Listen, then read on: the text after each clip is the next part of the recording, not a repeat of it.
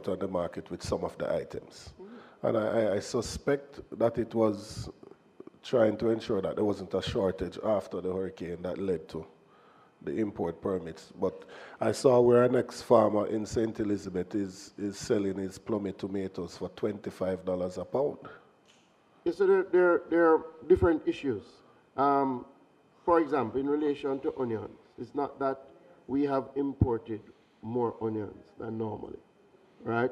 That is not the case. But there has been challenges on the wharf in relation to clearance, in relation to time, and sometimes timing makes a difference. But in relation to things like tomato, it's just production numbers, right? What has happened is that a number of times the farmers choose the crops that they go into after a weather event. And they normally go to the crops that they are most familiar with, that they believe will give them the best outcome in the quickest possible time. So we normally see things like cucumber, we'll normally see things like tomato, right? Lettuce, those leafy vegetables. In the case of tomato, the production is significant. The farmers have done extraordinarily well. The weather was good, right, in terms of the amount of rain. So what we are picking up in the fields, the productivity of the plummy tomato has been tremendously high, right? And we go through these cycles. And the only way to treat with these cycles is through some of the things that we have been implementing. So for example, we have to enhance our storage capacity. So we are bringing the Essex Valley Storage Facility online, which will give us the capacity to hold about 22 containers of food that would have just been handed over, and we're now putting in a firm arrangement in terms of its management. We're bringing Kirkvine on stream. We're also going to be doing some small storage facilities in the high production zones so that farmers won't have to travel far to be able, and all of these will be run by renewable energy. That's on the one side. Yeah, and Coleyville, we're spending about $300 million in Coleyville to fix that storage facility. So storage will help going forward. In the immediate outcome, what we are doing now is we are in the market with the purveyors buying tomatoes, right? And that is happening right across the length and breadth of Jamaica, where people have tomatoes. We've been moving it. We have also put in place farmers market. So we normally have one farmers market a month. We've increased that number significantly. We have farmers market in Portland. We've had farmers market in St. Anne. We're doing farmers market in Kingston. In fact, one is happening on Saturday as a part of the Jamaica Food and Drink Festival. And that has been moving. The other thing that we've been doing is speaking to our agro-processors on two fronts. In relation to tomato, we've been talking about the issue of tomato puree, right, and looking at products like ketchup, and we have one agro-processor that we have good discussions on. On another leg, we've had an agro-processor who has done some work on formulating a drink that includes things like tomato and other fruits. I know people heard it and think it was just raw tomato juice, but no, it's an agro-processor who's come up with a formulation, right? Things like pine and things like that to make it palatable. We are trying to push that because at the end of the day, the more we can get more value addition is the better for all of us. So we are moving, and in every area where we see a glut, that is the sort of approach. Intervene, see if we can get private sector to take up the excess, deal the markets. The last one, the ministry has been providing its trucks to help in the distribution. And I say this for farmers who may be listening. So if you have a market, but you have been unable to get the transportation, you can touch base with RADA. We will provide some support, free of cost, to take it to the market. Minister, you wax eloquently, but are you saying that none of the glut on the market, good morning, welcome member, Steve Wright. Are you saying that none of the glut on the market is due to importation? None of the vegetable line gluts are due to importation. Absolutely not.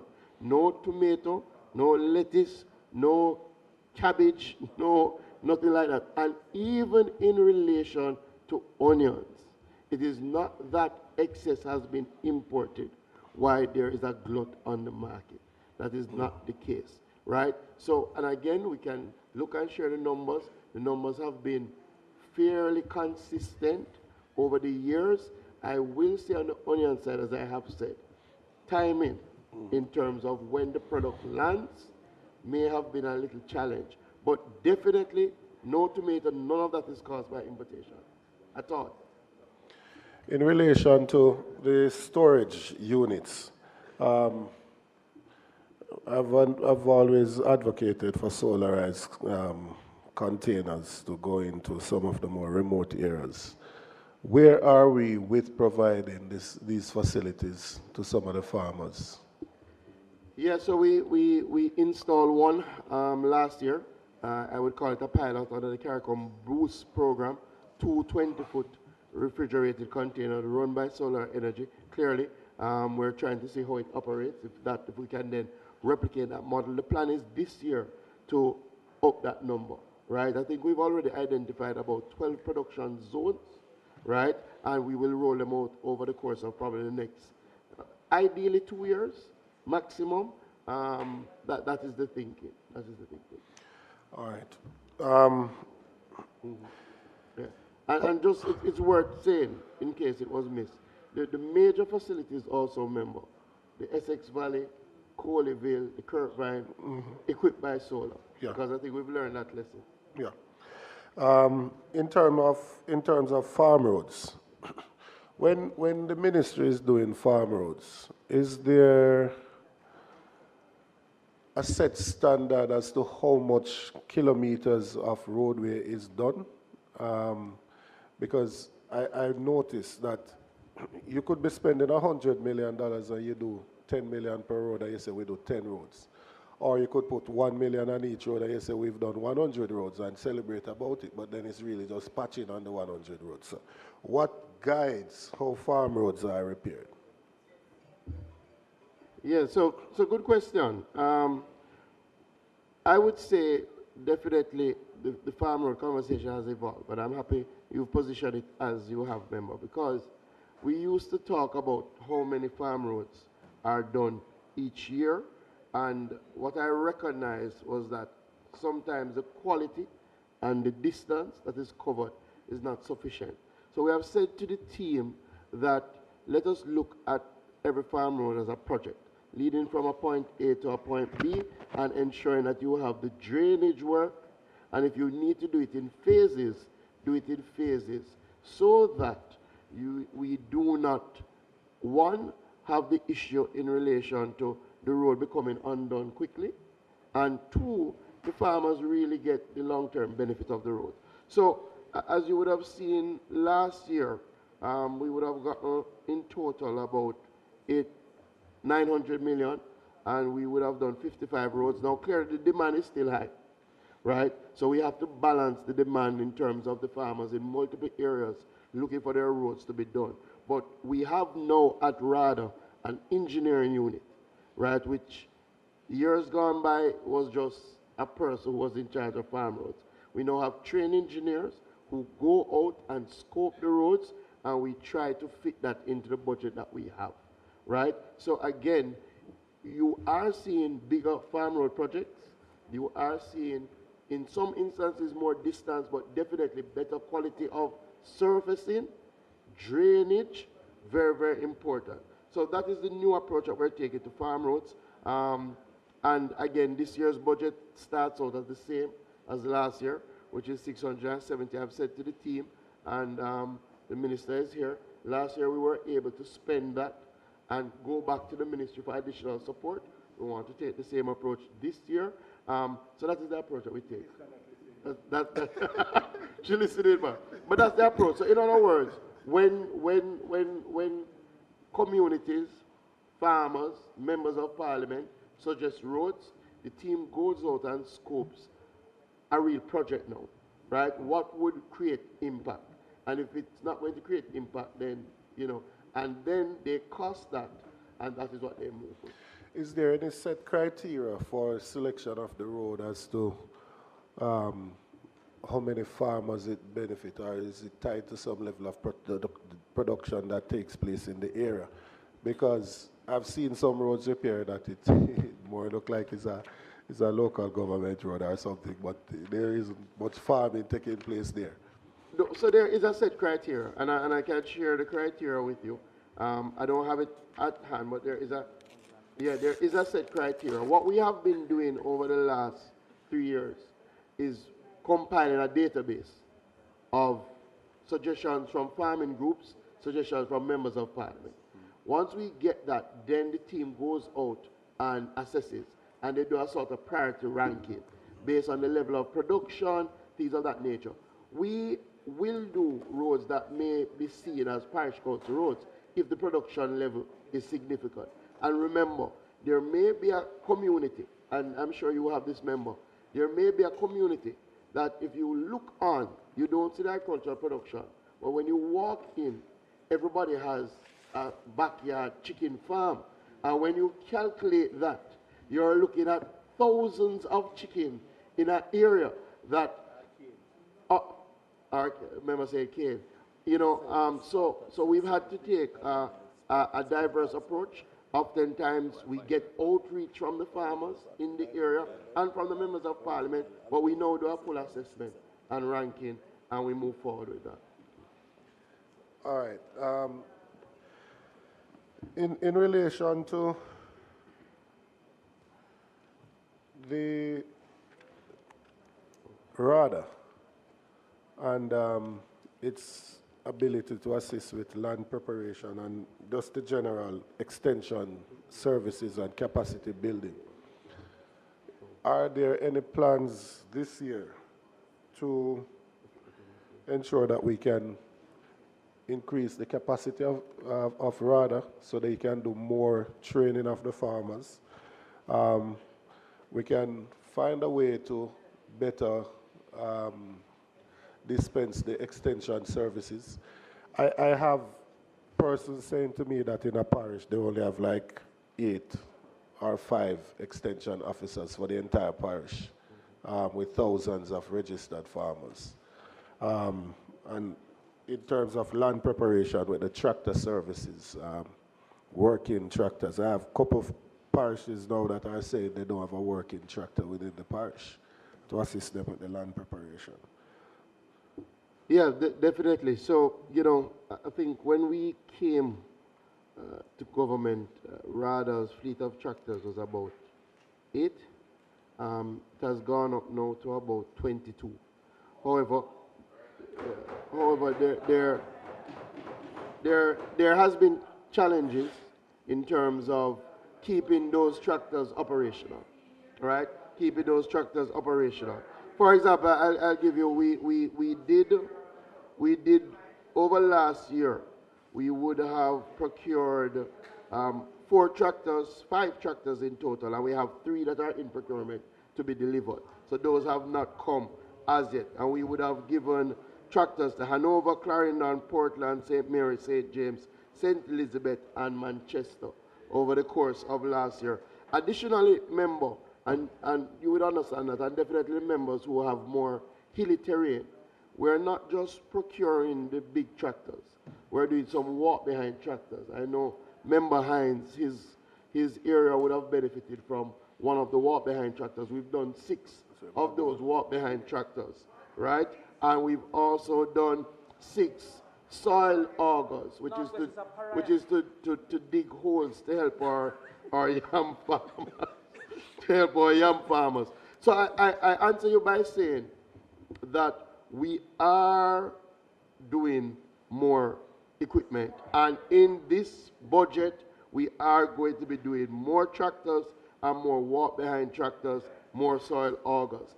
The other thing that I would say, and also we're procuring some drones, but the other thing I would say, RADA is now working on a structure to engage private tractor owners.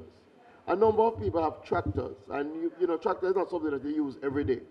And what we've been saying to RADA, and what they will have to implement this year, is a system through which persons can engage the private tractor owner, but the RADA covers the cost, right?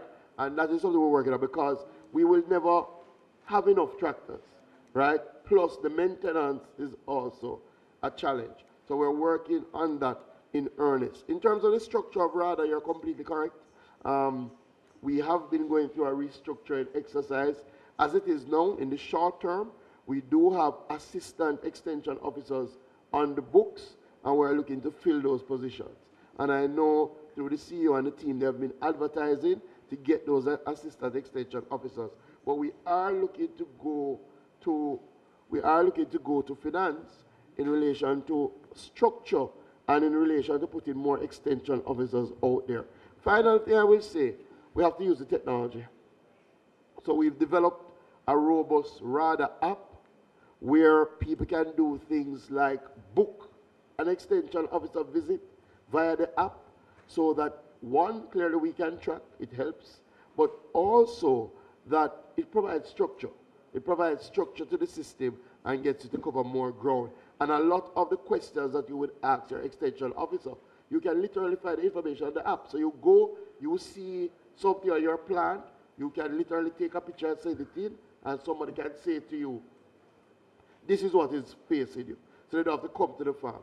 So we're going to take a multi-pronged approach just to indicate that, oh, I had said 22, but we would have gotten 4 more, and we're doing 4 more under the Melissa recovery. Okay.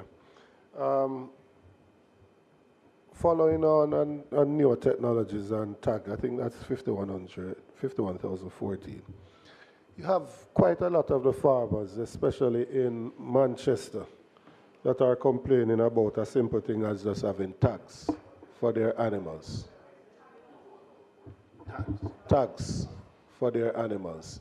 And as you can imagine, if they are caught with the produce and if they're taking the animal to get it slaughtered or whatever and they don't have a tag, then they are going to run into difficulties with the police. What is causing the difficulty for the ministry just to provide sufficient tags for the animals? Yes, so it's not necessarily a sufficiency of tags. I'll try and quickly just tell you where we are and what we're doing. So we started the National Animal Identification System around 2019, right? And the idea is, especially for the movement of cattle, that cattle are to be tagged. And that is really to help us on a number of things, not just as you can think about predatory larceny, clearly that's one thing, but disease control, being able to trace if there are challenges. That was, it's run by the veterinary service. That's why the system was truly developed. And to treat with issues like predatory larceny. We would have heard from a number of the farmers. No, so move a little bit forward. For a long time, tagging was on the way.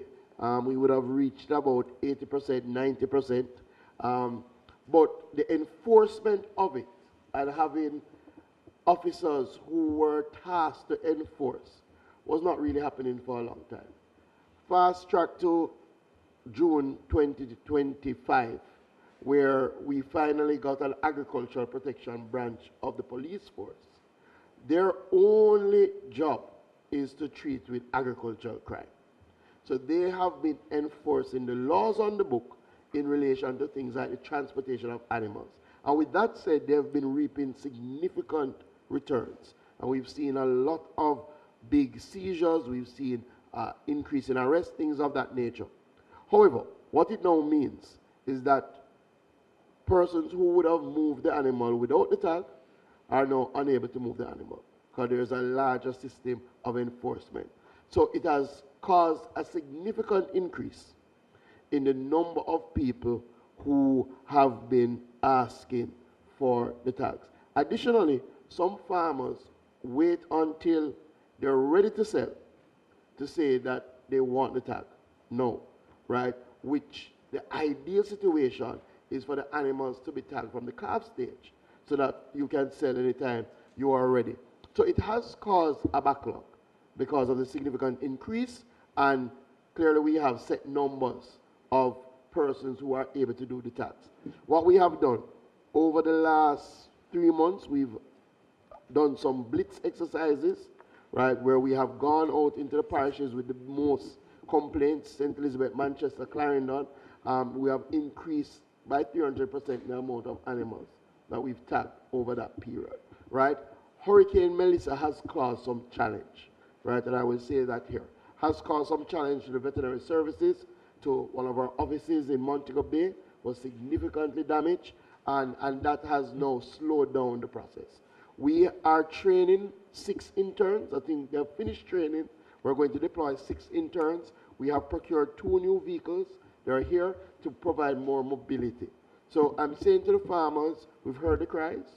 We are continuing to monitor the situation. Once reach out to us, we will get the tags to you. If there's any difficulty, then we will see what has to happen in that regard. So I shouldn't be getting any more calls from persons. No, you will get the calls. You will get the calls in the next few weeks. But we're going to ramp back up the blitz, right? Because again, I think we had covered good ground up to Christmas, and all of us as MPs, all of us get the calls. So the calls had stopped, right? And January was calm, but then again, and you do have cycles sometimes in terms of purchasing and sales. Now, the calls are coming back up. And I think it has been a combination of the challenges with our Montego Bay office, right? And going back to our regular systems. I think we have to keep the blitz going for a little longer. We had said 3 months, that would have cleared the backlog, but clearly it needs a longer period. So we have to go back into the blitz so that we go into our parish and we can get 300 animals done in a day instead of what would be 300 animals moved over a month. You understand? Yeah. Minister, in terms of our exportation of agricultural produce, I want to have an idea as to the plans in the ministry to boost exportation.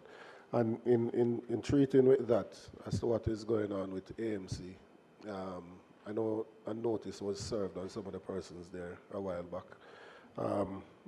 What is the latest there? And the leader of the opposition had proposed an agricultural free zone, which seemed to have found favor with you. But I've not seen it referenced in this document here.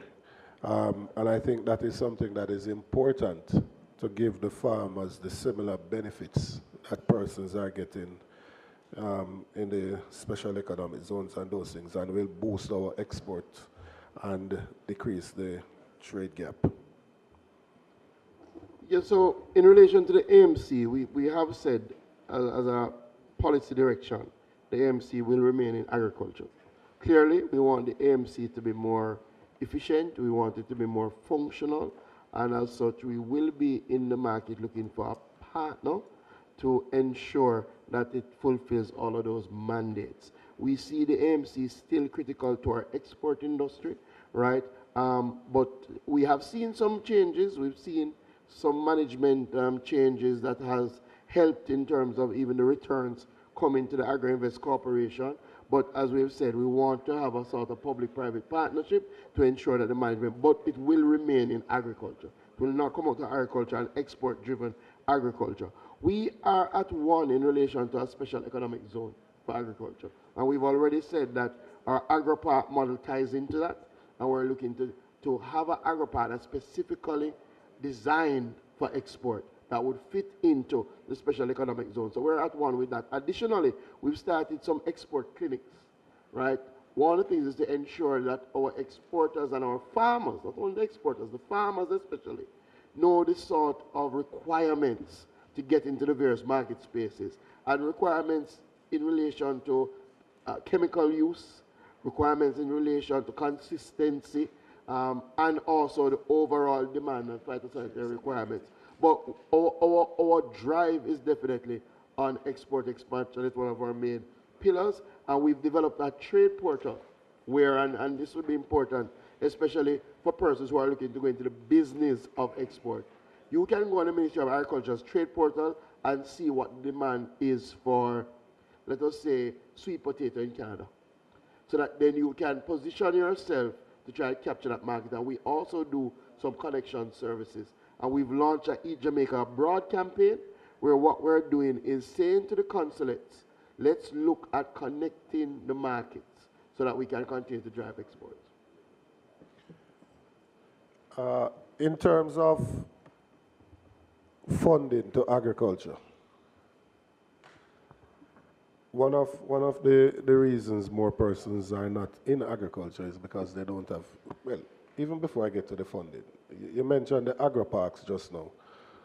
What is the level of occupancy and production in the agro parks? How many um, hectares of the land, what percentage is currently under production in the different agro parks? Yeah, so occupancy is good in terms of almost all of the parcels are accounted for. Where we do have challenges is utilization, right? And I think we're now at about 60%, nearer to 70% utilization, and that's definitely of the lands that can be utilized. And I say that because, unfortunately, a number of our older agri-parks, which account for the majority of our agri-parks, did not put in the sort of infrastructure that, did not complete the infrastructure that you need. I'll give you a case in point. Ebony Park, which has been one of our oldest agri-parks, still has areas that were not under irrigation cover, right? So we're now doing a project to bring 120 acres under irrigation cover. So that would have always been counted as land that is occupied but not utilized because nobody is really running that risk. They're going to go in the part that has the irrigation. And the road networks in our agri-parks, the storage capacity in our agri-parks. So what we're doing now, we have developed a project that we have passed the first phase of the Ministry of Finance project approval stage to retrofit these agri-parks with the infrastructure that they need to maximize utilization. The other thing that we're doing is that we are reclaiming parcels that are underutilized for significant periods of time. And we are on a significant drive, and we've given notice to a number of the owners. In fact, over 400 parcels have been reclaimed and have been repurposed. I mean repurposed, given to new ownership, right? Because, again, utilization is critical. But we're now at about 67% utilization. What are the utilization requirements that would see you reclaiming it if they're not met? There are some clauses in the, so let us go back. When you come into the agri-park, you are expected to submit a business plan, which is supposed to be time bound. So you may indicate that you are planning to put 10 acres on the production of sweet potato, and let us say it's a 20-acre plot. You may say you're going to rotate it, so it may mean 10 acres doing this, 10 acres maybe doing something else. So you have to stick to those time frames, right? Unfortunately, especially in our older agri-parks, a lot of those older leases, the persons have just not been using the land. So if the land remains in abeyance for a number of production cycles and nothing is happening, then there's a performance clause, and that clause is triggered, right? 4 to 6 months of underutilization, not using the land, right? Unfortunately, some have gone much longer, right? But remember, this is, if you have a plot, you're not using the entire plot for 4 to 6 months, then it can trigger a reclaim. Well, I suspect you have just been implementing that because quite a lot of them seem to have gone more than 4 to 6 months. A lot of them have gone years. Right. I know a lot of them have gone years. We have said to the AIC team to take a zero tolerance approach, and a lot of what I'm speaking about is over the last year, right? That we have clamped down significantly. Last year, 2 years, and we've clamped down significantly. We have people in court now, right? Because, again, I'm sure many of us hear people saying they want agricultural land, and then you go in the agri-park and you have people who have these long-term leases. I mean, some of these leases are before we were in Parliament. I mean, just long-term leases that they're not utilizing. So we're moving on that. In terms of funding to agriculture, what is, like, how much funds was loaned to agriculture over the last years? I couldn't give you those numbers because those numbers would really reside with the DBJ largely because they are our more main source of agricultural funds, and the PC Bank, which does not reside in the Ministry of Agriculture. But what I can say is that over the last few years, There have been some special facilities around agriculture. I know there was a 3 billion facility around agriculture. I think $1 billion of that went into our poultry sector, right? And the majority of that 3 billion, there were challenges initially with mobilizing that 3 billion, but based on my last discussions with the DBJ, the majority of that has now been mobilized. It's been mobilized through the credit enhancement facility, where persons can get up to $30 million, $1 billion to the poultry industry, and then some other loans. However, we have sat with the DBJ and said that the criteria, because they lend through other approved financial institutions, that oftentimes it's too difficult for our farmers to access those loans. So under the Melissa Recovery Program, which I think the DBJ has $2 billion, right? They have revised the sort of requirements to make it easier for farmers to get access to capital. The last thing I'll say, we have asked the World Bank to provide us with some technical support to look at our overall financial sector and how it treats with agriculture, and to suggest some changes, more innovative policies in terms of finance that can mobilize more capital. So, Minister, now that we are out of the campaign season, would you offer your support to the Agricultural Development Fund? No, it wasn't a campaign season why I didn't offer the support. The challenge is funds have not worked. Funds are a construct that have not worked in the history of Jamaica. What we need is to ensure that we're getting the resources, right? So I don't know, Minister, if I can interrupt you. I don't know if I agree with that statement. Constituency Development Fund works. Tourism Enhancement Fund works. National Health Fund works. So Jamaica Social Investment Fund, JSIF, works. So I don't know if I agree with the point that funds have not worked. All right, because we do have several examples where they have worked. Right. So let me give you some context. Firstly, one of the charges we had with the proposal that was made is that it suggested a tax in order to establish the fund, right? And, you know, that would just raise our cost of living, right? That is one. Two, JSIF is a different type of fund. JSIF is established as a fund that then generates resources from externally, right? And uses that, manages that, like the World Bank funds, and that has worked. The Constituency Development Fund, again, separate, right? Gets that money directly from the consolidated fund. The TEF, what you have seen over the years is that while you have a TEF, everything goes back to the consolidated fund. What we have but your government took that decision. What we have been pushing is not to establish a fund, is to ensure that we get the funding, right? In other words, we have gone through the project approval structure of the Ministry of Finance, and we have gotten $6 billion to enhance our research facilities, right? We have moved our production incentive program from what was $250 million to $1 billion, and that has continued over the last few years. We've moved our road program from 116 million to now it's 670. Last year it was 900 million. We expect to go back to that. In fact, last year we would have gotten 900 million and then 800 million on the recovery. So $1.7 billion on the farm road program. What I'm saying, where we are at one is to increase the funding to agriculture, right? We are at one with that, and that agriculture needs more funding, and that the agriculture funding has to be targeted to ensure that we do things like the irrigation, the storage, like the pressure planes. That is critical.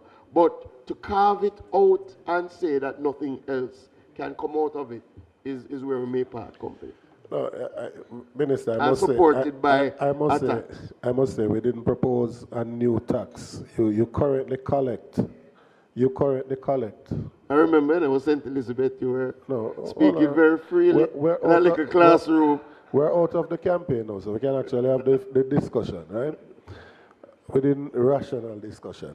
We didn't propose a new tax. You currently have stamp duty, additional stamp duties. You currently have these provisions in place when persons are importing items. And we said to take a percentage of that to put to a dedicated fund for agriculture to do some of the very things we've been talking about. Land reform, land preparation, irrigation, farm roads. Let me tell you lending to farmers. where we can join. Dedicated funds to on-lend to agriculture. In other words, like what we've been doing through the DBJ, where we earmark funds that can be lent into the agricultural system only. I think we can join there.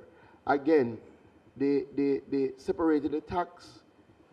You know, we have an education tax, but the education budget far outstrips what our education tax is, right? So one of the challenges that you find when you take the taxation model is that, again, will you get the sort of revenue that you're looking for, right? Especially if you're taxing things that people will then reduce the consumption of. No, but again, it's not additional taxes. Minister is taking a percentage of what you're already collecting. So I'm collecting this thing and I'm taking off 5 or 10% of it to put into the dedicated fund.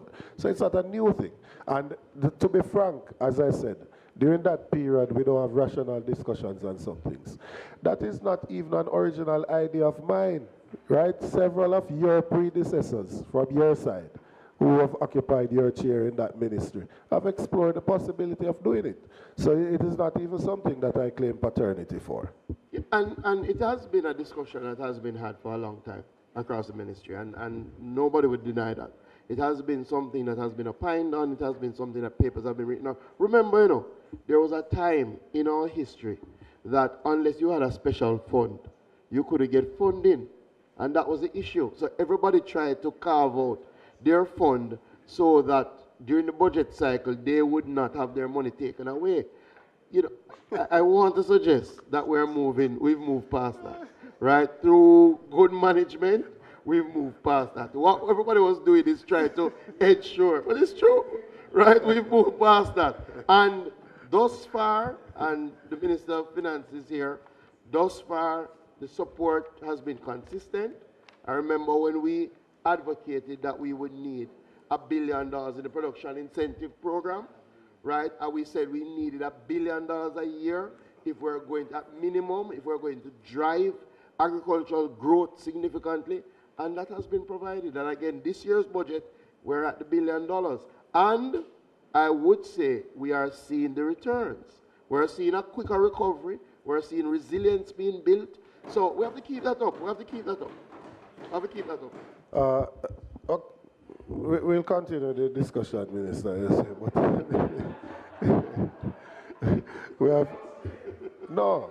I'm not detaining the group here. I'm not detaining the group here. We'll continue the discussion. In terms of research and development, Minister, what is going on with borders and the other institutions? And when in answering, don't just tell me the dollar value, because I know we have spent billions on the cocoa industry, for example. And our production is still down. So what is taking place at our research in terms of research and development so that we can have? It is there, you know. It is there. So research and development, 51,000, 15 and 17. I can give you the page. I can give you the page for everything that I've asked. I just didn't go.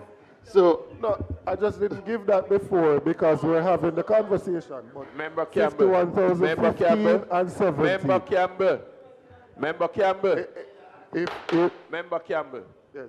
Remember now, you're speaking through the chair to the minister. The side talk is what gets us into trouble. I beg your kindness pardon, Chairman. I beg your kindness pardon. I will Speak through you, Chair. All right. So just to give you quickly, and you said something about cocoa, but just to be clear, the million spent on cocoa was to cauterize the frosty pod disease, right? And we have now cauterized the disease, and we are finally seeing a slight rebound of the cocoa sector. Again, this work is not quick work, right? We had to spend millions, right, to save our fine flavored cocoa, and now we're finally seeing more people get back into cocoa farming, and we're looking to expand that.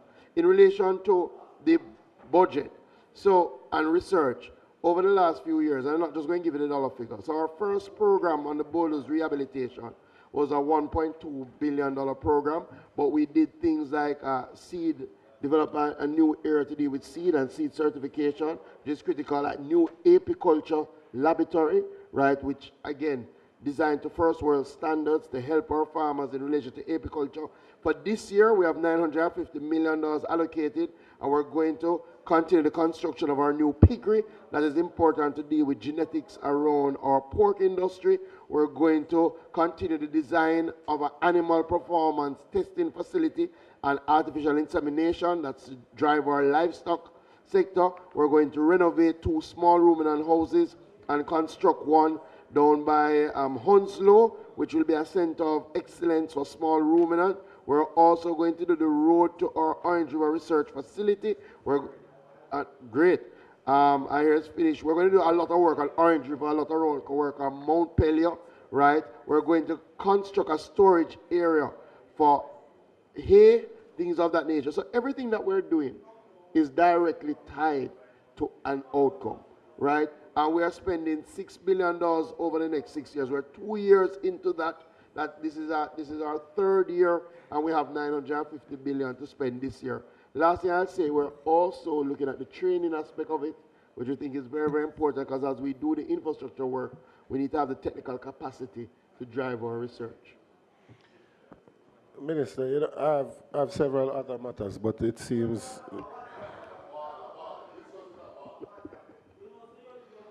I am saying I have several other matters, but I will leave it at that for now. Yeah. If only those persons Thank you very much, Chair. would be quiet. Thank you very much, Mr. Campbell. Member Campbell, thank you very much. Member from East Kingston and Port Royal. Chairman, I'm thinking for good order, as I intend to take 50 minutes today with the mining segment. Okay. If we could just finish with agriculture and fisheries. Okay. Pass those, right, and then no I'll problem. come back. Member Newell. Thank you, Chairman. Minister, you spoke briefly about the cocoa industry. Just for the benefit of especially St. Mary, Portland, and St. Thomas farmers, can you speak what the plans are for the banana and the cocoa industry in the next fiscal year? Well, so for our banana sector, clearly we are now in the rebound stage, recovery and rebound stage. We have suffered tremendous blow from Hurricane Melissa. Out of the catastrophe fund that they have, they would have already gotten some allocations, largely towards nutritional support, and then the ministry would have provided a $100 million program of recovery, and we've started distribution not just to commercial but to small farmers across all parishes. So normally it's direct grants that allow them to treat with nutritional support. In some cases, we provide fertilizer that we purchase and bring to them, right? But we also provide chemicals and clearly some training to help them rebound. We have seen after Hurricane Beryl, they rebounded very well based on the same program, which is administered by the Banana Board and RADA. We expect the same. In relation to cocoa, we've done a lot of work on, as I said, cauterizing, going into the field, working with the technical team, getting rid of the frosty pod plants, helping to train the farmers in terms of what to look out for. Now we are moving into the replanting phase, right? So we've been working with a number of our nurseries to grow out the tolerant varieties to frosty pod, and now we're going to be distributing. So we've identified some farmers which would be, you know, those marquee first out farmers, and then we will expand. You mentioned trucking earlier, that the RADA trucks are available to assist farmers who want to get products to market. and you mentioned storage. Again, I'm asking specifically to St. Mary, Portland, and St. Thomas. What are the plans? How many trucks do you have in your fleet to provide that kind of assistance to farmers who may need to come into the tourist areas or into Kingston? And what plans do you have for building out storage in that region? All right, so our trucking system is well, a couple of things. We're doing this as an intervention, especially where farmers have excess agricultural produce. It's not that we, you have a farm and, we don't want it to be abused, right? We have another haulage service, yes. We have 5 trucks in the fleet, and we've been using it to target the glut, right? Very, very important we look at that. In relation to storage, we've done a very good project in St. Mary. St. Mary was one of the first with funds through JCIF that we work with a farmers cooperative in St. Mary to build out some, not renewable, but to build out some storage containers. Right? Yes. Right? And that has gone well. It's managed by the farmers. They have set up really good market linkages. And clearly, wherever there's a high production zone that there's a lack of storage, we will see what we can do in that regard. So the final question is on fisheries. I notice I'm not seeing anything as it relates to the hatchery that is being built out in Twickenham Park. Is that now complete? No, there's an allocation in there to complete the hatchery. I think it's about 100 million. And we do expect that we will complete the hatchery this year, right? There were some technical challenges as we built it out. And clearly we want to ensure that we get the best in class, right? And we would have sent some of our technical persons abroad to train, to look at what they did, what they're doing abroad, and they would have come back, look at our hatchery, and we had some technical changes. That is being dealt with, so the hatchery will be finished this year, which will significantly improve our fry production. Thank you, Minister. Oh, we're also doing 2 other things, which may be important. We have developed a prawn hatchery, right, where we're growing our prawn and distributing it, and we are doing cage culture now. So out in St. Thomas, we are working with the FAO to deploy cages to grow snapper, and we plan to scale that up as soon as we finish the pilot.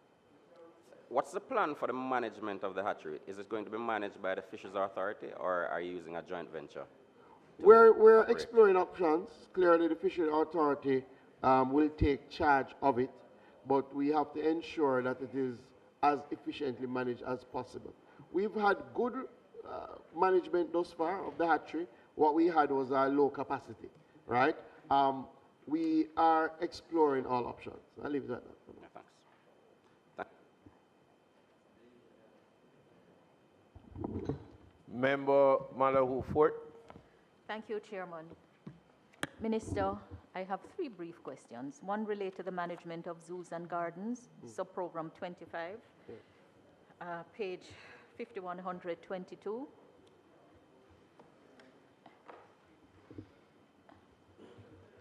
I note it says that the activity supports the development and management of public gardens and zoos in Jamaica, and list as included among them the Royal Hope Garden and Hope Zoo, Castleton in St. Mary, Bath in St. Thomas, Cinchona Gardens in St. Andrew, and also the scenic avenues of the Fern Gully in St. Anne, Holland Bamboo Avenue in St. Elizabeth. Are there other gardens, and where may we find the list of them? And is there any in St. James that is maintained through this program? No, so that is the complete list of our public gardens that fall under our purview, but we have a mission to develop 1 public garden per parish. And we have identified some lands in Montpelier, in St. James, that we are going to be developing a public garden on. We are really getting back into the development of botanical gardens. Yes, we think they're critical. They're often underlooked until we have challenges and people know that they need a space for that sort of leisure. So the idea is to develop 1 per parish, and we are working on Montpelier. So my other 2 questions have come from constituents.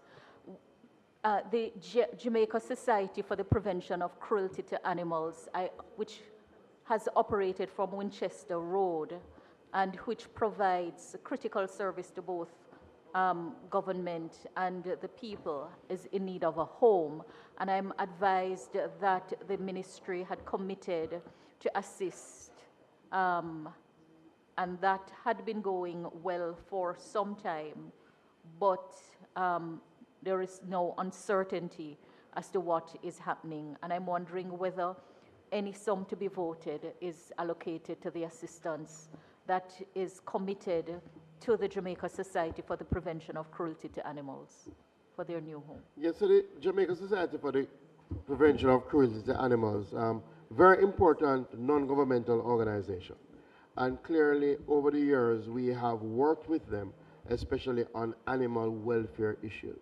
When they indicated to us that their location was under threat, clearly we indicated that we would be willing to assist. And we started the process of identifying suitable parcels of land that they could relocate to. We also do provide some direct support, and we provided that over the years. We have identified a parcel of land for them to relocate to, but we also have a bigger, longer-term vision that we have been trying to say to the NGO in relation to developing a sort of fit-for-purpose space for animal welfare and care, right, which would require certain parameters. So we have identified some lands in Hope Gardens that we have indicated to them that we will be willing to put them into possession of. We have met with them and we've said to them we do have a bigger vision for animal welfare, and that bigger vision means working together with them to see if we can come up with the resources to develop a fit-for-purpose area that will treat with all elements of animal welfare. And we have asked the team to identify a bigger space for that. That is the discussions that we're having now, right? And I think that, you know, we are at one, but I do appreciate that. Let me just leave it at that. My last question, thank you, Minister. My last question relates to Activity 12305, seismic research. And I note that the sum to be voted on is flat and has remained the same for the last 2 fiscal years. And with all of the increased seismic activity, is this going to be sufficient to deal with all of the matters that are supported by the work of the earthquake unit located on the Mona campus of the UWI, and also the Jamaica telemetered network of seismograph stations, the Jamaica Strong Motion Network, and the Jamaica Educational Seismic Network, which monitor seismic activities? Thank you, member. We have, over the last few years, been working to increase the capacity of that section of the ministry. In fact, one of the things that we have this year is an additional seismograph station, which will be erected in Planters St. Catherine, which will expand the island's network to improve efficiency and the detection of seismic events. In fact, we've had an influx of investment over the last 2 years, largely because of great advocacy from the leadership, and looking at the ministry resources in totality. We've provided some additional equipment. We have enhanced some additional vehicles. We've enhanced their equipment, and they're very good at what they do, extremely good, and I agree with you. So that is why we will be setting up an additional seismograph station in Planters St. Catherine, and we will be working with them to ensure that they have the capacity to do what is necessary in this day and age with additional planters. Yeah. Thank you, Minister. Member from Central Westmoreland. And just to indicate, sorry, we have provided a seismic equipment sensor kit. We're procuring some additional sensors additional power backup, UPS systems, additional batteries, things of that nature. Thank you, Mr. Chairman. Minister, I'm looking at public bodies, page 112, Sugar Company of Jamaica Holdings Limited. One of the points on the operational plan would be to strengthen land management and lease administration by ensuring it is in productivity. But there's a question. You understand that the arrangement is to lease land for production, but is there any targeted approach to identify a crop that would eventually replace sugar? Because we understand most of these lands that we are now putting into lease agreements were sugar lands before. So naturally we're thinking outside of the box now. So is there a targeted approach to identify that crop that would eventually replace what was once the king of agriculture? I think, let's put it this way. There's a targeted approach to look at what crops would be ideal for the parcels of land, right? And different parcels may give rise to different crops, right? We've seen different salinity levels. We have to take a data-driven approach. The thinking that there may be a one crop might not be the case. Right? What we have seen, for example, yam has become, king now, right, in terms of the numbers. However, in some areas, for example, like in Westmoreland, yes, right, we have had strong proposals around things like bamboo, right, which, again, it is something that gives itself to the same sort of land, soil type. We've done a pilot of 14 acres down there, and there has been plans. Why I asked, Minister, you mentioned Westmoreland directly, and I was wondering if there will be any consideration for a conversation with the Ministry of Industry to see if we can target, for example, cannabis as that particular crop, since it is already naturally marketed overseas as Jamaican, and I think we're way behind. I know it's not your ministry directly alone, but because we're way behind in where we should be with regards to developing this particular proposal, I'm wondering if this particular crop could be identified as that one crop which will be, as I said, already marketed across the world to be Jamaican. So it's something we could tap into. So I was asking if the ministry would be thinking of having that conversation. I'm not saying a decision, but to start that conversation so we can look into that particular crop going forward. You did indicate, and it's something, it does fall under a different ministry, right? The Ministry of Agriculture is always here and is always ready to partner to help every farmer, right? I'll leave it at that. Leave it at that. We'll talk more about it. On the serious, you'll have to ask the minister. Honestly, with charge. I don't want to. It's a serious issue, though, and we'll discuss it further. Yeah. But last question, Minister, somebody just asked me to ask you again. I know it's another collaboration, but with regards to the agricultural wardens, has the Ministry of Security given you a timeline as to when this particular program will be put in place? Well, you heard the Minister of Security yesterday indicate that there is an allocation in the budget for it for this year. We hope we can get it operationalized in the first quarter. We were down the road. A lot of what was left was paperwork, and the good news is that the resources is there, right? So, as you heard the Minister, it is part and parcel of the Agricultural Protection Branch. So the idea, we hope that we can get it operationalized in the first quarter of the new financial year. And I know the team is working earnestly on that.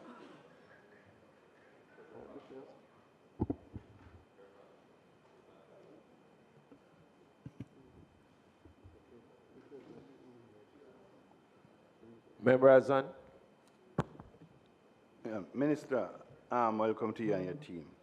Just 4 questions, simple questions. What is the allocation per farm roads?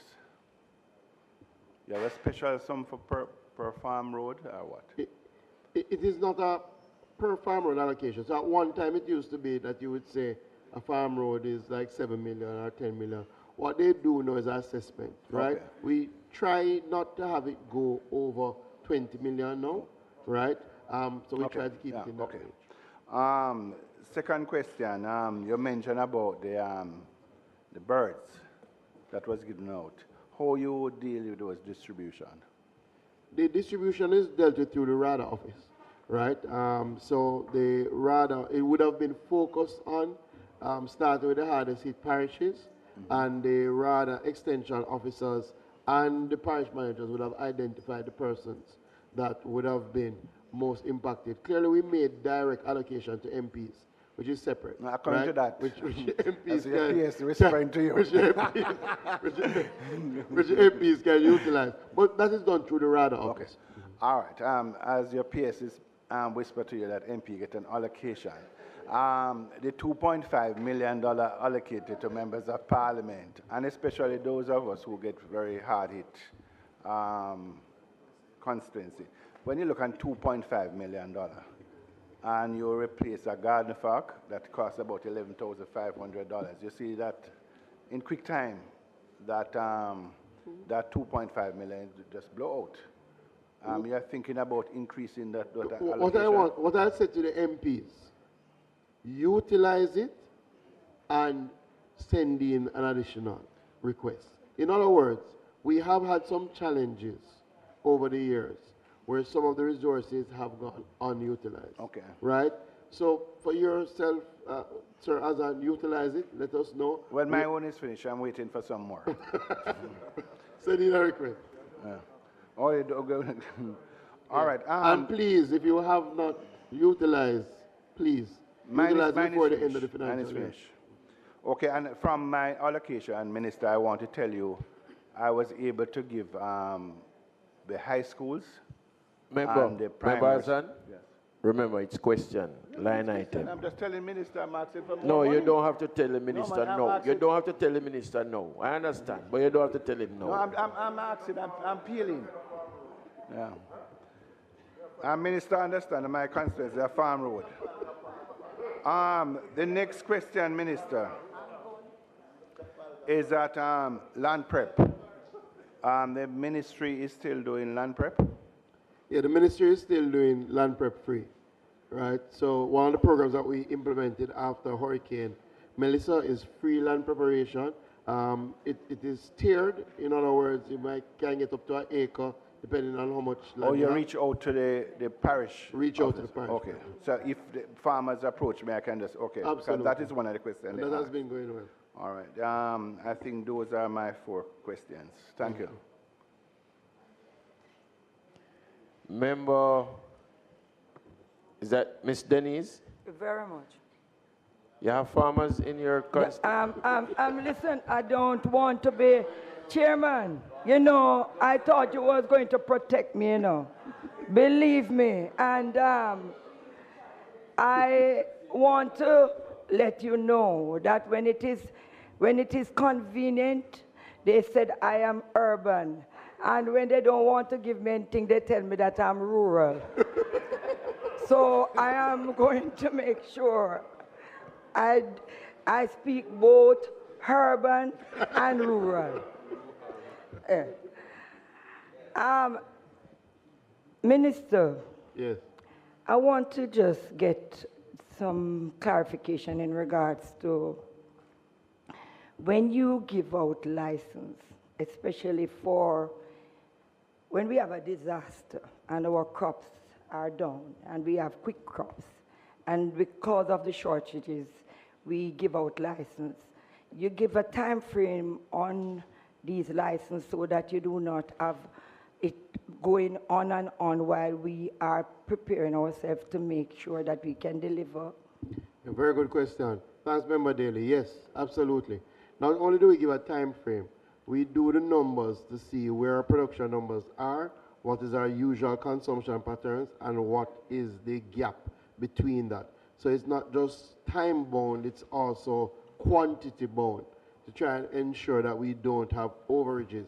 And once we see the return of a crop line, then we put a stop on those, on giving any imports moving forward.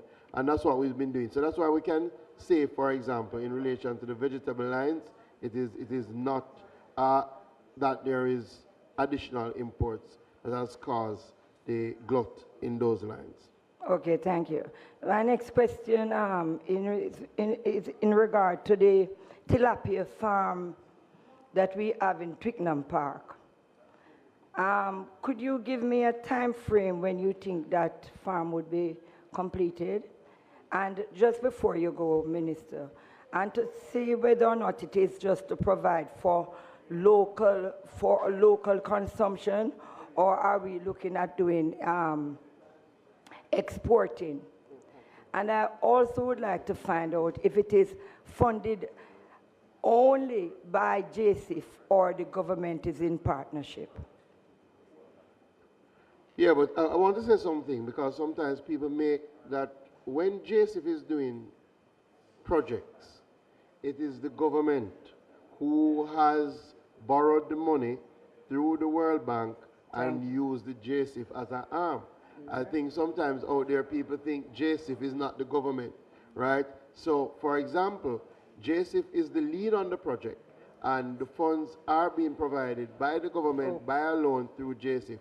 But to answer your question, additional funding is also being provided directly from the consolidated fund. So yes, there is some additional funding directly from the consolidated fund. We expect that it will be finished by year end. JCIF, as you rightly identified, is the lead on the project. We expect by the end of this year that hatchery will be finished. And the target is to increase from what would be 1 million to 5 million. Ideally, we would love to start tapping into export markets again with tilapia, but we also know, as it is now, we're not satisfying the local market. So we have a big backlog of people waiting on fingerlings, so we know that a lot of that will go into the local market. Thank you very much, Chairman. Member from East Portland. Thank you, Chairman. Minister, Minister, you can guide me where I should start, you know. The first thing I'm going to ask you is about the fish wire. Minister. Yes. Minister, the first thing I'm going to ask is about that fish wire that you had promised. I had seen it in the budget for Portland Eastern, so I just want to know. Yes, so I'm doubling down on that because many conversations would have taken place, and Portland is feeling very neglected at the Portland Eastern is feeling very neglected at the moment. We're talking agriculture. Right, please. Chairman, protect me, please. I'm guided. All right, so we have been on a drive to distribute various items for our fisheries sector, largely fishing wire, since Hurricane Melissa. Every single parish has gotten wire.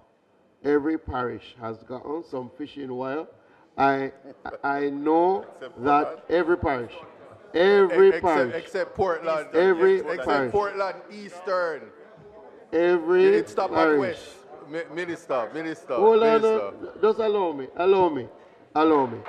Every parish has gotten. It doesn't mean that every fishing beach has gotten. It doesn't mean that every area in every parish. I say that to say it is work in progress, right? And we are coming. In fact, they were very close to you, but because they didn't want to give you what left, they're going to come with your own allocation, right? So for right now, but on a serious note, we have employed a comprehensive recovery program for our fisheries sector. We've distributed about 2,000 rows of wire. We're also continuing our boat and engine distribution program, targeting those under 35, and we have some to do in the eastern end of the island. We also have been helping our aquaculture farmers by distributing feed, distributing fingerlings, and we are also procuring an additional 20 boats under the recovery program. So we are going to be helping the fishers, and your fishers can rest easy. We're going to be coming soon. All right, thanks for that, Minister. Now, in relation to small farmers and utilizing their space for food security, I wasn't really seeing where anything is budgeted to assist them which in terms of rural areas where it is almost second nature, regardless of whatever your profession is, even for poultry purposes, and whether or not some assistance can be given to the locust, as in how Portland is situated. And I would appreciate a response No, for so that you will find that allocation under our production incentive program, right, which is $1.2 billion. And the vast majority of that production incentive program goes to small farmers. And that is normally channeled through RADA. I'll say a couple things. It is much easier when the farmers are organized, right? So as member of parliament, anything you can do to help in that regard, to have these farmers groups and then have them reach out. And you can also reach out on their behalf to indicate where there is special need, special intervention. That's important. Portland is an area that we've done a lot of work in over the last few years on production zones. We, through the Agro-Invest, set up an agro-production zone. I think that is in East Portland, near the case.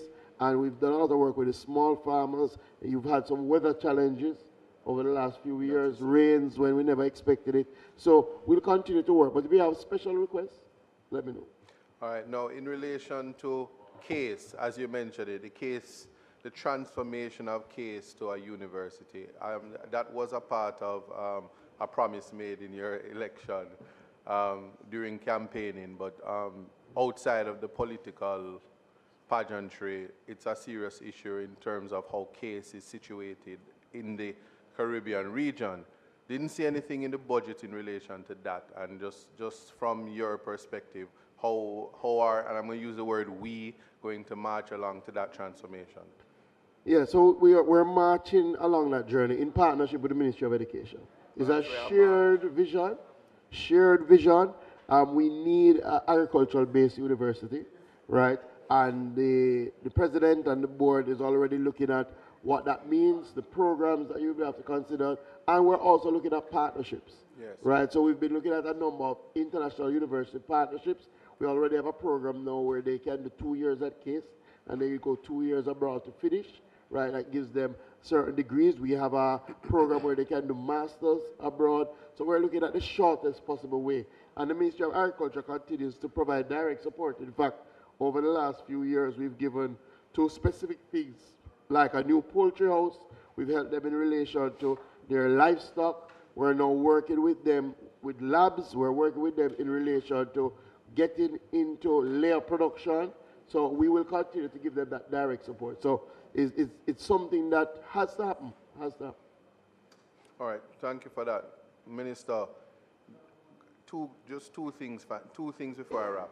The first thing is the surrogate basket status of Portland Eastern and just the Eastern belt. And I'm raising it because we do not know what is before us in the coming year in terms of how the climate may treat us and whether or not we are preparing ourselves to respond to a disaster.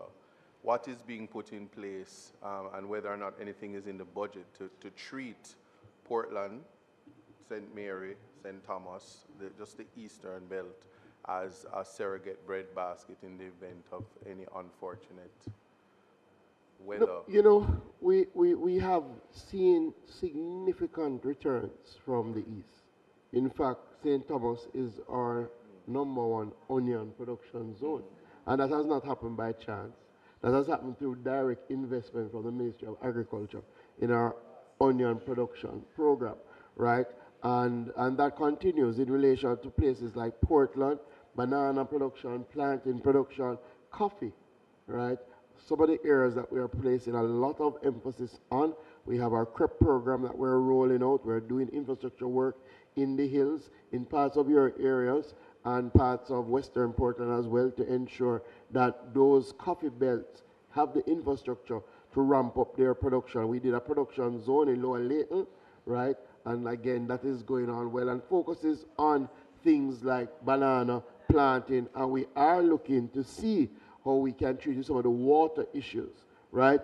For us, we have to continue to diversify spaces of production, right? Because we've seen what has happened with the hurricanes. As I said, when I went to CASE, we have to ensure that we have different centers that when we have a hit in one area, the other area be activated. can continue to pull that plug. So the east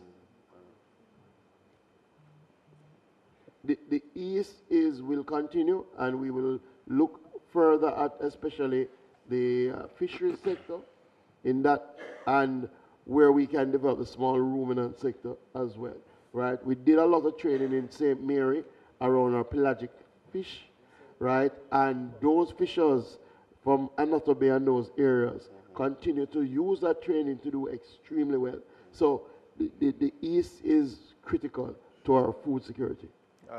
Thank you for that.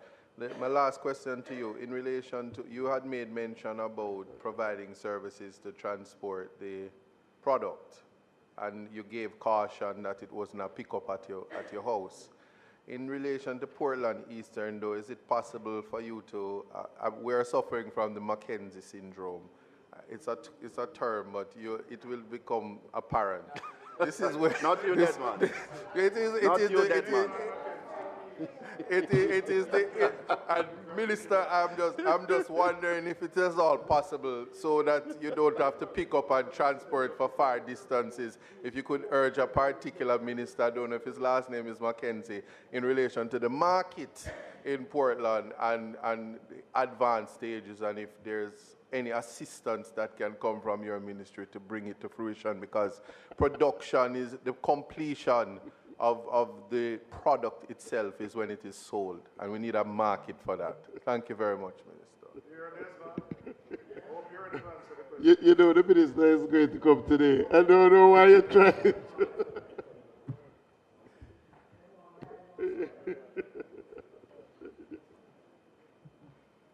Member Brown. Thank you, Chairman. Minister, 3 quick areas. All right, in terms of the public bodies, I've been just looking through some of the entities within the Ministry of Agriculture, specifically SCJ, the Jamaica Bauxite Mining, and the JBI. And a couple things struck me in terms of the income statement, and you could look at page 108 and page 103 in the public bodies document. Pardon me? Oh, I have a mix. It is a mix of mining and agriculture. Oh, so do the agriculture, okay. All right, so in terms of the Castleton Gardens, Minister, 51,022. You would be aware that it would have had some damage from Hurricane Melissa. In fact, it's now closed, and works are ongoing presently. Do you have a schedule as it relates to the reopening? That's one. And secondly, as it relates to the EU-funded project, which I believe the gardens were under, is that project continuing, and is there, what would be contained in the next phase of that project, if the answer is yes? Yes, so because of the critical importance of Castleton, my information is that Castleton Gardens has been reopened, right? We have done significant cleaning up work to get it open, and it's now open and people can utilize it, or when they continue the work. The EU project continues. I'll get you the specific of what is left. I'll provide that for you. Yeah. So the gardens is officially open, because the supervisor told me that it's April that was the plan, and a lot of works continues. I pass there every day. No. Yeah. So I'm unclear of that. Yes, so my information is that it is open. You might still see the main gate closed because there is some work. A lot of work happening over there. Exactly. Yes. But we are allowing access to the public. Okay. Yeah. Member Russell. Thank you, Chairman, Minister, and team. I want to start with a basic thing. You would understand that especially after the hurricane, there's a lot of information, a lot of resources that went to farmers through RADA, but also resources that came through members of parliaments to farmers. However, we're not synchronized. We're not sharing information. It's really difficult, actually, to get information from RADA in terms of the beneficiaries. And I wonder if there is, might be related to the previous question about a system in place to capture and then to share that information so we reduce the duplication. Is that something that is provided for? Can you speak to that? There's a system in place to capture, right, beneficiaries. I do take the point in relation to how do we avoid duplication. RADA is now finalizing a framework to have a structured engagement with MPs, right? I think that is critical, right? Is as much as the SDC engages with the MPs, I think RADA has to engage with the MPs. But clearly it has to be structured, right? So I would say give us another 3 months to provide that to the members of parliament in terms of what we're looking at for the structured engagement and information sharing. Okay. Thank you. We look forward to that. At activity 10005 speaks to the 4-H club, the 4-H movement, but there is no specific mention of school gardens and gardens in schools. Is this where that will be dealt with? And the second part of it has to do... Sorry, I never heard the activity 10005, the 4-H movement. Yes. So that covers... Yes. So it is dealt with on the 4-H movement allocation. And we're increasing the allocation to school gardens. Do you have a number, and can you speak to the trends in terms of school gardens in the country? Yeah. I can't give you the number offhand. Maybe the 4-H is here, they can pass it up. But our school garden program has been fairly robust and fairly consistent. It's one of the programs that the 4-H does very well. Part of what we've been trying to do is to get more of our private sector partners on board to adopt the garden so that we can expand the gardens. We have some schools that are excellent. Part of our mission is to ensure that we have in each area a school that can be utilized as a show. And we're going to be providing some additional support under the production incentive program for school gardens this year, because we want to ensure that the school gardens are really a learning space, right? And people are being introduced to some of the technologies. So for example, we've started to distribute vertical farms to our school gardens, like Manchester High and some of those other schools. And you kind of preempted the follow-up question, because I asked, because this is where we get young people into farming. You spoke about an app, we talk about new practices, but I find I am farming the way my great-grandfather farmed, and probably I missed the school garden, but I don't want the next generation to. Yeah, so, and we've been doing things like greenhouse at Papine High through the CRIF program. We're doing a number of those things to try and get more technology. And you have the Rural Youth Empowerment Program as well. I'm a bit jealous. 1.7 billion spent on farm roads. This 900 million budgeted plus this, 900 million budgeted and 800 million, you say, from the recovery program. And I think what you're hearing, I think there's 2 previous questions. There is no clear system for, not that I'm aware of anyway, applying for and seemingly determining. No, I think the member is working. I am not here to make the system. I'm saying it doesn't seem to exist for us to understand how to access the resources for farm roads. And the previous point as well around the determination, the factors determining which roads get selected. Because mine is the largest of the constituencies, and I'm...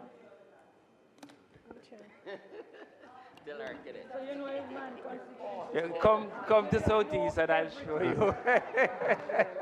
Come to Southeast.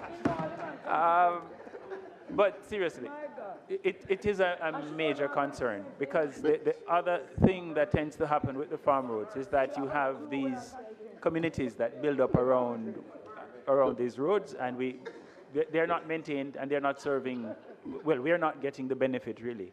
of having these roads that could provide this, having the Member, resources. maybe that you could help me by reminding me of which farm road we just completed in the constituency. I am going to say it. 500 meters in Castle Kelly. That's the only How road did you done. get that road? That's the only road done in, I think it's in 2 years. No, probably man. 3. No. So No. remind me of the other one. No, why I ask is not to be facetious, but you access the program. So in other words, members of parliament are able to make recommendations. Farmers are able to make recommendations, right? Farmers groups are able to make recommendations. That goes into a pool, right? And then there is a kind of priority listing based on the assessment done from the RADA team, right? So, you know, we do have a sort of, and your parish offices should have been in touch, may not have happened in every single parish, to indicate for you to recommend 2 roads, right? And we take it from there. We are also now, we are reserving 10% of the farm road budget to treat with maintenance, right? And I would say to members of parliament, if you have roads that are in need of maintenance, this is different now from full rehabilitation. If you have roads that are in need of maintenance, send in that request as well, right? So we can prioritize. But, And all of them is fabulous. yeah, but I do want the record to show that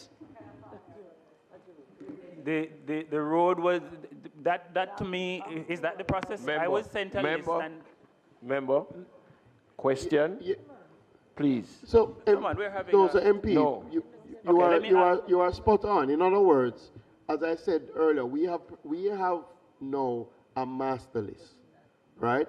And the quickest way to get roads done, and what we try to do, is to circulate the list that is already verified and say to MPs, are there roads on this that you think are a priority? So that's the process.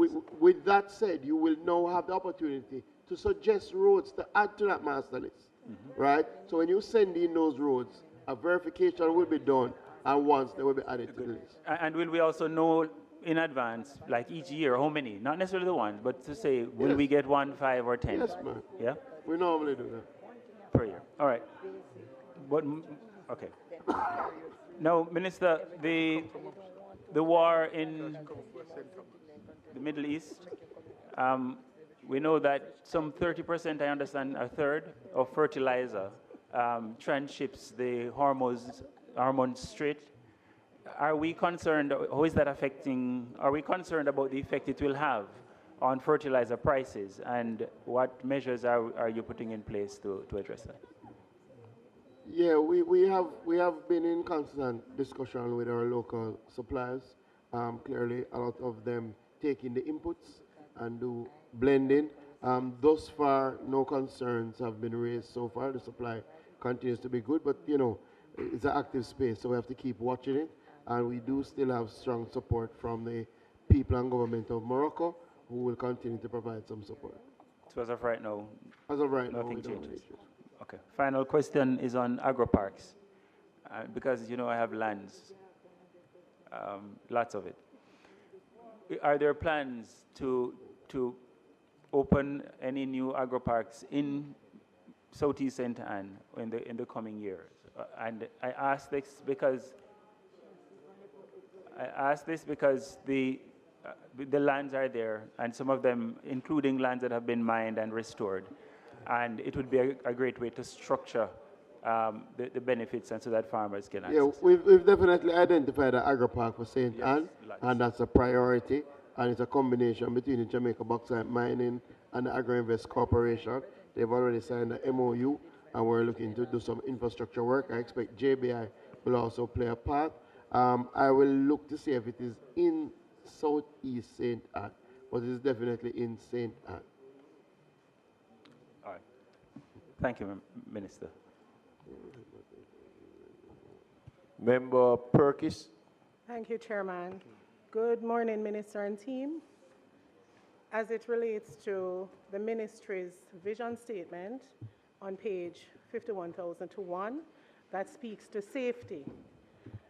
I have a question from my constituents in Eastern Hanover They have a number of fisher folks and divers in Eastern Hanover. There is at present only one decompression chamber in Jamaica. While this is a multi-ministry issue, do you endeavor, Minister, to increase the number of life-saving machines within this fiscal year, or perhaps begin dialogue regarding same?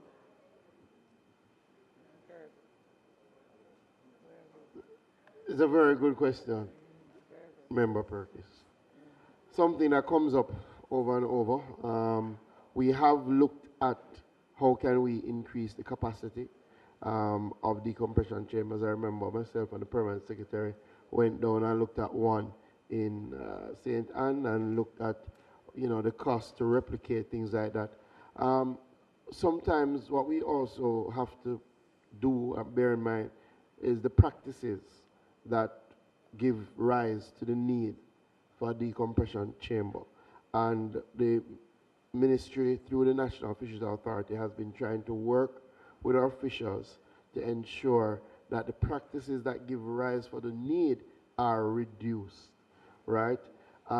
Unfortunately, some of them are actually illegal, the practices that give rise, and it makes it a lot more difficult. So what I will say is that we will continue to deal with the training. I have had some outreach from some divers who have some positions on it, and I know they probably would have reached out to you as well, right? We hope we don't have to use the decompression chambers, right? But it needs some reform. So I will make this commitment that is a matter that I will look at and get back to you in terms of the reform. Because even in my last visit to Westmoreland, some divers spoke to me about some of the reforms that they want to see, which maybe would require less need for the decompression chambers. Thank you, Minister. Member Hilton.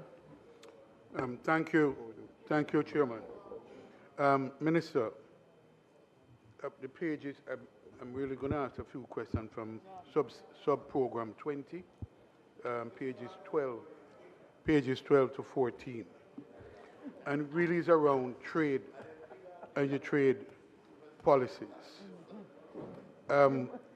Firstly, Minister, there are a number of challenges that you face in both exportation and importation. And of course, the issue always is how we balance that approach. On the exportation side, there are a number of requirements, cross-border requirements, particularly in the food safety area. And my first question to you is really, are you satisfied that we are approaching the requirements for importation in our major markets, which are certainly in terms of opportunities, which are the United States and Europe at this point, with the USDA and in Europe, in the case of the cross-border issues. Some of them are climate-related, carbon emission issues, that if we don't address them, we'll find that our opportunities in those markets are closing. So it's a range of issues affecting the exportation of Jamaican products into what is currently our major markets. Yes, so thank you, Member Hilton. The answer is yes. We are staying on top of the changing dynamics in our trade space. We do still have a very good relationship with the United States. USDA, the PS would have led a team fairly recently last year to look back at our pre-clearance regime. We do have a pre-clearance regime with a number of products that pre-qualify for entry into the United States, and we continue to have training around that. With the EU, we have been engaging them wholeheartedly, and in fact, we have an additional amount this year of 78 million to our plant quarantine produce inspection division to support measures to manage crop diseases, support pest risk analysis, which have become more important. We are also looking at our traceability standards, and I've been looking at how we use technology. And we had a wonderful meeting facilitated by the Minister of Foreign Affairs with all our heads of missions in those main markets. And we highlighted where we were having challenges so that they could take those conversations on the ground. So we have been ahead of it, and we have been complying, and I think thus far that has been going well.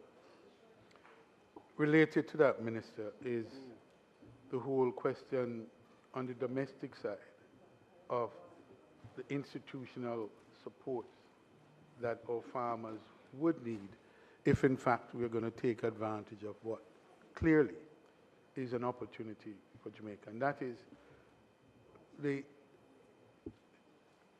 customs and what happens at customs in both the importation and exportation.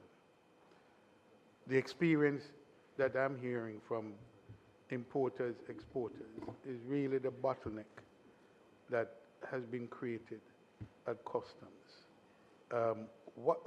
Is there an interagency effort involving the critical institutions, agencies at border to ensure that we have a much better working and seamless arrangement to facilitate both the importation and exportation? Because if we don't, then part of the competitiveness of our products are being adversely affected.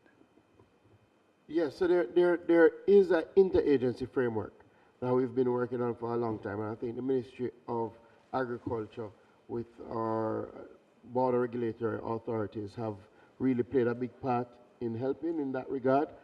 There's a J-Swift system which everybody sort of plugs into. It has its challenges, right? It's still work in progress, but it is moving. Definitely there needs some strengthening on the importation side to ensure that illegal agricultural imports are not making their way into the space. That is something that we have to strengthen because that undermines all our trade engagements. And clearly, there has been work on the export side to make it a lot more efficient and seamless, but we continue to see how we can move that forward. Just to say, we are working with the farmers in terms of things like export clinics.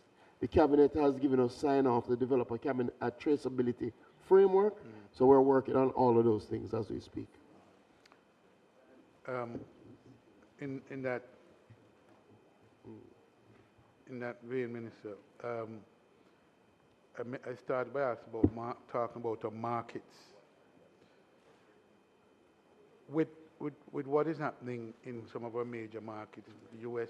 in particular, the tariff, I've heard from some farmers that they are being adversely affected. Their competitiveness in the market space is being affected by the Trump tariff, if you will, 10% across the board. Have you had any discussion with our farmers or exporters in particular, and what is the advice or the strategies that are being developed in order to respond to that particular challenge? Yeah, so we have been undertaking analysis to Minister, look at how... Can I humbly and with great respect intervene? Absolutely. We're now at 12:29. We started at 10:30, which means we have gone 2 hours so far, and we have yet to approach the mining section of the ministry. If our average time is 2.5, 3 hours, then I suspect members are well prepared, as I am, for us to be here until 12 o'clock tonight again. And if that's the agreement, the only sad thing is last night at 12, there were only 4 members of the opposition in the House. So 5. There were 5, not 4. There were 5 in the House last night. No, but colleagues, They'll be here tonight. the issue is, We're holding up the time. I have no challenge in being here until 5 o'clock tomorrow morning. Make the point. But please do remember, Interrupt my question. I am asking that you have some consideration for the public servants Interrupting my question. who attend upon the house from early this morning and are caused to sit here for 6 hours, in some cases 7 hours. So while we are well Minister, here, I want you to finish I'm my line. I asking have that two more we questions for you. Let me move on. manage our questions in a manner and maintain our questions as it relates to the line items within the book. And I'm asking the chairman I'll give him my page. to intervene in the management of the line items and the questions being asked. Thank you very much. Yeah, so Minister, if I may continue, I pose a question about the tariff and how we are dealing with that. Yeah, so the analysis that we've been doing has not shown any significant impact. We continue to track the situation. Is that Clearly, a product by product or just global, overall? Overall, but clearly talking directly to exporters, right, and looking at if they've had any sort of downturn. Remember, we're also at a period where we've been significantly impacted by a hurricane, so you would understand that. But we also look at additional markets, right, and that is something that we are doing, and looking at additional market penetration and looking at where opportunities are arising.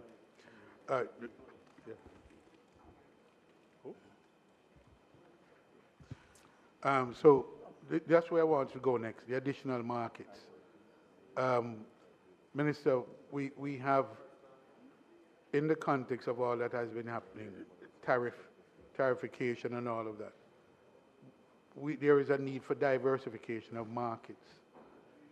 Is the Ministry of Agriculture prepared to support a broadening of Jamaica's trade policy and strategy that includes improving and increasing our bilateral relations where we've identified markets of particular interest? Member Hilton, you name the page and the line that you're speaking to. I did from the very beginning. No, but we realize that you're not there anymore. No. He mentioned the bilateral. He mentioned markets. Member, please. The minister mentioned markets. Whether he mentioned market in another question that was asked, and he mentioned market. You're just wasting time. Member, he may have made mention of market in another answer, another response. But you are asking a question now. Give us the line and the page. Please.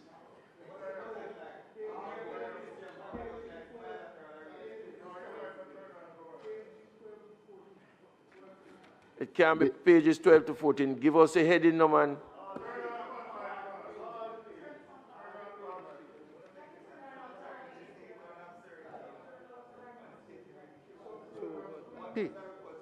Sub-program 20 is where I started, and I still remain on sub-program 20. The answer is yes, Member Hilton. Our trade policy is sufficiently broad, and we're looking at new bilateral arrangements. Wait for the next ministry. Next. Yes, Minister. Next. Yes, next. Chairman, I think Member Hilton is finished. No, I have one more question. Minister, the critical facility on Marcus Garvey Drive, is the ministry clear about what it will be doing? Is it privatizing? And if so, how to ensure that this facility is optimized, because it is critical to agriculture, to trade in general and agricultural trade in particular. We answered this a little earlier, the AMC complex. We're looking for a public-private partnership to ensure efficiency and to still focus on agriculture and export. So you're entertaining an investment, an investor interest. But it will be a public-private partnership, yes. Okay, thank you.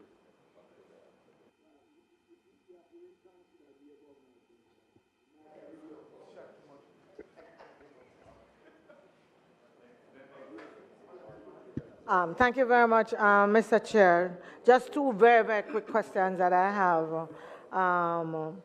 51,005. Minister, you had spoken before about the programs, the support officials, and I raise it from the perspective of Southwest St. Andrew, only because the Fishers Corp is normally really very responsive and they're normally on top of their game. I want to make sure that though, at this time, that a little bit of, and I think I sent a letter last week, a little bit of leniency is given to them as the chief leader who has carried almost all of the work for that cooperative went missing a couple of weeks ago and he's still missing, right? So they are a little behind. They are a little behind in terms of what they're doing. And I want to make sure, therefore, that, you know, a little bit of leniency is paid, is given to them, and a little attention is also paid to the submissions that come in from them at this time.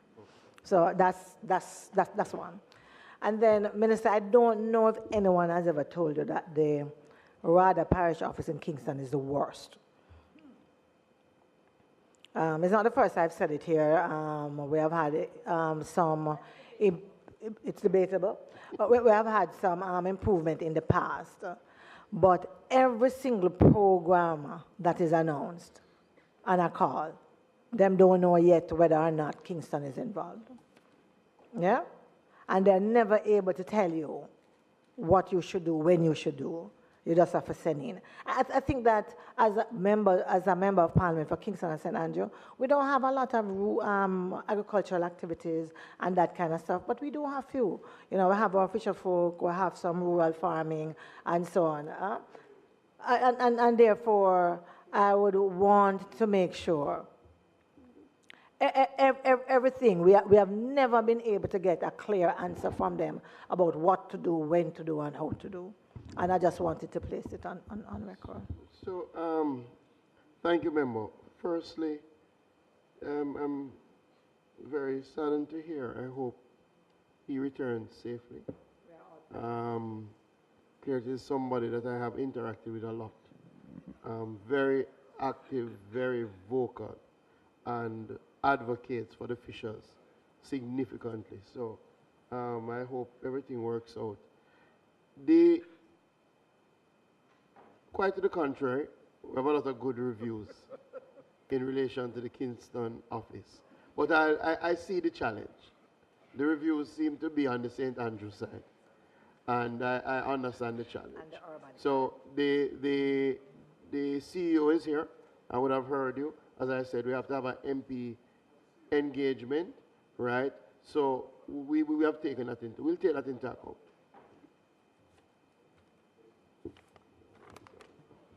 Member Shaw.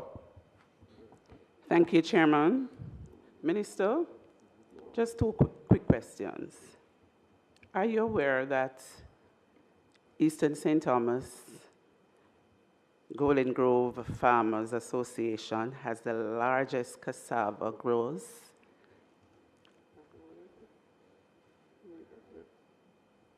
More than aware, you should ask them. You know, how they got organized. Right. No, on our serious. A follow-up question. Yes, a follow-up question, Minister. The sugar, you know that sugar was king in the East. And all of those lands are under the auspices of the SCJ. And these farmers lease the lands through SCJ. In terms of security of tenure, to access loans, they are having difficulty.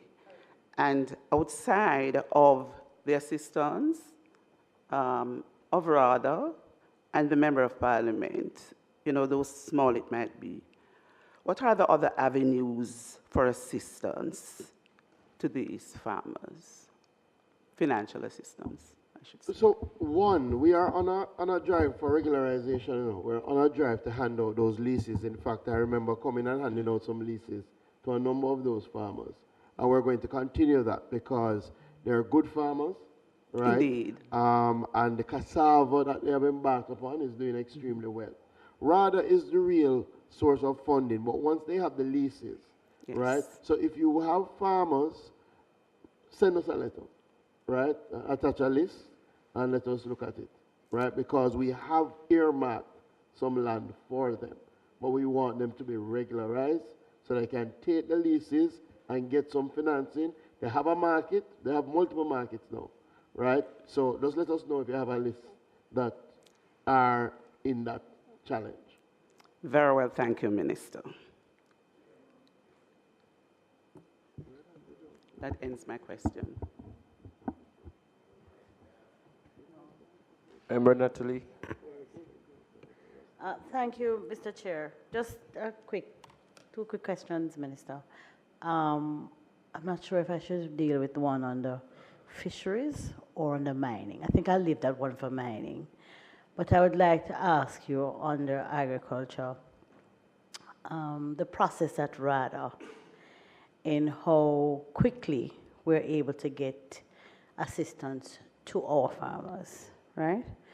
And over the years, not just since you've been there, over the years it has been a tedious process which has sometimes just frustrated the farmer and the member of parliament to the point where you have funds sitting there for quite some time because of the process.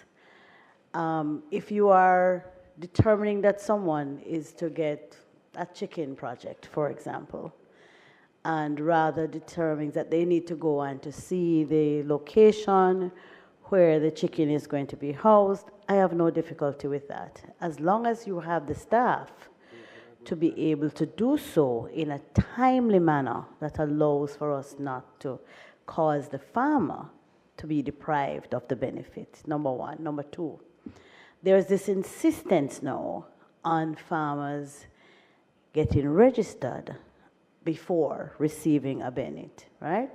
I have no difficulty with that. However, there has to be a way to register the farmer, because a young man coming up now, if he left school, never had any plans really for farming, but sees an opportunity to start something and decides I'm going to raise some chicken. Now, rather should be seeking to help to bring that person into the fold rather than to make having an ID prohibitive for him to be able to have access, right? So I think there needs to be some streamlining of the process to allow for our farmers to be able to receive the benefits quicker. Number two, if there are plans for fishing villages, I know I've spoken to many of our members inside here, including one who can't speak now, who is at the chair, many of us who have, fishing villages across, what are the plans to develop fishing villages? I grew up where I had to go to Old Harbor Bay all the time, and, what are the plans to develop our fishing villages so that our people there can live in a dignified way, and it's a welcoming, almost like a tourist spot to go to a fishing village, trust me. So I just want to know if there are any plans to develop our fishing villages. There is a plan. In fact, we've identified, I think, 6 that we're trying to do some development around. Some resources have been provided this year for us to start. I know the one of the chair and yours. So we look at it, and the vision is as you outlined it. In other parts of the world, fishing villages are tourist destinations. People go, they have active spaces. So that's the vision. So we will work on that. I agree with you that the process needs to be streamlined and needs to be more efficient. So we've taken it as you have said it. What we have to do is work out almost like an entry level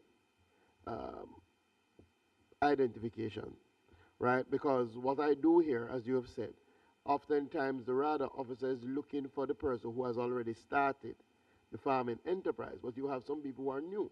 And we have said that where the MPs recommend people, the drive should be to get them registered, not to turn them back, to get them registered. So we will work on that. So hopefully by next year when we come back, no, immediately, I expect that by next year when we come back, you won't have this concern. Yeah.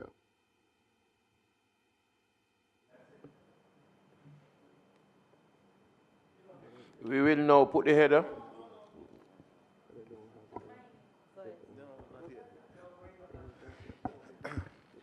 Yes, Minister. Dear man, one question. In particular, it is in relation to the SCJ Holdings, National Irrigation Commission. Those entities depend heavily on appropriations in aid. Now, the question is within the context of the proposed factory in Clarendon, well, southwest Clarendon, but really on the Vere Plains, in terms of the delay in the commencement of the factory. How does that affect the appropriations in aid, or the budgeting or the anticipated appropriations in aid? And how will that affect the functioning of these entities, particularly the Sugar Company Holdings and the Irrigation Commission? As well as, could you provide us with an update on the status of the proposed sugar factory on the Vere Plains? That is the one to replace Money Musk. Thank you.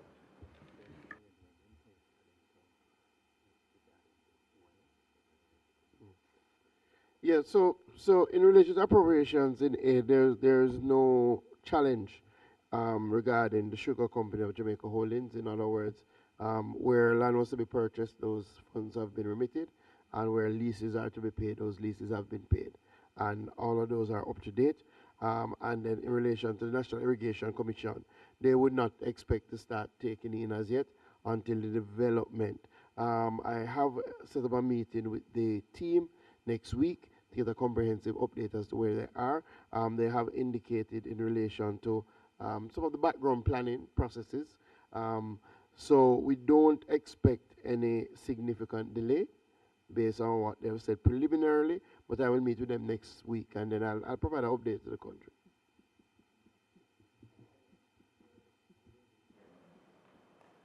Just on a positive note, Ministers Favour Williams, myself, and MP Robinson support the farmers market at the end of the month. We're asking, and I think for one, at the middle of the month, because I understand you have an abundance, yeah, at the end of the month.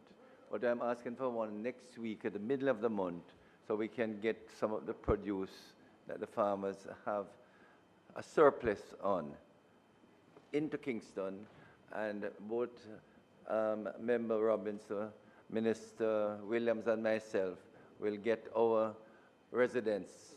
So I spoke to Minister Frank Witter to organize it, and we will make sure they sell off by 3 o'clock like last time, next Friday, okay? No problem. We've already asked the JAS to work with us on it. Yeah, to move it to bi-weekly, Member Paul, yes, Chairman, my questions will relate to the public bodies. Book, first question, the Jamaica bauxite mining is projected to lose $100 million this year. Why so in the face of the best prices for aluminum in quite a while? The JBI is projecting to lose a smaller amount, but how do you explain JBM losing $100 million? Yeah, so clearly that that is something that we've been looking at. The JBM has a number of different sources of income. There was a time that the JBM made a lot of resources from the exportation of sugar via the Reynolds Pier. As it is now, there is really no exportation of sugar. All right. Also, from exploitation of limestone and cruise ships docking. Now, what we would see happening, one, there's been some decline in terms of the exploitation of limestone, and also with the Ocho Pier coming back on stream, there's expected to be some decline in relation to operational, in relation to the cruise ships docking. There are also some increased operational expenses because in order to ramp back up the resources that we get from the Reynolds Pier, right, we will have to do some work on the dilapidated assets, right? And we are spending more now to try and repurpose land that is not making any resources. So for example, we're developing the Lidford Commercial Park.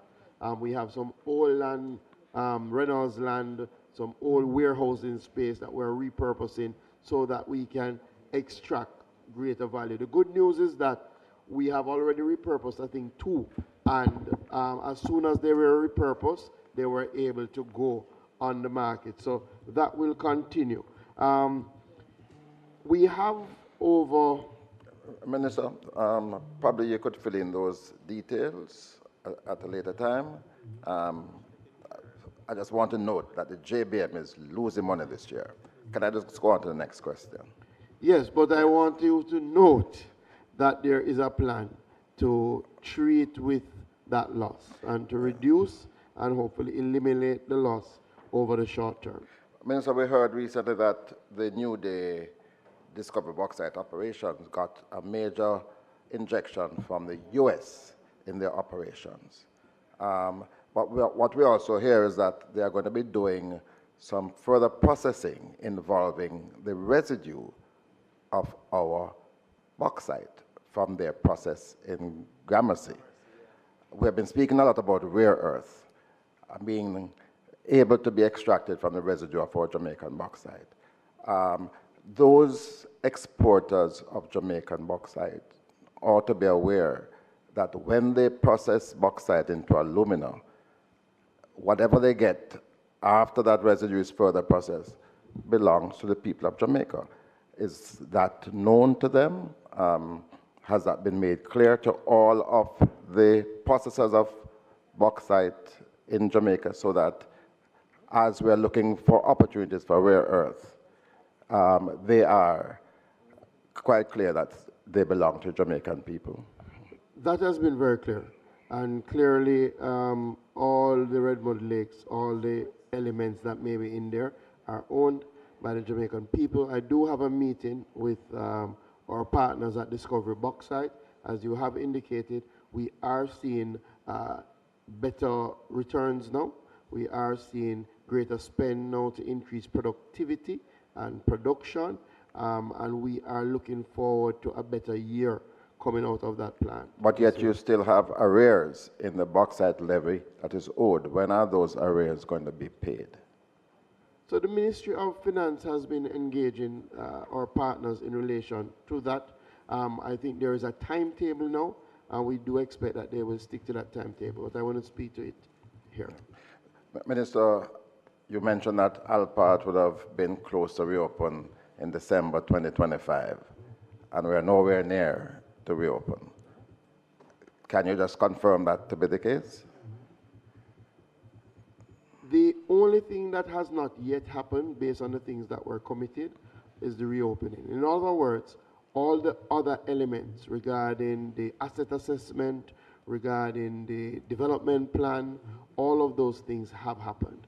Clearly, Hurricane Melissa came in October 2025. The team from Alpart came to meet with us in December to say that they had to delay because there was significant damage done to the Port Kaiser facility, and as such, their principals have asked them to recraft the development plan to ensure that they are looking at, one, the costs to fix Port Kaiser, and also building resilience, since we've had 2 weather events back to back that were sizable.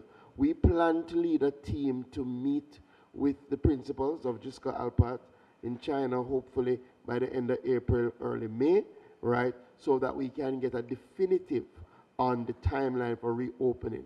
But all the other elements that were promised and committed to, they have fulfilled. So Alpart is not going to be open this year?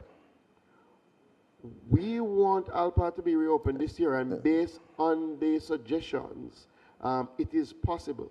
But allow me to do the trip and come back and then to make some announcement. All right, so it's not December 2025. Can't no, be wait, again? No. So the Hurricane Melissa would have made that impossible. All right. Minister, Rare Earth, what are we doing about this opportunity in the face of all of that is happening globally, and knowing that we own a patent that shows that we can extract rare earth from our residue of... Yeah, so we're moving quickly now in the direction of establishing rare earth in a real way. Clearly, when you were a minister, you did some work around the extraction process. 20 years hence, now we're seeing with technology that now the value proposition is even more beneficial to Jamaica. We do believe that we have some of the biggest rare earth deposits in this side of the world, and based on the discussions that I had recently at PDAC, we are moving forward with a Jamaican company who has been doing some work in relation to exploration for rare earth and has some licenses in that regard, and also with other private sector investors who have reached out to us in relation to our ultimate aim is to build a plant locally that will deal with the extraction of rare earth, right? We're not interested in sending our rare earth somewhere for it to be extracted. We're interested in developing a rare earth industry here. Finally, Minister, the bauxite producing communities. We know that there was a meeting recently and members of parliament were told of some allocation. But again, in the face of the tremendous good fortune now, because aluminum is at a record level, alumina, with the expected increase in the bauxite levy, why can't there be a greater level of commitment given to these communities for greater injection of money to assist them in the face of the tremendous environmental issues that they face? I think this is a year for these communities to see significant benefits. Well, we've already signaled an increase. We're moving from an overall allocation of 68 million to 82 million, and we have a 400 million program that we're going to administer. I know that I've already had some discussions with the Minister of Finance, especially in light of Hurricane Melissa and the damage done in some of these areas, for us to craft a program to look to take some additional funds from the Capital Development Fund. We have to, we're not going to spend the money before we get it, but we are definitely looking to do more, especially, as I've said, to focus on these communities with their issue with potable water. And the Minister of Finance has frankly said that it is something that she is willing to consider in terms of an additional drawdown to treat with some of these issues.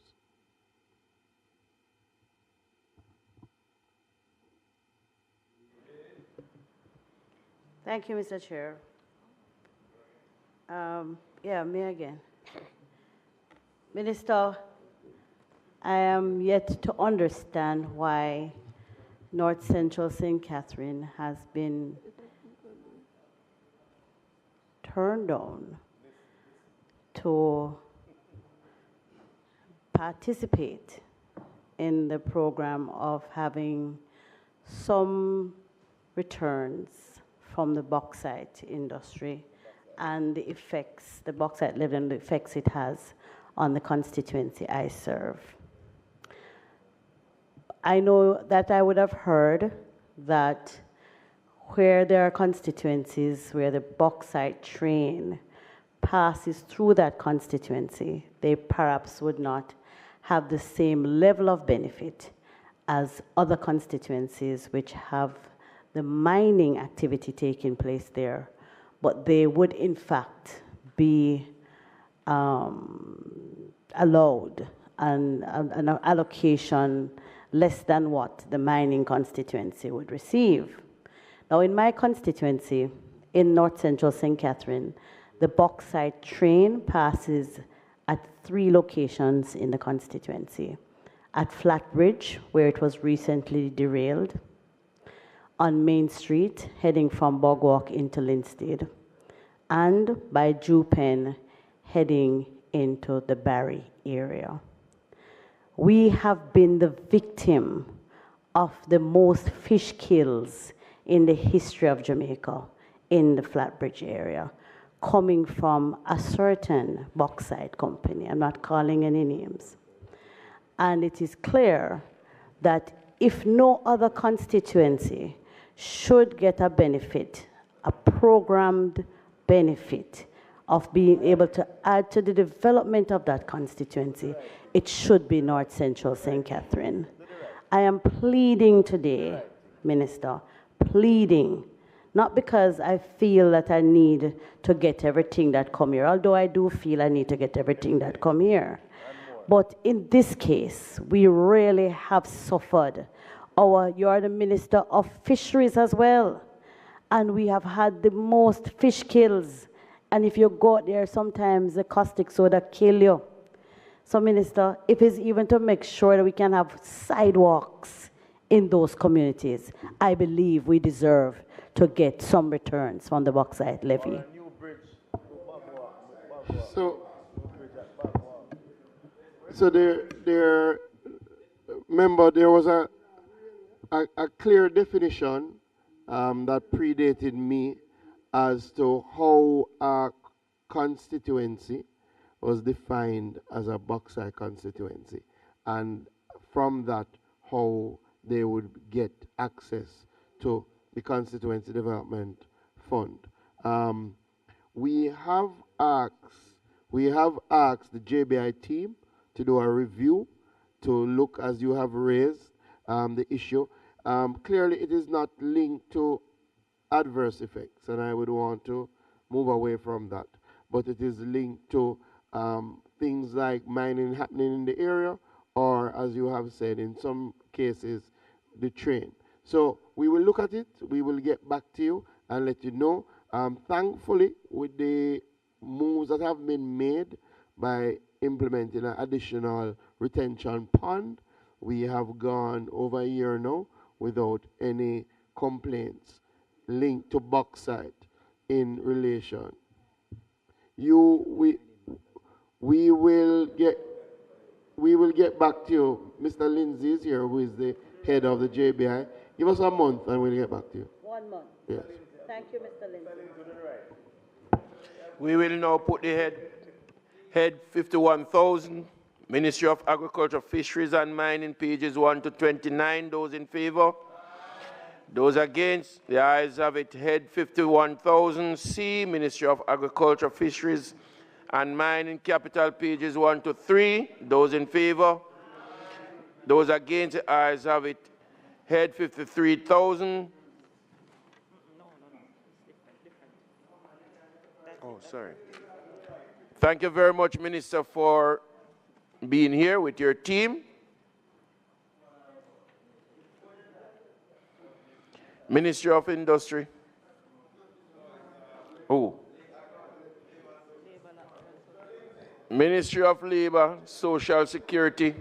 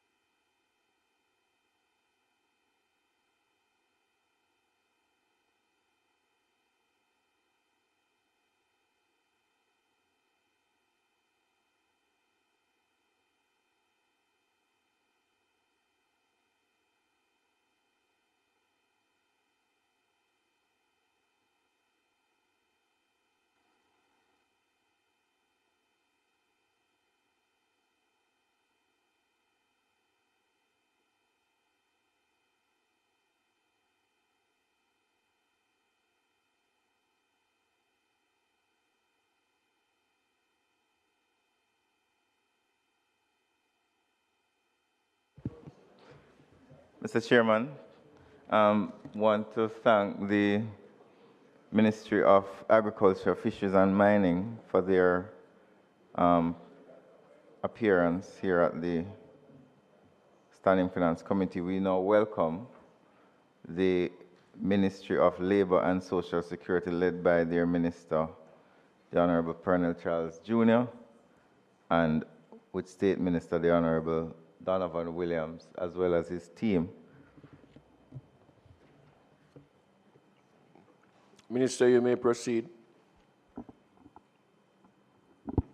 I would, to sound like a broken record, I would ask that the Minister assists us by focusing on the line items in the Yellow Book and ensuring that his answers are as eloquent and succinct as he's known to be. Thank you very much. In other words, it means to be precise and short. Thank you, Chairman. I want to thank Angela Brown-Burke, who is confirming that the word short is not usually connected to me. Thank you.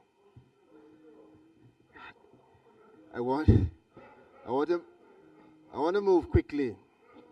All jokes aside, we move quickly. We're pleased to appear before the committee today on behalf of the Ministry of Labor and Social Security. And of course, with me is my State Minister, the Honorable Donovan Williams, Permanent Secretary Diane Jennings, our Chief Technical Director. Minister, you may want to speak directly into the mic so that... Yes. Chief Technical Director Audrey Dear Williams and Ms. Gillian Corodas, as well as Directors Morris Anderson, Anderson Thomas, Mr. Benin from the NIF, and others who have joined the team. Mrs. Michelle Atkins Sutherland as well. So moving quickly ahead. Chairman and colleagues, the Ministry of Labor and Social Security remains steadfast in our commitment to the advancement of decent work, strong social protection, and the care and support of the most vulnerable members of our society. That's our focus as we continue with our mantra of no one being left behind. As you are aware, the ministry administers some of the government's most critical programs, and we remain committed to strengthening these initiatives so that they continue to have a meaningful and measurable impact on the people that we have been entrusted to serve. Chairman, colleagues, the proposed recurrent budgetary allocation for the financial year 26-27 is $21.28 billion, which is consistent and leveled with the 25-26 proposed budget of $21.338 billion. Of course, it is understood that last year we would have had supplementary additions that were required to cover the Hurricane Melissa recovery and relief efforts, and that was in the amount of $11.521 billion, including a third and fourth supplementary injection. The third supplementary injection was in the amount of $1.364 billion, and that was used primarily to cover related administrative expenses, as well as $155.178 million coming from UNICEF, representing a grant assisting 40,000 children and lactating mothers on the path who were affected by Hurricane Melissa. Additionally, $32 million from UNICEF, again representing a grant for 1,500 children with disabilities affected by the hurricane, and also $32.4 million from the IDB for emergency assistance following the passage of Hurricane Beryl, and that was in the amount of a reimbursement for expenditure incurred as a result of Beryl in 24. Finally, in the fourth supplement, as most of us know, is the $10 billion allocation earmarked towards the ROOFs program, Restoration of Owner or Occupant Family Shelter program. Chairman, the proposed estimate of expenditure for this year, 26-27, reflects increases across several key programs and agencies within the ministry. I won't name all, but I will highlight a few. To start with our senior citizens. The senior citizens welfare support under the NCSC, which is the National Council for Senior Citizens, will see a 44.3% increase, representing $22.248 million increase over the previous year. This allocation will be used to strengthen, in particular, our Meals on Wheels program, which is a critical program for us across the island, as well as to advance the critical organizational review of the NCSC, which will see us becoming much more efficient and structured in terms of the support offered to seniors across Jamaica. Additionally, our vulnerable seniors will see increased benefits from a major increase of over 50% in the social pension program, a program which colleague members of parliament will identify as an instrumental program to help particularly the vulnerable senior citizens with an additional $500 million over the previous year, representing the government's continued support for elderly and given the increase which is needed for this program. We move on. I'll highlight also the work permit services that will also see an increase, in this case of 32.53%, and the increase will particularly go towards advancing the modernization of the unit itself and the digitization process for the work permit system.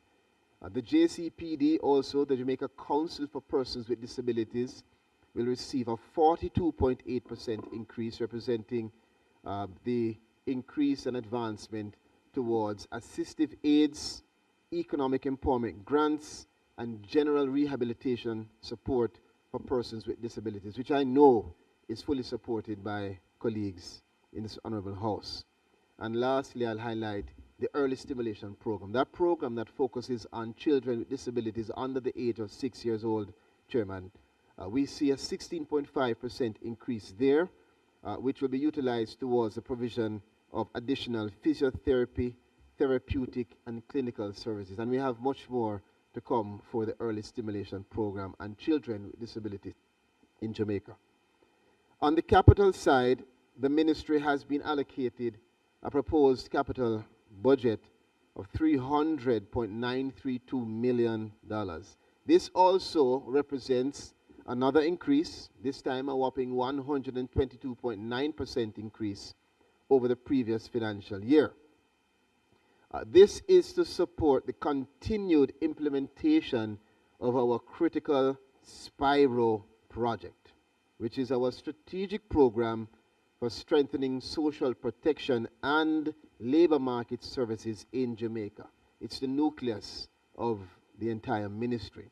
This was signed in the 24-25 period, got started last year, 25-26, and now we're moving into our second active year of implementation.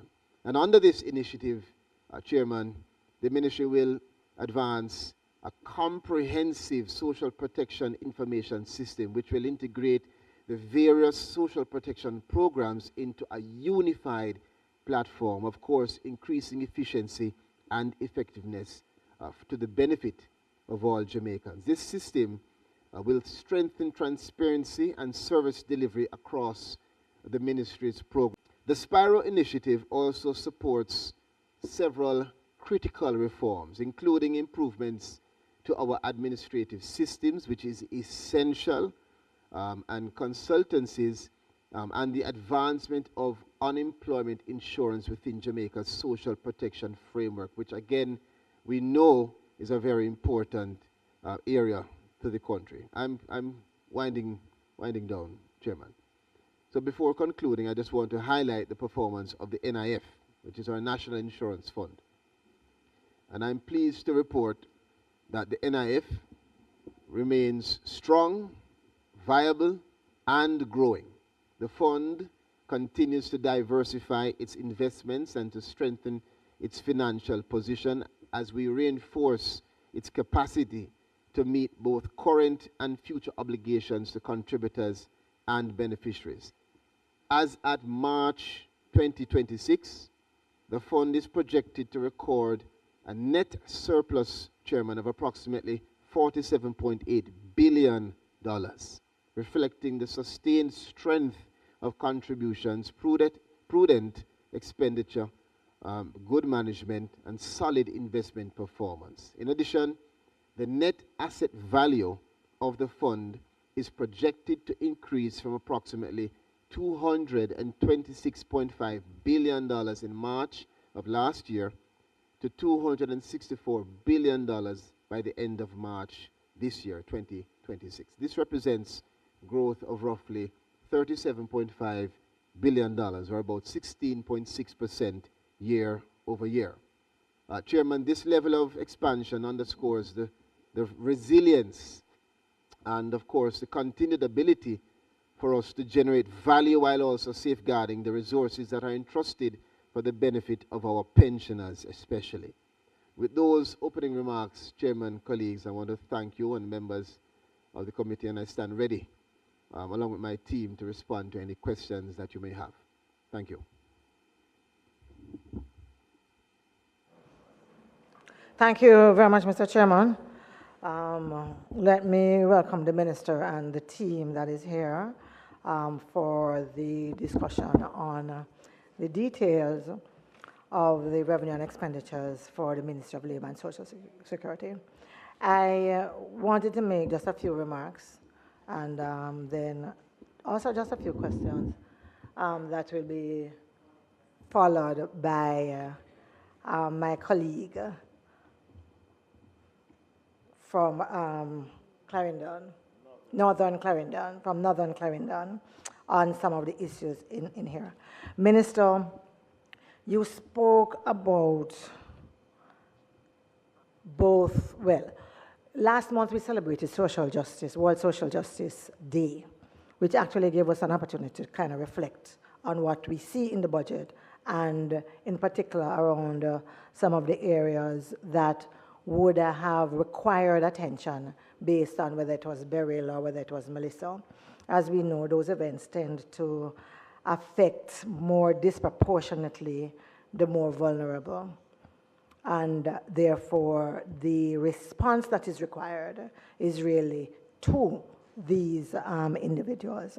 And you have mentioned a couple of the things that you're doing.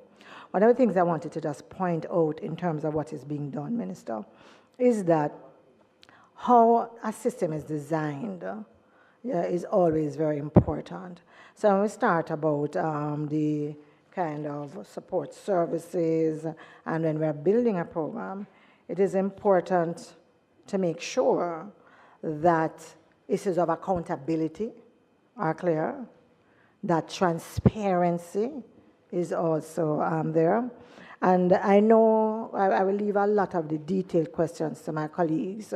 What I do know, in all of what you have said that has been done, sometimes it's difficult to match the talk from government with the reality on the ground, especially when we talk to individuals. Certainly, I have been on the ground talking to individuals, and they bemoan the slow pace of what's happening.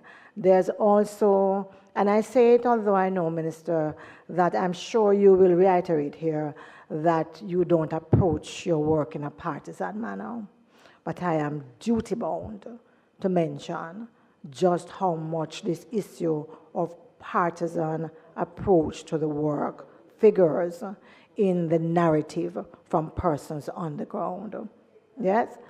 And it has to do whether it is in the systems that you design, the individuals that are carrying out those systems on the ground, the persons who make their complaints, who believe that they're being ignored, and they have seen nothing to suggest that even the conversation they had or what they have done, that it has meant anything.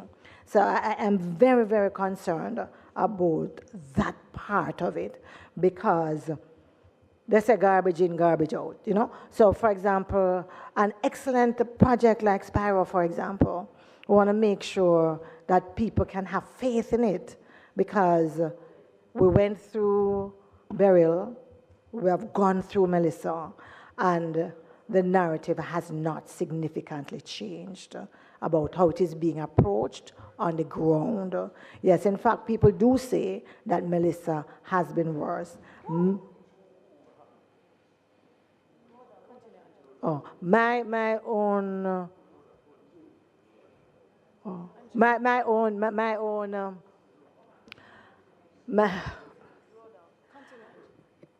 my own experience, Minister, is that in trying to ascertain, for example, in a particular community, where is a parish office or who is the lead person in the parish that someone could go to, persons have no idea, you know, and therefore that level of uncertainty and lack of knowledge, and I believe that the MPs have not been engaged fully or in that kind of fulsome way to be able to answer some of the questions coming from persons on the ground, and therefore that raises more questions.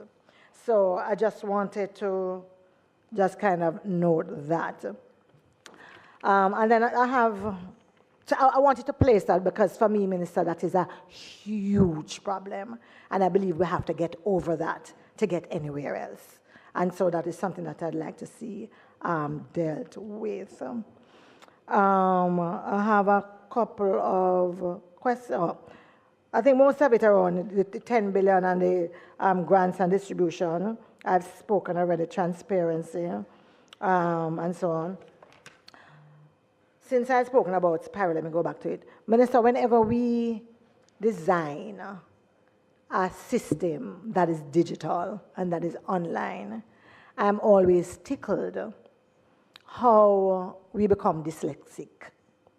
What do I mean by that? In the normal course of speaking, we talk about the huge digital divide that exists in Jamaica.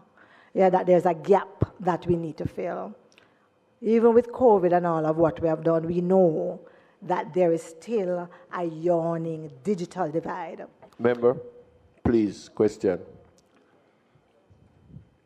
So, Minister, when we come to a program like Spyro or any other digital program, I am amazed that we have not, I wonder why we have not built into it those kinds of mechanisms that help persons who would find themselves at the end of the line to engage better with those digital systems. Yeah? So whatever the system is, there are individuals who by themselves will not be able to self-report, who will not be able to provide all the information you need. And I'm asking you, Minister, that those gaps, there needs to be something done to narrow that gap, and I don't see it in what we are doing, and I want an assurance so that the wonderful aims that we have for Spyro, we can have confidence in having them achieved. So that's one. Let me see if there's any other question. I've dealt with that.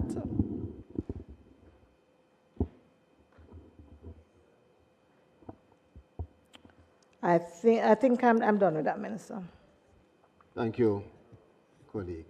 I want to just express appreciation for majority of what you have said in terms of the sentiment and the concepts of fairness and accountability. And just to reassure you that, as always, the ministry has strict regulations and strict mandate for our officers, which is that we are about giving support to the most vulnerable Jamaicans, wherever they are, regardless of political, whatever political persuasion. That's not something that we consider. And it's funny, the same concerns you have are the same concerns that persons on this side have. And so I believe it's just a matter of understanding process. And when you understand the programs and the process, then decisions that do not accord with what you are seeking are taken less as political and more as just procedural. I do appreciate, however, that there are personalities. We have a large, cadre of staff, and so we have a structure that allows for us to continue to engage them, to train them, and that's something that we continue to do. I want to also say that the ministry focuses a lot on fairness, accountability, transparency, and effectiveness. That's exactly why we engaged our members of parliament in a workshop in 24-25. We intended to do so. We were blocked by the hurricane last year, and we intend to do so very soon for this new financial year. And we continue to do so, and we continue to be open. Members of parliament call our officers and directors, call me as Minister of State directly, PS, and we are very, very accommodating, and we'll continue to do so because it's seen as a critical stakeholder. Again, it's important also to note that when you speak of digital systems and the effectiveness, we are the ministry that has rolled out the digital literacy program with our seniors. We are the ministry that is advancing Spiro, which in its ingredients has, of course, the design of systems that will accommodate, acknowledge, and reflect accessibility. That's the whole basis of this nucleus called Spiro being integrated into the ministry's operations. Of course, I want the public to know it's not yet rolled out. So it would be difficult for us to interrogate it until it's final. But I can assure you that in the elements of its contemplation and as we formulate Spiro, a big part of it is efficiency, which is the digitization, and a big part of it is improving not just accountability, but the perceptions around accountability. And we understand that perceptions sometimes trump the reality. So be reassured that we are taking all steps to make the investments in the ministry that will allow for the mantra of no one left behind to be not just talk, but real action. And we've seen improvements. We've seen significant improvements in terms of communication with the public. We have a contact center that we have now rolled out, which is active, not perfect, but it is improving. Our parish offices have very deliberate steps in terms of going into communities. For the last 2 years, our officers have been on the ground from Beryl to Melissa non-stop. While other agencies could take perhaps a breather, we were on the ground before, during, and after, and we continue to do so. So let me acknowledge the officers and acknowledge the stakeholders who have assisted, and just again reassure you that for us, stakeholder engagement is required under the World Bank's rules governing the project like Spiro. And so at the appropriate time, we will advance beyond just engaging MPs to engaging the public in terms of the technological developments and all of the elements of Spiro. Lastly, I'd say we continue to roll out our social service fairs and to also couple that with the career services through our labor department. And together, those allow for us to have a comprehensive engagement with the public that assumes, again, the whole mantra of no one being left behind. Thank you, member, for your comments and for your questions. Member Denise. Thank you very much, Chairman. Minister, I'm going to start with the elderly because I have some responsibility in that regard. And I want to start with the legislation that was put forward in the Senate by Professor Floyd Morris. It was tabled. I think it went to a select committee, and I believe it has reached the point where it should have reached to the cabinet. Can you give me an update in regards to protect the elderly? That piece of legislation was really to be put in place to protect the elderly. Can you give me an update on that, please? Well, the legislation perhaps wouldn't come into consideration in this budgetary discussion. However, I can give you an update. I did make mention of our efforts to protect the most vulnerable seniors, member, and that comes under the social assistance increase with the social pension program that we have. And for that budget, you will see a whopping increase in terms of the ministry allocation. I had mentioned it earlier. I think it was 500 million that was mentioned, yes, which is more than 50% increase of that budget, which really illustrates the government's focus on our senior citizens, not to mention the additional increases to the National Council for Senior Citizens that will help us in the modernization of that unit itself, or sorry, the department, and the rolling out of comprehensive programs to advance support for all senior citizens across the country. All right. Just quickly, though, Minister, and I'm going to ask if you, first of all, I should say that I'm very happy to hear that, you know, the budget has increased. I think for the elderly, it's about 300 million. For the social pension program, the increase is more than 300 million. It's more than 300. The increase for social pension was 500 or over 500 million, which is a more than 50%. It's actually the largest increase, member, that we have seen in our budgetary allocations, which again represents the focus on our senior citizens. All right. But just quickly, because I want to move quickly, in terms of the 75 and over, in which we are now making sure that whether or not they are pensionable, they will be captured into getting the benefits from your ministry, from Ministry of Labor. Can you say if you have a total amount that has been registered in that program so far? Yes. So last year we had projected for 15,000 and we went over 17,000 last year. I believe, I'm trying to get the exact numbers for you. It was 17,645 beneficiaries for that financial year. And so we are projecting for increase, and we're now targeting more than 20,000 persons, which is why we have that massive increase from the original target. Thank you for that question, member. And quickly, in respect to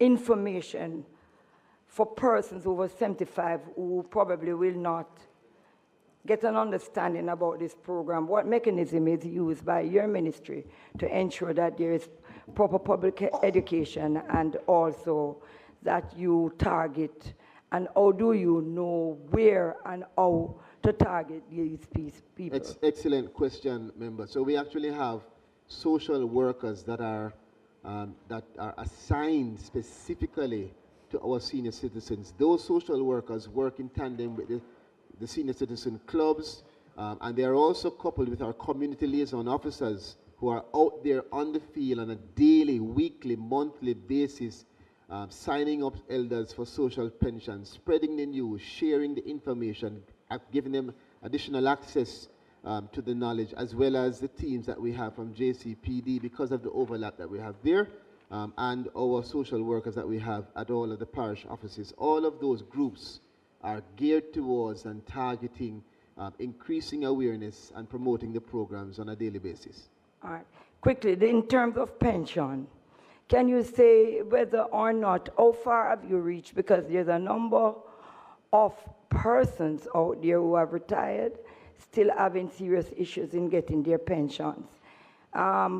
Could you say, Minister, what percentage you believe you have cleared up so far, and if you're back on track in terms of the time frame in which persons to get their pensions?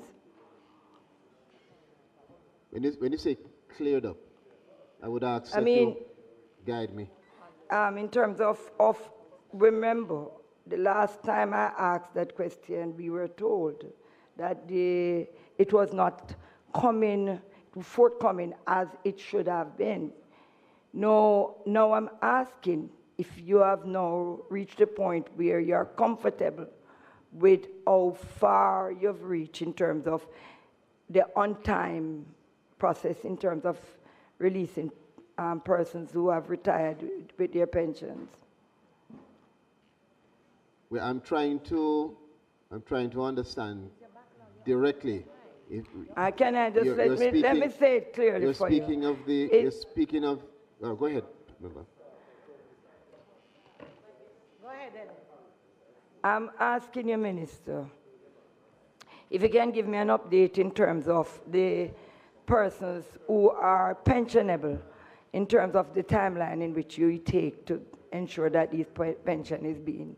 So, remember, I'm not aware of any specific or new challenge. I mean, on average, it takes us 6 months, save and accept issues or circumstances where there are unique, intricate issues arising. It takes you 6 months for you to get your pension. Delays are usually due to us having difficulties in identifying contributions. Many persons have missing contributions that prolong the period, and we acknowledge the frustration that so many persons endure throughout that process, and we actually focus on giving as much support as possible to reconcile those issues.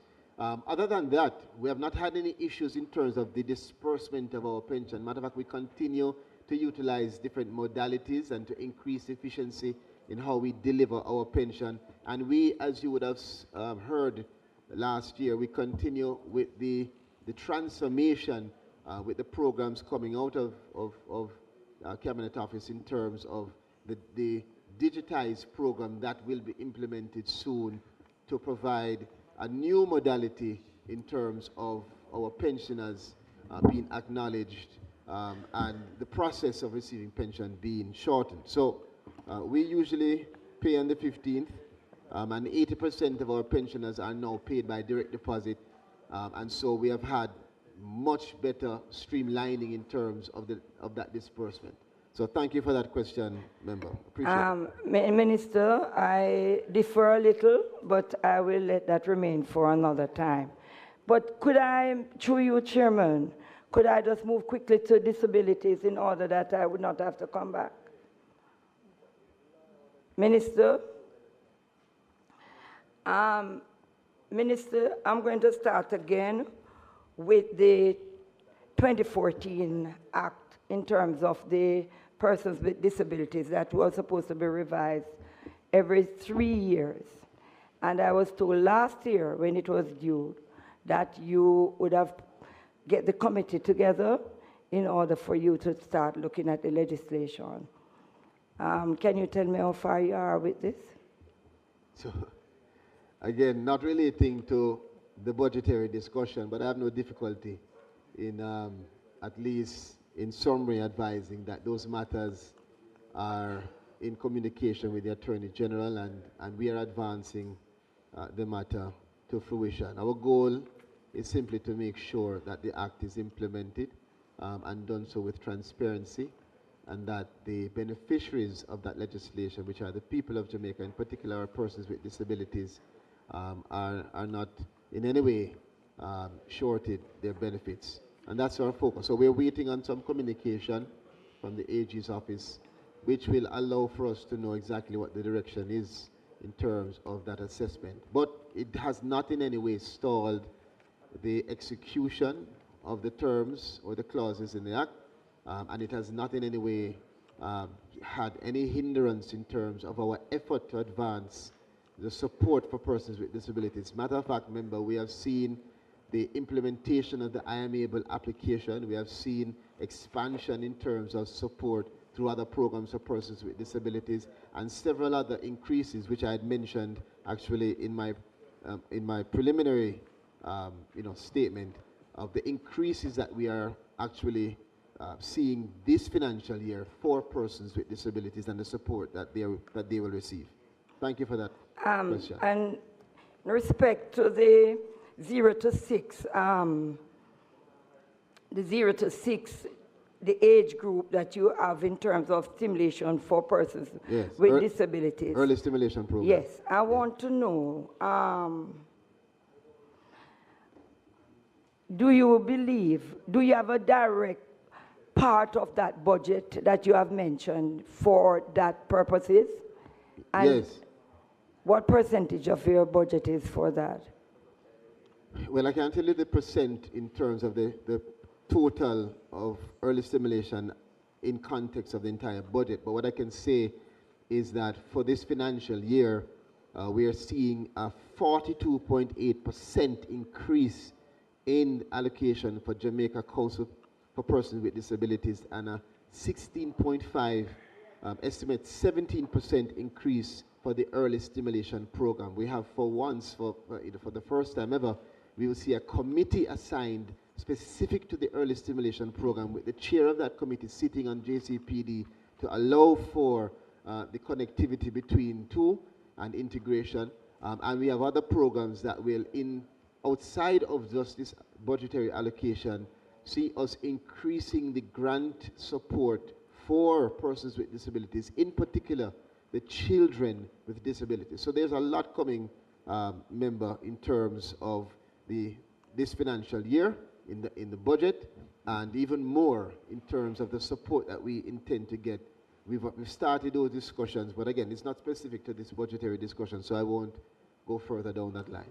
In terms of the employment for persons with disability, I do not know if you are in a position to answer, but I heard the 3% that has been floating around, that we have 3% of the population that has been employed. And the study shows that almost over 90% of persons with disabilities are not employed. There is any kind of mechanism that you intend to use to ensure that we capture the other 90 or over % in terms of employment?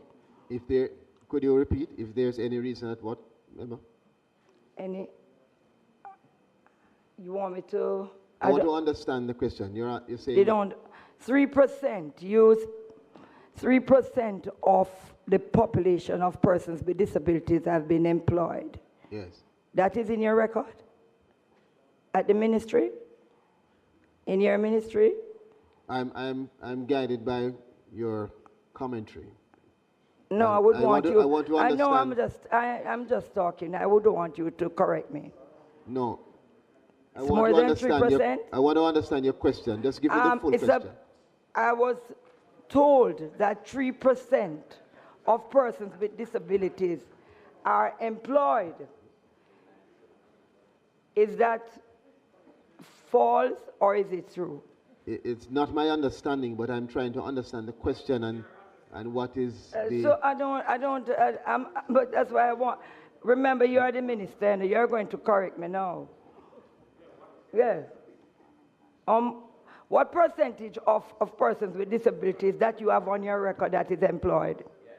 I don't have that information here as being related to the budgetary discussion, but it is important, and I'll say this, perhaps this can resolve the issues you have. We have taken the most significant steps when it comes on to employment of persons with disabilities. As you know, for the first time, we have integrated persons with disabilities in a very deliberate way into our overseas employment program.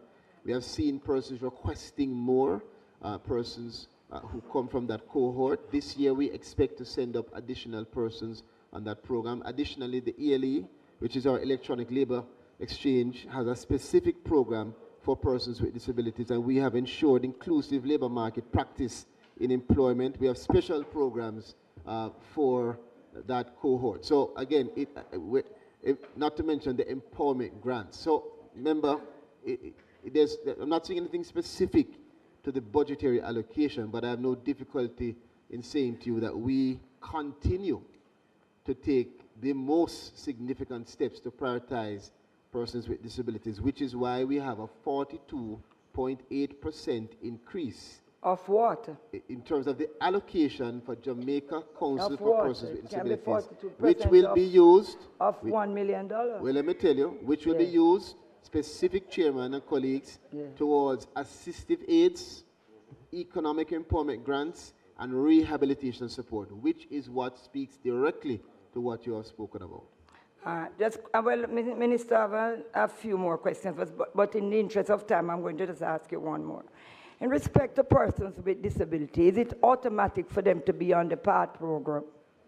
No, because being a person with disability is not the sole criteria. Many persons with disabilities do not have any financial need. They have all the support that they require at home.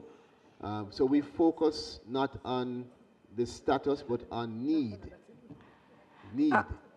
I'm going to ask if you give priority to those who are in need that Yes, we have do. disabilities. Yes, we do. Because so if a person with disability, if a senior citizen, if a lactating mother, if a mother of multiple children comes to our parish office, then because of the system we utilize, they will naturally, inherently be prioritized, because our focus at the Ministry of Labour and Social Security is on vulnerabilities. Now, I hasten to say that just being a senior citizen does not mean that you will get on the PATH program, because you have many senior citizens who will not qualify because they do not have the requisite financial need. Their household is sufficient to satisfy whatever support they require. So simply being in a category is not in and of itself sufficient to place you on a program like PATH. Thank you very much, Minister. I'm going to ask of you, please, to do some more research in regards to persons with disabilities, because there's a lot of persons who have come to me complaining that it's the hardest thing to get on the PATH program, even though it is physical. And they are very, very frustrated because they are saying that each time they go to the offices that you provide as the minister, they are having serious challenges with even trying to explain to persons the hardship that they are going through. So I'm going to ask that you take a second look at this program. What I want to ask, member, I want to thank you for your commentary, but I want to make it very clear, and perhaps it will help with all issues. What assists us greatly at the ministry is specific information, not just generalized commentary. And I don't mean that in any way to sort of divert or dilute what you're saying. I hear your concerns. But if we can get that specific information, then we have the system to address the unique case. So if you have an issue, or if there are persons reporting to you, I ask that you guide them to give us, refer them to us, so we can address those issues case by case. PATH is not always the best solution just because someone is vulnerable. There are a suite of services that come under the Ministry of Labour and Social Security, and not every issue is fit for purpose to be treated with by PATH. There are some issues that require much more than PATH, and there are some issues that do not require as much as PATH. So refer them to us and permit us to assess it with the professionals we have at the ministry that will allow us to categorize them properly and assign the solution to them based on their unique case. But what I would want, Minister, not to prolong this conversation, but just to say that you have a mechanism in which you can capture these most vulnerable persons. Yes, we do. Our system looks specifically on the demographic characteristics. It looks on the consumer durables. It looks on a host of variables to determine what solution is best, whether it is PATH, whether it is economic empowerment, whether it is the rehabilitation grant, whether it is social pension. And I give you an example quickly. You have several persons over 75 who are on PATH, and we are trying our best to transfer them to social pension. Why? Because the benefit from both programs is different. PATH is less. PATH is less. So when you have persons saying, I need to get onto PATH, who are 80 years old, we say to them, no, we want you to go on social pension. And many times they quarrel and say, see, it's so hard for us to get on. We have to take the time to explain that social pension will provide you with a greater benefit, a much more comprehensive benefit. So, again, as I said to you, refer them to us, to our professionals who can assess each case and identify where along the suite of services is best for them to benefit from the Ministry of Labour and Social Security? And just the last one now, Minister, in terms of the banking situation in terms of the elderly. Just recently, I was told that because of the technology and persons who are not aware of how to use these technologies, and most of the banks is cashless. They have to be using the machines, and as a result of that, they are most vulnerable out there. I am wondering, since we are looking at the elderly now as a line item in terms of our budget, if we look at how we can either educate or make provision for those elderlies who are not technology savvy and do not have any assistance at home in order to get help so that they will not be marginalized or manipulated. For the first time, member, you can be proud that you're in a country where the government has invested in a digital literacy program specific to senior citizens. We have not only have we trained our senior citizens, some of whom are over 80 odd years old, but we have provided the majority of them with support through USF for them to not only be trained, but to be provided with devices. So after their training, they are sufficiently equipped with whatever the tool is for them to be able to implement that training. That training navigates them through the digital framework. We raise issues in terms of them protecting themselves from scammers and from other challenges that they may confront. And we are focused on making sure that our senior citizens in Jamaica are digitally literate. That's a program coming through the NCSC in conjunction with HEART, and I can assure you that we continue to have several cohorts of persons who are interested and whom we are investing in. Thank you very much, Minister. I'll rest my case here. Thank you. Thank you for your questions, member. Member Hines. Thank you, Mr. Chairman. Afternoon to you, Mr. Minister, and your team. Yes, my first question is the 217 million allocated in the budget sufficient for training of the staff of the IDT? Sorry, 12708. Not page, activity. Page 40,000, page 9. You're welcome. Yes, I will start over the question. Is the 217 million allocated in the budget sufficient for training of the staff of the IDT in areas such as evidence and legal writings, given the large number of lawyers now appearing at the tribunal, as well as the increased challenges via judicial review of both your references and awards of the IDT? For staff training, yes. Go a little further, please. Evidence and legal writing. Those are part of the questions as well. So, if you could carry me to the object that you said 4,000 and page 9? Yes, what I'm object? at activity 12708. Dispute resolution support. Yes.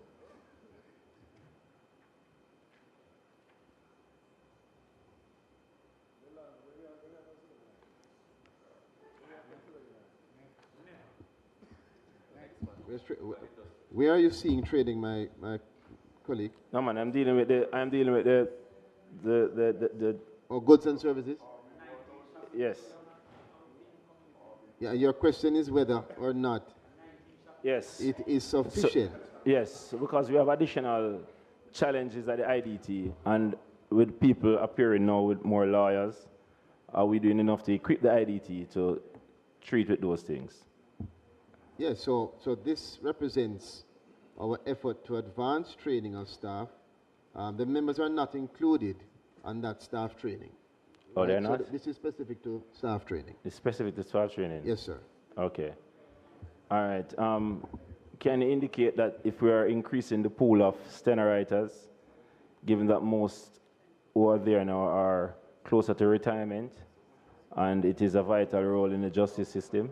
Well, I couldn't speak directly to it, doesn't come under the ministry in that way, but I do know that there's an effort not only to increase, I would say specifically steno writers, but that there's an effort to identify the technology that will allow for the process of recording to be as efficient as possible. Okay. All right. As it relates to industrial safety, promotion, and supervision, it is 40,000, page 7, sub-program 20. We have been operating on the law of the Factories Act, which was been in place from the 1940s, with an amendment in the 1961. Where are we with the Occupational Health and Safety Act? Well, I can tell you that we are at our furthest stage, and we are now at what I would like to define as perhaps our penultimate or final draft. We intend to aggressively advance this in the next financial year and hope that as it moves from its... The next financial year? This quarter. This quarter, okay. And as it moves through this stage, that we expect consultations and discussions with all members for us to complete that draft before we table. All right. In your budget, in your budget allocation, do you have an amount to deal with compensation for persons who would have gotten injured or otherwise on the job, in cases where persons even lost their lives, so their families could be compensated? If we have an amount, I'm trying to appreciate the question. Yeah, man. If the government has an amount. Yes, if you make, you have a line item, if you ring fence within your budget amounts to deal with compensation for injured workers. Injured government workers? Yes. Are persons who also get injured and make a claim on the government? No. That wouldn't come under our budgetary allocation. Okay. That would be another ministry, perhaps, member. Which ministry will cover that? Because I'd like to follow up on the question, so that's why I'll need to. Well, I wouldn't want to speak to it, that is not mine, but I believe that it would either okay. be finance. All right, no problem. Justice. So you're in the government and you don't know, or you don't wish to share the information? I told you what I thought. I said check finance or justice. Oh, I didn't hear you. I didn't hear. Your deputy to your right is instructing me to Angela Brownberg do was my speaking, research. and when she speaks, I try to allow her to have the floor for herself. All right. Given the abusive nature of the short-term fixed contract, as minister, have you included in your budgetary provision for reviewing the current legislation to better protect our workers in Jamaica? So the issue of short-term contracts is one that we have had significant public awareness on, and we continue. Can't hear you, Mr. Minister. The issue relating to contracts, yes, short-term contracts, or contracts generally, is one which we have continued the public relations and public awareness on under our Labor Relations Act. I have participated in workshops to advise the public of the balance that is required when interrogating this kind of contract, so that we can avoid the nomenclature that simply demonizes a contract, which in and of itself is not all negative. The contract allows for great flexibility, and so it is a balance. However, we do realize, remember, that there is room for vulnerability, and so we recognize that. And so, yes, we continue to recognize the misuse and abuse, while also balancing and advising persons how they can use these contracts, how they can protect themselves, and it is a part of what we have under our Labor Relations Department in terms of the allocations. You'll see throughout the year that there are seminars that flow from this budget that we utilize to bring stakeholders to one space to continue to inform them and raise public awareness. All right. So the overseas program, do you do a similar thing in terms of the education and trying to review the overseas program as it relates to the protection of the workers? We have heard complaints of people being ill-treated on farms in Canada and elsewhere. So I wouldn't say review in public, but 2 years ago we advanced a comprehensive review of the program, which saw me going to Canada and the US with teams that were focused on negotiating with our partner governments, focused on direct observation of the actual farms and the living and working conditions, focused on speaking with and discussing these issues with the farmers and employers. My Minister of State actually for this last meeting that we had represented us in terms of the negotiations which we have, which are very aggressive negotiations around the terms and conditions of the living and working conditions. And what we are seeing, member, is a significant decline in complaints. Not complete, but a significant decline, a significant improvement from our own observations of the conditions. And we've seen massive investment following our comprehensive investigation and dialogue, investment from the employers, which have allowed our farm workers to be in much better enabling environments, safer environments, which is why we see an increase in the number of persons who have left Jamaica year to year, with this year being an increase over last year, because we have more openings because of the effort that has been made to really strengthen the relations between our farm workers, the government, and the employers. We even have employers that have invested in us, who have come back through the post-Melissa disaster recovery, and have come and have identified their own farm workers, and they have given their support. So I'd say to you, great question. Thank you for the question. And yes, there's massive investment being made, and there's much more that we want to implement. All right. As I want to go up to your opening statement, you mentioned about work permit. You sent them last night. You sent them last night. Nobody don't need to know question. You think over your side. Just to your opening statement, you spoke about work permit. In issuing work permit, do you take into consideration greatly and personally and selfishly as Jamaicans our labor market and what we have on show in terms of how you issue? I'll give you an example. You have the entertainment sector, especially in the hotel industry, where we have overseas persons coming to provide entertainment when Jamaica is an entertainment hub for the world, but we are importing entertainment and issuing work permit for that. Where are we with that, and will we have a ban on that or a hold on that to provide opportunities for local persons to ply their trade successfully?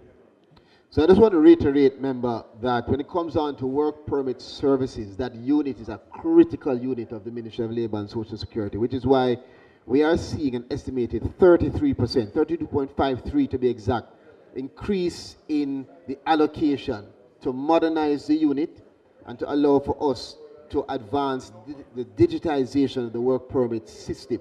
That system contemplates a number of variables. Primary in respect to those variables is the interest of the Jamaican worker. We have ratios and other formulas that are used to ensure that Jamaican workers are not put in a place of any detriment, but rather that they are prioritized.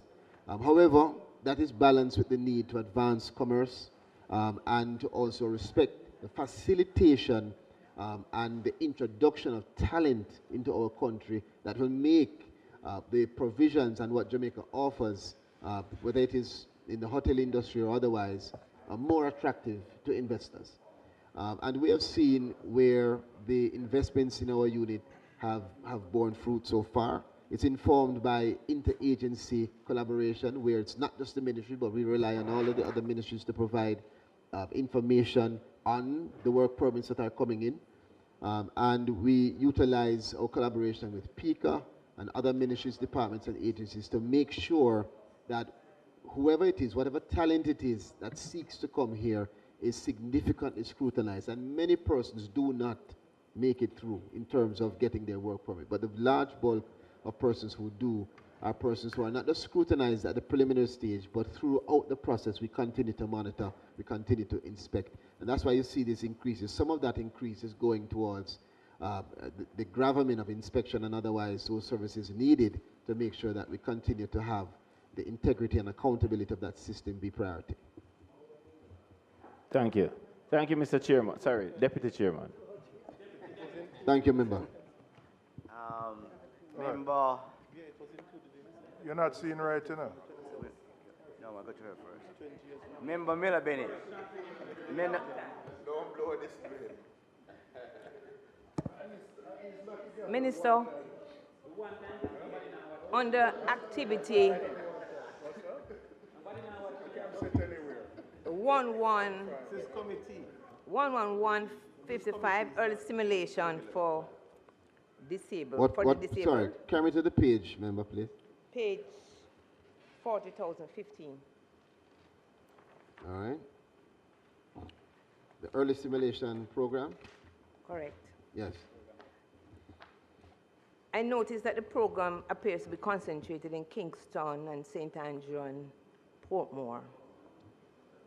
What provisions are being made for children in rural parishes such as Hanover, where families would have to travel to Kingston? Also, given that these services are critical, especially for the most vulnerable children in our society, what plans does the ministry have to expand access to underserved parishes? Member, I want to thank you for that question. Again, perhaps not all respect to the budgetary allocation, but such an important topic. And a topic that I want you to understand that we share concern. But let me tell you the facts. It is not just focused on Kingston. We actually have a presence in other parishes such as Portland and St. James. However, we do have the intention to expand to all rural parishes as we go through in terms of expanding and investing in the early stimulation program. For now, what we do utilize, member, is the mobile services, our satellite offices and mobile services as an opportunity to provide greater access to those persons, the community members in the rural parishes where we don't have now a fixed presence. But I share your concern. The mobile unit is an interim solution. A more permanent solution will come as we are able to further increase our budget and expand with offices across the rural parishes. And I can assure you that is our intention. How often do you have this mobile service in the parishes that do not have an office? So it is a continuous service. So weekly you will have mobile units in different parishes. Minister, I hear the whopping increase that you have presented, but I want to take you to activity 11129, awards and social assistance, which is budgeted at What page are you on? You are at, I'm at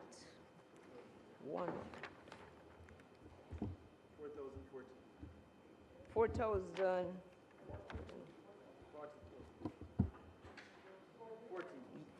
Very well. 40,014. Yes. Awards and social assistance, which is budgeted at 50 million in the estimates. If we're to use the WHO benchmark, which is approximately 1.6% of, it would be of Jamaica's population, you're looking at about 45,440 persons with disabilities. If 30% of that group requires some form of social assistance, that would mean amount to over 13,000 persons in need of support. When this $50 million allocation is divided that is 13,000 of that $50 million allocation, it works out to about 3,700 per person annually, or about $10 per day.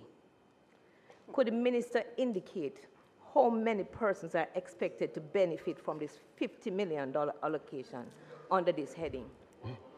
Firstly, let me finish member, all of them, Minister. let me say that your formula. Minister, let me just give you the question so you can answer me at once. It's more than one. I'm trying to understand. Well, let me not try to understand. Go ahead. Let me hear the full question. The $10 per day is sufficient. That sounds like a Crawford. Correct. Is that question. $10 sufficient? Don't disrespect my colleagues. And what is the average level of assistance you give per beneficiary currently?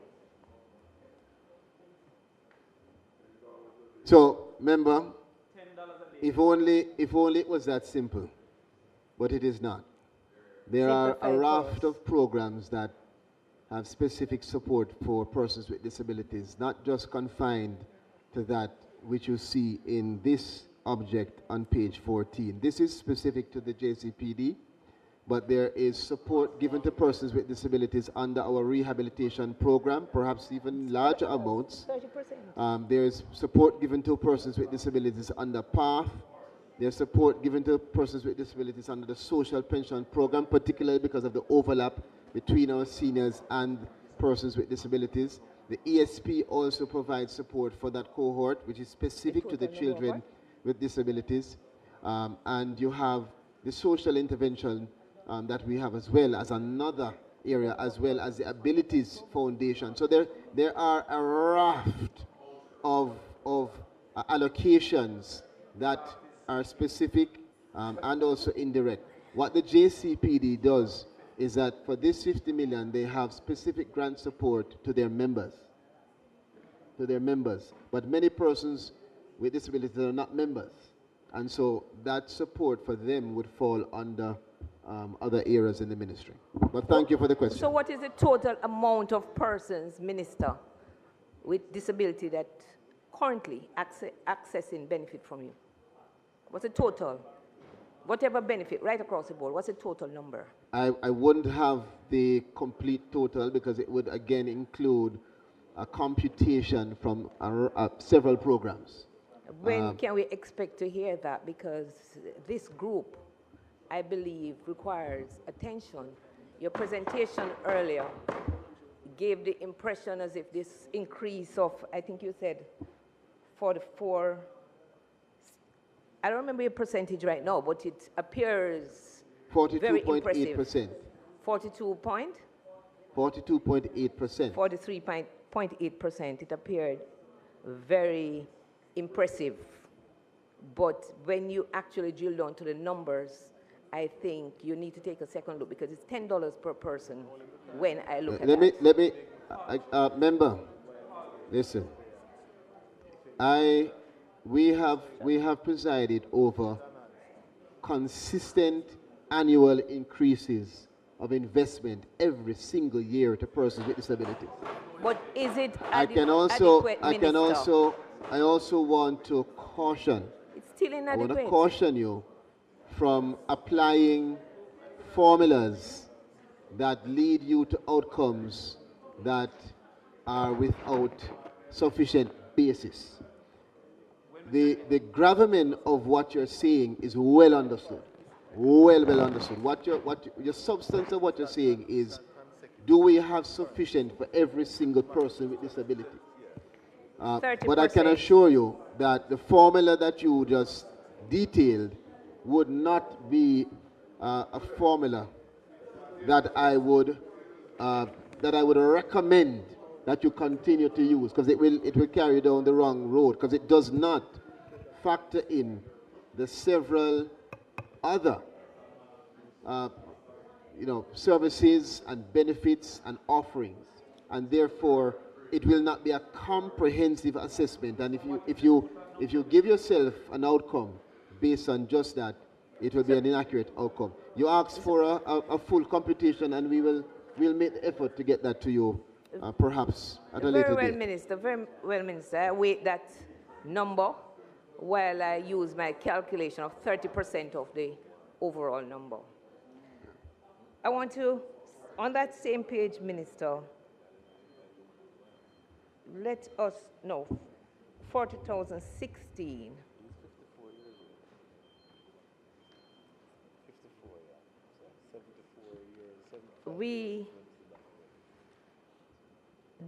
I notice you use over 75 years for the benefit at social senior citizens welfare support.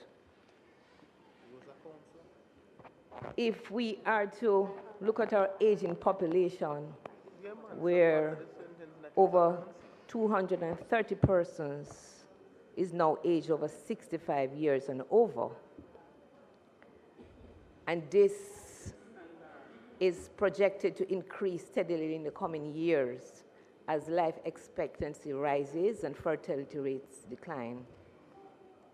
Minister, this is a reality confronting us that our population is in fact aging. This creates a situation of real vulnerability for many of our citizens trying to maintain a roof over their heads. This is a struggle daily. Well, I know for Western Hanover. How many elderly Jamaicans currently benefit from the government housing or rental assistance program intended to support senior citizens who do not own their own homes? Also, what is the current per person benefit provided under these programs to assist with housing needs? Thank you for your question, member. That's not under this ministry. Relevant question, but not under this ministry. So I'd ask that you direct that accordingly. That's not for the Ministry of Labour and Social Security.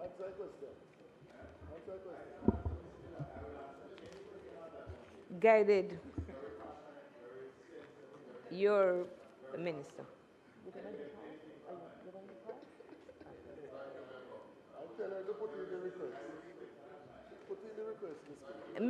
Minister, I have another question, but I'll yield to my colleague.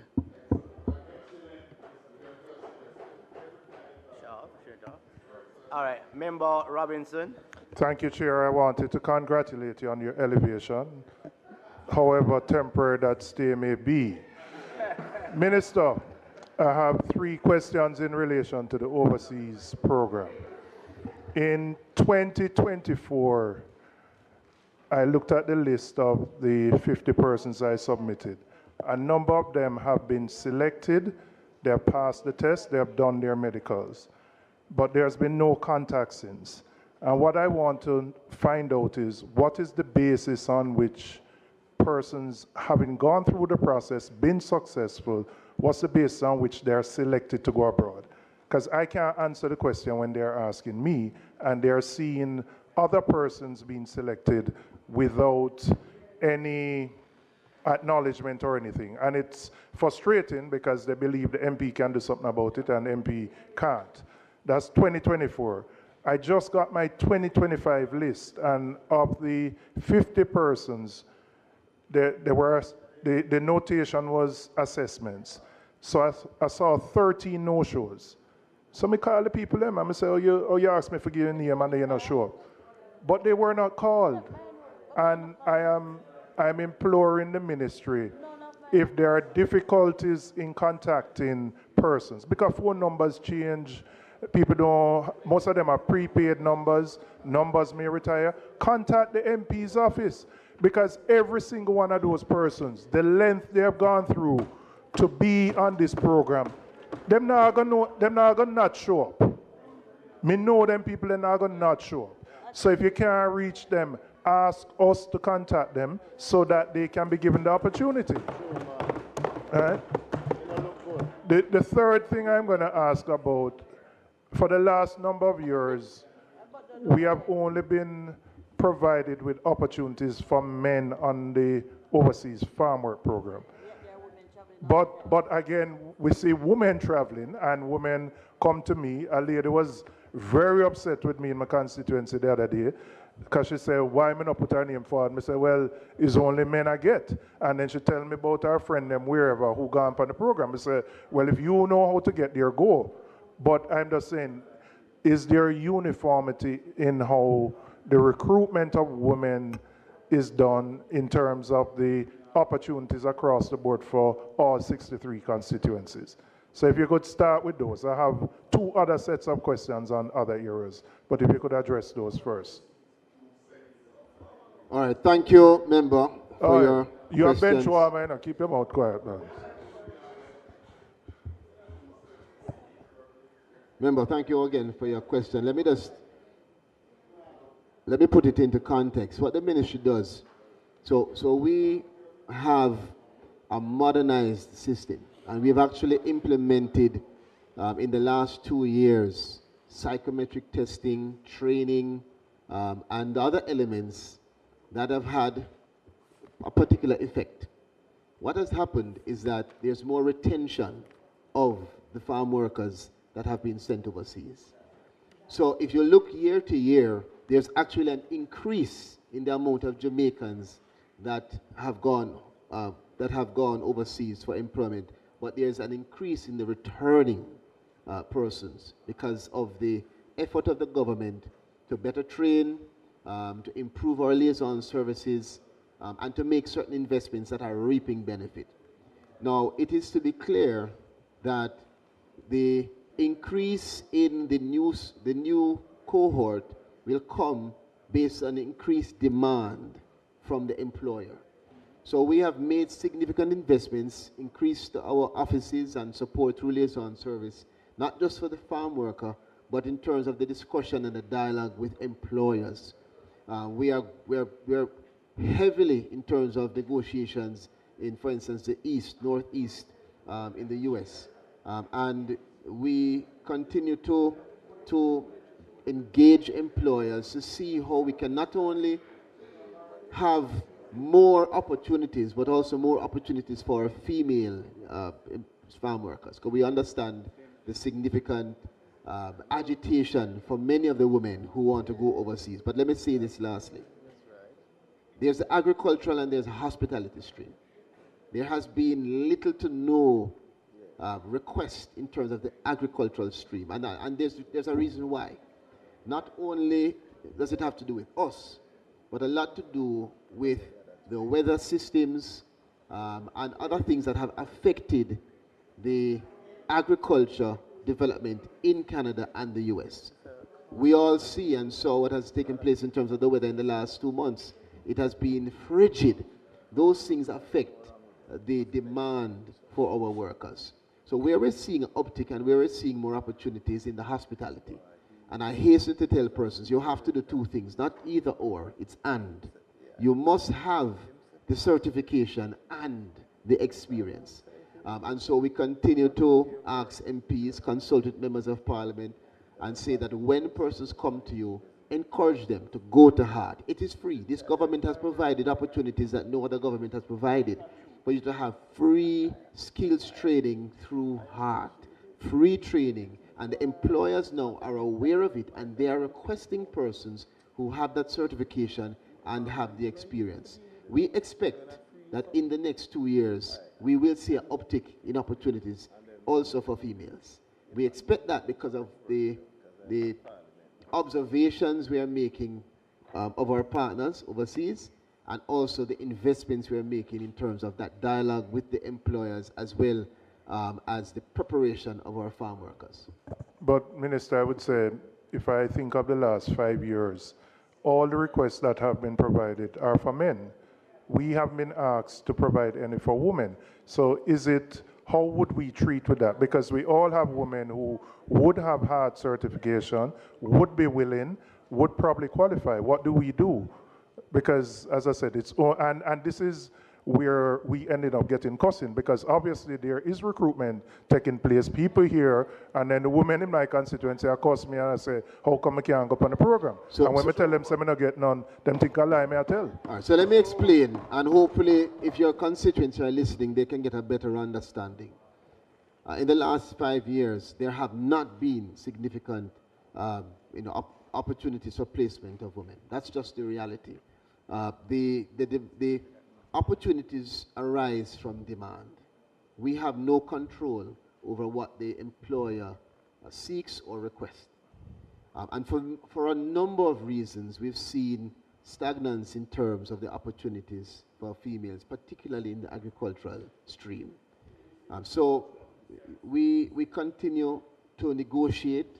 The issue with the US is particular because of the lottery system that they have in terms of how they deploy H2B, and it's different from Canada. But the majority of the opportunities for females come under hospitality, which is in the US. That is where we are turning our attention and making our investment, where our liaison service is particularly focused on engaging employers, and where we think we're going to have more attention on what the Jamaican worker can do, including our females, and we expect to see an uptick in opportunities within the next 2 years. But for now, I want your constituents to know that it is not MP Robinson's fault. It's not the government's fault. No, I'm going to tell him, say your fault. It is, well, it's all right. I take the blame for many things. I take the blame for many things. But on a realistic note, it's important to note, members of parliament, that we want more opportunities. The few scattered opportunities that come are disaggregated. It's not coordinated. And we want coordinated opportunities for all workers, including our females, who are very eager. But then, Minister, why not then say to us, take 2 or 3 or 4 each year, as you give us for the men, you might give us 20, 30, or 50. Ask us to identify 2 or 3, you put them in the pool, so when the opportunity arises, they can be recruited. So again, it's all based on demand. And the reality is, the more, put it this way, when you interview, do your medical, get yourself ready, and you stay in the pool for an extended period, what happens, what we have seen happen is frustration. And so even now, we are contemplating when do we call for additional persons. It has to be after we've treated with your 24, your 25 season of persons who are already trained, already ready, and are in the pool. So you may not have the request at the number that you're used to, because we don't want to bring on more persons while you have other persons ready and waiting. It is all going down to that formula of demand and supply. And those are things that we don't have control over, other than, save and except, the investment we are making in strengthening the dialogue and strengthening the understanding of what Jamaica offers. We actually go out and sell Jamaica. We sell Jamaica on the basis that it is through this government that we have increased and improved the system of preparing our farm workers. And we have seen the benefits that flow from having farm workers that are more prepared through the increased retention that we're seeing both in Canada and the US. So can I have a commitment on the issue where you have a difficulty contacting people? Because when I have 13 out of 50 as no-show, and I then ask them, none has been contacted, just reach out to me or the office, and we will get in touch with the people. Because I think that's an excellent suggestion, and when we meet, we have no difficulty with that. I can tell you that we make there is no special approach to contacting persons who are in the pool. If the numbers are working, we call. If the numbers are not working, we try.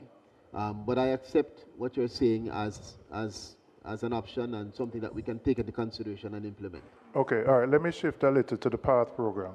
About 3 years ago, you undertook a comprehensive reform of the system based on numerous complaints about how difficult it was to access, etc. I don't know if you have provided an update yet in terms of what the reform has yielded, because I must tell you, I find assisting a constituent to get onto PATH one of the most difficult processes that of anything that I have to do, right? So I'd love if you could tell me, based on the reform you have undertaken, what the process is now that we can direct persons. I know people have to be visited by a social worker, and you may have staff shortages there, etc. but I must tell you, it is still too difficult for persons in genuine need to get onto the system. So it's a matter which we intend to explore and have discussion on in the sectoral. I can assure you that there's no negative impact on the budget for PATH this year. Matter of fact, we intend to move some persons who are over 75 from PATH to social pension so they can access greater benefit. And that will allow us to have some space to have additional persons on PATH. The PATH review continues, and at the appropriate time, we're going to give the country a very comprehensive update on where we are. You know what has happened in the last year. You know what has happened in the last 2 years. But we continue the work in terms of the review, and we will provide that update. All right, my final question relates to the National Insurance Fund. And I noted your comments about the performance of the fund over the last year. But I must tell you, I am concerned at some of the investments being made by the NIF in certain companies. When I look at the size of the investment, it is disproportionately large to the other investors. So, for example, I don't believe the NIF should be taking a position of more than 50% in an entity, a private entity. That risk for the fund, in my view, is too large. And I have noticed over the last 2 years in APOs, IPOs, and in some companies that there is a disproportionate risk being undertaken by the NIF in terms of the positions that it has taken, which leads me to question the strategy and the approach, right? Overall, I'm not questioning the, the performance of the fund overall, but, and I'm not going to name them, I could say to you privately, but there are some that raise significant concern for me, and I don't believe a government entity should expose itself that significantly in particular investments. Well, remember, I respect your individual opinion on what is best in terms of the practices to be implemented. What our reality is that the fund has grown, the fund is strong, the fund has seen increase in net asset value, it has seen increase in net surplus. We have a clinical assessment in terms of the procedure that is utilized and how we identify, evaluate, and approve any investment potential opportunity that comes before us, whether small, medium, or large.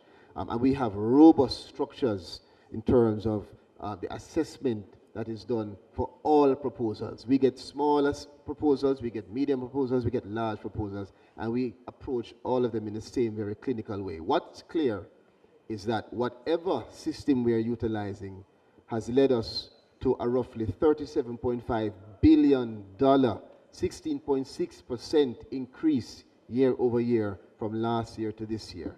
It has led us to an approximately $47.8 billion net surplus. And so it seems to be working so far.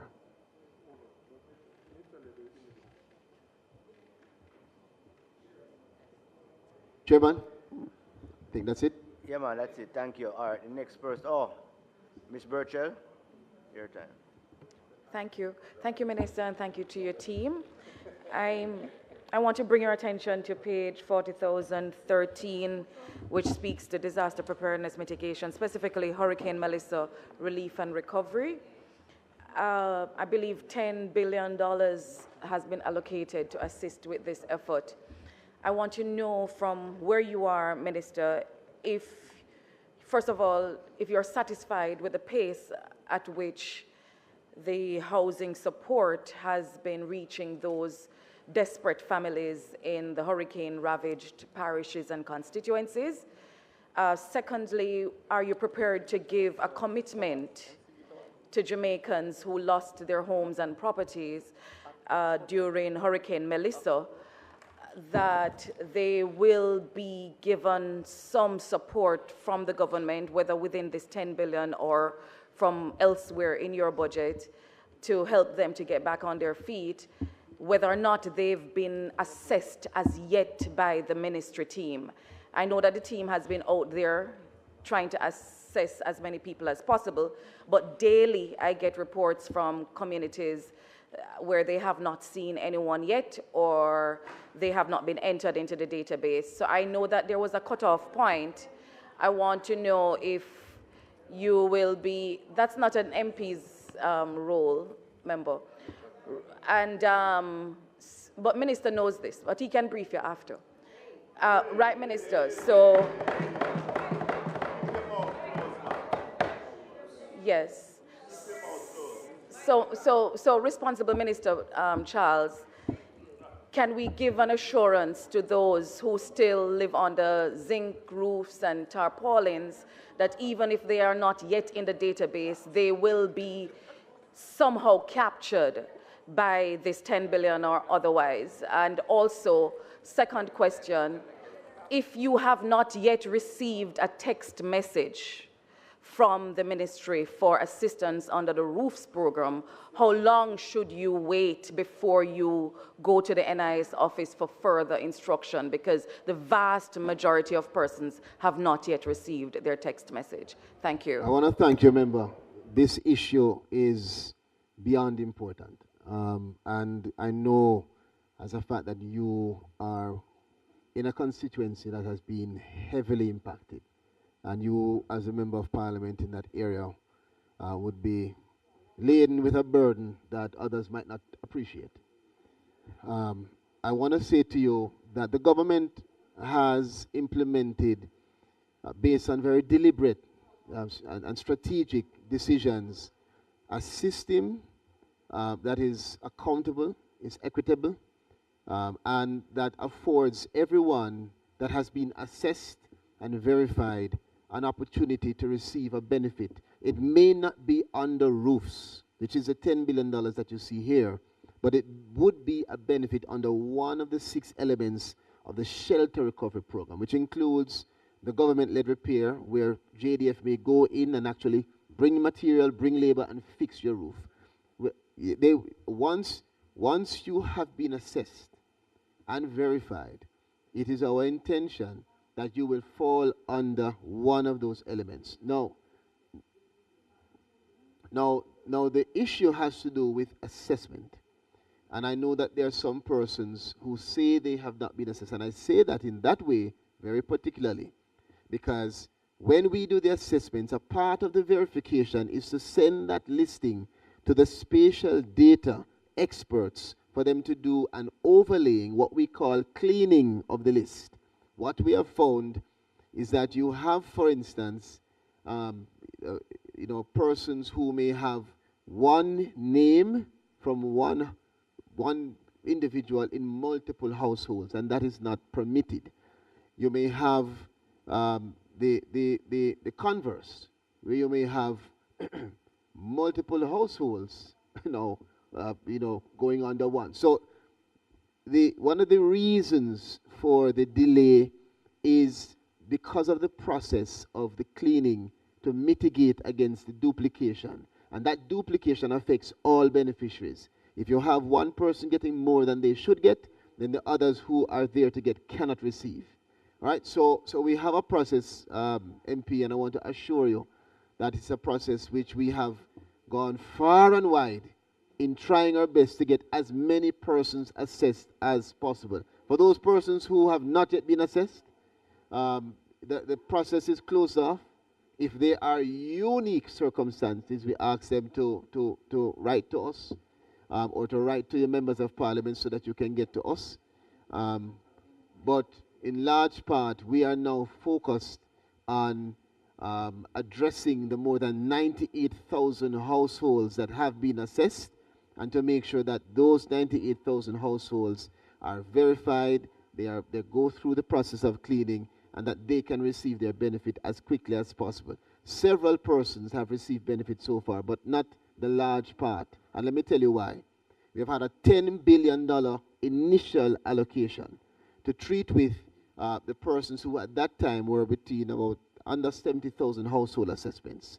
We have been able in a month to go more than 50% in that disbursement, which is 5.5 billion, 222 million, 325 $500,000 being dispersed to households that have been assessed and verified. We have much more to go, but again, it is a process. It's the same staff that do the assessments, are the same staff doing the verification, the same staff doing the disbursement.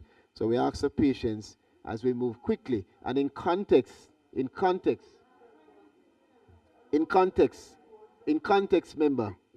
lastly, I know that you're under pressure. You are under pressure as we are under pressure because constituents want and deserve that benefit now.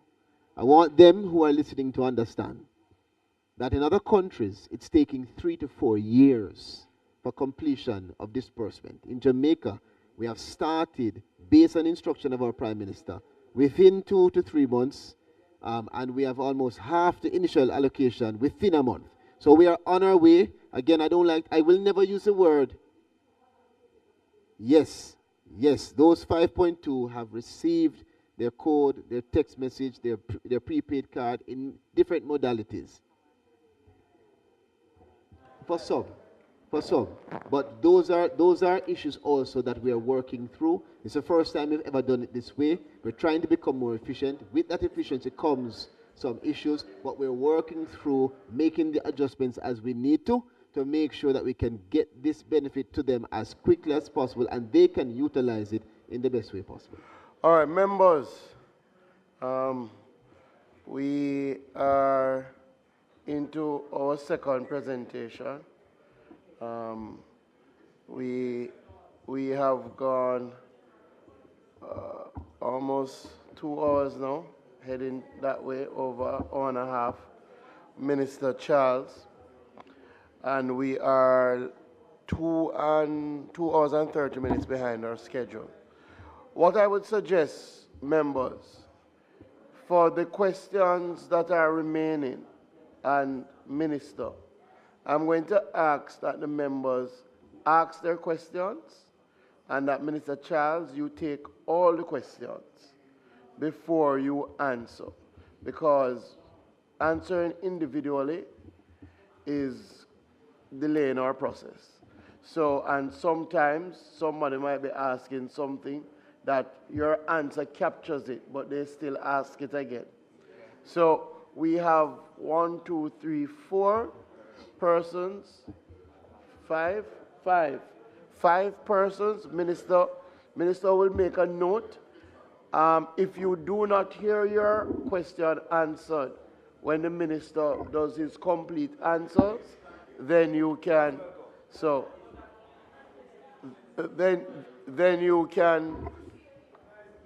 then you can raise that it has not been answered. So we're going to take, Chair, we're going to take all the questions that are remaining. Minister will make a note, and they will answer them all at once, so that we don't do the break and come back, right? If we're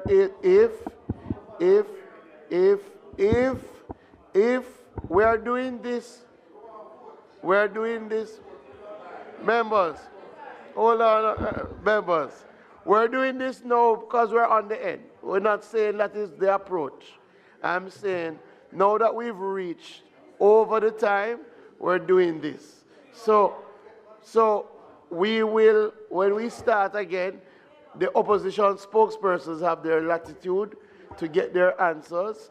But where we are now, we're going to take these 5 questions, give the minister a chance. If he hasn't answered any of them, we will come back.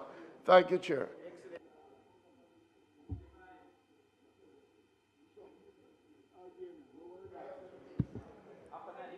Thank you, Chairman. Making reference to 4001. Minister, you began by extolling the ministry's commitment to protecting the most vulnerable of our workforce. Are you aware, Minister, that hospitality workers that are employed on 3 months and 6 months contract will have to reapply for their jobs by May.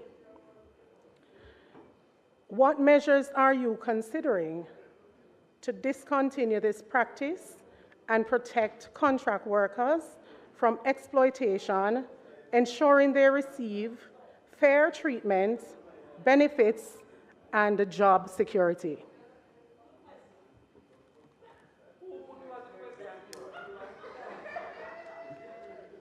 Good question. Good question. Member Gordon. Thank you, Chairman. Minister, good afternoon. I invite your attention to page 40,000-2.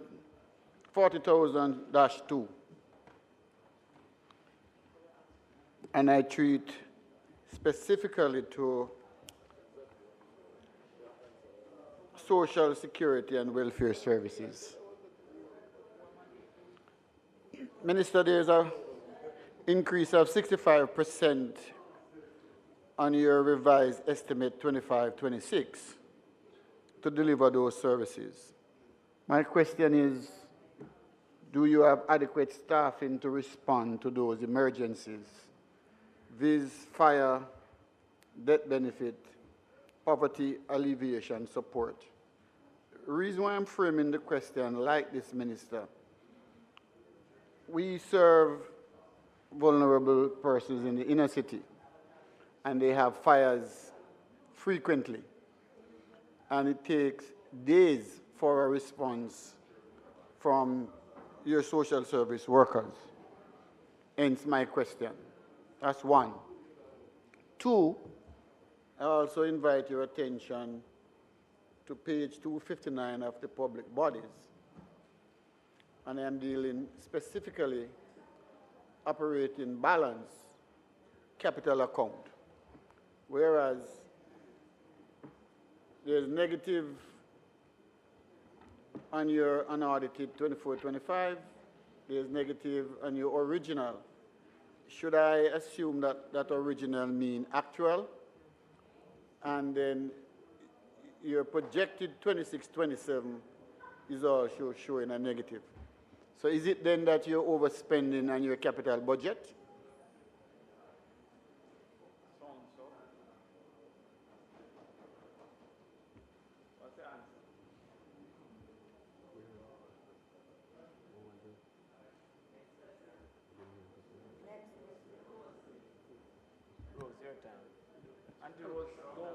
Member Shaw. Thank you very much, Mr. Chairman, and I need some protection. I have a question. Minister, I take you to page 40,018, I'm sorry. Thank you, Chris. The public assistance support, where it has moved from $1.7 million down to 635. And I have my mathematician here, I'm not embarrassed to say. I consulted him. Based on the UN report, I did my research. Based on the UN report, 55% of the population cannot afford a healthy meal.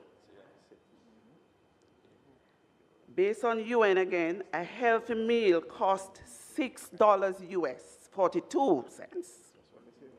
When you divide it by, now I just give you the background. When you divide it by 157, when you multiply, it would cost, in essence, $1,007.94. With the advent of Hurricane Melissa, that devastated at least 5 parishes, Minister, and with less purchasing power, wouldn't it be prudent for this area to be increased?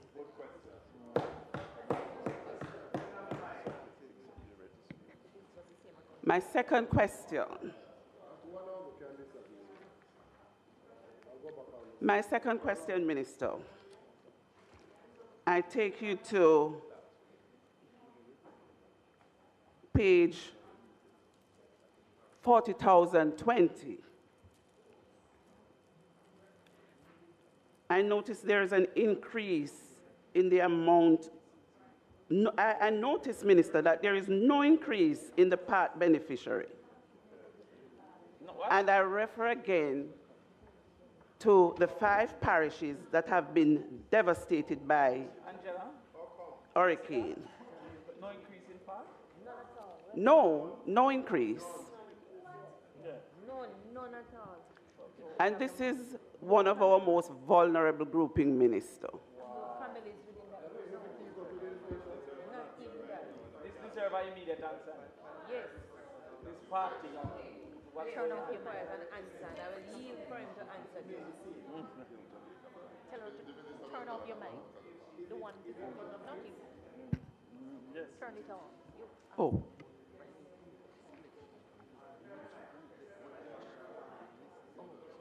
You spoke already? No. Did you ask No. a question? No, that's I have it. one short question. One short.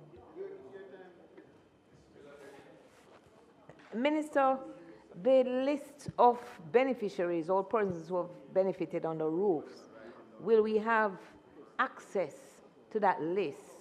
Will we know how many persons in the parish? Will we know who benefit and what they've benefited from? What? I'm asking if the list of beneficiaries on the path, will the MPs know the persons who have benefited? Will we have access to this? It's about transparency because persons are asking, they see the headline that Hanover got $333 million in benefit. And so I have to answer to the constituents of Western Hanover. Who are these persons? Because persons have been coming and saying that they have not gotten a message or a benefit. So I want to know. Roofs, I'm sorry, roofs. My apologies. Path is on my mind. On the roof. If we're going to have access to that list of beneficiaries on the roofs. Remember, I'm new and in the kitchen, so I have to represent that over 1,000 voters that sent me here for questions from Western Hanover. You have the floor. Thank you, Chairman. Minister, I want to begin by expressing gratitude on behalf of constituents for the collegiality and your responsiveness. I can't think of a time when an issue has been raised with you personally that you have not responded promptly and as favorably as circumstances allow, and even for your team.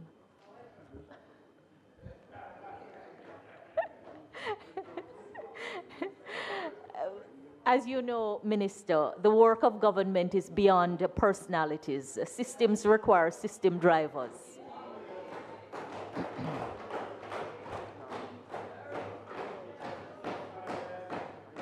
And while I believe that at the central ministry, the approach is always helpful, the feedback that I get, and I know that it is not unique to me, is not the same for some of the parish offices.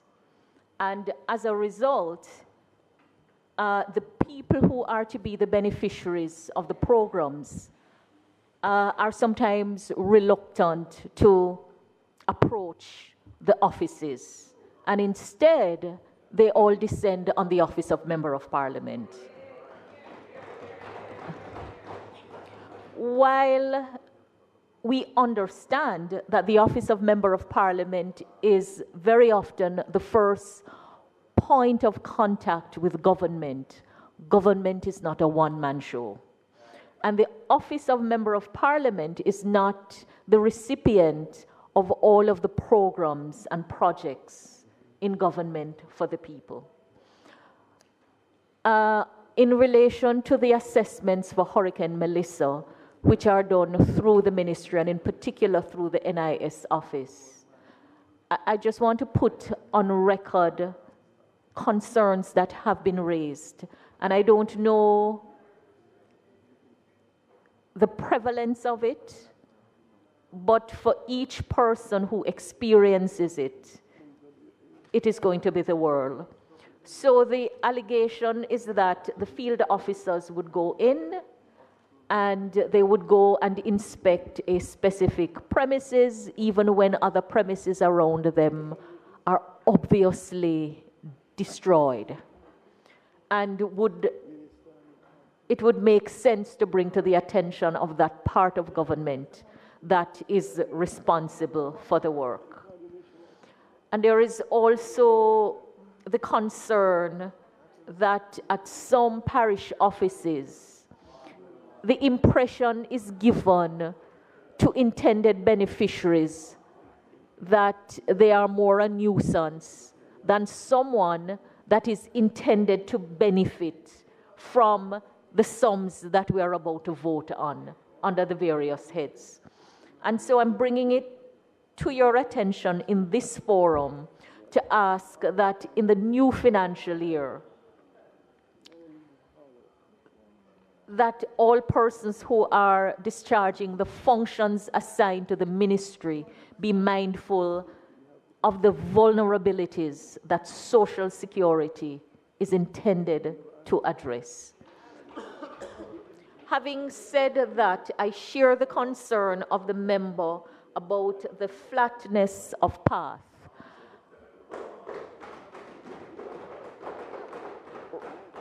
In the aftermath of the hurricane, I went to one of the schools in my constituency, and for the first time, I had an explanation from the principal about the gap in the allocation.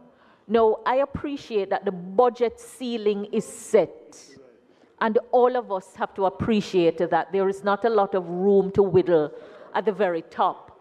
But I was wondering, Minister, as I heard your response to a question on disabilities, that there are numerous benefits and programs scattered across the budget, whether there could be some realignment, because the truth is that many of the intended beneficiaries don't know whether they can benefit from more program at once that deal with disabilities, for example, that deal with education, for example. So one of my questions is, for the many areas that fall under different activities that are designed for the benefit of a particular profile of beneficiary, can they access the benefit from more than one program at the same time? And also, the second question, which I'll just end there, is how, so my understanding, and you can correct me if I'm wrong, for those students who are beneficiaries of the program for advancement through health and education path, they get an allocation for lunch money, and there is a per diem limit. The information I have from the schools in my St. James West Central constituency is that the per diem allocation is not sufficient to afford them a full meal for the day. I don't know if it is true, but that is what I am told. And so I'm wondering, how is the sum arrived at? And since it overlaps education, so how many students are registered who qualify? Because we do have the full number of students who are registered in our education system. And then how is the sum determined for those who benefit? What are the criteria? And the last part of the question is that even though steps have been taken to improve the registration of eligible persons for the PATH program,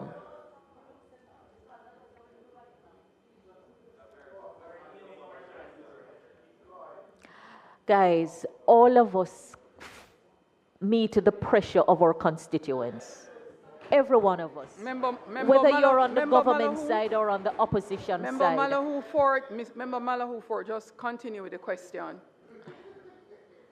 Madam Chairman, I really want to know on behalf of the constituents, how is the sum arrived at and what consideration is given to the nutritional content of the meals?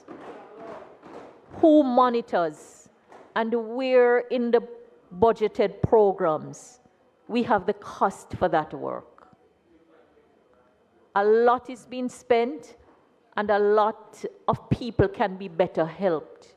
But I believe that there are some concerns, and I know the minister and his team are well intentioned, but systems require more to work effectively. And we're now in the aftermath of a hurricane that has devastated many lives and livelihoods. And so the reliance on the state is even greater for those beneficiaries. And we would do an injustice to the people if we do not minimize their woes, minimize the bureaucracy, and maximize the benefit.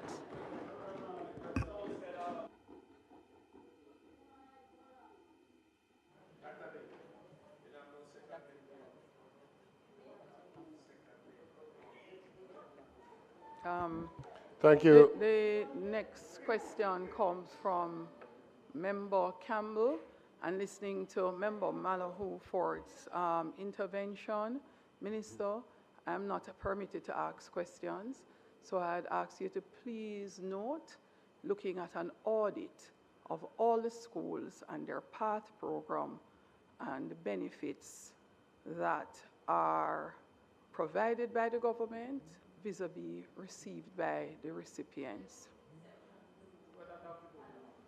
Just an audit, just an audit. Thank you, Madam Speaker, and welcome. We've missed you.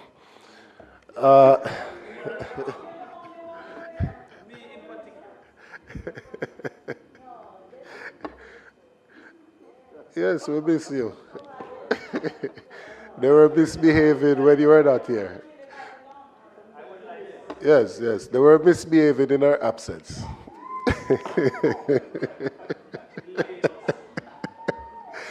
Two questions. Minister, the first question is around the Solidarity Program. What is the update for those of us who have had a Solidarity Fair in the constituency in terms of the people receiving a benefit? Persons would have come out and they would have signed up, and they are currently asking for an update, and we are unable to give it to them. So through you, Madam Chair, Minister, if you could give us an update on the Solidarity Program. The second question is around the roofs program, and it is a matter that I have tried to get some resolution to. I think the roofs program is the best help that has gone so far to persons who have suffered, for them to receive $500,000. However, people have gotten $500,000 and are being asked to pay $100,000 out of it for transporting the supplies. So it seems as if there needs to be better coordination in how they obtain the relief items. So somebody that is in the hills of Betheltown,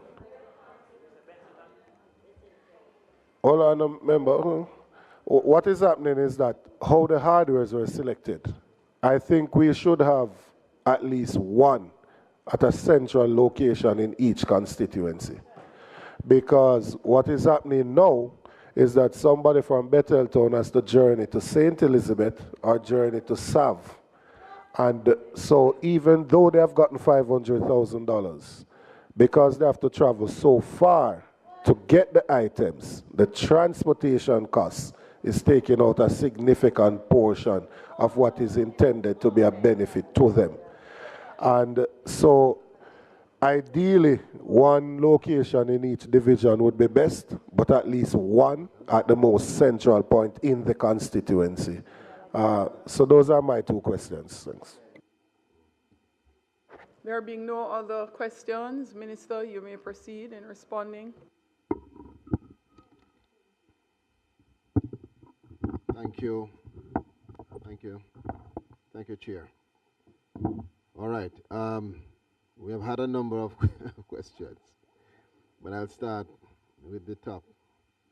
In relation to the hospitality workers, question from MP Perkis. Let me just indicate that the hospitality sector is a very labor-intensive sector, plus it has seasonal fluctuations depending on what's taking place in the partner country. Therefore, the use of the fixed-term contract is at some point in time, in some circumstances, appropriate. It's understood. However, we are working to improve the quality of the contract, the terms and conditions that are applied, including duration and protection, which is required for the parties. So yes, contracts in the hotel industry is an area that we continue to focus on so we can strengthen it so that there can be the flexibility and convenience of that contract, which many employees prefer, while also seeing the protection for those employees who are enduring the unfortunate use of those contracts in a negative way to exploit them. And we acknowledge that that is done in some circumstances. So there's a balance in how we intend to do that, not just to discontinue, but to inform and to raise awareness and increase knowledge. In terms of the question from MP Gordon relating to the increase,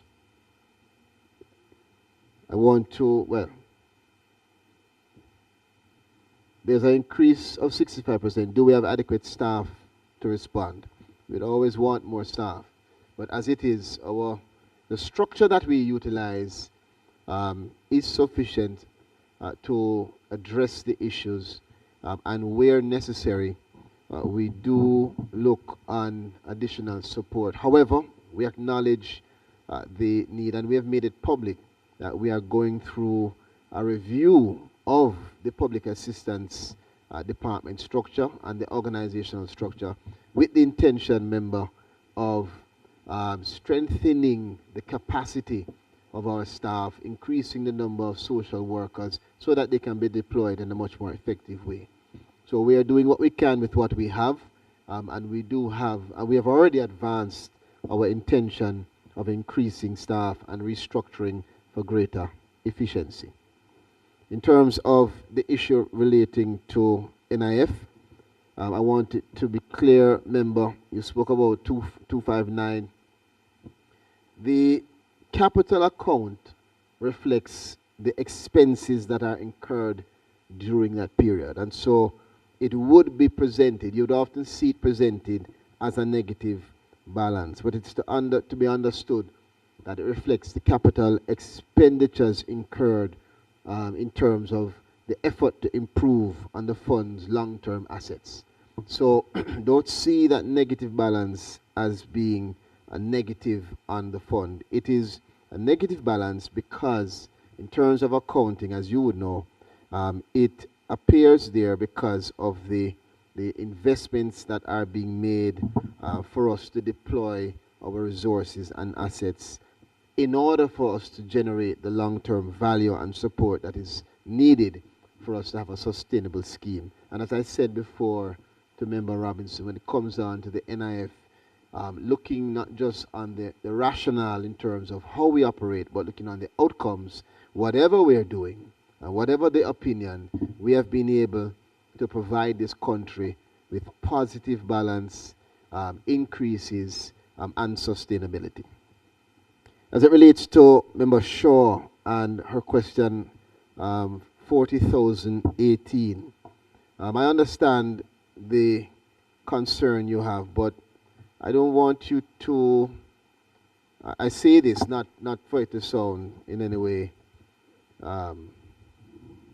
derogatory, but just to bring to your attention that you have assessed, you have read it inaccurately.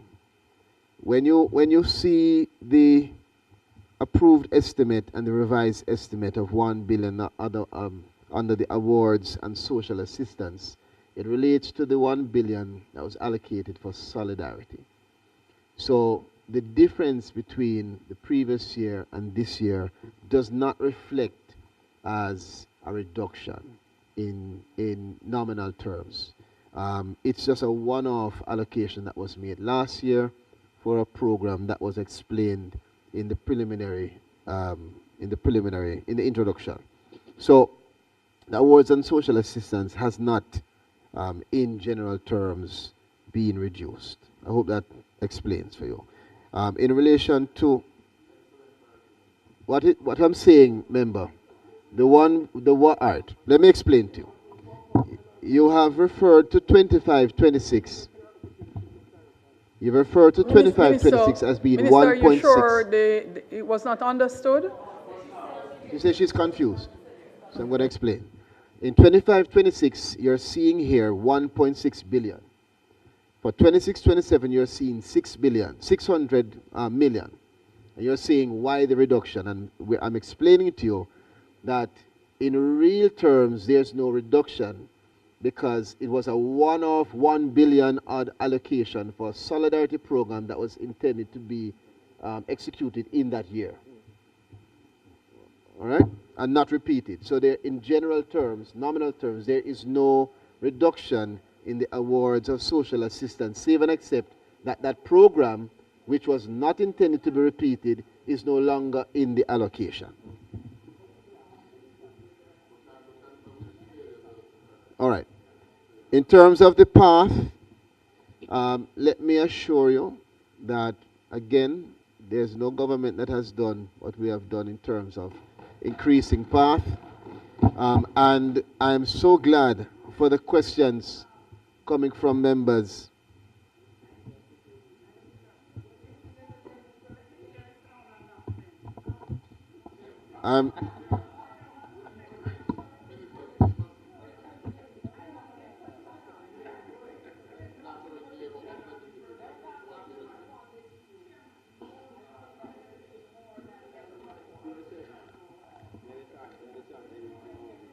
All right, Chair.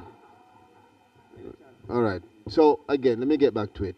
So, in relation to PATH, I can assure you that this government has implemented significant increases. We're the government that moved it up to an estimate of $10 billion for PATH. Now, I'm very glad to see our Minister of Finance also chairing, because we have all intention in the supplementary estimate to ask for some increases. The reason why we are waiting on our review, remember, for us to be able to have a structured submission for increases, but it is our intention, and for your knowledge, the path increases are evaluated in 2-year periods, and we're at the period now for that evaluation.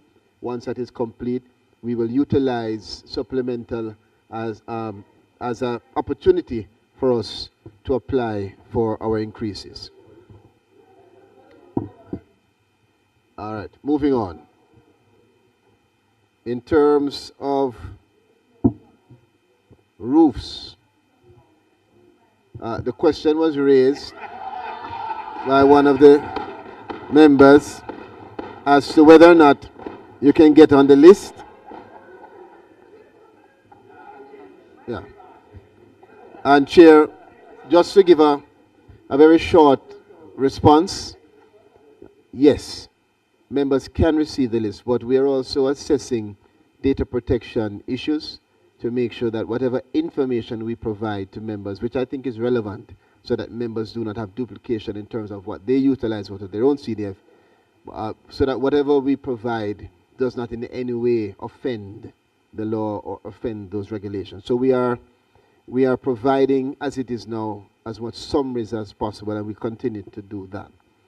All right, moving on to the issue from Member of Parliament Malahoo Fort.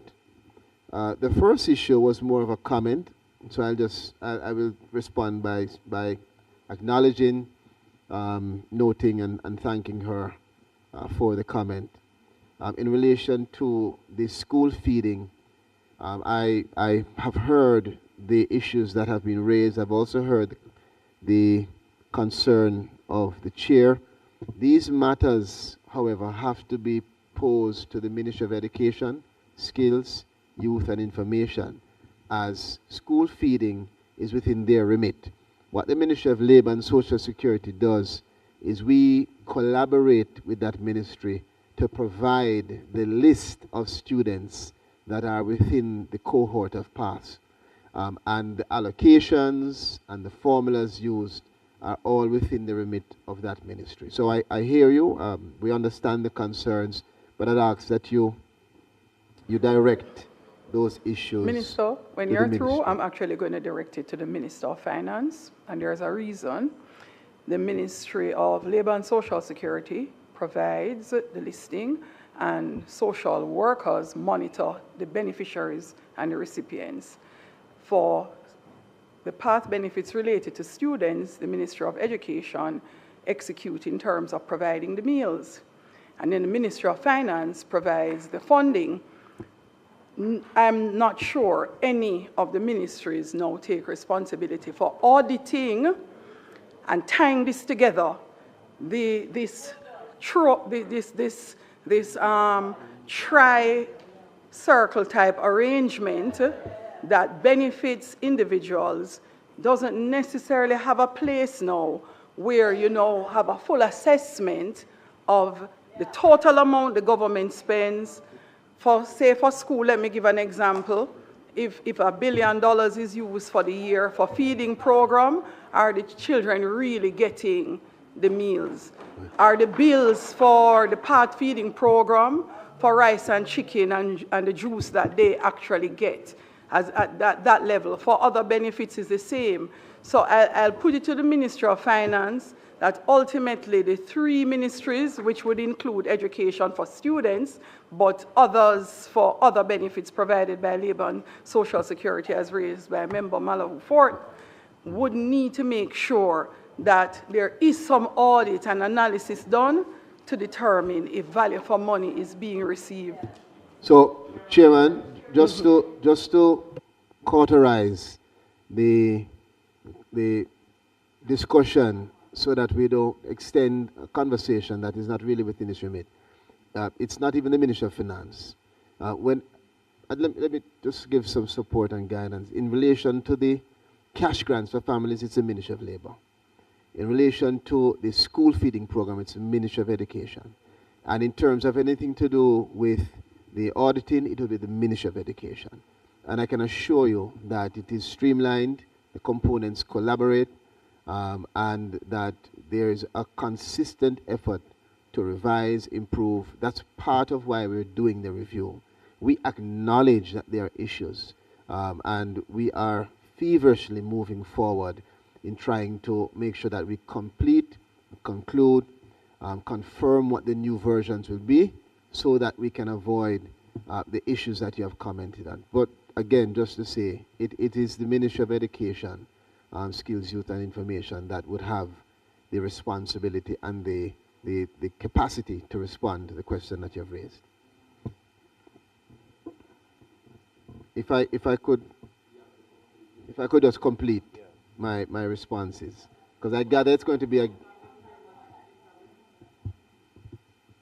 Member Malahoo Fort just wanted to make a comment, and Member Crawford.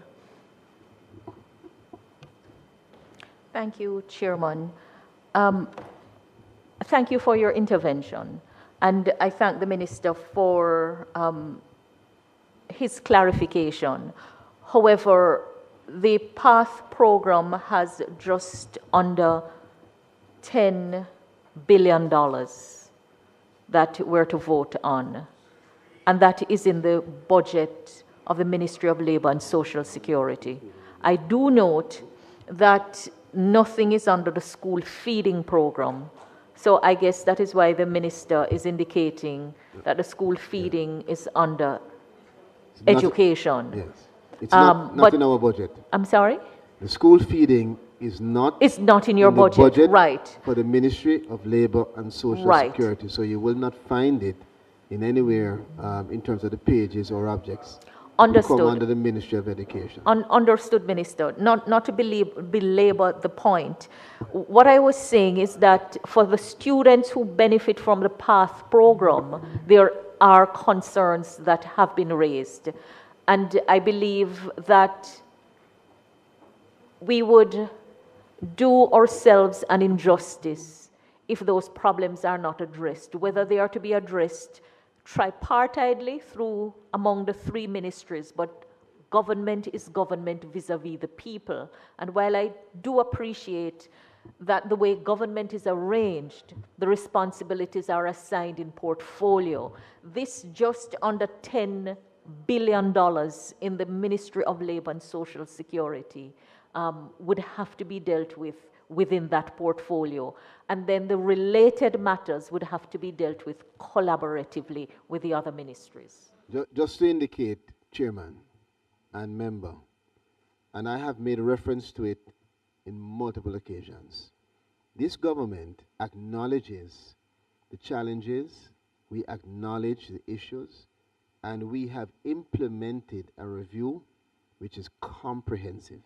There has been some delay based on, we know what has happened in the last 2 years with 2 hurricanes, but we continue to press ahead because we know the challenges that families face, that students face, that are relating to PATH, and we collaborate with all of the relevant ministries, even outside of the Ministry of Finance and Education. There's the Ministry of Health that we also collaborate with to make sure that we can design a program that is sufficient, that is efficient, and that is effective and responsive in achieving its goals. So all that you have said is understood, it is acknowledged, and it is this government that has already started to address those issues. Minister, I was hoping you wouldn't have answered yet, just to hear from Member Crawford what his comment was. Yeah, well, I'm happy the minister answered because unfortunately I have to disagree with you, Chairman, and concur with the minister that the appropriate placement for the school feeding program is at section. That means all of you missed the point. Well, one of the So it is not just a school feeding program. Member Malahufort wasn't speaking to the school feeding program. I use that as one of the examples. Yes. Just to say the benefits that persons on PATH get. You would have portions under the Ministry of Transport, like the transportation cash grant that is given for students. So that's actually under education as well. Yeah, so if they have it under transport or education, no, right. I don't know. Right. All right? But it is really finding a collaborative way of assessing all these persons who are depending on the social services, yes, which start from the ministry. Well, Chairman, I'll remind you that we don't discuss policy in these meetings. No, so it's not what policy. we discuss is the header and the number. The header and the number for PATH is found appropriately in the Ministry of Education and, Member Crawford, and by extension. Audit, a recommendation for audit yes. is not policy. Yes. Okay, a recommendation for audit is not policy. Thank you. Where was Member Crawford when I needed him before? A recommendation to just audit. So value for money is not policy, it is proper. Go ahead, that intervention Minister. would have been useful 2 hours ago, Member Crawford. But again, I want to thank everyone for the interest in the issue. I think we all understand where it resides. We appreciate also the concerns regardless. But again, let me just assure you, the government acknowledges it, and we're doing what we can and what we must to create a program that is effective. Let me move on quickly to the issues from the last member that was raised relating to solidarity and roofs. And I just want to make it clear that the solidarity program was never intended to be an easy program. We know it's a program that would take time. It is a program that has seen a number of system challenges because of the mechanism being utilized to upload and to deploy what is a very new and evolving digital platform, which requires a lot of refining through what was the eGov, which is now ICTA. And so there have been some disruptions caused from our hurricanes as well, but we continue to press ahead, and we have addressed majority of the challenges and developed a structured stabilization strategy focused on clearing the backlog and the strengthening the validation controls. Remember that this is a program not like any other. Before, persons who did not have documentation, Chair, just couldn't get on to a program. Now, through Solidarity, we take the time to collaborate across government to get them onto the program. It takes time. But the goal of this program is not just to provide $20,000. The larger goal, and the point must be made for members, is for persons who get onto Solidarity to receive the short-term benefit of the $20,000, but the longer-term benefit of access to the suite of government services depending on their unique and individual issues and circumstances. So we continue to push forward. Again, thank you, member, for the question. I know that there are many persons listening on. I want to assure your constituents it's not the members of parliament. And we're working with members of parliament to make sure that we can move ahead as best as possible. In relation to the roofs program, I want to just indicate that the program is one, as I said before, that is one element of 6 elements under the shelter recovery program, which means not everybody will receive their benefit under roofs.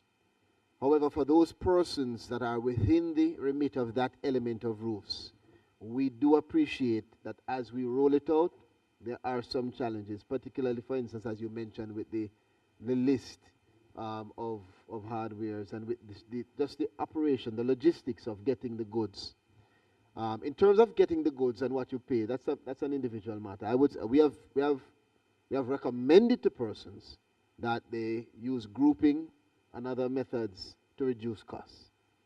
But it is our intention, and we have started the process, member, of expanding the list of hardwares and other relevant stakeholders so that persons can have within closer proximity the necessary stakeholder or partner for them to be able to advance their redemption. We understand that there are issues, and as we go through, we do assessments on a daily basis, and we will be improving and onboarding more persons as best as possible. And I know that you have called and other persons have called, and we will do what we can to expand that list. I think that's all, Chair. I want to thank all members. I want to thank all who have listened and participated on behalf of the Ministry of Labour and Social Security. Thank you. I would like to thank the Ministry of Labour and Social Security and put head 40,000 pages 1 through 24 and head 40,000 C pages 1 through 4.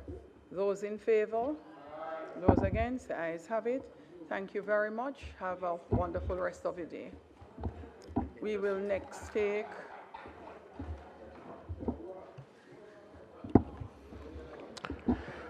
We thank the Ministry of Labour, and we invite the Ministry of Industry, Investment and Commerce, led by Minister Senator Orbin Hill and State Minister Delano Sivright. So we will now be considering head 53,000 we do expect that this will move quickly.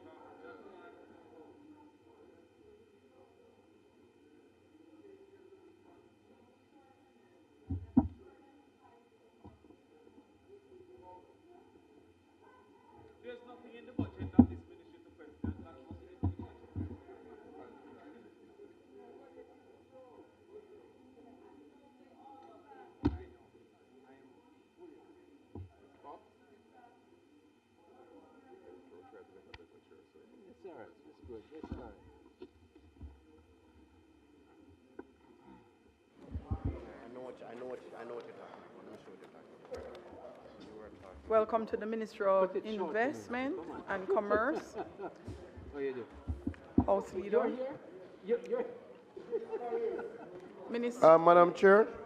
Ministry members, we Yes. are 3.5 hours behind time. 3.5 hours.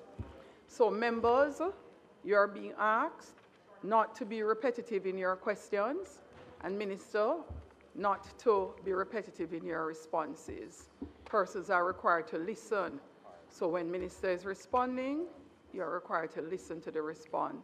The mechanism we have been utilizing, Minister, in the interest of time, is for you and team to record all questions asked. So what we will do, Chair, what I had indicated, that only comes into play if we go over the allotted time, right? So if we keep the questions and we keep within the time frame that we've allotted, then we have no challenge. What I would suggest also to the Minister is to keep his introductory remarks as brief as possible so that we focus on the questions, and as the Chair says, let's keep the questions to questions. Thank you, Chair. Go ahead, Minister. You may proceed. Minister Orvin Hill. Thank you. Thank you, Chair.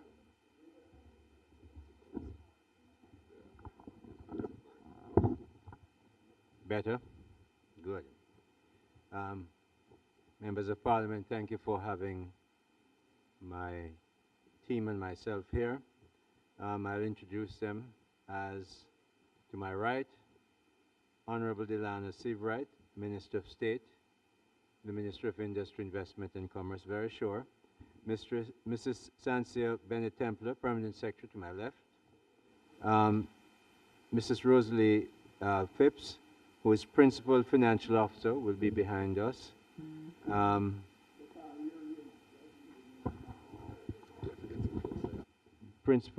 She is the Technical Director. Dr. Cliff Riley, who is the Director General of the Hazardous Substances Regulatory Authority. Ms. Farah Blake, who is the CEO of the Cannabis Licensing Authority. And finally, Ms. Latoya Wright, who is the Director Management Accounts at the Ministry of Industry, Investment and Commerce. At the Ministry, Madam Chair, we seek constantly to encourage, facilitate, enable, and sometimes regulate businesses. As a business ministry, we look after all businesses and investors, but we have a particular focus on small, medium enterprises and emerging entrepreneurs to help them to get into a more not so much regulated, but formal association in doing their businesses. Because of Melissa, Prime Minister, Dr. the Most Honorable Andrew Holness, appointed the ministry and myself to stand up businesses, and we've gone out and done that with generators and funding and fixing. Unfortunately, because of the tremendous demand on the budget, you heard just before me, my colleague, Minister Charles, has been out there, already spent over $5 billion of the 10 that he's been allocated. We're in the process of being allocated to get money to stand up those businesses that up to now, families or friends have not been able to help them to get back on their feet. Because of the budget process, we're going to have that money soon in the new financial year, but it's a work in progress that we've been working on, and the assessment being led by Dr. Riley from the Hazardous Substances Regulator Authority, HSRA. He's leading that for us. Clearly, Mr. Harold Davis from the JBDC is in there as well.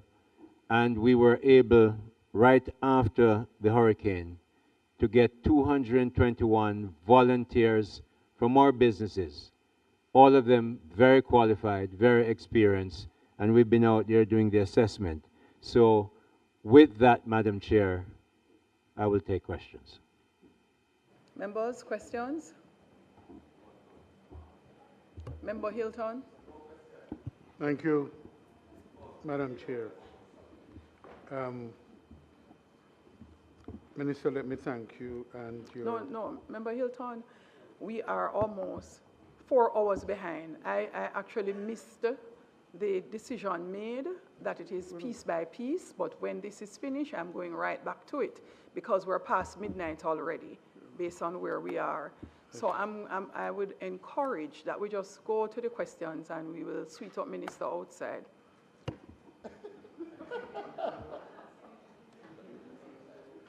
Well, we're going to have a battle here, don't we? All right, let me see. Thank you, Minister, for you and your formidable team. Minister, I want to start first with the public bodies book. Yes. Because the context in which we appear here today is, and you mentioned the post-Melissa dislocations, and the critical role of the agencies listed in the public bodies book, I think is well accepted and understood. The Bureau of Standard, the NCB, JANAC, National Compliance Regulatory Authority, and Exim Bank. These are all critical agencies. How they function or not will determine how we address the mandate for the ministry, which is in large part to assist in the recovery and growth, sustained growth of the economy. Minister, I made some observation in just going through the public bodies book. And one of the observations I make for pretty much all the agencies is that I've looked at the fees that agencies are charging and the compensation for direction and management of those agencies. Because in one instance, you're talking about the revenues, and the other hand, you're talking about the cost of sales or doing business. Minister, could you explain why in almost every instance, except, I believe, except one, JANAC, there is nothing in there about the compensation for the executive team or the directors? It's almost everyone except I'm going to take your word. My team is going to check that to be accurate, but I'm going to take your word as is. Usually at the end of each year, the submission of the annual report comes to cabinet, comes to Parliament, and in there, the compensation for certainly CEO is there, and the financials of the public body would also say what it is. If you have a more specific question as to a particular body, I'd be happy to try and answer that for you. I wasn't hearing the question at all, Member Hilton. You can Which page are you on, Member Hilton, from Public Bodies Book? Yes, Public Bodies Book, page 232, 237, onwards. Here I'm specifically on page 240. That's better. That will help us. Page 240 on that one, and page, it's all of the four agencies excepting, as I said, JANAC. There's nothing for the compensation of the executive, and as you rightly say, their budgets are sent in previously, and other aspects of the budget are in the book except the compensation.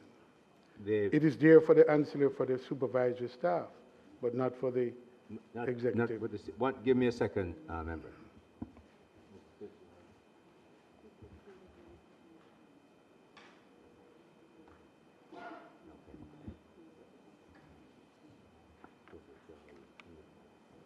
Okay. While it's not on the page that you mentioned, the complete salaries are included in the administrative salaries at the front of the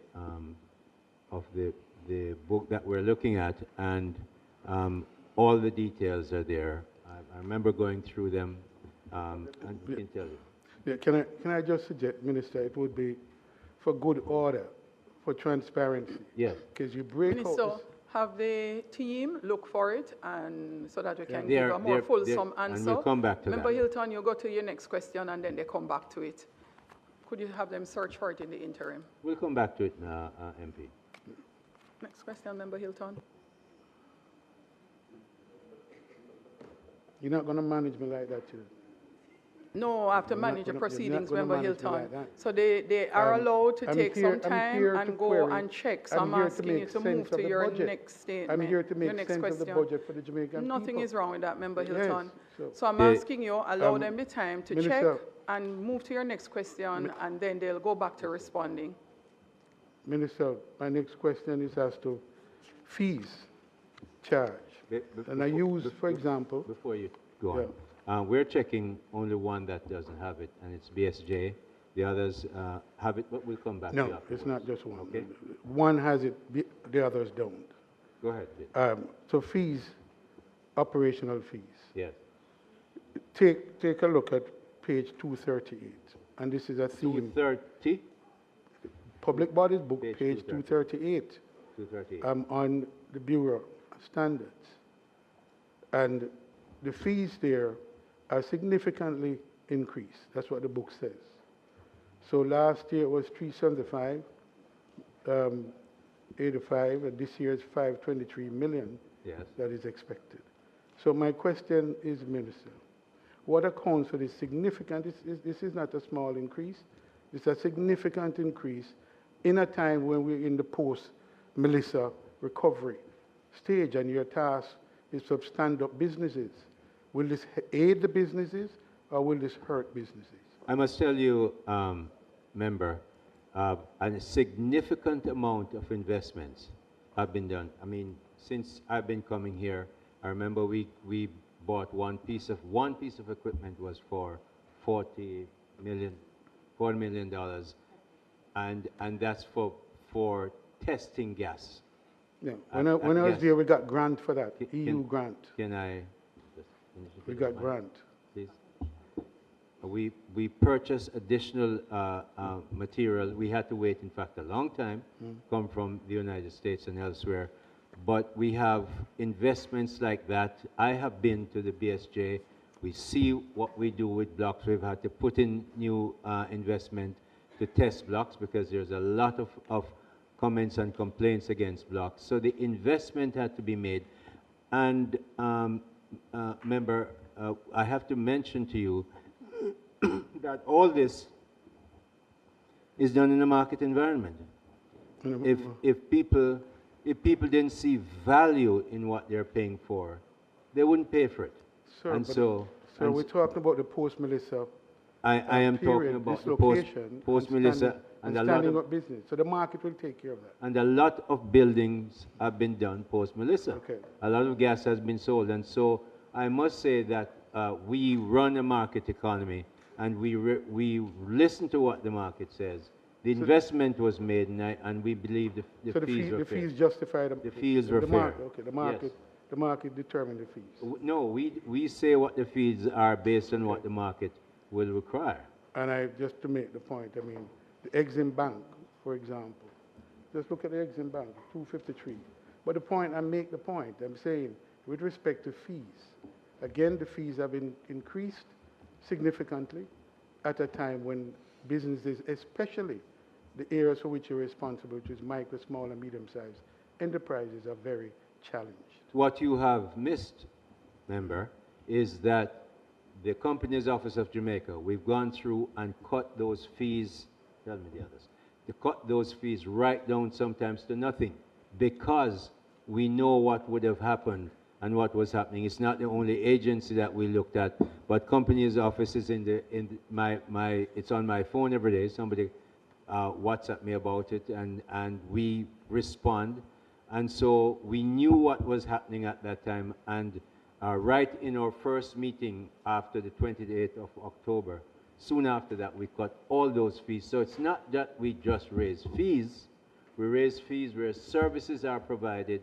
In the case where small and medium-sized micro people would be affected, like the Companies Office, we cut all the fees almost to nothing. So and you're not affected by Bureau of Standard and Exim Bank and the others? The Exim Bank, for instance, after Melissa, we gave tremendous amount of runway for people to repay. If you had to repay, it was stretched by a year and made sure that it was available. So we gave other benefits that came Let's move on, Minister. I think the point has been made. Thank you very much. Point has been made, yeah. Minister, I am not clear in going through all of the documentation. What is the loan value or the target of the loan value for the Exim Bank? The Exim Bank, as you know, is critical to the export, to your mandate to drive export. What is the loan value targeted for the Exim Bank? You may remember, Member Hilton, that the announcement was made, public announcement was made that the Exim Bank, it did make sense for the government to have two institutions like the DBJ and Exim Bank. And the discussions are very advanced to make sure those two entities come together. So the loan book of Exim Bank was really run down. It had a very, very pressured net worth. We have a very large cross-border loan and an international loan that was not put on by the So, Minister, the Exim Bank can't really help the MSME sector in this moment. Indeed, I must tell you, Member, that because of the impending merger, the DBJ, we negotiated $250 million right after Melissa to help those very same people who we stretched their loans, reduced their fees and costs, and found $250 million to help them. Sir, so that's the answer. Let me be clear. The last time you were here, when I sought to ask about the Development Bank, yes, you told me that's a different ministry. and I couldn't ask you a question. Yes. No, you're not answering my question. You're pointing me to another ministry. No, I'm to not answer pointing that. to another ministry. I'm telling you about a merger of Yeah, two but the government-owned merger has not happened. own two government. The merger but I'm has not telling you happened as why yet. the loan book has been run down. This is something Okay. I run for a career. I know what I'm saying. That's not relevant here no today. No need to repeat, Minister. That's not relevant here today. No need to repeat. You need to answer the question. Member Hilton? Next question, sir. Well, you have to start answering them. Well, I just told you In that the they're going to interim, merge. Member Robinson, you're next. It No, will- I think he's finished. No, wait a minute. I've- no, no, it no, allows I'm Member the Hilton portfolio to look minister for of a his next series. question. It allows Member Hilton to look for his next question. No, I have my next question. You have your but- next question, go ahead. Go ahead. Go ahead. Julian, go ahead, Julian. Go ahead. No, because I'm Finish your allowing them to, questions. so that they move a little faster. Finish your questions, Go ahead, go Member ahead. Hilton, if you're ready with your next question. Minister, let's go to the MSME. Yes. Which is a key responsibility for your ministry. Where were you in the review, the policy review that is being undertaken of the MSME? The policy review is ongoing. It's well on the way. We're looking at some policies that have to be changed, and the MSME portion takes, it's fair to say, almost the majority of the time in our ministry. So it was designed. Because of the importance in the economy. Yes, and that's so what I'm we asking. spend. Minister, I just asked for the review. Where are you in the review? If you answer my question, then we can shorten it. It will be finalized this year. So it will be something will be tabled this year? We expect it to be finalized, go through cabinet, and be tabled this year. Minister, part of the challenge you face, and I think the country faces, is that we really have to, in the light of the dislocation and the data on what is projected for economic growth, we really have to have an ambition to drive growth, and this sector have to play a critical role. I think you can agree. So when you have a target, your objective to have an additional 1,000 little bit of businesses formalized by 2030, not this year, 2030, another 4 years, this year another 4 years. Is that an ambitious number for formalization of the MSME sector? Let me just tell you that the draft of the MSME revision is completed. As I said, we're going through the process, and we will get that done this year. When the formalization of businesses, member, unfortunately, cannot be done just by the ministry. We have to work sometimes overtime, long time with people who.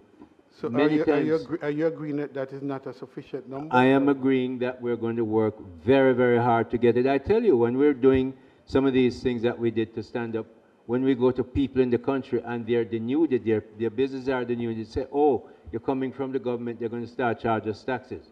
You deal with all those things, and it takes time to get them to formalize and say, oh, no. Yeah. We're not doing just to charge the taxes. We're doing this so that when the government wants to help you, we know where to find you. We know where to get the help. Minister, you can help me with the answer. So I asked you a simple question. And I've responded. I have responded. In a roundabout. Is it 1,000 plus for 2030 a sufficient number to formalize for the sector? I am telling you that we have to set a target. It's not easy. We're going to work to make sure we make it as effective and fast as possible. But is this an ambitious target? That is my answer. Is this an ambitious target? It is a clear target that we believe in. It's not ambitious. Right. Minister, your other mandate is in investments. Yes. So another critical mandate. You have projected in your document that by 20, I think this year, I think JAMPRO would have identified 35 investments. There's no value to those investments, just a number, just a number. Minister, again, as it is in all of your ministry, the growth target rests a great deal on what this ministry does. Investment being one of them. Is 35 investment, and none of them, and I see no value addition to it.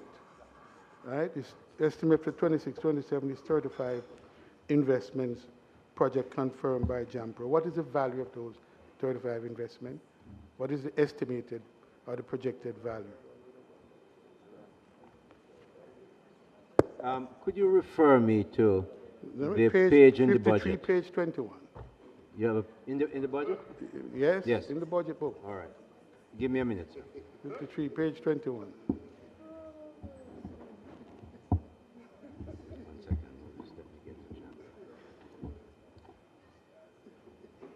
What do we have there?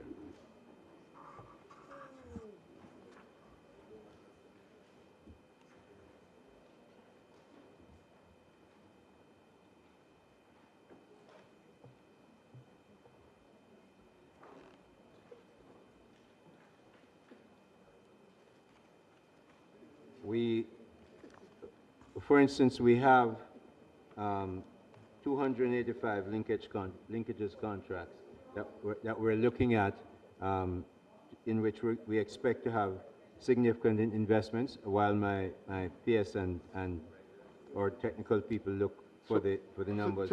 In keeping with the chairman's query to me, I asked a global, what is the value of the 35 investment targeted for this year? Because that matters, it's not just a number.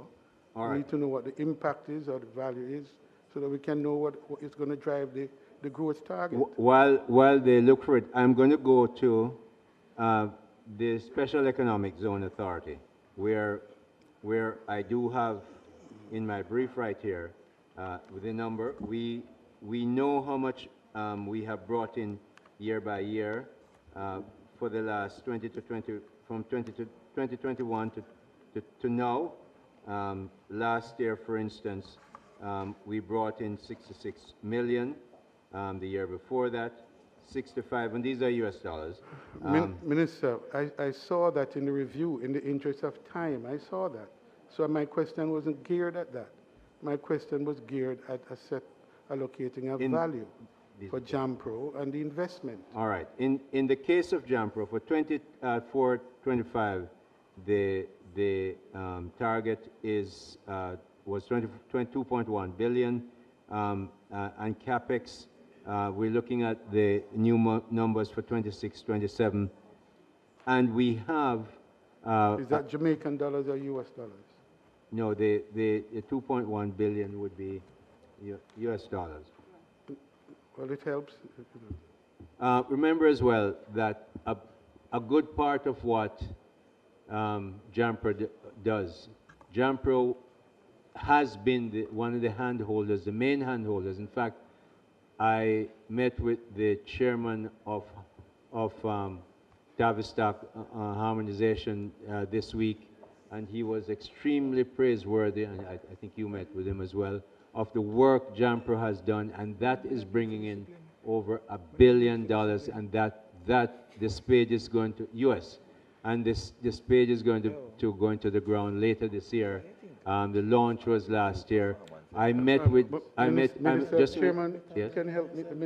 I've asked pointed questions, and I'm getting long rambling answers. $1 billion is not No, I've asked you specifically for that $1 billion is not for this year, is it? $1 billion. Is it billion? Yeah, it is. It will come in this year. If we expect it will be spent to this start year. this year, you don't spend $1 billion one year. You can't. So Not I'm in the asking- size of this economy, but it starts this year. So, Minister, Yes, sir. if you answer the question and tell me that among the 35 that has been listed here for 25, 26 is $1 billion.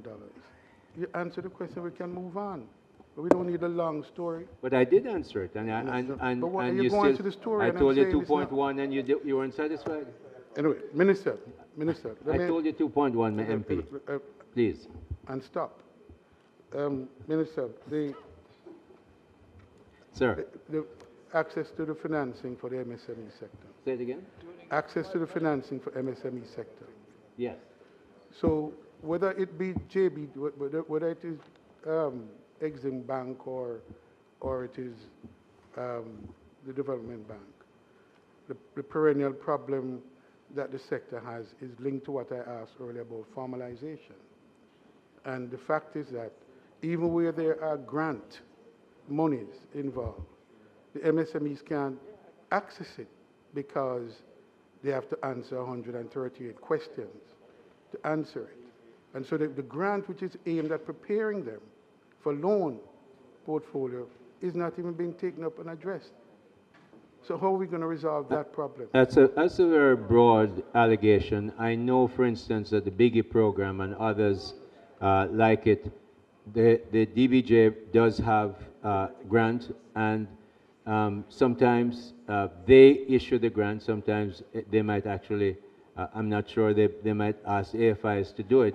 But there is, when you get grant money from an international financial institution, they expect you to be transparent and accountable. You can't just get, it's their taxpayers' money and they want accountability. So DBJ has to follow a Minister, process. I'm just asking, please, I'm just asking if I'm pointing out what the challenge is, and I'm asking for the solution. You can't repeat the problem to me. The challenge is... No, I told you what it is. I'm asking for the solution. Minister, I'm asking for the solution. Can I answer now? Yeah, tell me what the solution is. Thank you. The DBJ runs a lending organization. It is not a granting organization, and therefore has to follow particular procedures. And that's one of the reasons why we in the ministry are working so hard to get so many MSMEs to become formalized through the Companies Office of Jamaica and elsewhere. But you cannot have a lending organization that just distribute money because people hear there's a grant. So the process has to go through. This is not... Minister, you're not educated. Let me finish, if you will. No, but you're not answering my question. The issue, the DBJ is not in my ministry. I will work with them to find a solution, but I can answer that broadly. You're not aware of the problem. You're not aware of that problem. The ministry is not aware of that problem. I've answered the question. I said we're working with the MSMEs to make them more formal so it becomes easy for them to get the grants and the loans. That's what we do. All right. I'll continue because... Thank you. So, Minister, part of it, of course, is the enabling environment that the MSA Member Hilton, have to function. I'm not hearing you at all, doing a Member Hilton. You can speak up a little louder. Minister, I'm asking the question. The enabling environment that's part of the problem for the MSME, the whole environment, enabling environment. And the question I posed to you earlier about them not being able to transition or to where the loans, the money is available, but they can't access it, addresses again the issue of their advisory and how you prepare them. So the JBDC is a critical entity in that. I look at what has been offered to JBDC, and I'm not impressed with the numbers that they have to assist those entities so they can prepare themselves. Member Hilton, I put it to you, not asking a question, you know. MP, I put it to you, member, that your question is really, really not entirely informed. Yesterday, I was at the Pegasus with the JBDC launching a program that will be spending millions of dollars on getting MSMEs digitized. We have another program with a grant from the EU for $100 million that we have been getting our MSMEs digitized and formalized. We have 425,000 MSME businesses in this country. About 17% of them are properly formalized. It's a lot of work to do, but JBDC, you're right, is doing the work, but you do not change that kind of history overnight or in a year or two. So we are working really firmly at it, And I'm very, very sure that you're going to see a lot more MSMEs being formalized so that they can benefit not just from DBJ, but from the normal, formal commercial banking arrangements in the country. So Minister, both with respect to both JAMPRO and the JBDC. All right, Member Hilton. Madam, I'm asking Member my question. Hilton. No. I'm not asking my Member question. Member Hilton, you have actually consumed the entirety of the budgeted time for this session, which means that the questions now will be collated. I mean, which means the questions will now be collated. So the way you're asking the questions, you're getting some long responses from the minister as well. So the minister is promoting the work he's doing, even if it is that he's not directly speaking to a line item in the budget. So both of you are having a good time with the type of discussion you're having. I am asking you, Member Hilton, get to the question, and to help the rest of the members here, direct them to the budget page that you're speaking of and the line item I have been doing, in the budget. I've been doing just that. No, go to it. And I can't even hear you, so I'm not sure if you don't need to sit closer to the mic, because I'm not hearing you. Every page, so you must not have been All right, listening. go to the page. That told you more than once I cannot hear you, Member Hilton, more than once. I'm not sure if you are also having a hearing problem down there. Can't hear you. So, Minister, I'm going to relent. I'm not relenting. Minister. I'm listening, MP. Page, I pointed to page 5318. 5318. Yeah, of the big book, not the public bodies, central government book. And the indication that the areas for export, invest, and promotion services are listed there. And in that, you have business process outsourcing, you have manufacturing, you have logistics infrastructure. Where are we going with the business process outsourcing, Minister? AI is acknowledged to be a challenge. What is a transition plan, if any, that the ministries have? What is a budget question? No, but what is a budget question, Member Hilton? Madam. No, Member Hilton, you have gotten a lot of latitude, you know. Madam you have Chair. gotten a lot of Member Hilton, respectfully, you have gotten a lot of latitude. You have gotten a lot of latitude. Madam, they've given a target for investment for JAMPRO, and I'm asking, how is that target going to be met? JAMPRO is indicated that these are the areas of investment, and the areas for investment are the areas that are in problem. So how is the target? The credibility of the point is what I'm getting at. So I don't see what is the problem. How are we going to get the answers? What is your concern in terms of the budgeted numbers, Member Hilton? I've said it, the budgeted numbers are not credible. They gave 35 projects. We asked for the value. They were telling me the value. I'm asking for the sectors for promotion. Yeah? No,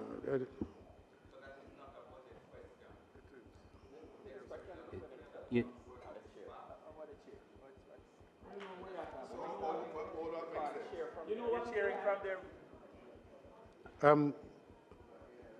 Minister. Member, let me try and. I have a challenge with the reasoning, because the member is saying, and I'm raising a point of order that is inappropriate for the Standing Finance Committee. The member is saying that the budget is not credible and asking the minister to respond to an opinionated statement that the budget is not credible. That is for the budget debate. That's not for Standing Finance Committee. It's highly inappropriate. It's not for, that's not a question fit for the committee. That's an opinion. That's an opinion. As he presented the Standing Finance Committee with a data analysis that proves with empirical data that it's not credible. He has not.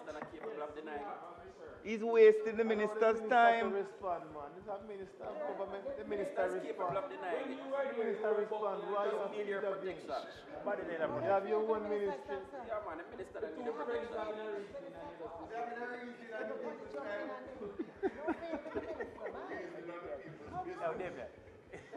I see you've arrived.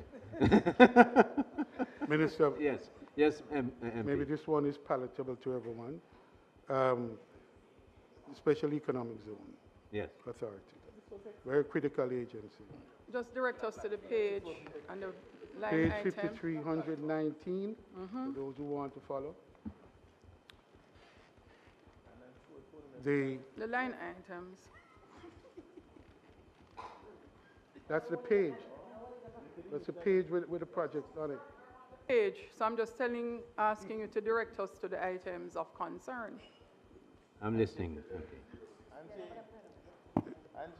The question is with respect to the numbers. For the compensation, it's 482. That's an increase in the numbers. There has been, and it is known that there has been changes at the management, changes in the authority, and the numbers. So the question is does it represent the full complement for the ministry, for the agency, or it represent the full complement of employees for the company? That is here? Yeah, for the SEZ, yes. I will, is this a full complement? We have, no, the simple answer is no, it does not. It doesn't. What is the shortfall?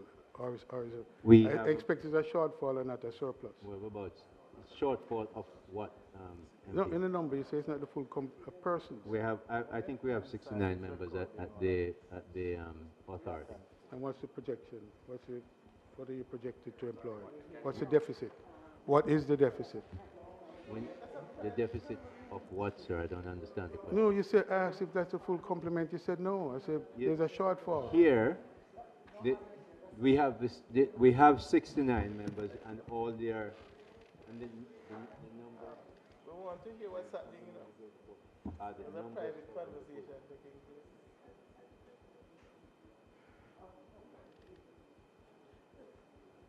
Tony, we want to hear it. It's a very interesting. Member, we generally would not account for the full complement here. We give the Ministry of Finance,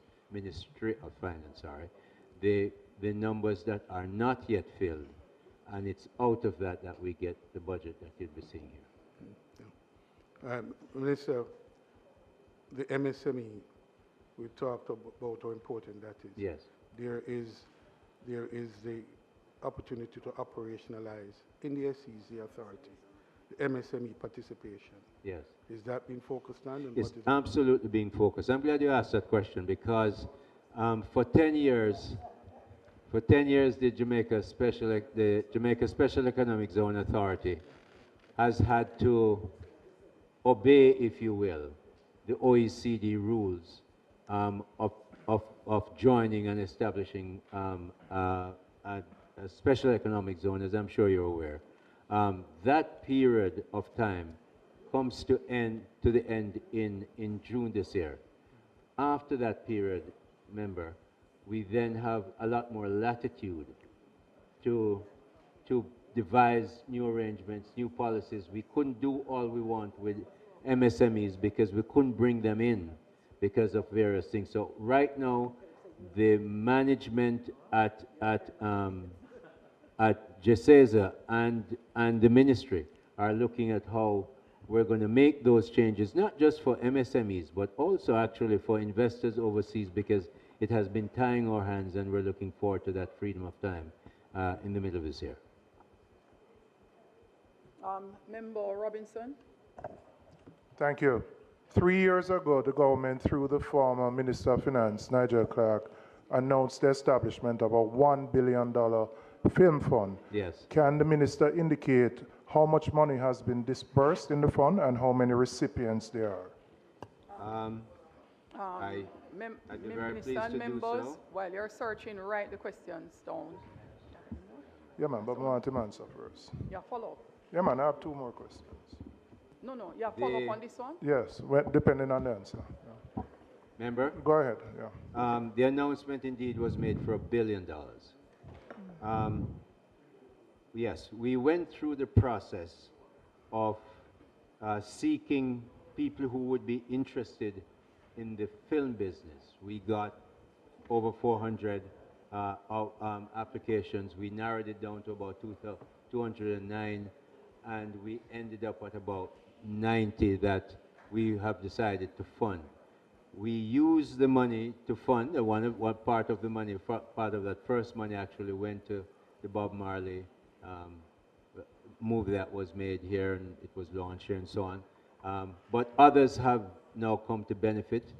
We, through the great assistance of, frankly, Minister Williams, she knows that I corner her quite often at Cabinet and say, please, my film fund, and she was really gracious to have the rest of the money come in. We needed a 523 million more.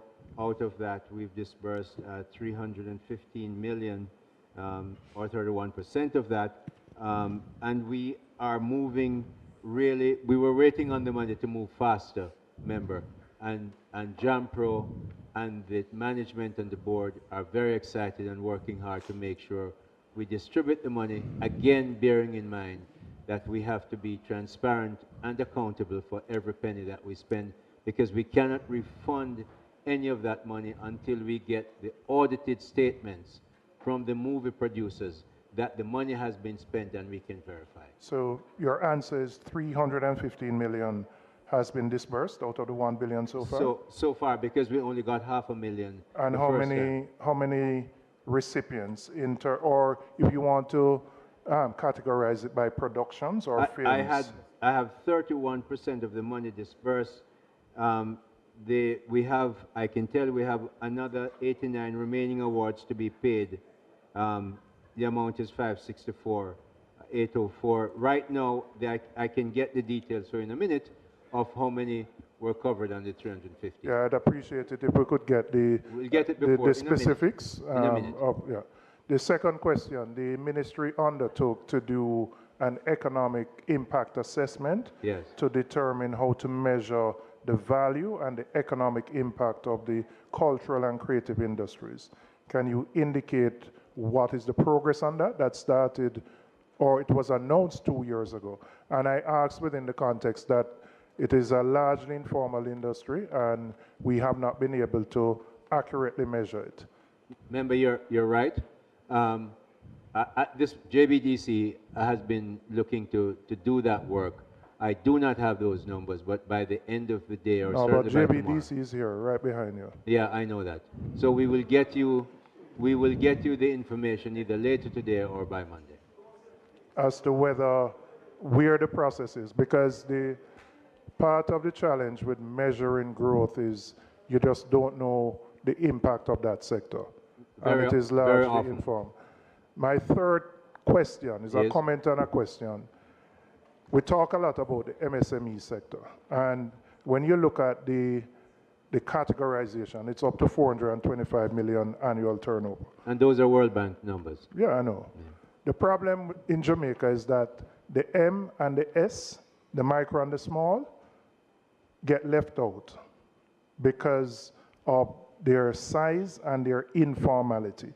So many of the programs, while you may see a large number in terms of loans disbursed, etc., micro and small, by and large, are left out of that.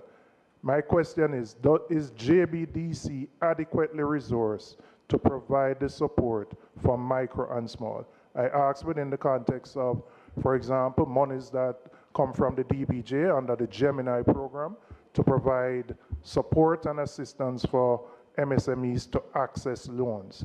But it is so difficult to even complete the 138 questions that the M and the S can't qualify. So what are we doing particularly for the M and the S so that they can access more of these government programs? I'm going to split that question in two, if you don't mind, member, and I'm going to answer the first part this way.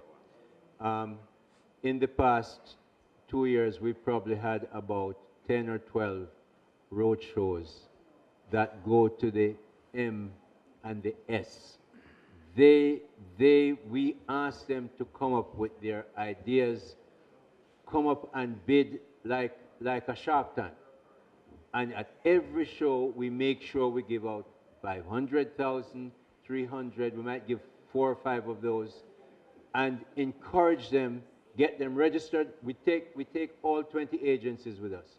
So company offices there, we get them to register in the company's office. If they need something tested at BSJ, BSJ is there, we get them to test it, no charge to them and so on.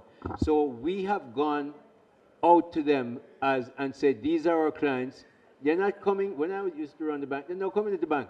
They're not coming to no ministry because they need to be able, we need to go to them. So we've been doing that all across the island, not just 5 parishes. Here is the other part. GBJ has a new CEO. I've been working very closely, the whole ministry, and I know finance as well, but I'm not going to speak about that. We have been working very closely with Dr. Lowe to make sure the programs that his institution is offering can get more to MSME. And I think in the near future, you're going to see a lot more close-up public collaboration between our ministry that has the direct responsibility for the MSME and the DBJ that has the funding for it, which we don't have. And we think that we're going to make an important inroad, and it will be not private, it will be quite public. So we're looking forward to that. My final question. When I look at FDI inflows over the last 10 years, yes, we are about between a half to a third of what we were 10 years ago. FDI inflows have a direct correlation on growth.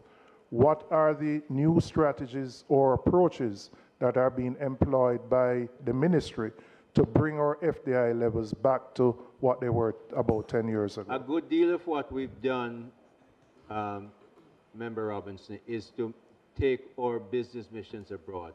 FDIs are not just going to come here. And remember now you're competing with some of the biggest and most efficient economies across the world. In our region. But respectfully, that has been done for the past, from 20 years ago when I was at Jumper. But you are asking me. No, I'm asking so what new? I have to answer the question you ask. So if you don't mind.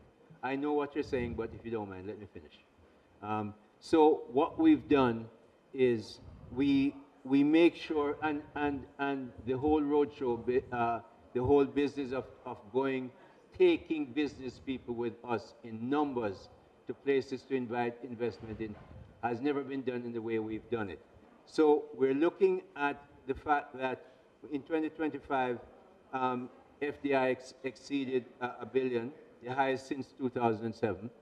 And we're talking US here. And when we know, I've spoken to a number of people in the building of houses section, and investments coming in from England, from elsewhere, to make sure after the minister they're finding solutions. I know at least 4 of these companies bringing significant amount of money, and that's just the housing construction. What's your projection for 26, 27?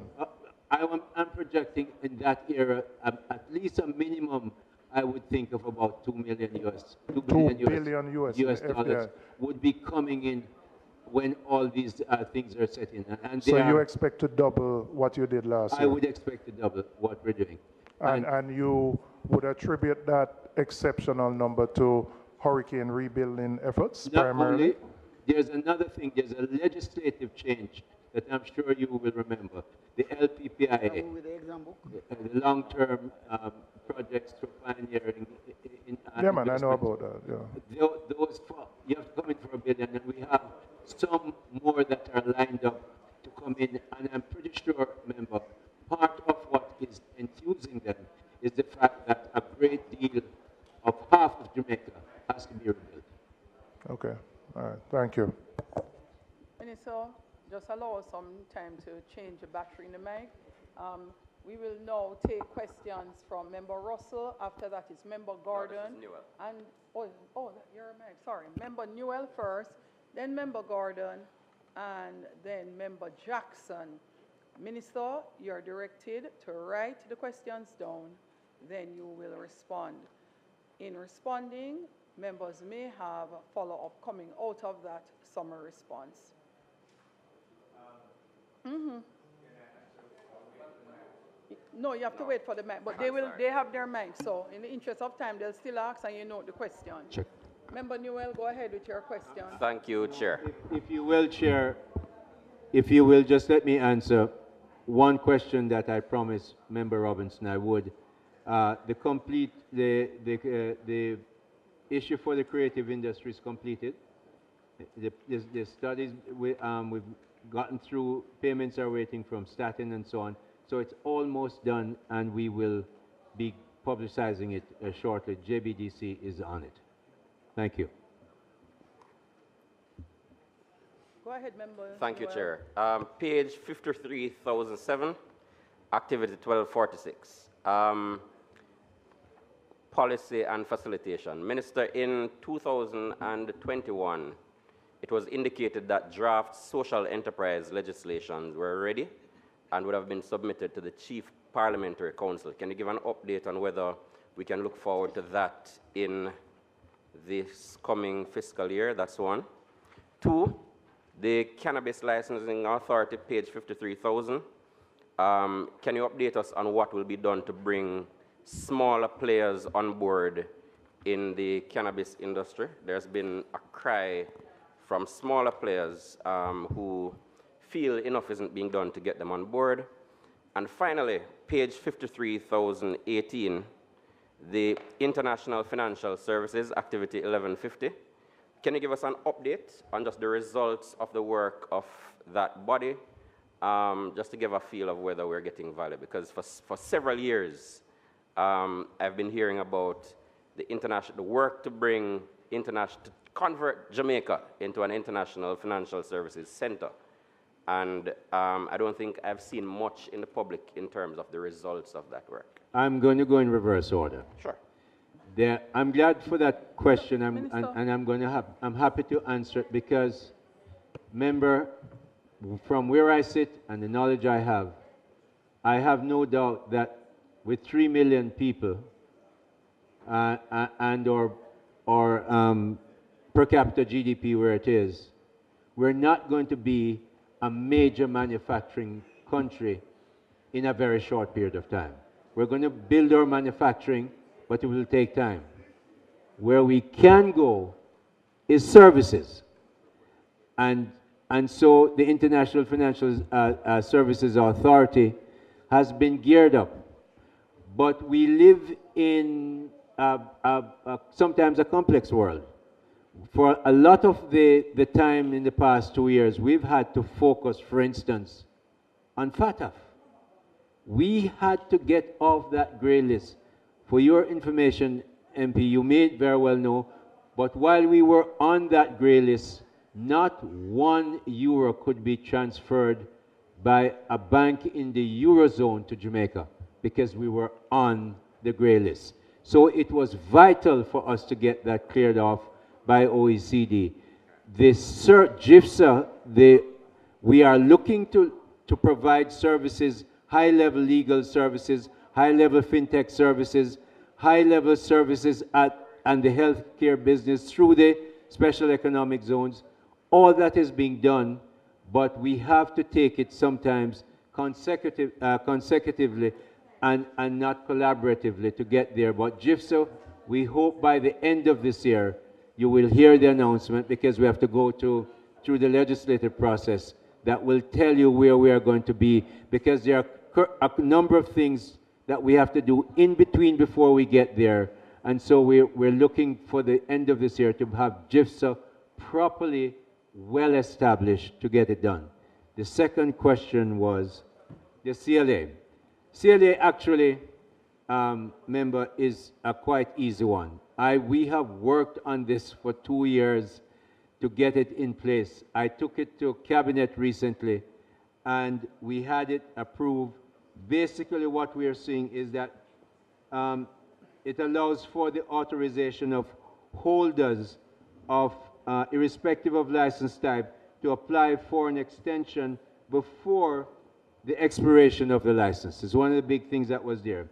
CLA is now empowered to issue identification cards to employees of authorization holders and allow for the transfer of employees from one license holder to the next.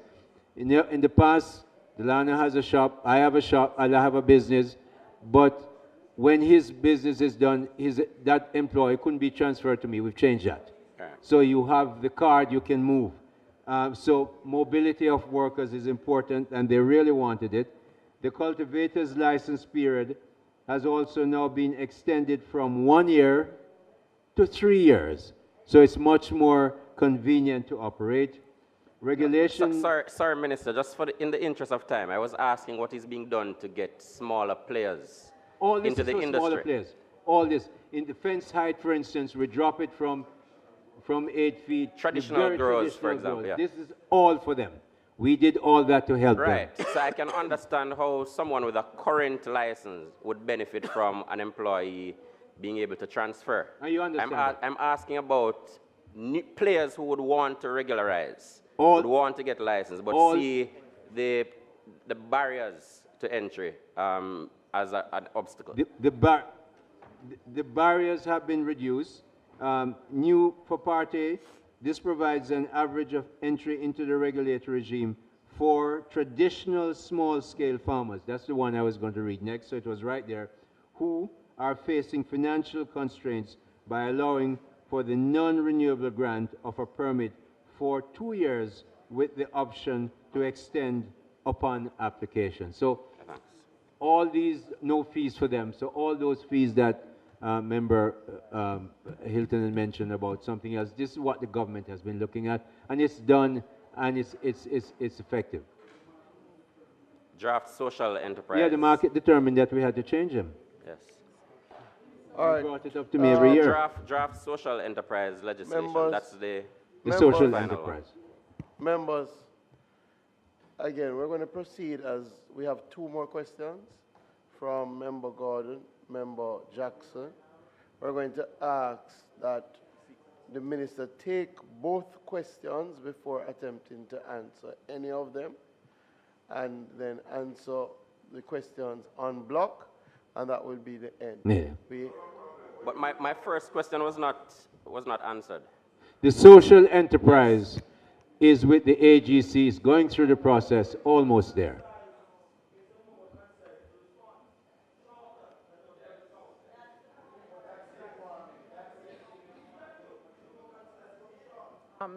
Member Gordon, and then Member Jackson. Thank you, Madam Chair. Minister, I want to zoom in on growth. Yes. Your SMEs, 90% are involved in trading. Member Gordon, go to your estimates of expenditure, just to keep all of us abreast. 53,016. Trade facilitation. Trade. Can I proceed, Chairman? Yes, you may. Okay. So let me restate. Minister, your SMEs, yes, member. Your SMEs, 90% of them are in trading, which would put pressure on your currency. Is there any plan or any strategy looking in the future to reculture them to get into businesses that will allow them to export so we can earn foreign exchange rather than pay out foreign exchange? Remember, you were given some instructions by the House Leader. No, you were given some instructions by the House Leader. Your next question, Member Gordon. Okay. Again, I continue on the growth path. The projection for growth in 28-29 is 1%. The projection in the following fiscal year, the Minister of Finance is looking to 4 to 7% growth. It is my considered view that the SMEs will have an integral role into achieving that growth projection. So I'm asking, will adequate funding be available to them to facilitate retooling so they can expand their businesses away from trading into more productive output. All right. Let's Minister, go. you're going to take all of Member Gordon's questions, and then you're going to take all of Member Jackson's questions, and then you're going to answer them. So you're noting them. And we are, we are, Madam Chairman. And I said Thank it. you. So when he responds, if something requires follow-up, then that will be facilitated right thereafter. All right. So Member Jackson, Member Gordon, you turn your mic off and on again, so it is in the queue with Member Jackson. Ahead of Member Jackson, it's Member Jackson's time. Turn yours off. Member Jackson, it's your turn, Member Jackson. Thank you, Madam Chair. Minister, my question is on page 15,012, follow-up to the member from Central St. Mary. You sure about that 15,000 or 53? 53,012. And 12, right? And 12, yes. The agro-industrial development, namely cannabis product development.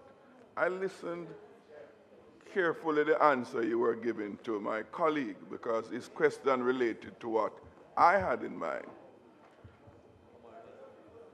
He asked about the traditional ganja growers, which is very different from the small, medium-sized licensed growers. Years ago, the CLA commenced a program called Alternative Development Program, which was to be a pilot in 2 areas, one in St. Elizabeth and one in Westmoreland, as a precursor or a reference to bring the non-traditional growers in the formal regulated system. So my question is threefold. One, as that program to bring the non-traditional growers. In other words, the Rastaman, them and the others who used to run from police, right? I know that the industry is formalized, they have been left out. I would want one, has that program been abandoned? If not, where it is and which communities or groups are on it if such program has been operationalized. Number 2,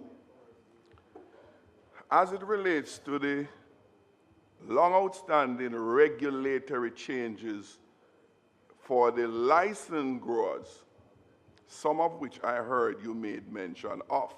I don't know what are the slate of regulatory changes, and if there's such a slate of changes, have the stakeholders in the industry been notified of those to come?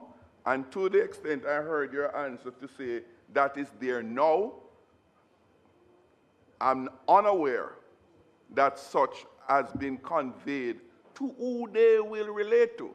Now, the licensed stakeholders, you meaning CLA, have email address and contact source for all of them because they are regulated by you.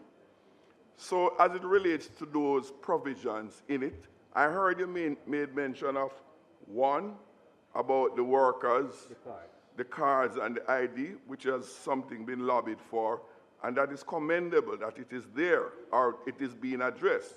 The other one is the licensing period for cultivators from 1 year to 3 years. I believe ideally it should be 5 years, right? Why? From a business perspective, when you have to go to financiers, whether formal or informal, to have a reasonable period of time. But indeed, 3 years is far better than 1 year. And my question in that regard, where that provision is now in force, how do you transition? For example, current licensees for 1 year, does it automatically go over to 3 years? Or is it that they have to renew again in the same old way for that 3-year period henceforth? My own opinion on that, Minister, if you change the regulation and formalize them, and they would have satisfied all that you need for licensing, for regulation, then you should just extend the expiry date down to the 3 years from the effective date of the regulation. That brings that into place. So I'll hold on those for the time being. But lastly, though, in that regard, though, Minister, and I can't fathom in my mind, how is it that you are going through a process of regulatory changes to improve the industry, and one, those in the draft stage of what you plan to do, you don't engage the stakeholders, but you do it after and then tell them what you decide. No, they were engaged. So, well, I will tell you, and just for disclosure, I am one of the stakeholders and I wasn't advised of those. Next. Yes, you may comment. Next question. No, that's it. That's it? So then you will respond.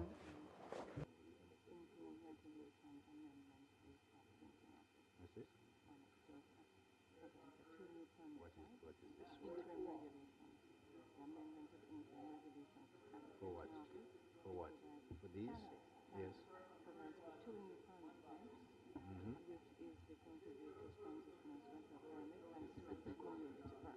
The issue, though. These are being included now in the legislation with new provisions to bring these people into the fold. When I have 1 year, can I just extend it for 3, or I have to reapply? No, you'd have to reapply. Okay. This law provides for 2 years, and those 2 years are free of fees. Okay. And special entry permits. So the community people, right, 3 or 4 can get together as I'll come back to that. I remember that. All right. Member Jackson. The first issue that I'm going to address is the Rastaman issue. The way the law is written, and I know you know, because I know you know this thing very well. It's actually not my ministry that handles that aspect of the cannabis arrangement in Jamaica. It is actually the Ministry of Justice that handles that. And I speak to Minister Chuck about it often. I cannot answer that without checking with him, because again, the responsibility is not with us. But there are 2 things that you raise that is important. One, the interim regulation and amendment is at the printing office. But there are 2 new types. One of them I read to you already, but one that is important that the member from St. Mary finished his question, but I can tell you now what it is.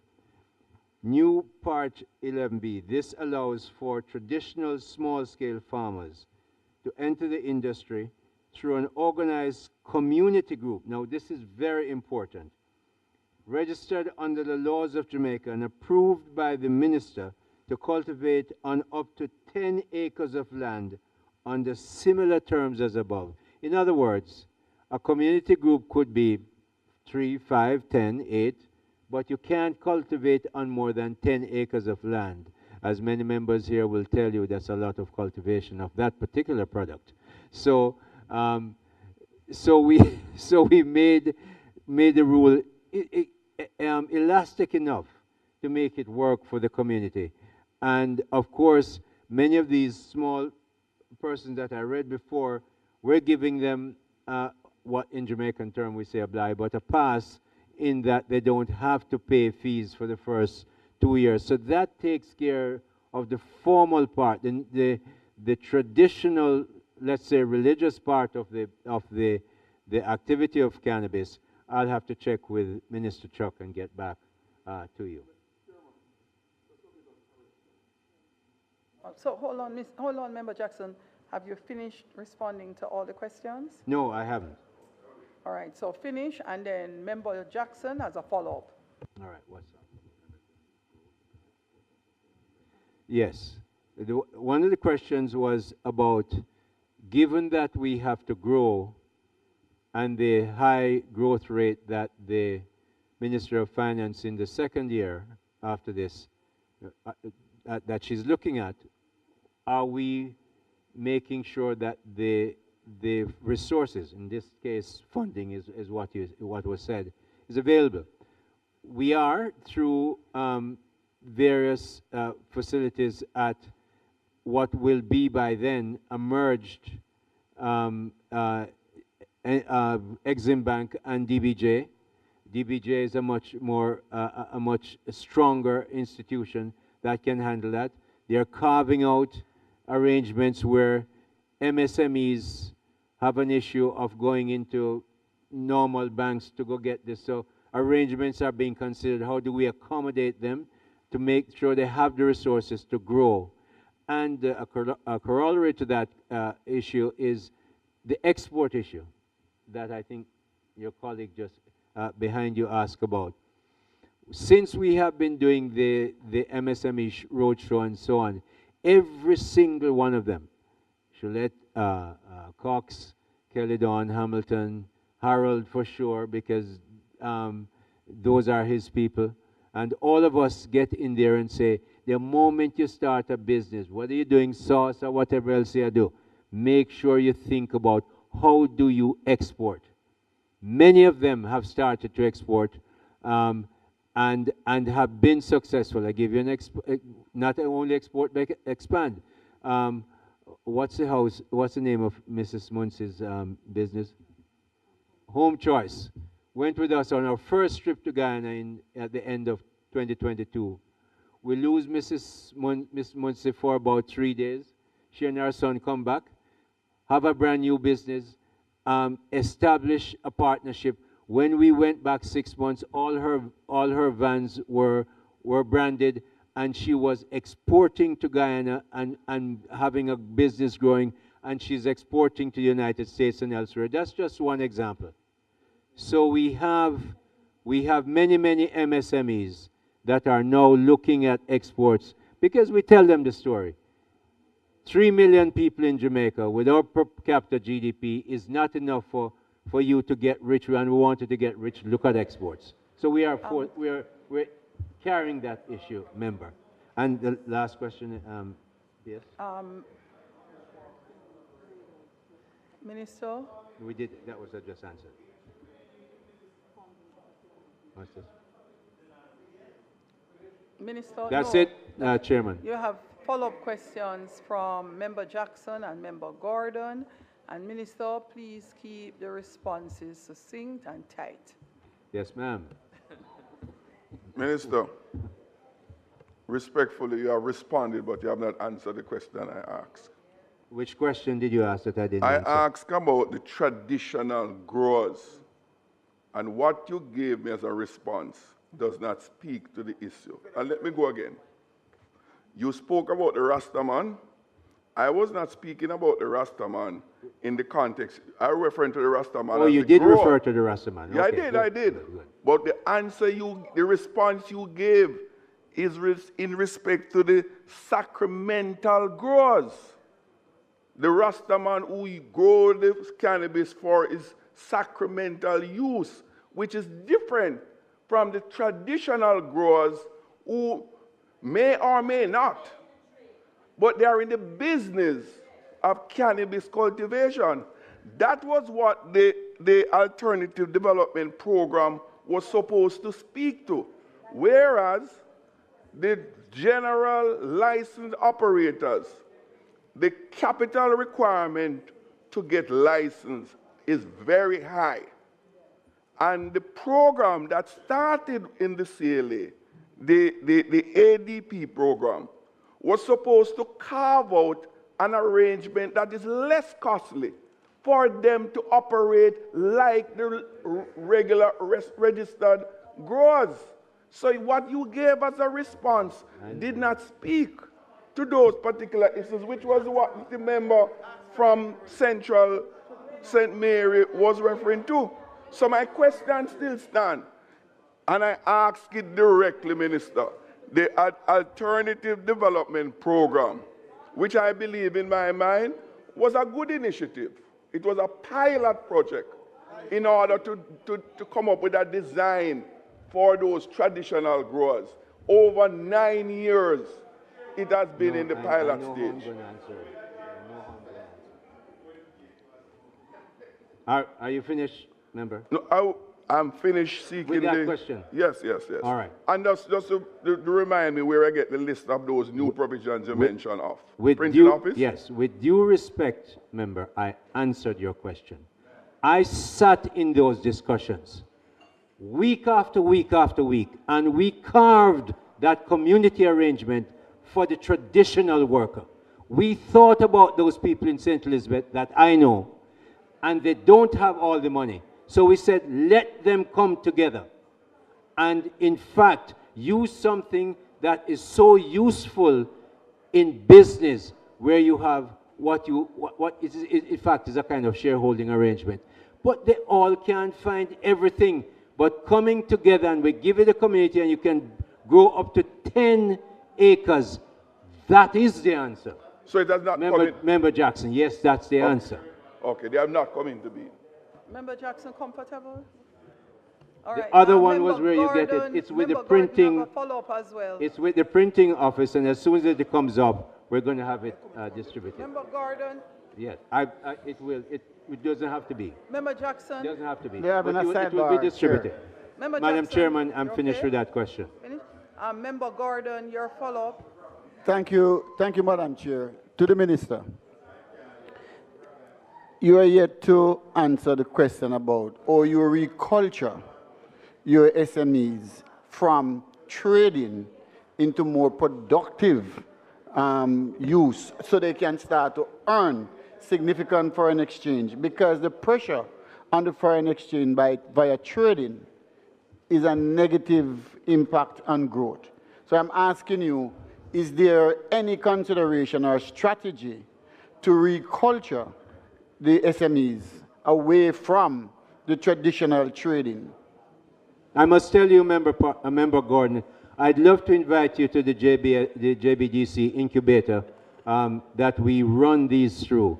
And the truth is, every time you export, it is trading. I think what you're asking is how many of them are producing to trade. And we're encouraging that production of new products, Jamaican products that the diaspora wants, but we're also making it easy for them to trade, to export. And that really is the answer. And I answered the thing about the funding from the DBJ as they merge. So that's the cover of it. I'm going to put the heads 53,000, pages 1 through 21, and 53,000C, page 1. You don't like that? Put it. What do you mean? No, this is not the annual voting. No capital? Those in favor? Those against, the ayes have it. I would like to thank the Minister of Industry, Investment and Commerce for being with us here today. Thank you very much, Minister Hill and your team. Thank you, Chairman and members of Parliament.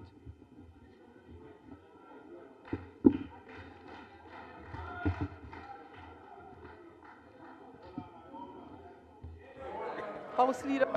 Thank you, Chair. We thank the Ministry of Industry, Investment and Commerce and their team, Permanent Secretary and team. We will now have the Ministry of Local Government and Rural Development, led by Minister Desmond McKenzie and Minister of State Delroy Williams.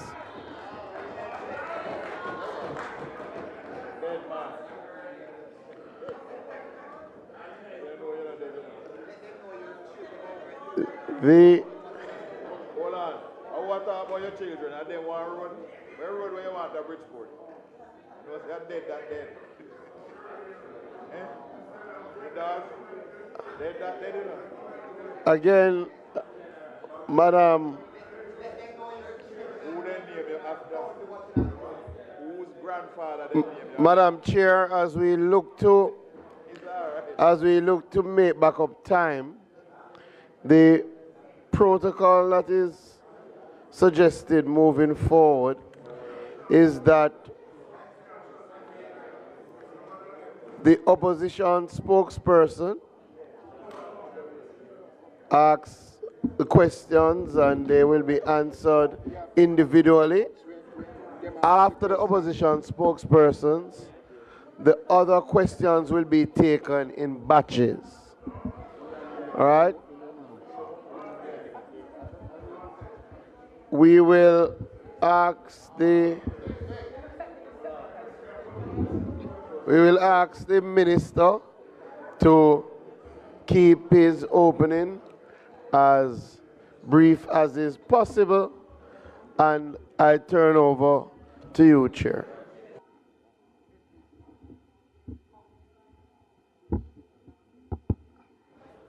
Let's make welcome the Ministry of Local Government and Community Development. Their budget is on pages 72,000, pages 1 through 16. Minister Mackenzie and team, welcome. Thank you, Madam Chair. Colleagues, I want to welcome the team. I wanted to welcome the team from the Ministry of Local Government. I am joined this afternoon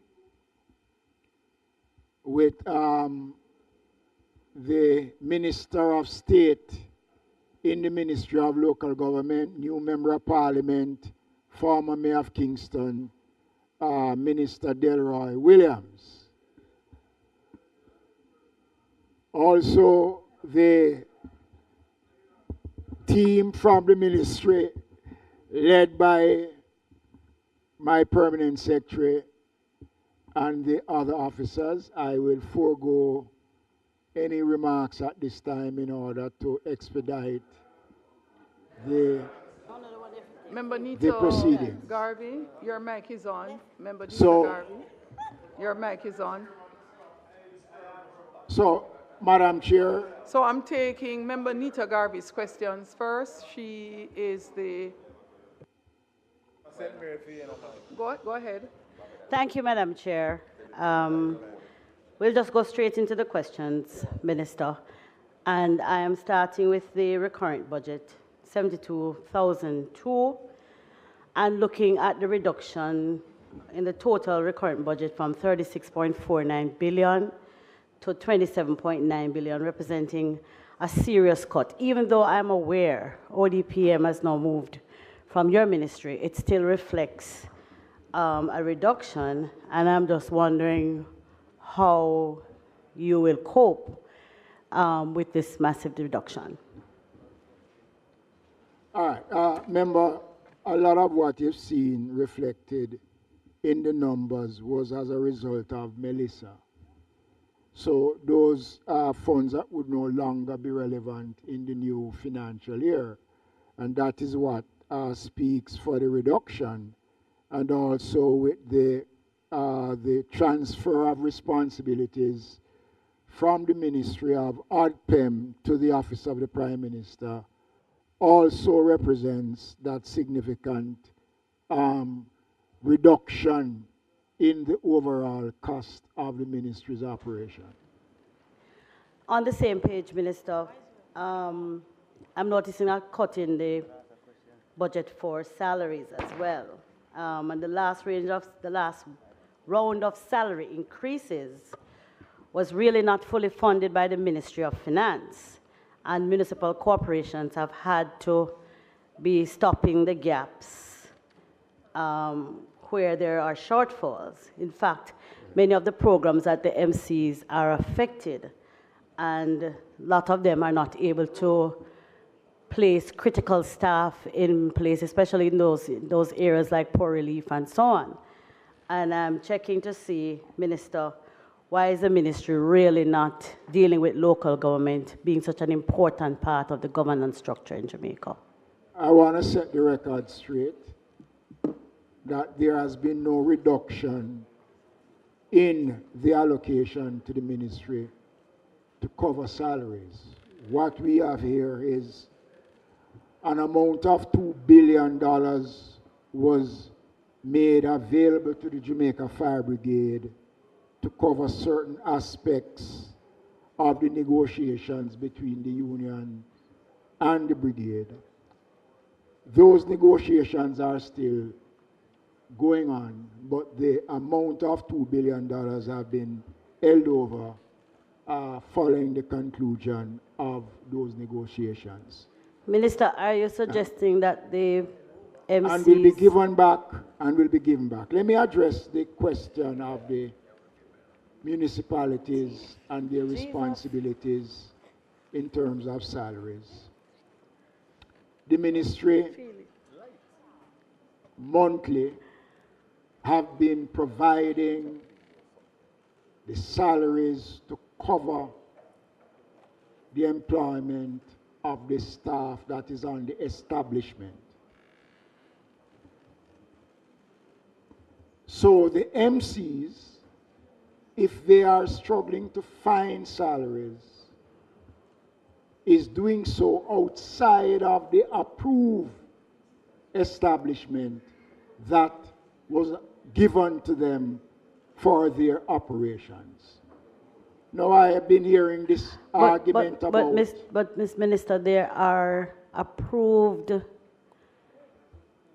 positions, posts in the poor relief department and so on, which critical positions which they have not been able to fill because they have to be subsidizing the salary increases coming out of the compensation review by the Ministry of Finance. Are you saying that that is not so, Minister? I'm just asking. Are you making reference to the positions in the municipal corporations, especially in poor relief? To include poor relief officers and to include programs of work that they have not been able to accomplish because they have had to be subsidizing salaries in the municipal corporations following the compensation review. Funds which should have been sent over by the Ministry of Finance have not been sent to the MCs. Member, with all due respect, I want to... It's not true? I want to dismiss it as being mischievous because it is not true. The Ministry of Local Government always, and let me say this, the municipalities, when the new system came into being, we met almost every week at the ministry to discuss the new structure. Every single municipal body accepted what they got, indicated that they are satisfied and that they are in a position to meet their obligation. Now, the Ministry of Local Government has been paying the salaries to the municipal corporations. The municipal corporations, some of them, have gone outside of their approved budget and have employed persons. Let me make it clear. The municipal corporations are self-sufficient. There is almost 21 schemes of revenues that are available to the municipal corporation. The Ministry of Local Government has control over only 3 of those revenue schemes: the parochial revenue fund, property taxes, and trade license. The other source of revenues are used at the discretion of the municipal corporation. But with all due respect, Minister, I understand you. I understand you clearly. However, yeah, but I have to make this clear because this argument has been going around now for too long, and I want to dismiss it. I want to dismiss it.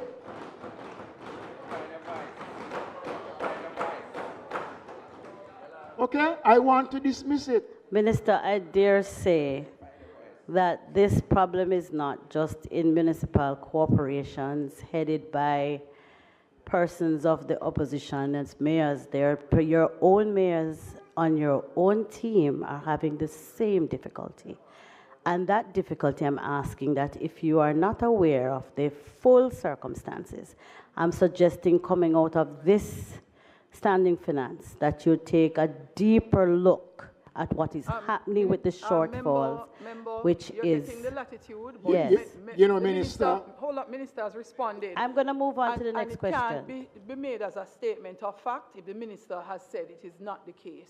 But all I said to him was I was recommending that he takes another look. Right. I'm So not just another look. I'm not suggesting that... I'm not suggesting that there is yes. any gap. Because I'm that's just suggesting that he takes another look right. because of the number of look. yes Just another explanations that have Minister? come. So I'm moving on to the next question. You know, Minister, as it relates to... Can I just say this? Can I say this? The ministry did assist the MCs. We made provisions immediately after Melissa, and a substantial amount was provided to carry through because the property tax is one of the schemes that the revenues to pay salaries come from was very low. So let me say this, member. I understand. I was mayor of Kingston for 12 years. I know what it was. but the fact is, and I'm going to say this, and perhaps as a minister, I will have to take some responsibility. The municipalities right across the country must begin to show some level of personal responsibility in how they are administering their affairs. Because if they are doing it the right and proper way, they would be in a position, based on their revenue earning potential, to at least help themselves. Minister, I tend to disagree with you because the truth is, I believe, and you made a statement, and I am entitled to my own experience as a councillor for 10 years, that the revenue which reaches the municipality just simply isn't enough to carry on the mandate of what is required at the local government level. And that's a fact. And there are many streams you refer to that are just not earning what you are talking about. So when a councillor is given an allocation of an amount of $3 million or so, he's hardly able to repair a road in any substantive way. So our municipal corporations are woefully underfunded. And you and I, who have been councillors, we know that it is woefully underfunding. And I'm not saying it is a result of your leadership, but I am saying that we have not given, and I'm not saying it's as a result of this particular ministry, but we have to do better in terms of how we fund local government to be able to carry on the work required of local government practitioners. And member, I would not deny for a moment that especially the existing fee structures need to be addressed. We started that process some time ago, which we lift the restrictions. Well, I want to say the restrictions. We approve especially building fees, where we standardize building fees right across the country to bring all the municipalities on the same level when it comes on to building fees. We were reviewing the question of signs and billboards, but we didn't reach anywhere. We are now going to recommence looking at the existing fee structures of the municipalities in order to allow them to, look at increase in the fees, the revenues that they presently have at their disposal. We are at one on that. Okay, thank you. All right. I'm now at 72,015, social support for the poor. And Minister, I am seeing where that allocation is flat. And that area, I believe, is severely affected. Some of our poor relief regions are really without the adequate number of officers required to do the work. And the provisions for the indoor poor as well.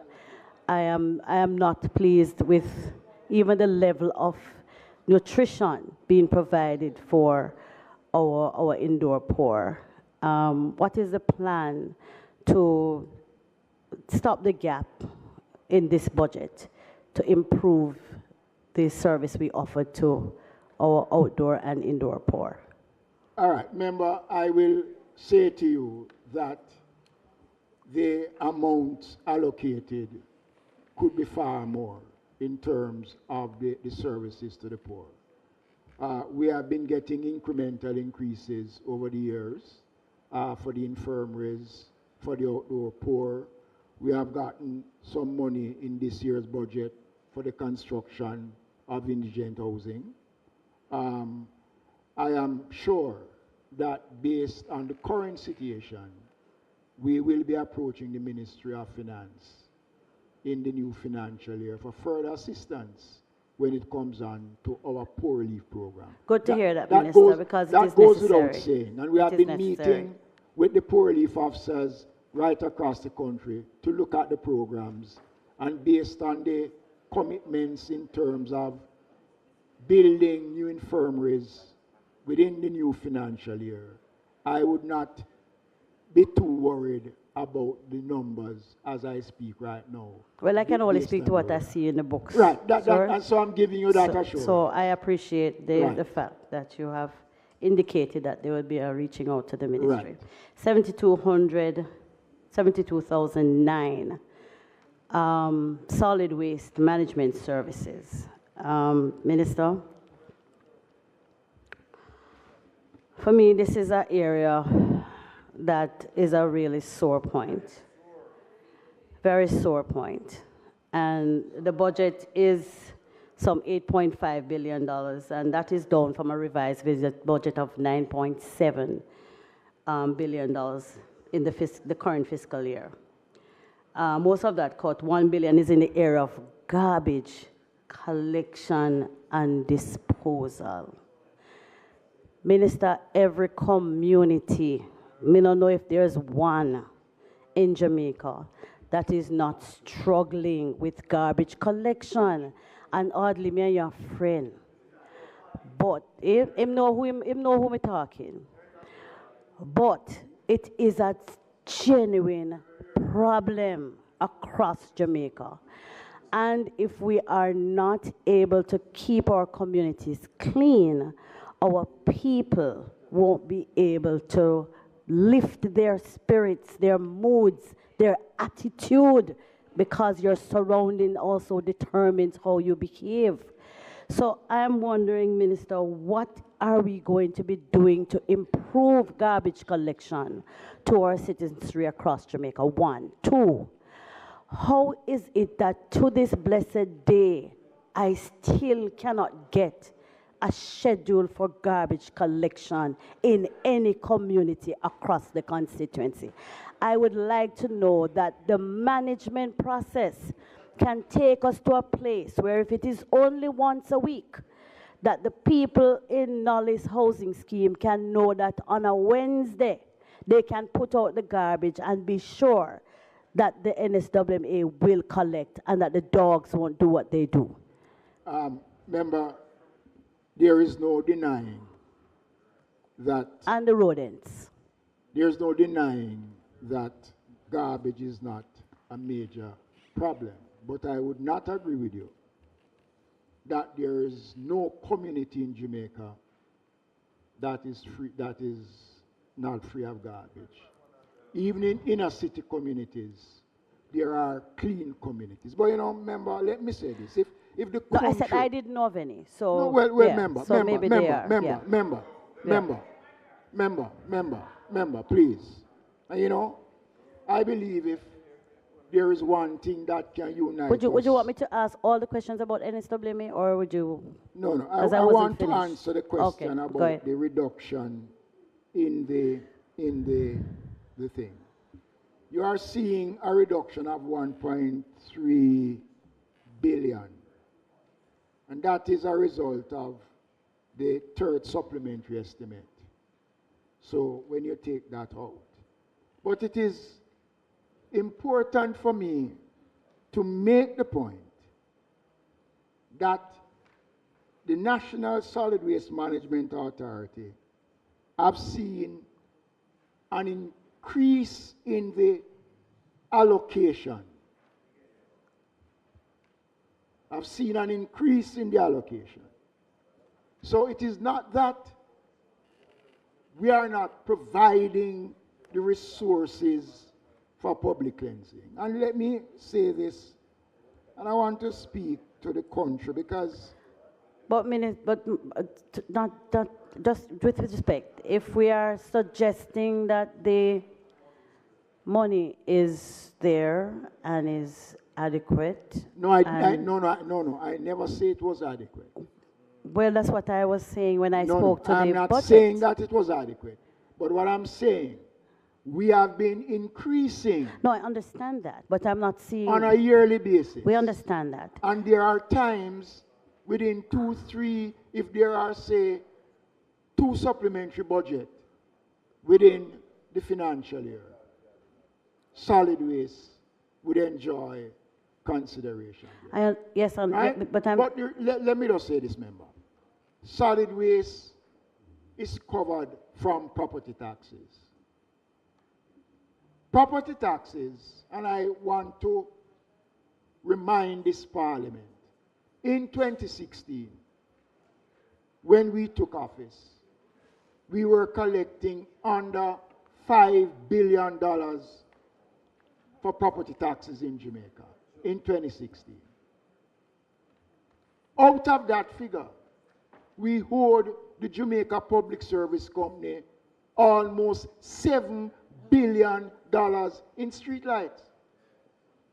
We were able within 3 years to increase property tax collection to almost $8 billion. And then the following year after, we were able to write off, to pay off the debt of over $7 billion to the Jamaica Public Service Company. And from that, we have been debt-free.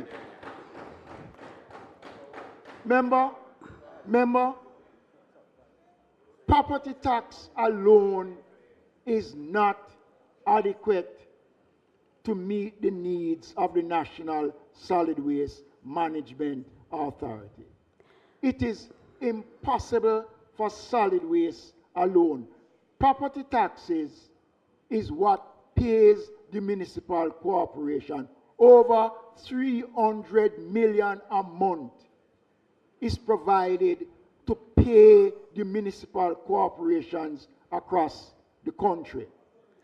So, Minister, I'm hearing you. Right. And I know all of the competing issues that require funding in your ministry. I am, however, at this time, speaking specifically to the cleanliness of our country and how it is that we intend to rectify how dirty some of our communities are. That's really where I am, Minister. Okay. And that if it is that we don't have sufficient funding, then we must find a way, separate and apart from what is collected by the local authorities, to be able to fund the garbage collection and disposal. If not, we are going to be back here next year with the communities in the same position, with contractors complaining that they are months behind in payment. And if they are they, Minister, are contractors, because they're still complaining that they're months behind in payment. That is contractors are saying from Melissa they're still waiting on payment. So everybody's paid up and now everybody is good? You know, member. Then we're not giving you a chance to set it straight. Member.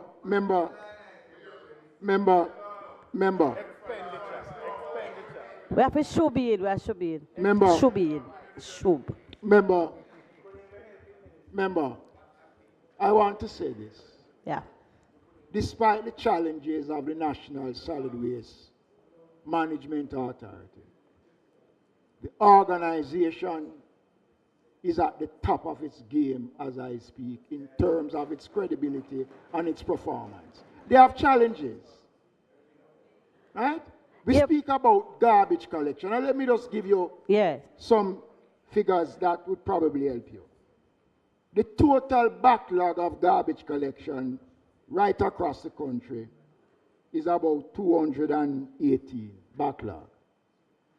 It is loads we're talking about, 218 truckloads backlog. It is the intention of the organization, despite the challenges with Melissa, because solid waste also, because of Melissa, they had to respond island-wide to debris management cleanup right across the country. And I want the country to have an appreciation for the work that they have been doing in debris management. Were additional funds allocated for the... Were additional funds allocated to the NSWMA to assist with the debris management? Right. Was that at the expense of the regular garbage collection in the country while they were doing that? No, ma'am. Is it that private contractors were engaged to do this, or were they primarily NSWMA trucks? Private contractors and government trucks. We brought into the system 10 tipper trucks to assist in the debris management cleanup, especially in the 7 most affected parishes. But I was making the point that Christmas season is always the season that more garbage is generated in the country more than anything else. And we saw that last Christmas. It is the intention of the organization to work assiduously to reduce the backlog. There will be an extensive public relations campaign, because if the truth be told, we need to say to Jamaicans that they must also take personal responsibility as to how they dispose of their garbage. I agree, but we're getting back to the budget, Minister. No, as we're it talking relates about to the budget. No, man, wait. I don't want us to go too far. And I don't want to be here till 12, so I'm trying to help you along, Minister. Just to ask from the 4.7. And let me say, there are no outstanding bills owed by the National Solid Waste Management Authority. There are no outstanding bills, no payments. All right. So how are we planning to erase the backlog? I noticed you had some $4.57 billion on page 72,112, right? I just want to know where, what else, because I'm not seeing any other funding to assist you in clearing the backlog. What is that and where is that? And I'm not seeing any capital budget for you either, Mr. Gordon. Sorry for you. Member, no, go on for you. There's an overall increase to the National Solid Waste for garbage collection. And we got an additional, in this year's expenditure, we got an additional $3 billion in the new expenditure to assist solid waste. With clearing the backlog? For public cleansing. For public cleansing? For public cleansing. Yeah? What page is that? This is... the one that missed me. But I'm telling you, there's this $3 billion within our... I never see it, so I ask you tell me which page, Minister.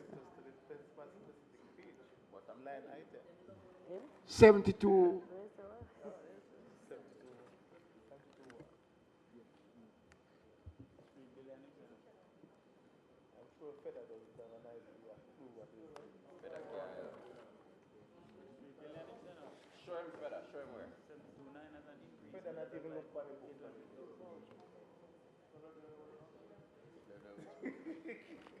So it is If you go to 7210, you will see a substantial amount that was allocated based on Hurricane Melissa.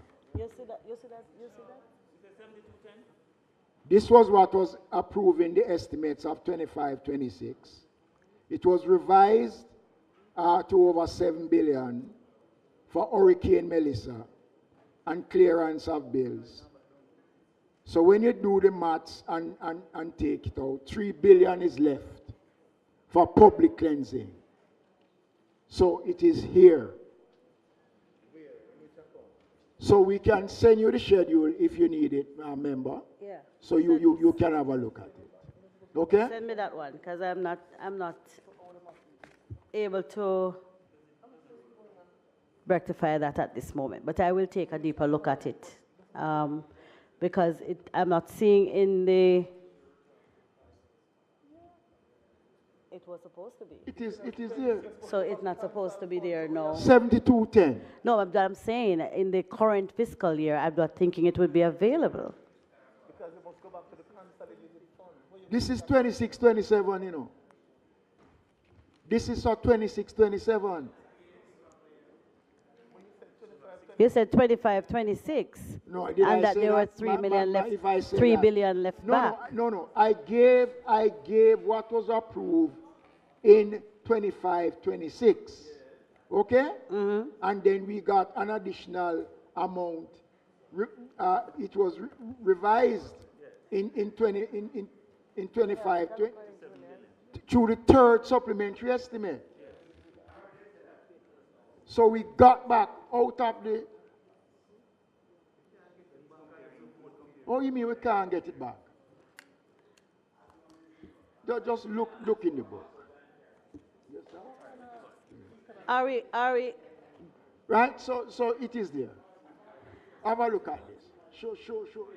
Minister, are we planning to purchase any additional crane trucks to assist? Yes, we are. Mm-hmm. And I'll be speaking some more about that in the sectorial, based on the whole reconstruction that is taking place. There are going to be some involvement, not just for the National Solid Waste Management Authority, but also for the Jamaica Fire Brigade.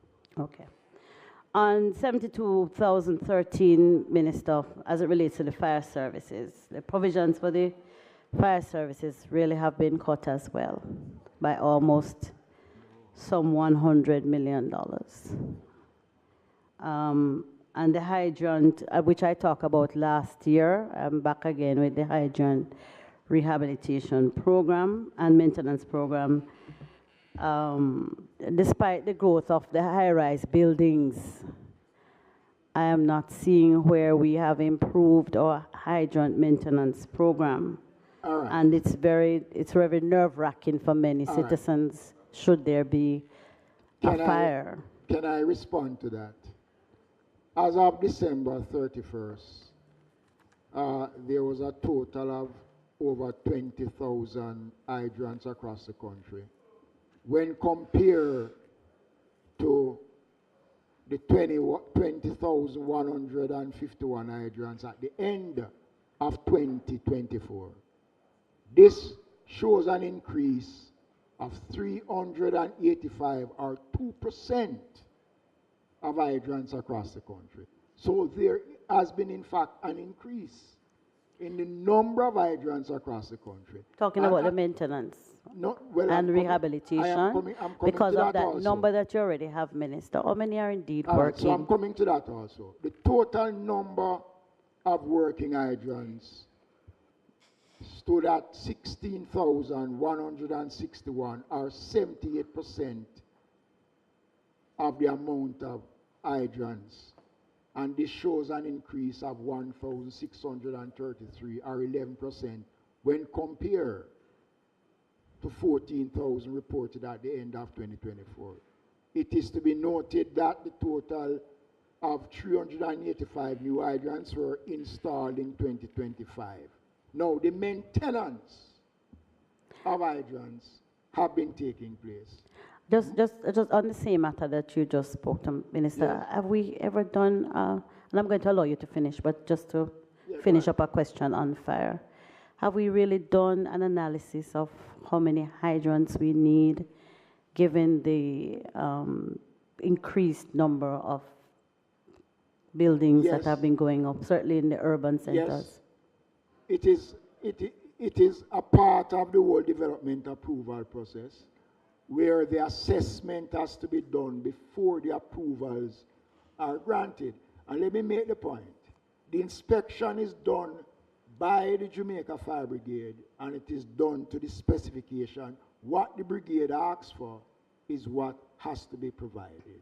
And I want to give the country the assurance, because it was just earlier this week we were discussing with the brigade about the whole question of earthquake and the amount of high-rise buildings going up across the country and the safety features around fire prevention. And I want to give the assurance that the Jamaica Fire Brigade is on top and has been working with the municipal corporations and the Office of Disaster Preparedness and Emergency Management when it comes on to the installation and inspections of fire hydrants. I'm not seeing any capital budget for any new fire units, and I'm seeing a reduction in the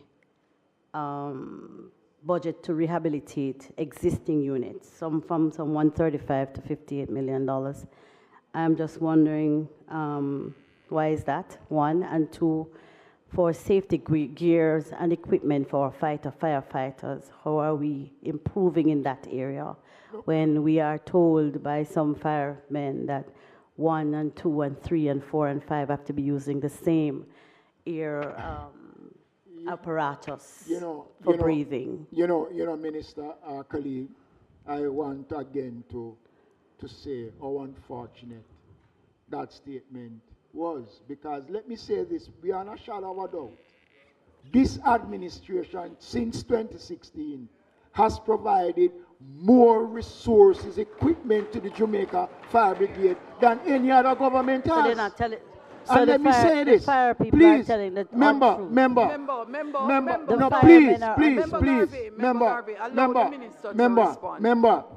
You've made your job, allow him to respond. Member, if we look at what was done, breathing apparatus, okay? How much of these we have provided? Bunker gear, right? Bunker gear.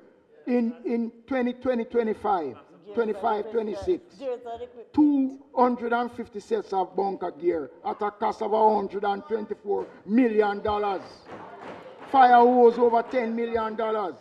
Industrial washing machine, including installation of solar water heaters to wash bunker gears, face masks. No, I don't. If you no, look I don't. No, I don't. Provisions are made.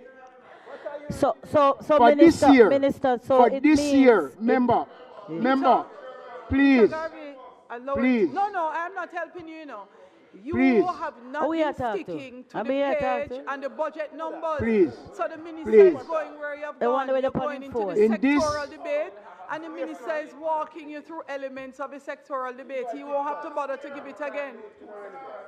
So he's moved.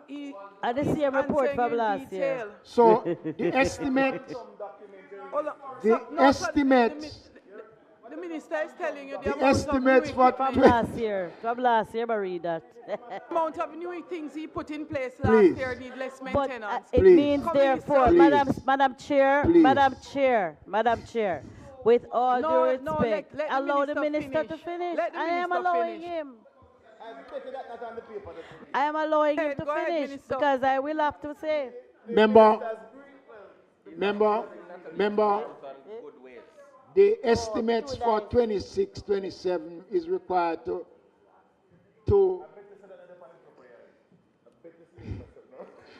procure the following equipment: 200 set of bunker gears, structural and bushfire, inclusive of clearance custom fees over 116, million. 10 self-contained breathing apparatus at 16.5 million. 45 self-contained apparatus cylinders, 17 million. 4 structural ramps. EMS equipment over 4 million. Adverse material response equipment, Minister, 21 Minister. million. Look, Minister, look, against what is required. The what? Against what is required. So if we need 1,000 and you provide 10 last year, we still need 990. So with all due respect, the grandstanding not working, Minister, because we know we don't have the equipment that we need. We do not have the equipment that we need. Can I say to you? And that is why we're still struggling. Our fire department still struggles. Can I say to you, member?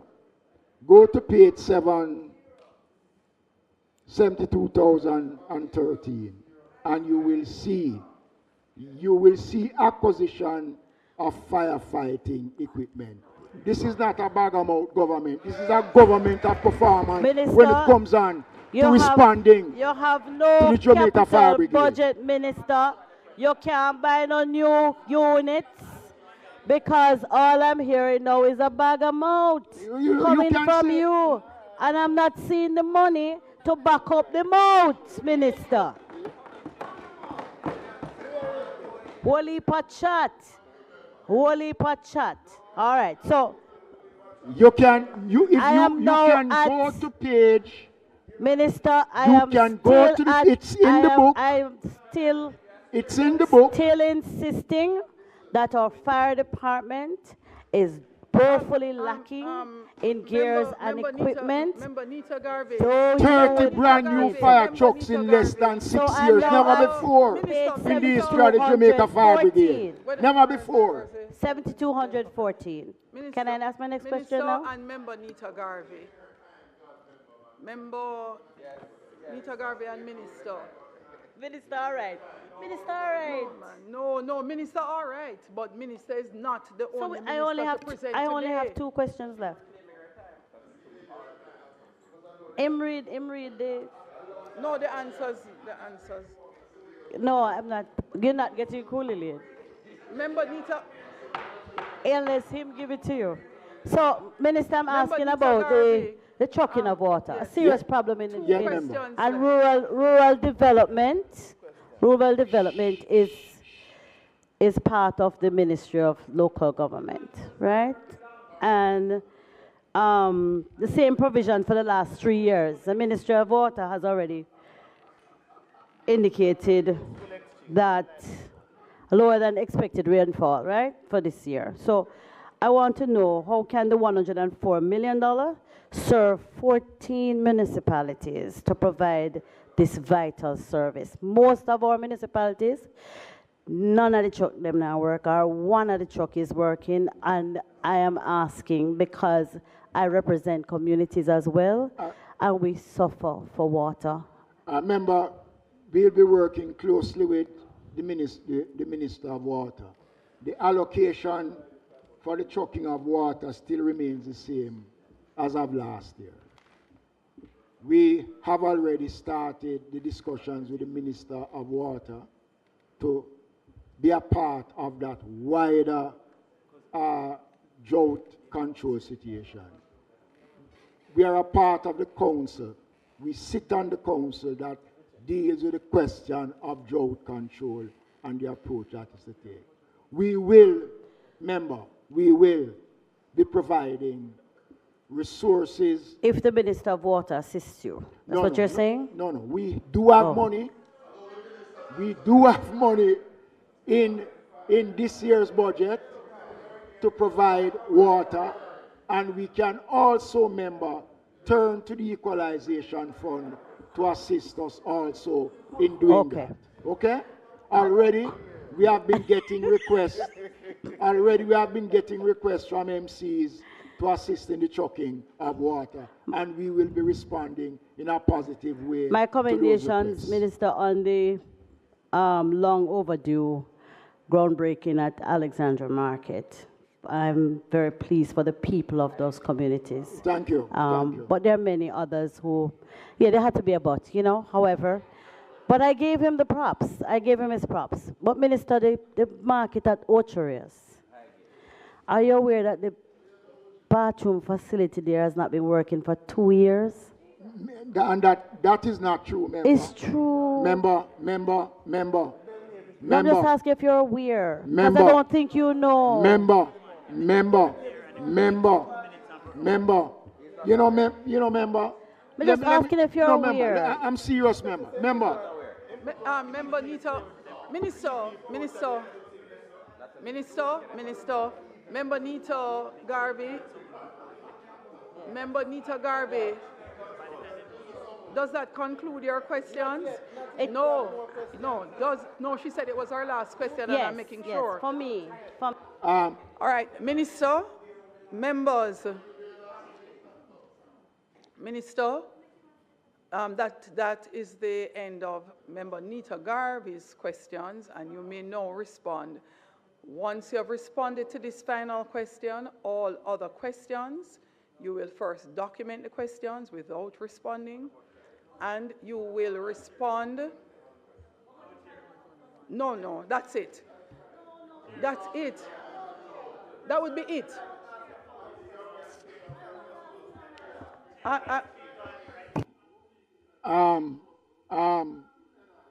Chairman. Go ahead and respond to I want to respond Nita to Garvey's question, please, Minister. Please. And Minister, after which all other questions, you will take them first, and then you will respond.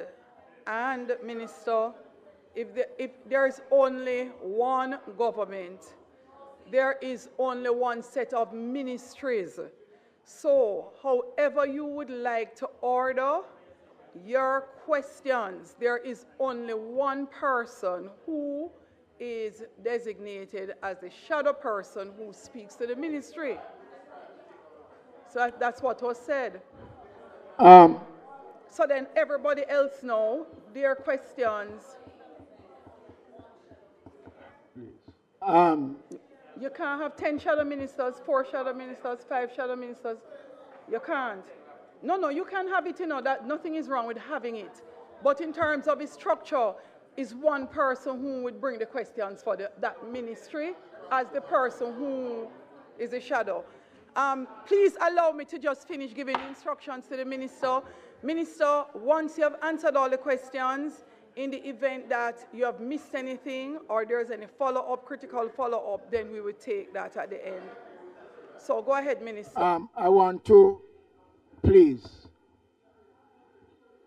respond to the comments made by my colleague about the question of the markets.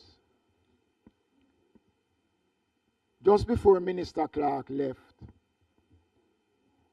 we requested a special allocation from the Ministry of Finance to deal with public sanitary facilities in markets. We got over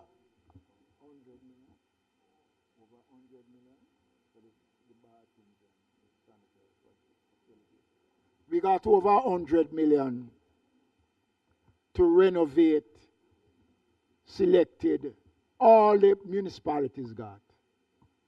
I personally went and opened the newly refurbished market in Ocherius, brand new market, brand new toilet facilities.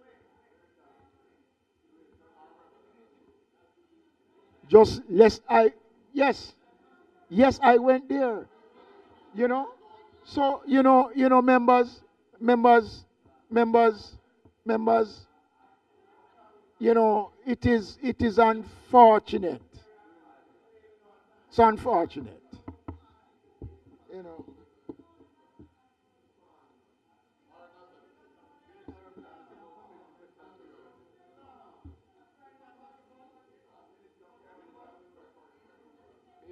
Chairman,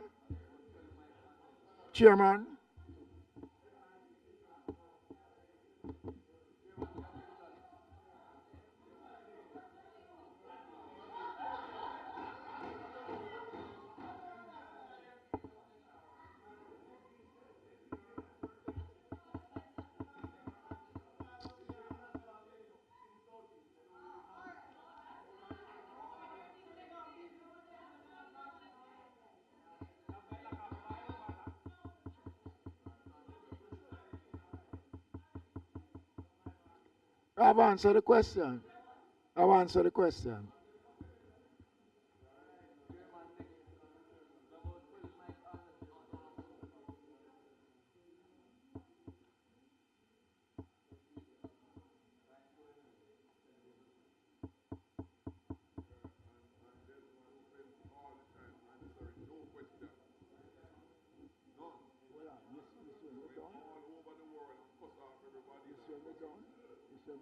Watch me. Hardly have two garbage truck out the field.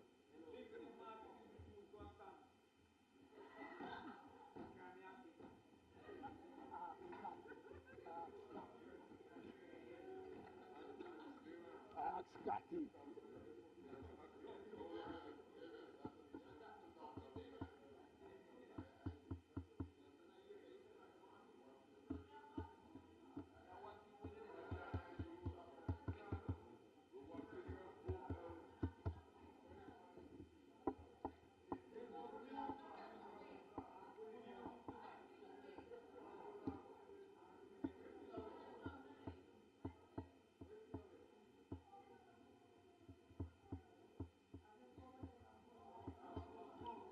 You set me up, you.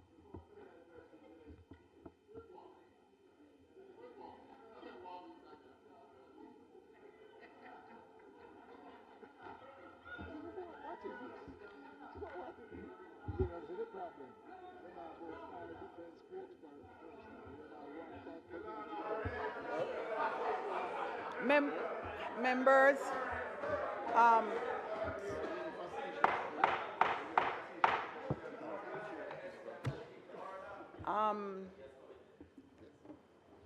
Member Smith. Thank you, Chairman.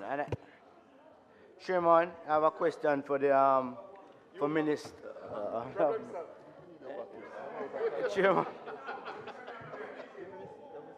Chairman. First of all, Chairman, I want to congratulate Minister Mackenzie. Minister, I think you should be congratulated for your leadership at the ministry. Hold on. I won't be as long as the person before me. Minister, page 72, page 72,002, right. Chairman, also I just want to congratulate the minister, and also I read, hold on, I read recently where the ministry was congratulated for satisfactory financial management, Minister, and your team should be congratulated. Chairman, it is by the Auditor General. Chairman, is against that background, Minister, I have to ask a question. Yes. Member Garvey was asking about municipal corporations and salary. I want to speak more specifically to the Kingston and St. Andrew Municipal Corporation. My question is, because you know we recently had that change of leadership there, Chairman. Yes. My question is, all allocations for councillors at the KSAMC have been late, several months behind. Every councillor, because I have 3 councillors who are members there, and I used to be a member there for 13 years. Yeah. So I understand the runnings of the KSAMC. The monthly allocations to councillors have been late consistently, and all payments for projects have been late. His Worship the Mayor has publicly stated in his yes, but if you will wait, the Mayor, His Worship the Mayor has constantly said the reason why the monthly allocation to councillors are late is because the money coming from the ministry late. And I want to know definitively if that is true, yes or no. That's one question. The second question, Minister, is that the Minister with responsibility for roads, Honorable Robert Morgan, has been saying in the public domain that the government has a plan for a one-road authority. And I want to know what is the ministry's position with the One Road Authority, and how are you working together with the Ministry of Works to get that to be a reality? Let me address. Let me address those two matters. First of all, let me address the latter. The Ministry of Local Government, myself as the minister, has been engaged, has been a part of the discussions with my colleague, Cabinet Minister Morgan, on the question of the One Road Authority. We have been a part of the discussions, and soon, remember, consultations will be held with all the mayors to up-to-date them on where we are with the question of the One Road Authority.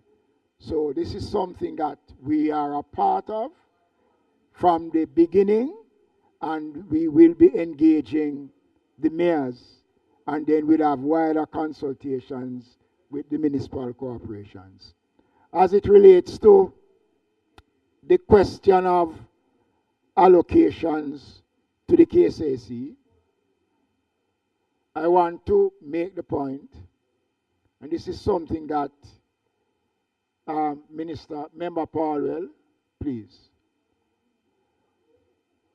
The funds that are allocated, not just to the KSAC, but to all the municipal corporations,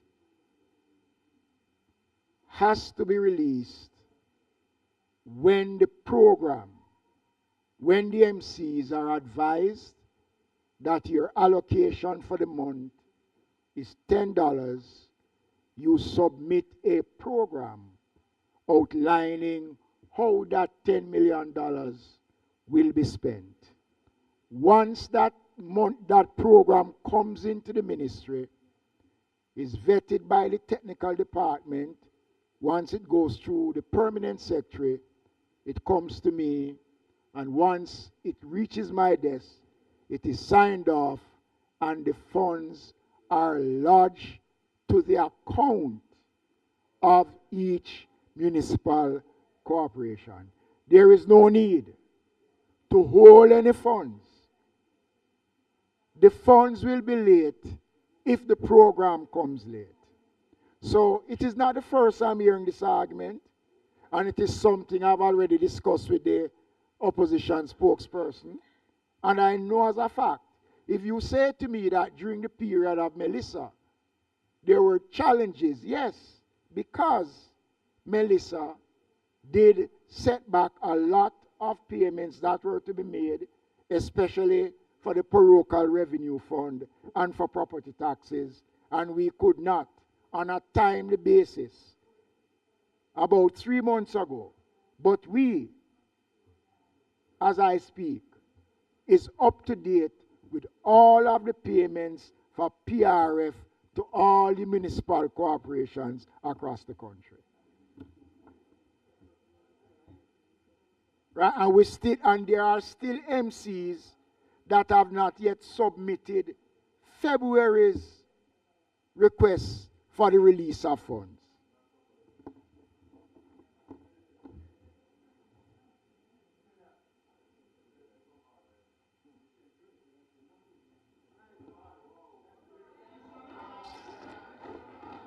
You tell Jerry.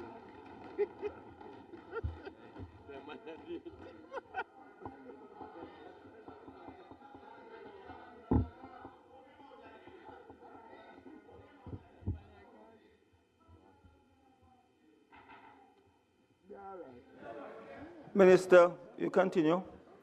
But I suggest that we keep the response very concise. Thank you, sir. Yes or no? Yes or no, 2 words and we're finished. Because, no, let's okay, Chairman. No, let's face this stuff. Years ago, Mr. Siaga made it clear in one of these committees, there's an effort in futility. It doesn't change one thing in this book. So the next thing we're going to work. Yes or no, and we're done. Continue. Who is this? Madam Chair. Put back Dwayne in that chair. What doing there?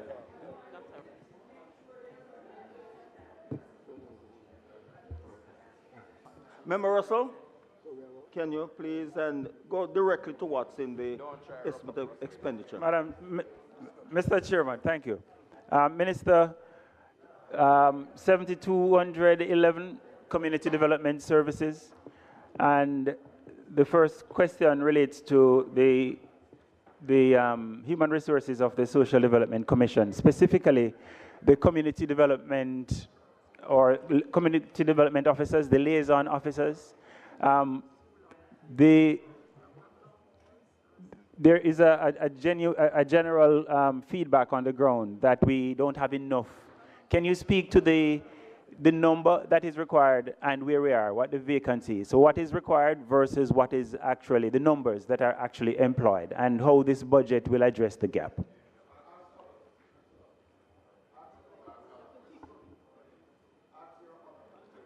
All right.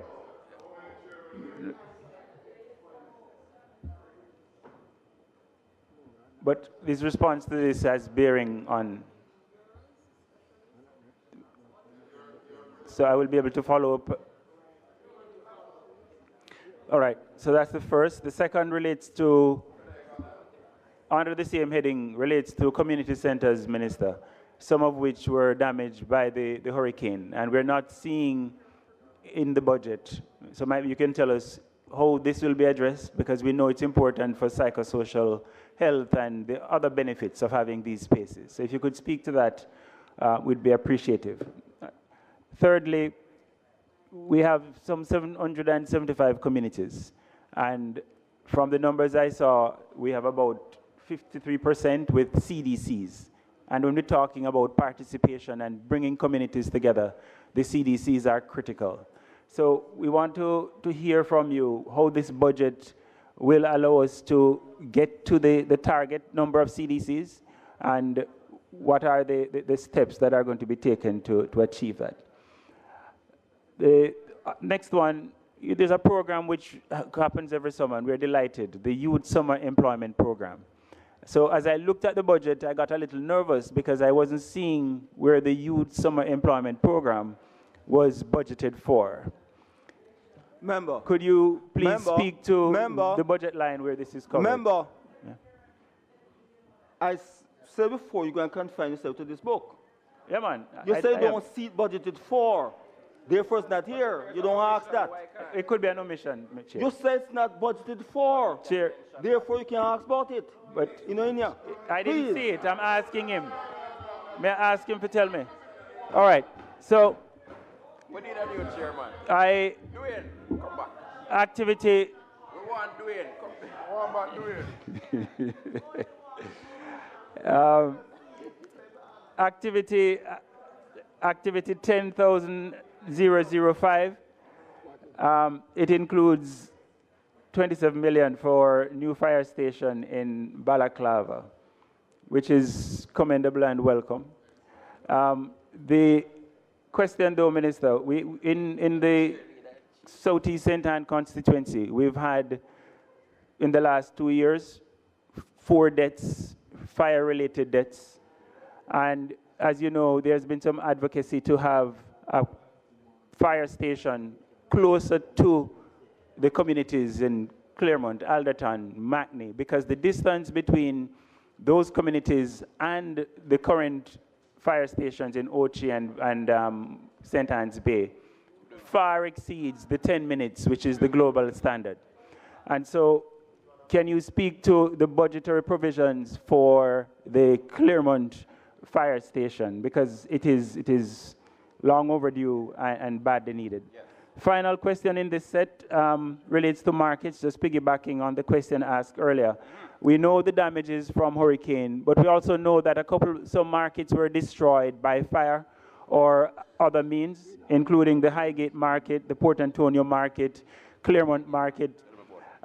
Highgate continues to be a major revenue generator, I'm told, because the people continue to pay their fees. So can you update us on the plans for repairs, markets from the hurricane, but also markets, these 2 that were destroyed by fire?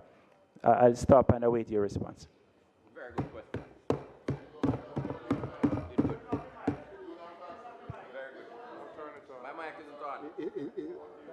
5 questions.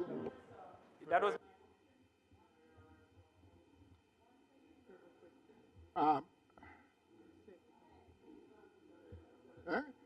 Okay, let me respond first of all to the last question that you posed in regards to the fire station. There are lands that were identified as a proposed location for a fire station. There is no provisions or engagement about building a fire station in Claremont. But lands were identified, but there is no discussions along that lines for a fire station in Claremont. The other question about the general repairs for markets, that will come later in my sectoral presentation when I will speak extensively on the government plans as it relates to markets.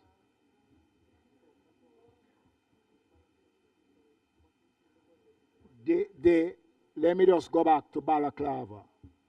The amount of the 27 million that you see in the budget is to purchase the land, not to build the station for Balaclava, okay?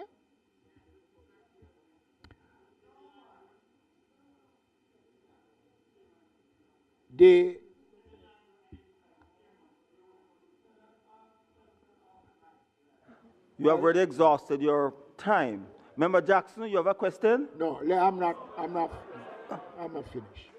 The question of YSEP.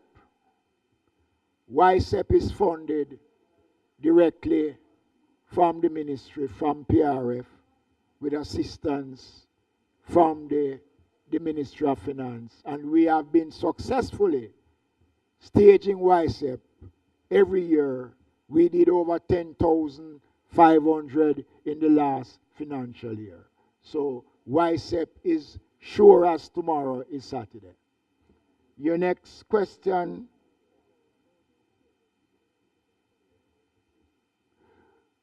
We are presently reviewing the structure of the CDCs. We have been meeting with the SDC, looking at the CDCs. So I'm not prepared to say much on that today. As it relates to community centers already, the SDC is presently doing an island-wide assessment on the state of community centers, and that is something that I'll also speak to a lot more in my sectoral presentation. The other one about the SDC and the human resources, there's a structure now that has been newly approved by the Ministry of Finance that will be taking shape shortly as it relates to the SDC. So that's it in regards to your questions.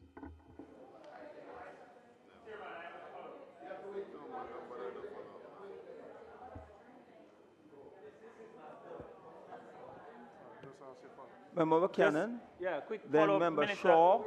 But look here, I'm going to allow all of you to ask all your questions. Minister, make a note of them. We'll answer them right along the line. Member Buchanan from Portland. Commissioner, you can answer me. Thank you, Chairman. Will I be able to do a follow-up? Minister, asking you to look at 72,014, that's the page. And it's in relation to water trucking and something you said earlier. Now, my only question for this particular part is for water supply controlled by the parish council, which deals with the roads or the areas that parish council supplies the water. Is there a process for the allocation or requesting the water? I respond. Yeah, I know. Just no. Yes, thank you. Now, in relation to 72,016, this is the homeless problem and the Portland homeless shelter and the drop-in center. My question to you is that the home in particular still hasn't been staffed, and whether or not that's budgeted for this time around, because that is affecting the next question. And so if you tie it together, what I said earlier about the Mackenzie dilemma, whether or not Mustard Market will be restored in this year because the market affects the enforcement, the ability for the municipality to actually enforce and regulate the town area.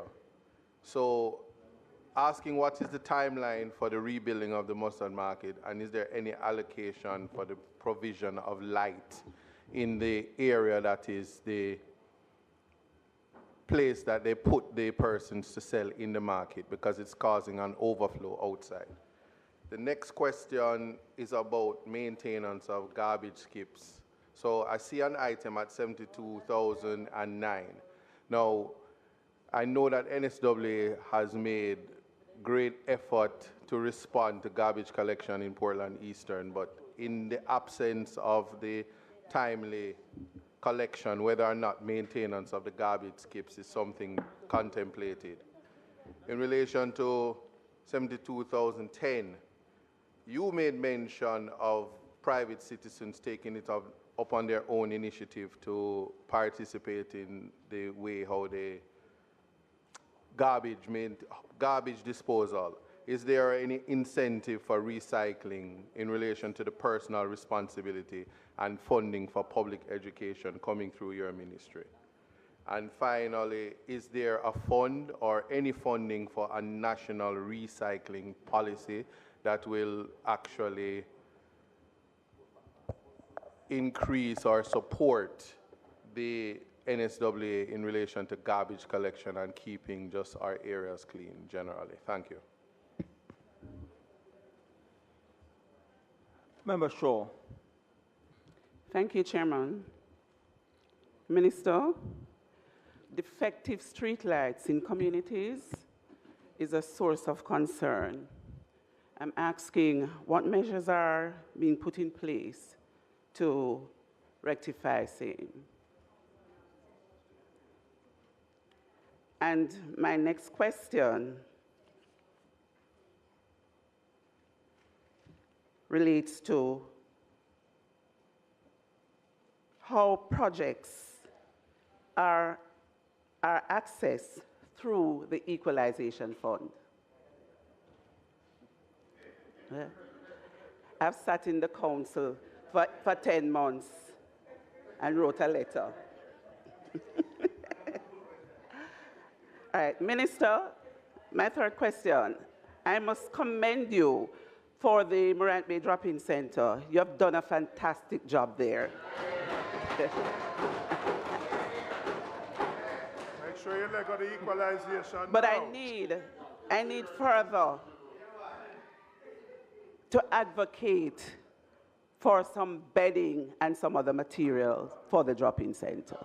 Thank you. Commissioner. Member Paulwell. No, man. No, man, my mic up long time. And I have recognized your promotion from member to commissioner.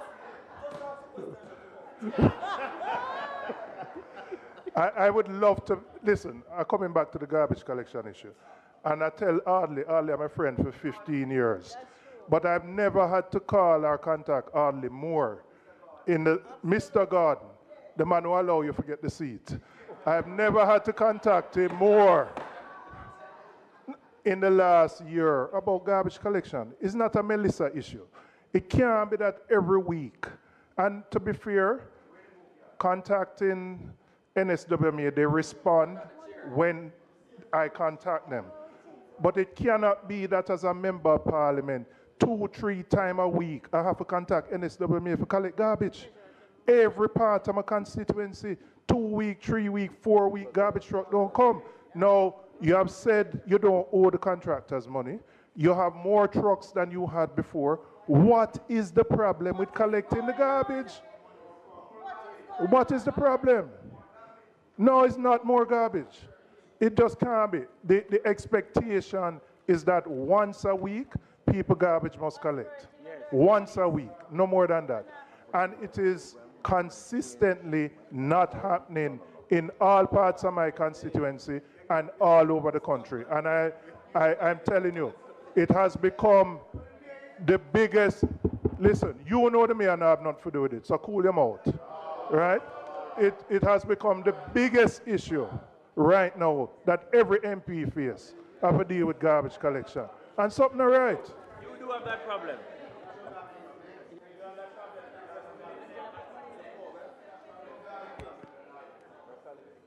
Minister, Minister 10, Minister, 1 minute.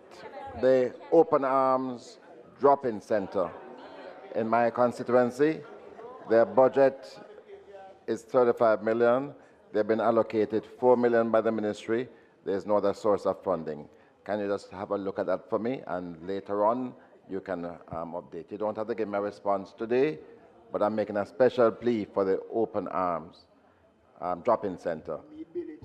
I know. Very reasonable, Member Paul, but I hope they follow your action as your example. I don't know more. I'm not going there. I didn't as a member Fort. We can talk to our colleagues outside. Oh no. Oh no.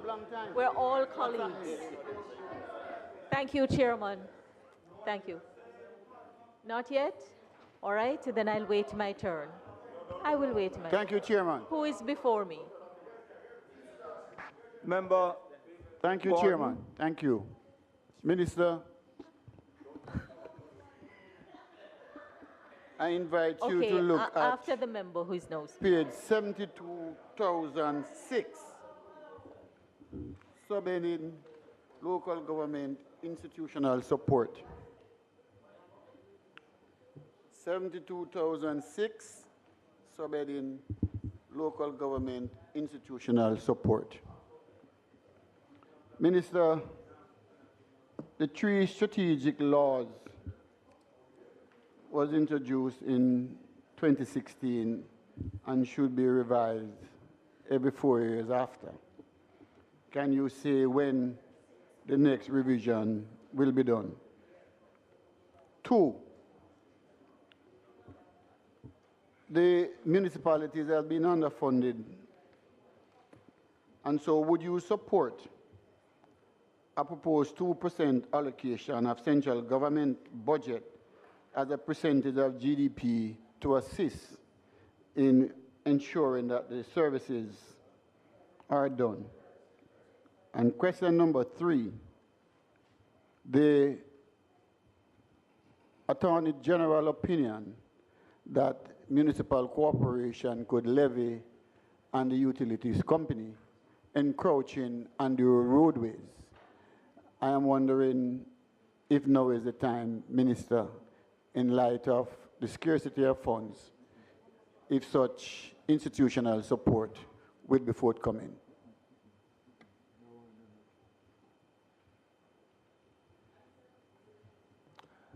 Member Jackson. Thank you, Commissioner. Acting Chairman. Sorry. Acting Commissioner. Acting Chairman Commissioner. Chairman, page 72,009 through 10, solid waste. Just want to first of all give my full endorsement to the concerns mentioned by Member Garvey. But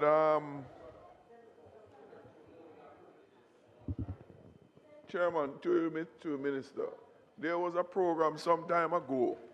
I remember it came up in the last fiscal, I believe, or two budget cycle regarding the Riverton City dump and the removal of tires there and some arrangement with the cement company, given the fact that there is a constant ongoing risk, high risk, with the storage and maintaining the storage of the tires at the dump, particularly Riverton City. Could you advise, Minister, what has become of that exercise? Is the removal ongoing, or has it ceased, and why, and what steps are being taken to renew it, if it is such a plan of the ministry? As to the fire brigade, Minister, recently I interacted with the Waterford Fire Station, which is the only one in Portmore, some time ago, and it wasn't working. And when there's a fire in Portmore, very, very densely populated and developing, so much so that people have ambition to name it all kinds of things. In the midst of all of that clamor, there is this gross inadequacy of fire service for the huge number of residents and businesses. Minister, can you advise what is the status of the one fire station in Portmore? And two, what plans, if any, to either develop, expand, or add to a fire station in Portmore to meet the demand of that municipality, or whatever it may be chose to be referred to as?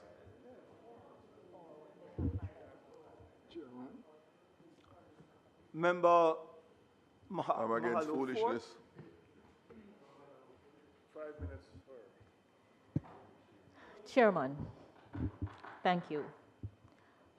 I appreciate that to a large extent we're going through a formality because the ceiling of the budget is set and there is hardly any likelihood that the numbers are going to change. And so the focus would have to be on how can we better use the allocations that we're going to vote on.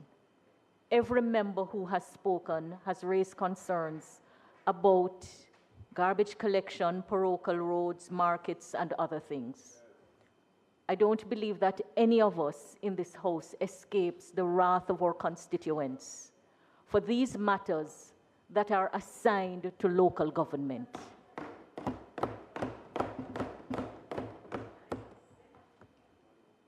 Local government, like central government, has its own election. And many times, constituents are asking us to assume roles and functions that in our system of government are assigned to the local government representative, democratically elected as we are. And so the ministry has among its objectives effective solid waste management practices and public cleansing. And in the exchanges, the issue was raised about the bad habits of some citizens around garbage disposal. And therefore, it begs the question, which line item has an allocation for us to vote on that will help to achieve the objective of the effective solid waste management practices? Right? So how are citizens who litter and illegally dump garbage are going to know what those effective practices are in the absence of a sustained public education campaign around the issue? That's my first question. No, which line item for vote will allow the ministry to achieve this objective that is set out at 7201? The next question, I note for purposes of comparison, that we have specific activities under activity 11.721, rehabilitation of fire vehicles, activity 11.723, repair of fire station. We have the activity 10.205, rehabilitation and maintenance work, and the activity supports the operation of the National Solid Waste Management Authority. The allocation is for the procurement of cover material for disposal sites island-wide. Very important, because in my constituency, we have the retirement side. But I'm just looking for the activity that speaks to the repair of the garbage trucks. I'm not seeing that. And I still have not heard the answer of what is standing in the way of a schedule for communities for garbage collection. Because a schedule will allow the citizens to be held account for containerizing their garbage, and for the authority to be held accountable for showing up and collecting the garbage at the specified time. I still haven't heard the answer. And Chairman, this is a question that is repeatedly asked of us in our constituency. It's not a for or against anything. We are here to effectively do the business of the people and to ensure that the machinery of government responds to the needs of the people. So when we are voting, we have to vote to ensure that the monies are allocated for what the people need and for which government has responsibility. So, where is the allocation for maintenance? What is the reason why we can't get the schedule? And which item deals with the practices and educating the people? Thank you. Member Dawes. Okay, down something now. Member Dawes. Thank you, Chair. No, man. Me and the Minister good, man. Don't worry. Minister, the question is, will Portmore get a market? Just a minute, Member Dawes. What heading are you talking about here? No. You must tell me what heading. There's nothing in the capital budget. Huh? There's nothing in the capital budget as it pertains if it's to not markets. Here, you can ask it. Yeah, I'm asking why there's an absence if we're talking about a parish. That's a noticeable absence, though, Chair. Member Dawes. You're young. You're new. I yield. Right. But the issue is, we're breaching stuff and going over door. We're being guided by this. If you're not inside the I'm asking about a capital budget, though. Tell me what page, what section, and what number. Then we can move on. If you're not here, we're not going there. Markets. I'm advised by my colleagues that markets. But you know, you can't talk 72,007. Hold on. You know, you can't talk to 72,007. Hold on. Some of the questions are necessary now. You can't talk to your colleagues. 72,007. There. But go on. That is what I'm asking about. Seeing that Portmore will become a parish, will there be any allocation or consideration to upgrading the market there or to create a market? Just a minute. What's a minute? You said if they're going to upgrade, then well, you said there's no something market. there informally. What is it? You said there's no market, so you have to go and upgrade the market. Remember that was specific, man. To build a market. Because it is now a parish, and I have to ask. Well, that is the one question I have, No. Chair. All right, and Minister, can you answer the questions that were asked? Was that written Don't move down? on. No, you have got an opportunity, sir. You can't come back. You got an opportunity to ask all the questions you want. Well, it's a parish, you know, so. No. You got the opportunity to ask all the questions you have to ask. You did not. You cannot come back on the floor. One time is enough. Minister, please answer the question. Now we close it off.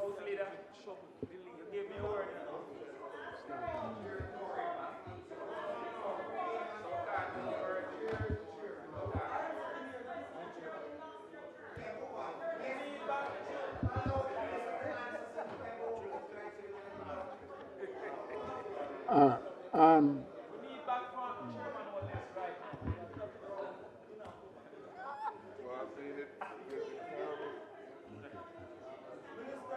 um, okay. Thank you. Thank you, colleagues, for the slew of questions. I want to respond by, first of all, dealing with the question of water. Number of colleagues raised question about water, trucking of water, state of water supplies within the respective municipalities. Just to say that the 583 water systems across the country will be assessed. As I said before, we are working with the Ministry of Water and Rural Water to assist us in these assessments. The trucking of water, the member from Portland also raised that question again. The trucking of water, the ministry will be assisting the trucking of water based on allocations that will be provided. So I want to respond to that we are in fact looking at the entire minor water supply system across the country, and we'll be paying special attention to the issue of the trucking of water as we approach the drought season. The next question was the drop-in center.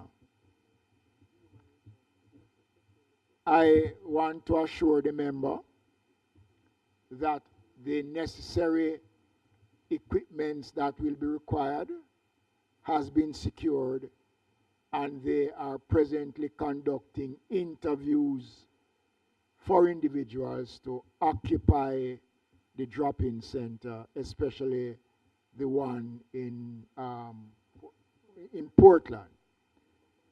Morant Bay, the night shelter, 1.4 million has already been approved to do the necessary things to equip the facilities so that it will become active very shortly. And soon, I'll be extending an invitation to the member to join me as I officially open the new wing of the drop-in center. The question of markets. The Musgrave market, I want to say to the member, we met last year with the vendors, and the design for the new Musgrave market was shown to the vendors. They all agreed. We did not put the money in the system, and we're going to be looking this year to do so. So the Musgrave market member will be looked at, and I will see what can be done in regards to the lighting situation that you spoke about. The Port Maria market, the Highgate market, you spoke to me about it, and we are waiting on the design. You said it was sent back to the ministry. That one is on the cards to be done, because that market was burnt down about 2-3 years ago, and the commitment was made, and the funds will be provided as soon as we have concluded all the necessary things that has to be done in regards to that market.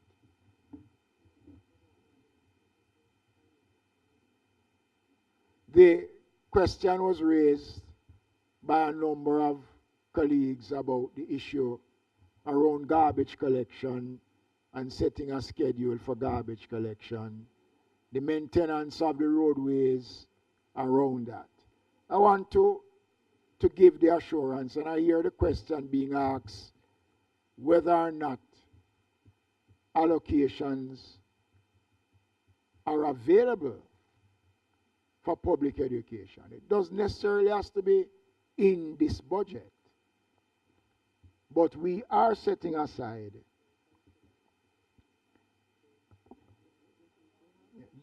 right.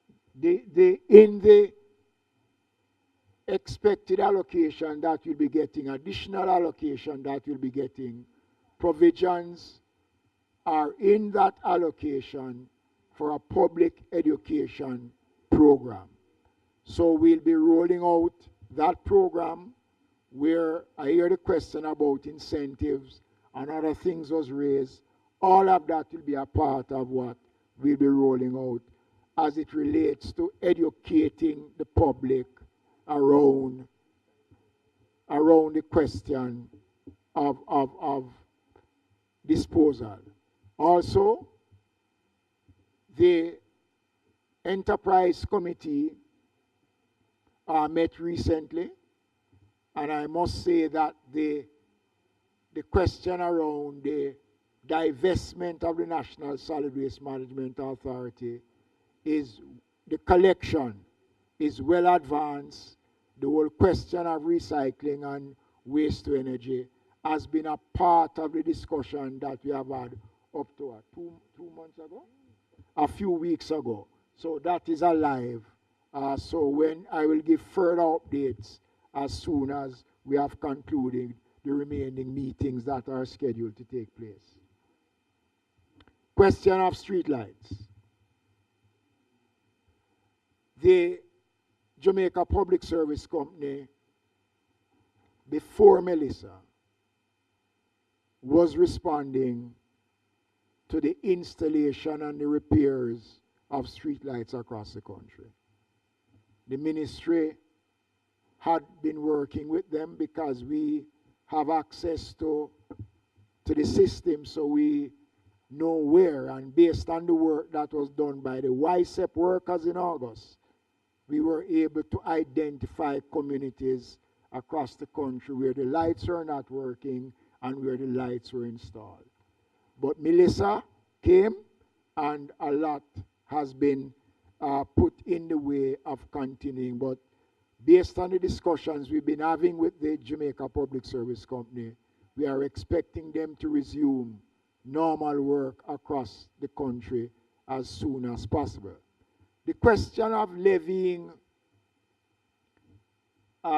charges against the Jamaica Public Service Company for the use of the right-of-way. Let me remind the member that when the Jamaica Public Service Company when the government sold the majority of the shares to JPS, we sold the right-of-way to JPS.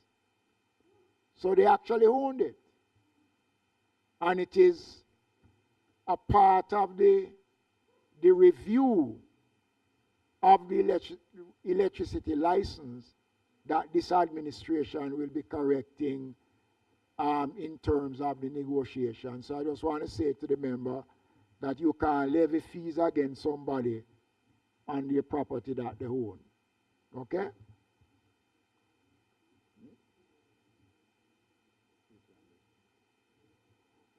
The question was asked how you access the equalization fund.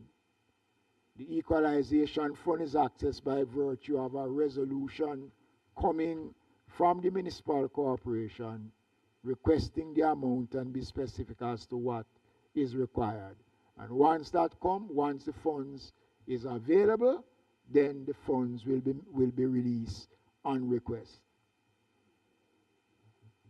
The question of the parish development committees and the work of the SDC. Up to 3 days ago, we met with the SDC to review the operations of a lot of the parish committees, which many of them are not working. And even if they are not operating within the guidelines that is set by government. They do get some subsidy for their operations from central government, and they are monitored by the SDC.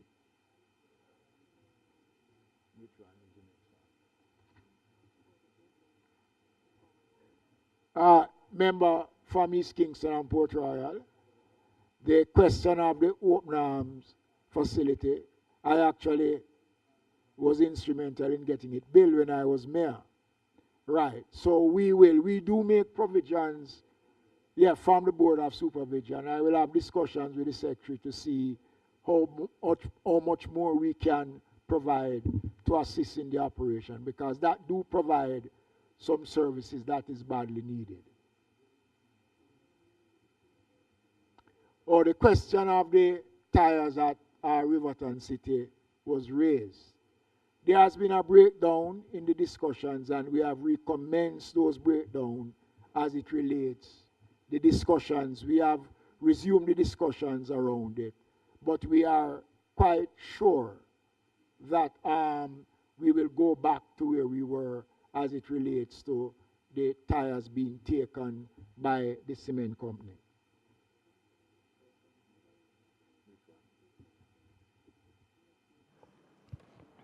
I must say that the member from East Central has been true to form about the 2% of the national. He has been consistent in it. And it is something that is worthy of consideration, and we will definitely look into it, member. We will definitely look into it. But it also has to come with conditions that is going to warrant that kind of investment in central government, in local government. Thank you, Minister. Can we put the pages now? The head. Pages 1 to 16, Minister of Local Government. Head 1 to 16, Minister of Local Government and Community Development. Those in favor? The ayes have it. There are two others that were not had as yet.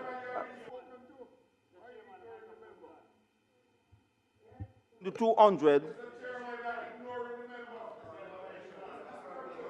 Which member? No. The member from East Central, St. Andrew. Yes, at this time, he has asked this question before. And what you said, ask all the questions you have. Which question? No. Yours was not answered? Hold on. You say yours was not answered? All right. Okay, I will answer that. Answer his question, if it was asked. There are a number of legislative matters involving the ministry that will be dealt with in this financial year, Mr. Chairman. So we have started consultations already. So I want to assure the member that that is high on the priority list as it relates to our legislative agenda for this financial year. All right. Ed 7 to 200, pages 1 to 16. Those in favor? Ayes have it. Ministers, thank you and staff very much. There are two other headings that were not taken earlier on. 5300 038, Office of the Registrar of the Company. Those in favor?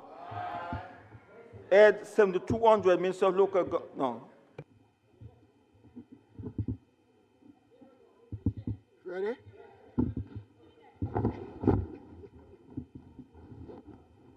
Ministry of Education, what name? Ministry of Education, Skills, Youth and Information.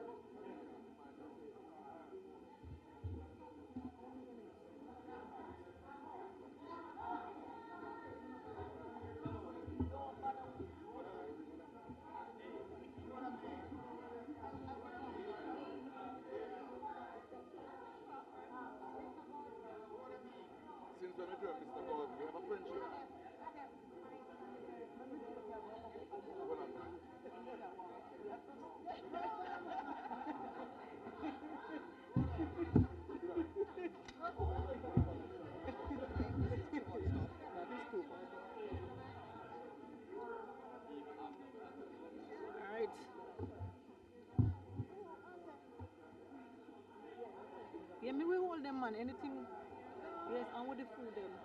Are you not ready for them now?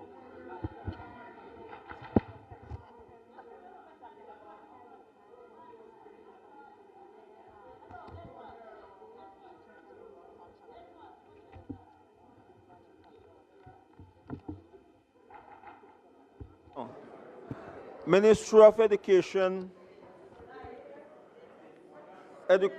Education, Skill, Youth and Information. Madam Minister, can you just make your opening statement, but not too long? Thank you very much, colleagues, and what time is it? Good evening to you all. Can you hear me? Let me bring it up a little bit more.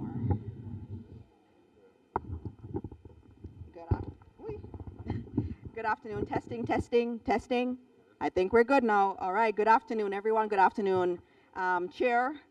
I have to start this evening by speaking to the loss of a student yesterday at Ocho Rios High School. I know that it hit me very much, and it hit a lot of Jamaicans. The death of a child at school, on school premises. It was very hard. And so I want to officially extend condolences again to the family of the deceased student. We've lost 2 students. We have a student who is no longer with us. And I was with those parents yesterday, and I heard the pain. And we have another student who is in lockup. So we've lost that student too. And so I start out my opening comments, Chair, by just acknowledging what happened and noting the ministry's resolve to ensure that we can do everything we can to not have that happen again. In terms of my opening, Chair, Hurricane Melissa is obviously very topical for us in the Ministry of Education. In the West, our schools do not look like they did last year at this time. But we're very happy to note, Chair, that in 90 days after Hurricane Melissa, all our schools were open. And Chair, they're not open in the way that we would want them to be open, but they are open. And I want to thank the principals, the teachers, all the staff in our schools, because it is them that made this happen. This is historic globally. Jamaica is being looked at globally as an example of resilience after a disaster like Hurricane Melissa. I was even asked to speak globally on what we've done in education and how we can teach the rest of the world how to react. In terms of our priorities, and I will be very quick, they remain literacy, numeracy, early childhood education, understanding that the base is very important. Special needs, that's very important to us. And then, of course, we've had to add to that recovery from Hurricane Melissa.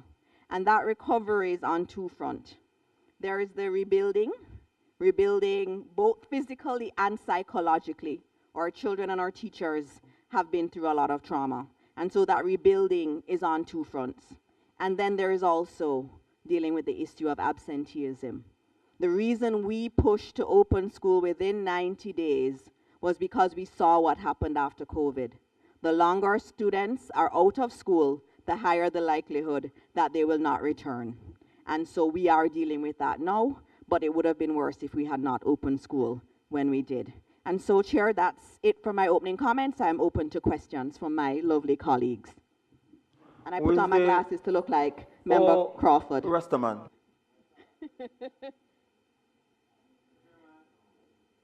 I'm going to get you a pink one like mine.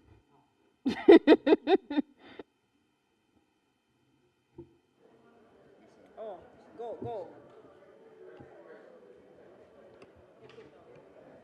Thank you, Chairman.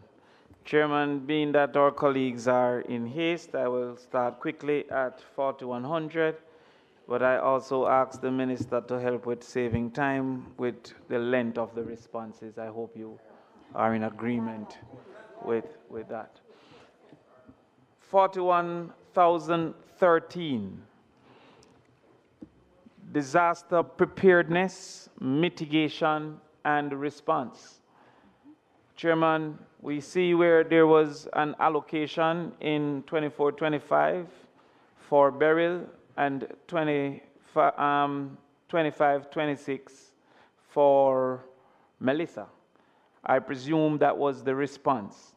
However, I am concerned under disaster preparedness and mitigation that there's actually zero budget for 26-27. Can the minister explain why there's no budget for preparedness and mitigation, having had the last two experiences? All right, thank you very much for that question. And I believe yesterday at the start of the standing finance process, there would have been an amendment done to the big yellow book that we call it, where 18 billion was allocated to the Ministry of Education for that line. For that line. So, so this was an omission. It is now there. Okay, all right, good. No problem. Thank you very much for that. Now we will go to activity 11520, page 41,016. I'll just go with the page number because education is 41,000. So, page 16. Information Communication Technology Services. Now, as a part of that, it said that the Tablets in School initiative is a component of that. How many tablets were distributed in 2025 to early childhood, primary, and secondary institutions, respectively? All right, I'm going to get that number for you, but you can go to your next question. I'll give you that number. We have to just go through the list. Okay, well, the next question would hopefully be what's the target for distribution in 2026, 2027?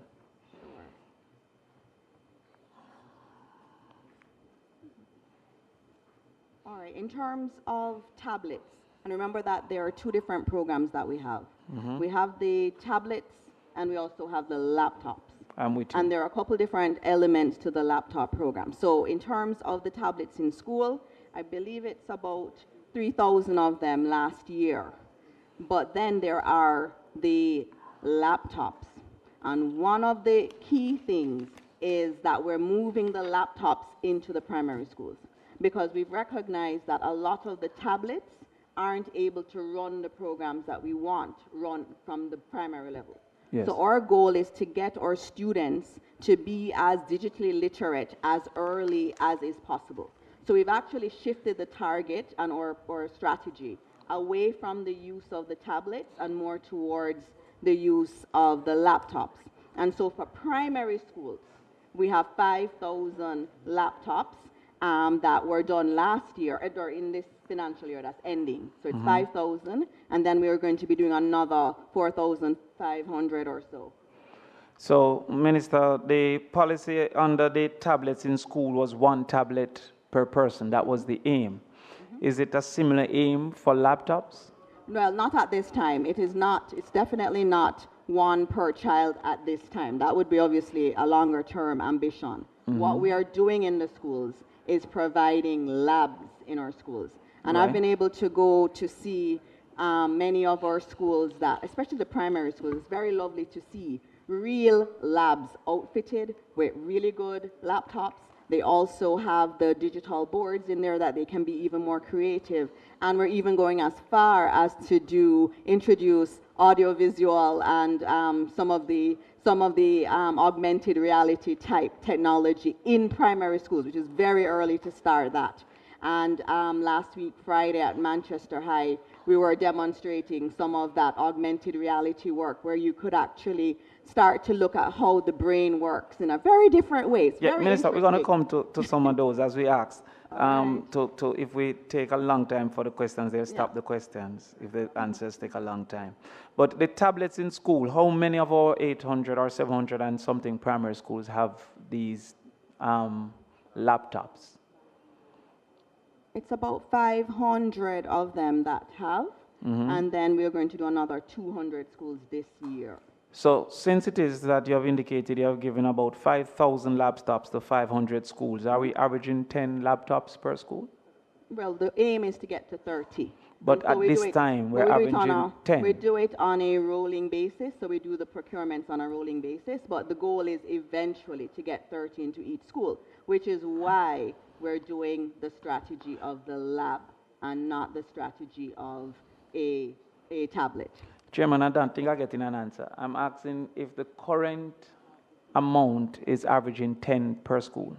At current, I understand the aim. Yeah, remember that it's around 10 Some schools are 20, some are more. So it's an average number I'm giving. On average, it's an average around 10. Yeah. And these are in schools with students over 1,000 in some cases?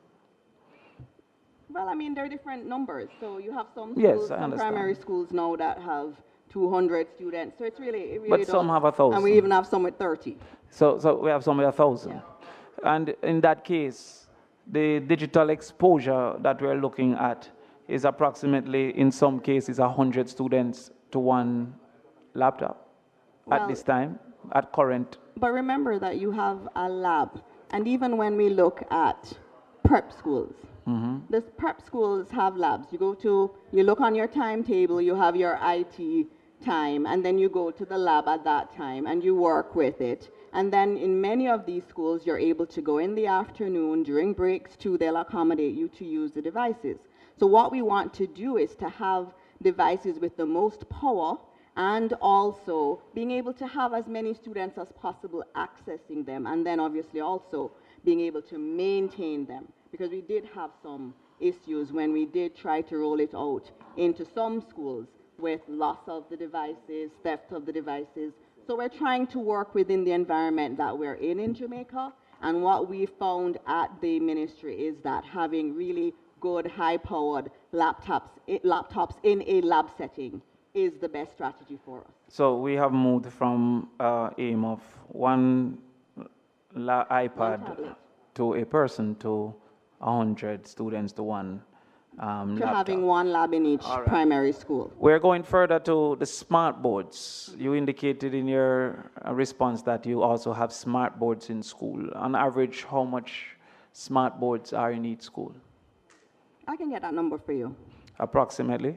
I'll get that number for you, because some schools, remember, it's a little bit of a different situation in different schools. So you go to some schools and you have some past student associations that have given several of these, and they have many in the school, and even some MPs here I know have given some of these smart boards to our schools. And so we've made sure our goal is to ensure that every school has at least one. Right. And in many of the schools, it's multiple that they have. Chairman, being that we're discussing the government's budget, I'm asking really how much has the government sought to provide? How much smart Member Crawford, she says don't have the figures here. 800, but Chair. But give it to you after. 800, Chair. Number, Chair. 800. But I thought you said didn't have it. Thus far, and remember we are getting them on a rolling basis, so there are more to come in this financial year, and there will be more next financial year. All right, so so I'm assuming on average one per school. At least. On average, one per school. And Minister, with that headline, it's stable in a class or is in a particular room? It depends on the school. So I have some schools, for example, that are quite creative. I went to one school in St. Thomas that had the smart board and the technology primarily in a room that was for the students who had literacy and numeracy problems. And the reason they did that was because sometimes the students would feel stigmatized with having to be pulled out and put into a room separate. And so what they did was to give them the best technology. So they always wanted to go to their literacy class and their numeracy class because they had the best technology there. And so that's one way some schools use it. Other schools do it in a different way. Okay. So with an average of 40 classrooms, you're saying on average 90% of the students at any given time will not have access to a smart board. What about the Own Your Own Device program? That's the Bring Your Own Device to School program? No, there was an announcement of a OYOD, Own Your Own Device. That was during COVID. I'm not in COVID anymore. Right. So vouchers were given for students to purchase their own device. That program has been discontinued? Yes. Okay. Activity 12.829, page 16. Quickly.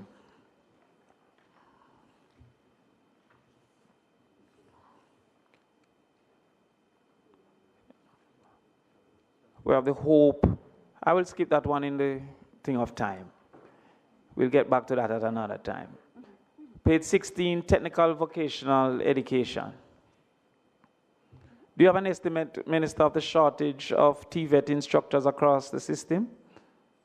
And I'm asking in particular, what budget strategies do we have if that shortage exists to recruit and retain those TVET teachers? We have, as far as I know, there are TVET teachers in all the schools, and all of the positions are funded, and the teachers are there. And also we have even gone further with TVET scholarships that we're using to encourage young people to go into the TVET area, because we recognize that this really is the future. Any country in the world that is looking at surviving, especially during the age of AI, TVET is absolutely central to that. And so we're putting our money there in terms of scholarships and incentivizing young people to go there. So the answer is no, we don't have a shortage? I know of no shortage. You don't have no shortage. You expounded upon the importance of TVET. A program was announced by the very, very Honorable Minister of Finance from Ty Dixon called the Primary School, TVET in Primary School program. Is that program still on, and what is the budget allocation for that? Yes, that's the project-based learning that we do. It's a program we have, and it is executed in grades 4 to 6. And this is in how many schools at current?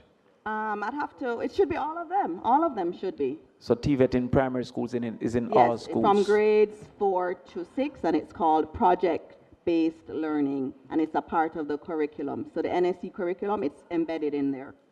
All right, activity 12836, we see guidance counseling services for 203 million. Is this the guidance counselors in all schools, or is this a centralized unit for guidance and counseling? That's in the ministry. So that's a centralized unit Yes, for that's in the ministry. guidance and counseling. Now, in addition, what's the number of counselors, however, that we have in schools, or the ratio? About 1,000, a little bit over 1,000. A little bit over 1,000. And in schools, how many students do we have those servicing? It would be all students in all of our schools would have access. About 420,000?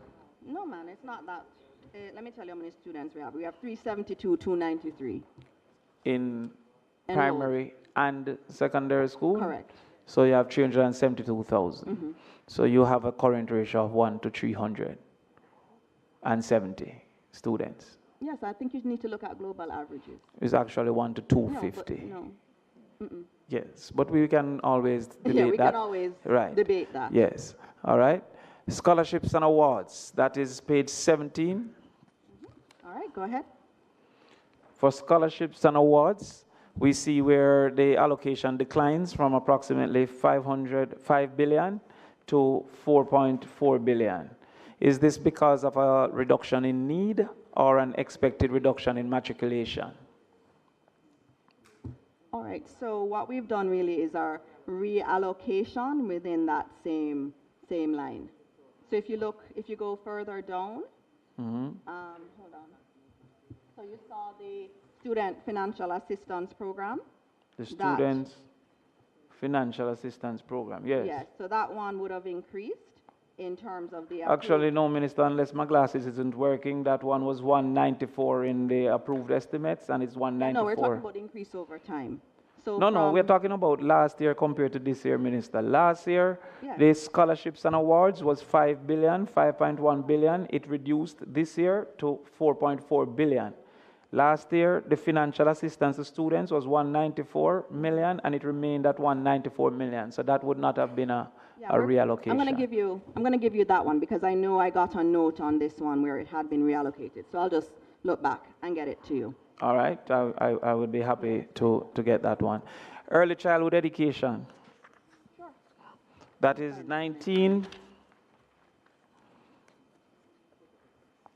Minister, this header under pre-primary education could be quite misleading, as most of us would not have estimated that pre-primary education would have included grades 1 to 3 in the allocations. It reads here that the institutions involved are daycare centers, brain builder centers, basic schools, infant departments, grades 1 to 3, community-based sponsoring bodies, etc., etc. So would this budget include the cost for teachers, etc., in the primary school components for grades 1 to 3? In terms of definitions, globally, the definition of early childhood is now 0 to 8. And so that's the reason why in our programming. And it's when I first went to the ministry, you know, I was like, it should be 0 to 5.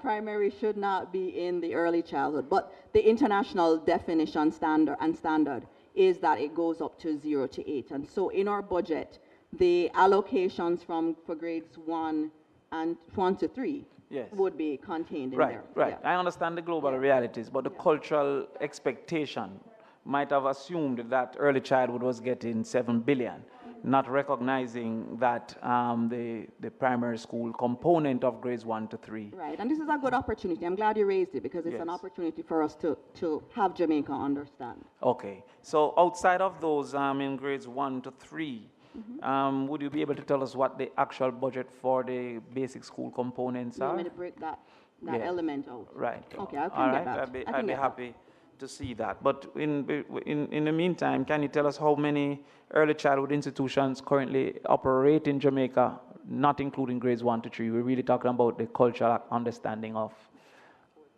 under 6 years old. All right, ready? Yes, ma'am. Okay, so it's 2004-23 in terms of the pure budget to early childhood. And there are other little pieces from other parts of the budget. We allocate about 9 billion to what you're speaking to, which is the ECC. So you're speaking of those in the basic school level. Yes. So that would be your infant department and so on. It's around 9 billion. I had asked that question, so I got a preliminary breakout of it. Minister, I'm confused because the full line for early childhood included 1 to 3 is 7 billion. So a subset of 7 billion is 9 billion? Yes. So remember that there is also maintenance. There are maintenance lines where we have to maintain the schools. And then also, in addition to my 9 billion, I'm also including the salary that we take up at the ministry for the early childhood institutions. Minister, I don't want to delay my colleagues. However, I'm speaking specifically to this line here, which speaks to program and activities, where pre-primary education direction, rehabilitation and works, private education support, delivery, all added up to 7 billion. Yes, so it and includes rehabilitation and works. But remember, it does say in the notes that this relates to the Early Childhood Commission. What I'm noting is that the ministry also carries other pieces of the budget that are not through the Early Childhood Commission. So there are teachers that are on the establishment that we pay for in central ministry that would not be reflected in that line, which is for ECC.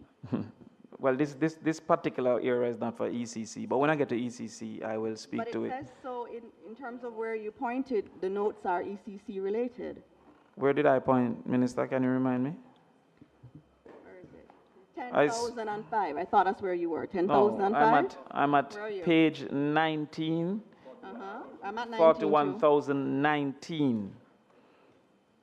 Pre-primary education, that is, so 10,005 direction and admission. That's the first table, program. That's where I am. Right, and the total there is 7 billion. Right, which is why it says the funds provided will facilitate the administration and operations of infant schools. No, you're at the wrong area, Minister. Where are you at then? I am above that. Pre-primary education is concerned. Okay. Yes. Okay, all right. I see where you are. Right. Because if you were to go to where you're reading 1005, where it said the funds provided, that is actually only 3 billion, not 9 billion. Correct. And it's 3 billion of the 7 billion. Correct. So therefore, to this point, I'm trying to figure out where the 9 billion exists. All right. So if you look at the ECC budget, yes, there is ECC. Yes, I'll get to that soon. Right. And then you have to look at the agency budget, and then you also look at the fact that in the ministry, embedded in the ministry, yes, in our line for teachers, yes, there is a cohort of teachers. All right. That is for ECC. And so when I give you 9 billion, yes, in the ministry, I have to get numbers that I can work with, so in terms of directing strategy. And so for me, my request of finance was, can you give me the total amount that we would give to what we would traditionally think of early childhood, not going by the definition that we have in the book, but generally going by early childhood. So the book would be misleading at this point. You know what? It's the way it's been defined for some All right. time, but No you have to problem. obviously be able to interpret the numbers in there. I understand. All right. I would hope to get that from you soon so Sure. I can analyze. Sure, man. I have it broken out. So you indicated 2,400 institutions? Yes, correct. All right. Can you instruct us how many are registered, how many are licensed to operate, and how many are certified? Coming. I know it's over 300 that are certified. Mhm. And I know your next question, that rate sounds low, but we're going to be doing 95, I think it's about 90-something% are registered. So 90-something% are Yeah. registered, and what Yeah. about licensed to operate? How many have a current license to operate? Once they're registered, they're licensed to operate. Actually, all right, I won't delay. But and the certification? The certification, 300. So of the 2,440 schools, only 300 are certified currently. Correct, fully certified. Full, yes. Well, we don't have a semi-certified, do we? Yeah, Do we have a semi-certified? we do. No. We do. No, that's registered. But allow me. What's the total enrollment in this early childhood sector as we understand it, under 6? About 100,000. About 100,000. Yeah. And being that those that are registered must indicate the teachers and their qualifications, how many bachelors of education teachers do we have in the system? Oh, that's an interesting question, and I'm glad you raised it. I'm glad because you'll this answer. also gives you some of the texture to what we're doing in early childhood education. So a lot of our basic schools, as everybody knows, are operated privately. There are many really great people in our communities across Jamaica that operate these. And what we have done as government in understanding the importance of the early years is to provide every early childhood institution with at least one trained teacher. And so we pay that salary. A bachelor's of education trained teacher, or are you speaking to the Heart Trust level 2 teacher? No, not hard. So you Not are hard. indicating that we have 2,000 trained teachers in the system, Yes, paid by the There are government? 108 schools that do not have, 108 basic schools Yes. who do not have a trained teacher.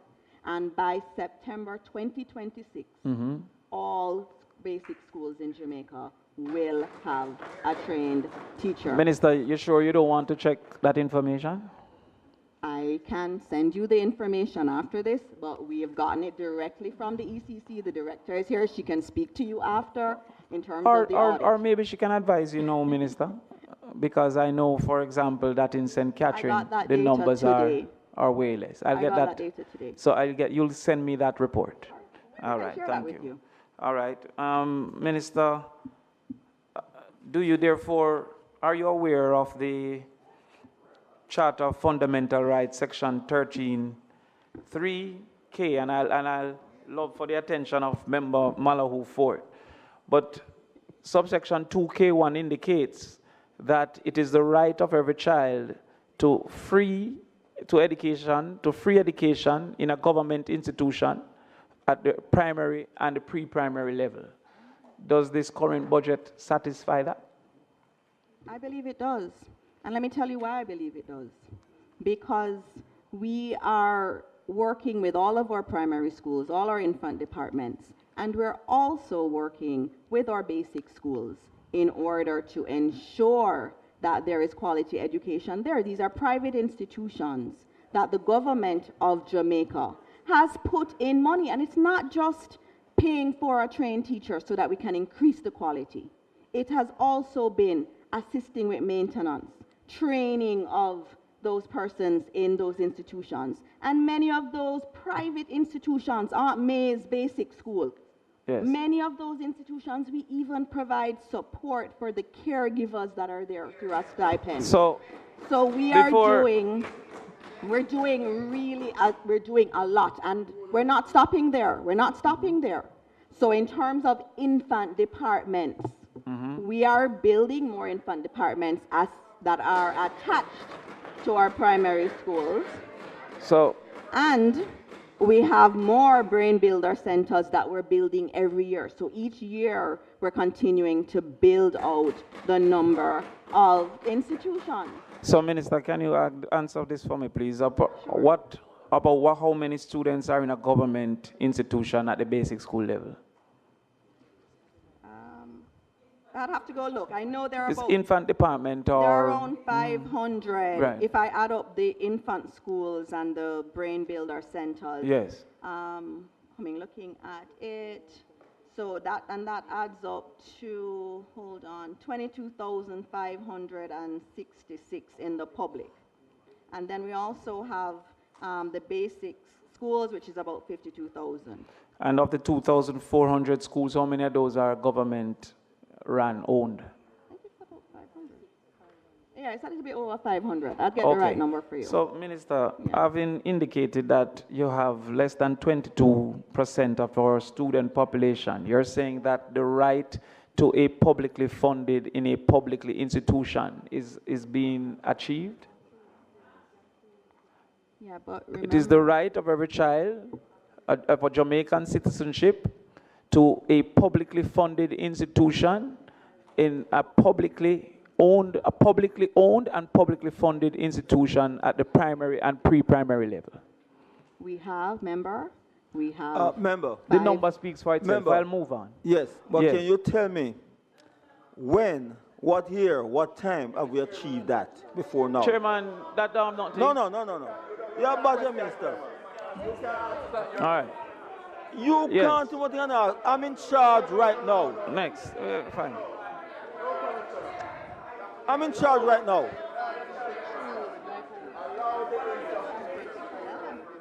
I will go I'm to in charge right page now. He's going on the wrong road. 20. Page 20.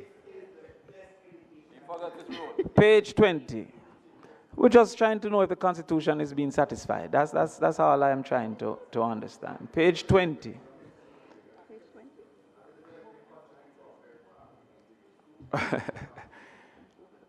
Page 20, recognize basic schools and path program. It says here, page 20, this activity supports administration operation of recognized basic schools. Can you indicate to me what it's meant by recognized basic school? Registered. So those are registered basic with schools. the ECC, and remember that's over 90%, around 95% of all basic schools are registered. Okay, so in that case, it is the aim, therefore, based on this particular budget line, that you're providing meals for 70% of all students in the registered basic schools? Correct. What is the estimated average daily subvention? I mean, what numbers we are dealing with? I think it's, Oh, yeah, I'll give you that cool. number. I'll give you that number. I'll get that number for you. But remember also, member, again, just reminding everyone here that this is being provided to private entities, that we are making sure that whether or not you're in a government institution or you're in a private institution, that you should not be going hungry. Well, and so if we look here, it's $347,000, 347 million total that's provided for cooked meals. Right, I was asking if you had you have estimated the daily amount, but you don't have that right now. I don't have that. All right, 347 million. No, not yet. I'm not going to delay you today, right?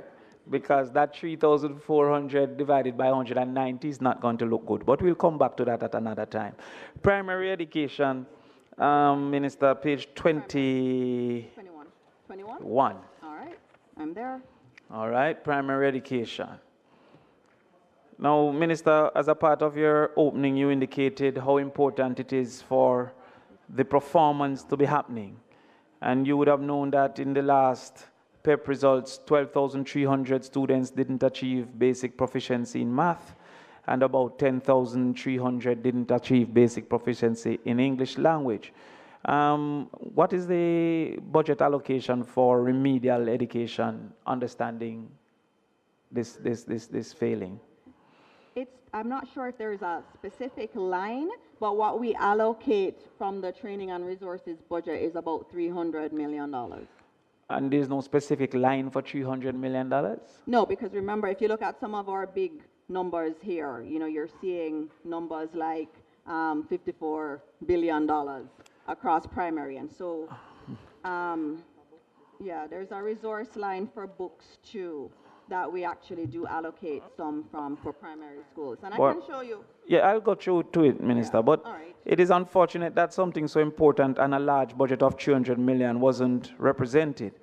Having gone over the last 5 years of the PEP results, our primary schools currently have 84,000 children doing, our high schools have 84,000 children from forms 7 to 11 that didn't achieve basic proficiency in mathematics. I would presume that that would be a line item.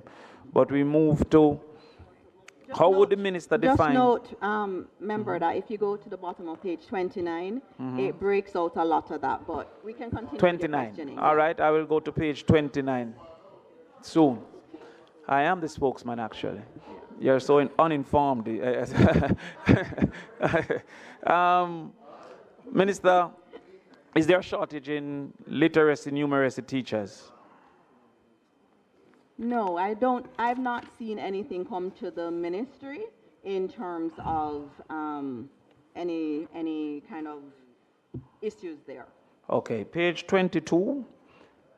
Page 22. Having not had a line item for $300 million, there's a line item here for a pilot program for science technology in schools for $10 million.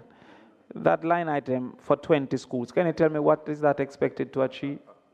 It's a pilot program, and as it said there, it said the activity supports the piloting of STEM. And so what we're doing is, one of the things, and thank you for asking that question, because one of the things I've found, and I'm very open with what works and what's not working.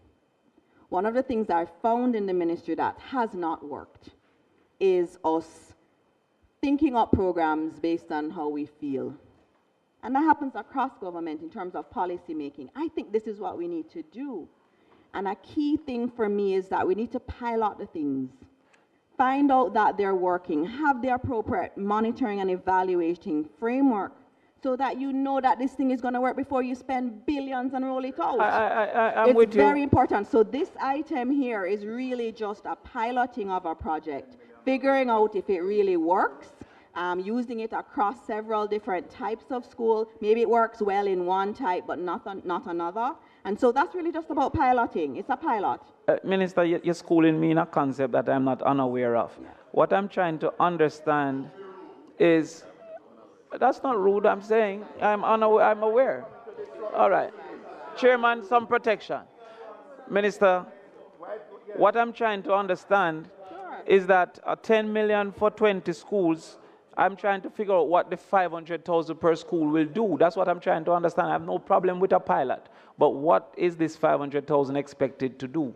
So it's teaching material. It is, so for example, with STEM, trying to make the maths come alive. And so having the manipulatives and so on, and teaching the teachers how to use that more effectively. It's also going to be, some of the learnings will go into a broader JET program that we have, which is the Jamaica Education Project, where we're going to be pushing out more technology in the science labs across the country. Yes. And so this is really one of those that can help us in understanding how better to roll that program out. And how long is the pilot expected to last? I don't know, maybe another 6 months or so. But Minister, I've seen here where there's an estimate in 27, 28, 28, 29, and 29, 30 for $10 million. Yeah, so you try it in different schools. You keep trying it. So it's going to pilot. You continue learning. But this is worse than American Airlines, Minister. If we're going to do a pilot every year for the next 4 years. But member. Yes. Member. Yes. I'm listening to the minister. Member? Minister, I'm just doing my job. I know you're doing our job. So we're listening to you. No, but member. Yes. Member. We are here. We're here, Minister. I want to understand why there's an extended pilot which should have ended in 6 months. Remember, this is our our finance team does forward budgeting. It's a forward measure. And we're going to be trying. Line item 41,022, activity 10774. It's called. Member Crawford. Yes. You can be more concise, you know. No, I'm trying my best. The Your answers are way spokesperson longer for than one the question. section of the ministry. You are member Burchell up next section. You can't No go worry on that, my yourself, brother. Minister. I think I have a duty. Look here, my brother. Look here. Minister. I've been very patient with you so far. No, well, tell me the standing orders that limits now. I'm me. in charge. Chairman. Hold on, man. What is the standing order that limits me, Chairman? Hold on. I can't limit you. No standing order. No, me. no. Look, we have a lot there of must work. be a rule upon which Look you here. act. Look, my brother. We have all these government workers here. They are yard to go. They are Yes, home to go. but- If we never go. But so we please, have children to school, Chairman. Look, man, I'm saying you have all these civil servants here. I'm They are trying my home to best, go. Chairman. I'm It's really Friday trying my night. best. Is there Okay? Is there any particular one that you feel was unnecessary to I'm to saying. query? Allow Just me, cut Chairman. out, cut out, just finish to my brother. The other people, they need to go home. Yes. You have Chairman, 12 minutes to go. Please. Thank you, Chairman. Minister, is there any, Minister, I see 20 schools here. I was going to ask you to name them, but I won't delay the proceedings. But Minister, I would really like to know from you, what's the reason why the entire budget seems to be allergic to Northwest St. Catherine? I get no road, no school, no because water. I don't know a good MP. Don't say it. All right, let's move on. You can always send me your list of schools. Let's move on, Minister. Yes. Broadband connectivity Where are you? What? in school. Well, 41,000. 24? 24? I think it's 24, yes. All right, okay. Delivering broadband community in school. Sure. Is it possible to indicate, Chairman, can I have some protection from you, Chairman, please? You need protection from yourself. You can't campaign for leadership here. How many- Go all up, go do that. Campaign leadership all up. How many Protect you oneself. broadband? Minister, does the investment in broadband, Minister, meet the international standard of approximately 1 megabyte per second per student?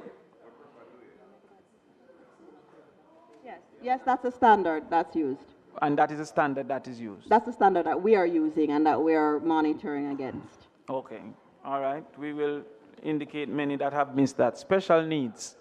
Sure. Minister, how many non-government institution receives assistance under special needs item 11520, where you indicated a few schools? Can you just give me the page, please? Same 41,024. Sure. In terms of schools that get this support, I don't remember the number, it's 17 or 19. 17 or 19 schools Yes. receive support for special needs. Minister, you would acknowledge that that is quite below what is necessary. And remember also, these are external schools that we're supporting, but we also have a mainstreaming policy in the Ministry of Education, because we have, if you go to some of our primary schools, you'll actually see maybe 2 or 3 classrooms that have been established for our special needs children. The key thing is, yes, I'm supporting these 17 or 19 schools, but international standard says that mainstreaming is actually better for special needs children. So you want that special needs child to be walking to school with their cousin, going to the same school. They may be going to different classrooms, but you don't want them to feel that they are so different. And so we're doing this now, but the strategy over time is to have more special needs units in the primary schools, especially. How many diagnostic centers are in operation now, Minister?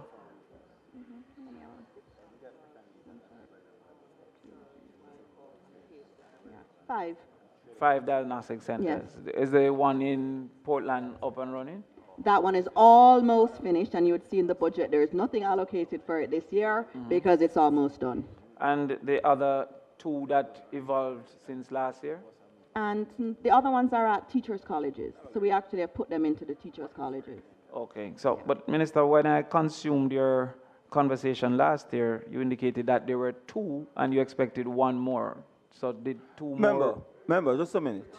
All the teachers' You're colleges. right to ask for the question And you want. there's Monig. What, Minister? It would have been Monig, and Minister, if you're talking about, oh, sorry. You have a right to ask the questions, but you do not have a right to put us to torture. Your right to ask a question, I have a right to limit you. Okay? I'm not going to go down the road you're going to. Look, you have a right to ask the questions, you don't have a right to torture us. I'm giving you 5 more minutes. Please. All right, Chairman, no problem. But Chairman, I'm asking too that the answers be curtailed, or is it one-sided? You hear me? All right. The other ministers come No on Friday problem. night. Minister, I'm 5 minutes. Give your other colleagues a chance you to ask can't questions. tell me the standing orders that I stop can't me. tell you that. Hold on. I can't tell you that. Well, Minister, let's go. What you say? I can't tell you. I can't limit you. Let's go. Hold on. Let's go. I can't I'm limit not you. in a quarrel with you, Chairman. I'm here No, to do you my say I work. can't limit you. I am here to do my I'm work. asking a question. Now you say I can't limit you. Was that You're what you said? No, I didn't say that. You All are right. you're supreme and can limit. You have 5 minutes. All right. So now that has indicate that you can limit me, can I go ahead, Chairman? Thank you. Reclaiming my time, I'd like to know the level of absenteeism that was recorded last year, Minister, as indicated in your opening presentation. All right, thank you for that question. Absenteeism is a problem across the system. It is not just in the West that we're seeing it in Kingston. I've been looking at those numbers quite a bit. Even Region 1, which is Kingston and St. Andrew, I only have 82% consistent attendance at school.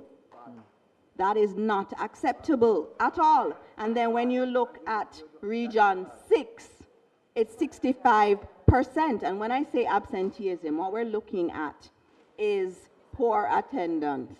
So you come today, don't come tomorrow. I understand. And so it is a problem we are facing in this country, and I'm glad you asked the question. No, Minister, we're in a haste and you're taking a while to No, answer. no, there's certain things that we have a responsibility to do as leaders in this country. And we have to talk to our parents. They're listening. Yes, but you're going to take my 5 minutes to answer one school. question. That makes sense. How is it one-sided? We need a community, all our communities across Jamaica to make sure this happens. And I want to thank the schools for what they're doing in going out in the communities and finding these children. But the communities cannot hide them. We have to send our children to school. You can't see a child in the middle of the day in a fast food establishment and not say something to them. So what's the rate of absenteeism, Minister?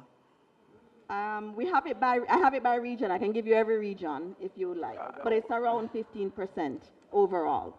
It's around 15%. 15%. Minister, my information is 22% from your last report. But all right. Minister, what's the absenteeism in the most affected Melissa regions? What's the information for the most affected regions in Melissa? What's their absenteeism level? I can give you a few. Region 4 is 66%. Region 6 is 65%. One of the things I will say, Chair, if I may, is that if I look at Region 4, for example, Chairman, in January it was Minister, 1,000 and today Madam it's only Minister, 140. Madam Minister, he asks you what the percentage Sure. in region, you just give percentage done. Not lead him on. He won't left tonight. Please, just give percentage, we're I done. have all night. Minister, as I'm doing my job,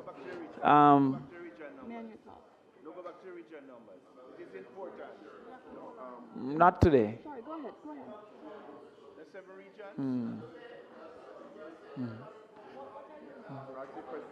Minister, It's 6, yeah, I go asked for the absenteeism in the most affected regions. All right, Region 3, 4, and 5. Region 4 is 66%. Region 5 wasn't as high, and so I didn't really, that's not one that I was working on, but I can give you that in a bit.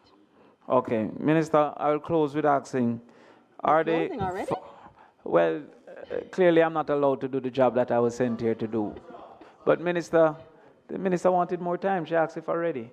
But Minister, are the following boards actually functioning, having been presented to the cabinet, the Heart Trust NTA board, the Early Childhood Commission, their board, the Overseas Examination Commission, the University Council of Jamaica, the Council of Community Colleges, and the National Council on Education. Have those boards been submitted to cabinet and have been approved and functioning? All of them are in the process, and I'll give you one example. Heart, for example. Heart, you cannot appoint a board for Heart unless FID clears everyone because of the quantum of funds that they oversee. And so I've had to be waiting on the FID to do all of the background checks on all of the members. A couple of the boards that you mentioned are commissions, and they straddle administration. So they are in or not in? One of them, for example, expired last week. And so we are in the process of having all these boards before cabinet. Okay. All right. So the answer, therefore, Minister, most of them are not currently functional. And most of them are, the agencies are functional. There is a way, or we have a standard in terms of how they operate when the board is not in place. All right. Thank you, Minister. Thank you, Chairman. Thank you, Member. I'll give him with the next question. Hi, Minister. Thank you, and thank you to your team for being here today. I'm going to have 3 or 4 questions, and we're going to concentrate on pages 41,010, starting with page 2. At the beginning of page 2, there's an estimate of 1.55 billion allocated to GIS for the upcoming fiscal year. Page 2? Which 41,010 and page 2 from that. 1.55 billion has been allocated to GIS for the upcoming fiscal year. Let me just find Big Yellow. 41,010. Give me a page number, please. 41. After the capital budget for 41,010.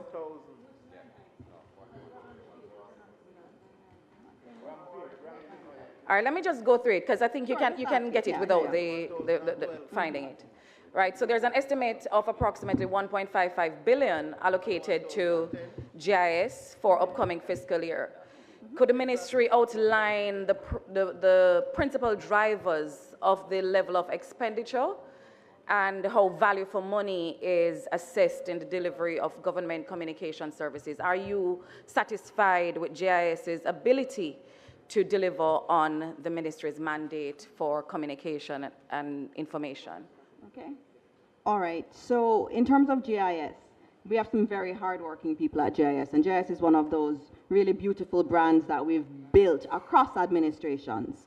Times have changed, though, and if we're really very honest, we know that the traditional radio spots and the TV spots aren't really listened to as much as they would have in the past. And so we've had to be looking at how we ramp up, for example, on social media. There is a lot of information out there. There's information overload. How do we get the government message out and to get really accurate information out? And so we've had to pivot to social media. I've had to say to them that you have to have a TikTok first strategy given where we are in Jamaica. And so what you will see in the coming year is them acquiring more individuals in that space and also more equipment so that we can better communicate in the way Jamaicans want to be communicated to. That's the key thing. And where they are. Yes. Okay, so most of that budget will be going towards human resource and team capacity building. Yeah. All right. Page 4, same 41,010, program 468. Government Information and Communication Services. It reflects allocations exceeding $1 billion. Could the ministry indicate whether the GIS acts as the central coordinating body for government communications across ministries and agencies? No, it does not, and that is where it should go, right? But every ministry has its own comms department. Minister, you just said the answer is no, it's not. We just move on. I was hoping for a little conversation there, Chair. Yeah, because we noted across the budget that each ministry and agency has a separate budget allocated to communication. Yes. How do we ensure there's no duplication of efforts and that government money is being spent judiciously? So what happens is that we have regular meeting of the communication heads, and so you develop strategy as a group. But in terms of the budget lines still remain in the various ministries, but we try to coordinate it through those meetings. To some success sometimes, and others not as much, but the GIS also coordinates with all of the ministers in terms of the coverage of what they are doing. Mm-hmm. So when we say like $1 billion here for, government information coordination as it is allocated here, it's not truly the reflection of the money the government is putting and throwing towards promotion and communication. No. Do you have an idea of how much is being spent by the government out of the budget annually I to wouldn't, communication? and it's something that I would like to get eventually, but I don't have that now. Okay. Point you to page 5, activity 11662, public relations and communication. It reflects 93.9 million for public information campaigns. Could the ministry outline the criteria used when selecting media platforms for placement of government communications? Are you using things, measurement tools and market surveys to guide where you go, what platforms, what media stations, what radio stations, what television programs you go on, or it's just, as you said earlier in education, where you feel like go? No, I think that one tends to be a little bit more studied than that, right? Because we all know which stations everybody listens to. And so as much as possible, you want to get as many people listening to your message as possible, and so you go where they are. And one of the things that we've also been seeing is that we've been pivoting a little bit more to social media because it's cheaper, and that's where people are. So we've been doing that, but we usually do it based on some study of, you do know the market survey. I know you use it a lot. Yeah. And that's very clear on who the leaders are, and sometimes it surprises Jamaicans. Right, and which is why it's surprising for me that such a huge proportion of our budget appears to be directed at entities that do not enjoy the highest media survey. So I wonder what is the strategy what's the methodology that drives where you go and where you send the government's money? Yeah, well, I think generally it is based on who is your target audience, and so you go as much as possible to where that target audience is. Sorry, I wasn't able to hear you, Minister. Sorry. There was a lot of howling from wounded people. No. I can't hear her. Minister, we out of time. Look, I'm recognized. Okay, so continue, Chairman.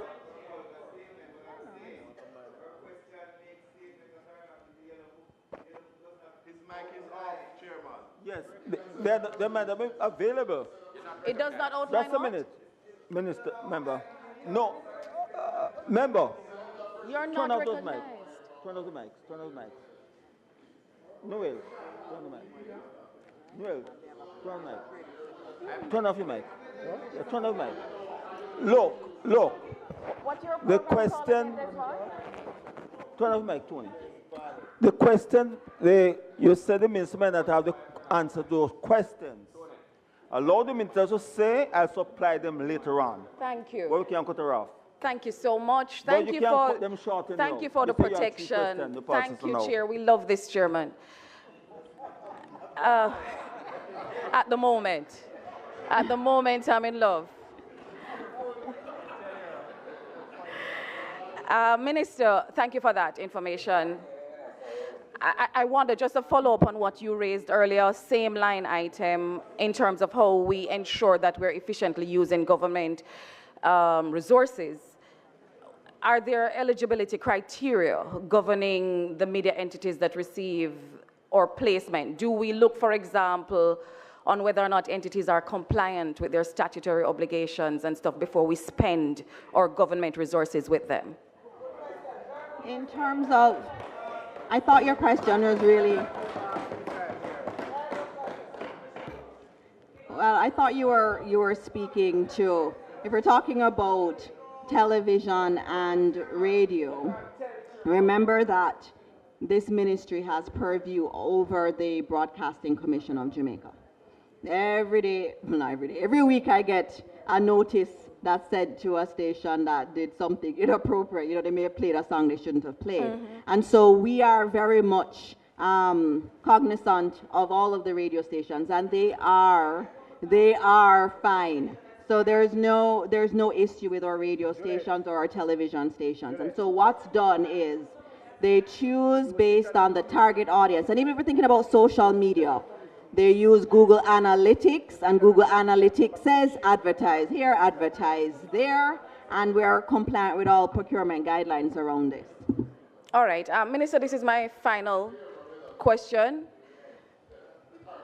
Well, my second to last question then.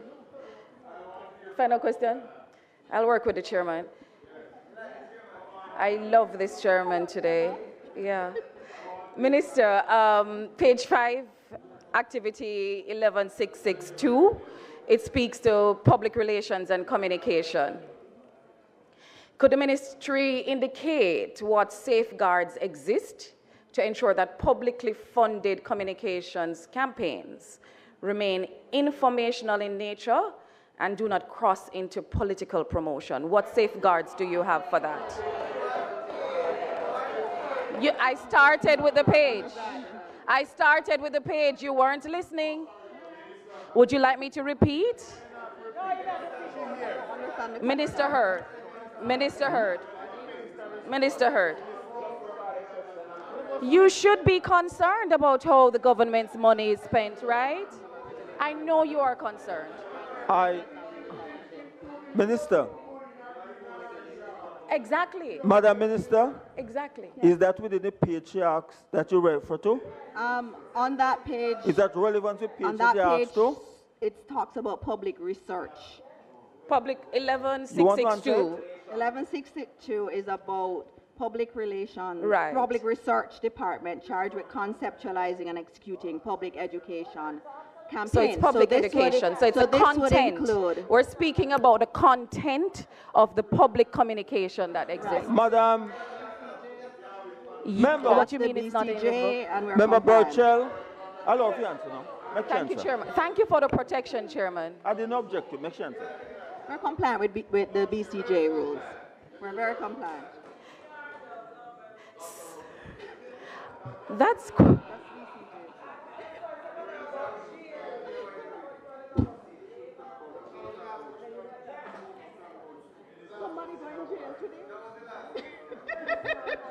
the final question. No. You said it was final one. We're moving on now. Chairman, don't make me fall out of love, you know. You said the All right, final thank question. you, thank you. I'm not you. going there. I'm not going there. I'm not going there. It's okay, it's okay. Final is final. It's okay. All our questions.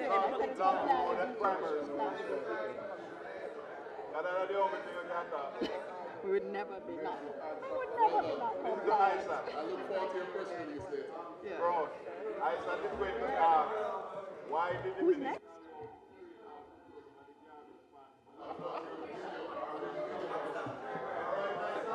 Member Buchanan from Portland.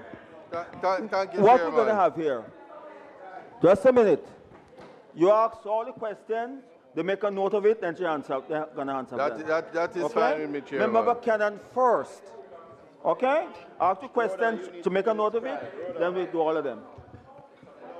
Minister, thank you, Mr. Chairman. Minister, I point you to 4116, and it's in relation to special education. 41,016. In relation to special education.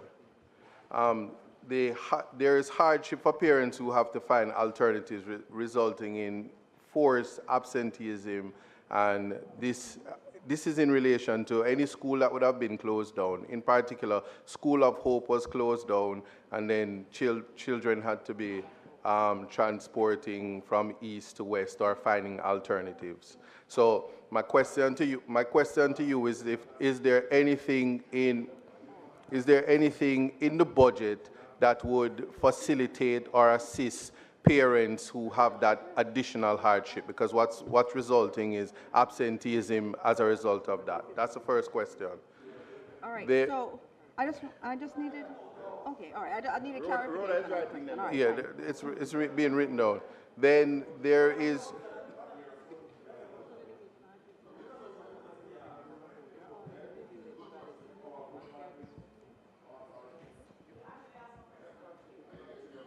I'm the spokesperson on youth. Go back downstairs. Yes. Yeah, I'm doing that now. Now, in relation to the diagnostic center, it would inform certainly the entire country, but again for Portland, it would inform the placement in terms of advancing special needs to integrate into the school situation. When that center is up and running, what would be the process to have children assessed?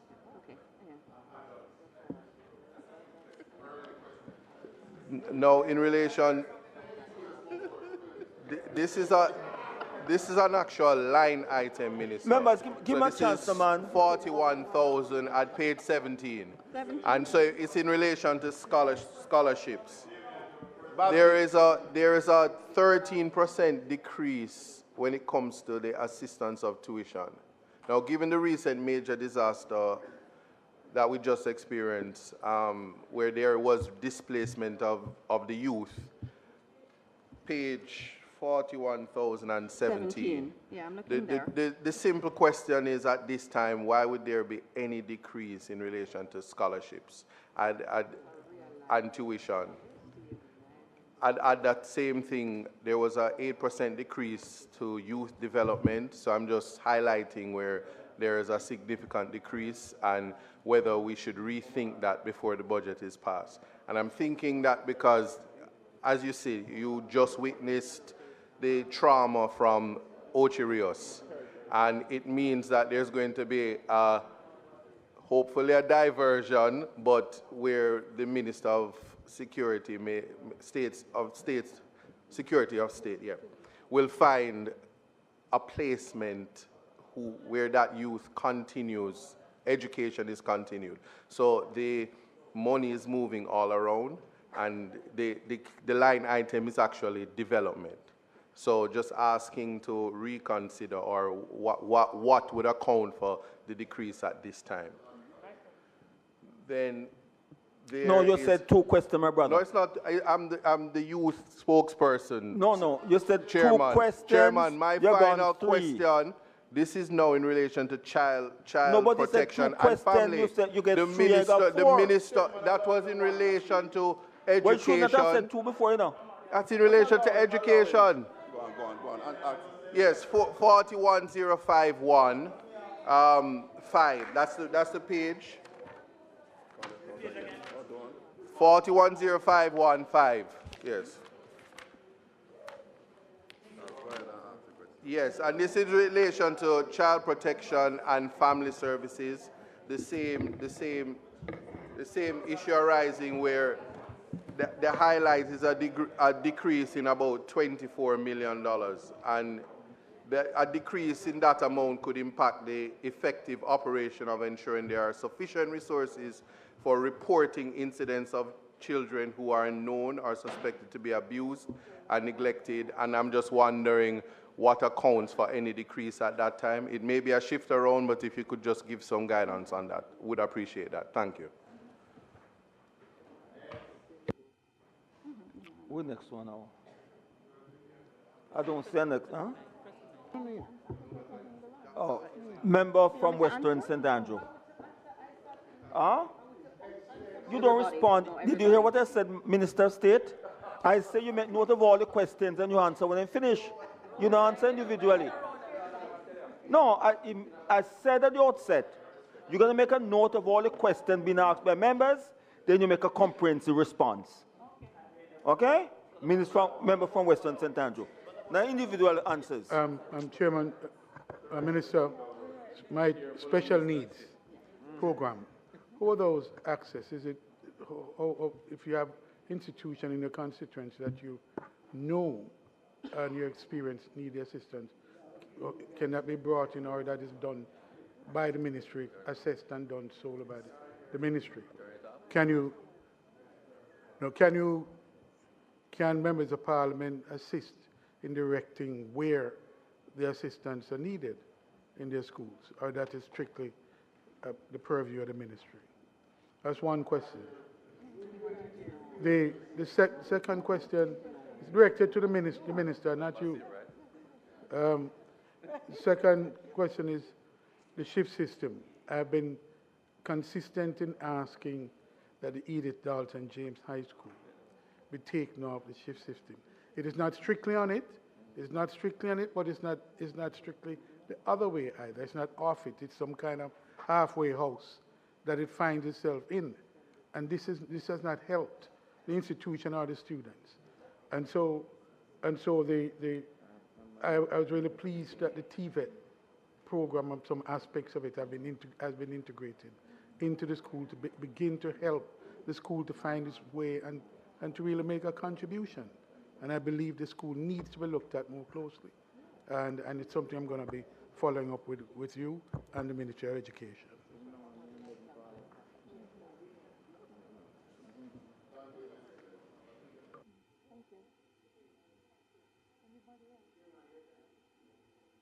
Who's the next person? Member Newell. Thank you, Chairman.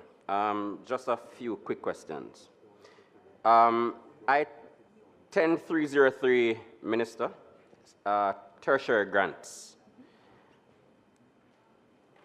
I've been getting a number of calls from persons who have received commitment from the ministry for tertiary support. And as they approach exams, the schools are harassing them for payment. I want to know whether there is some cash flow issue that might be preventing those payments from going out. That's one. Second, the 41,000 C5. I had announced it before. Yes. So 41,000 C5, which in the capital budget. Primary and secondary infrastructure program.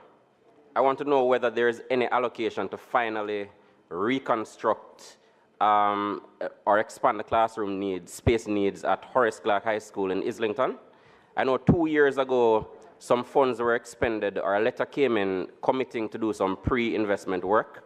So I want to know if that is in this budget. And final question relates to just a number of primary schools, Minister, who the principals have complained that they've been scored down by NEI because they have no perimeter wall and no security.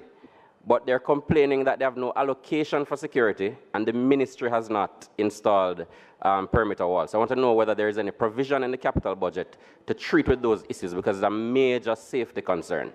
Thanks.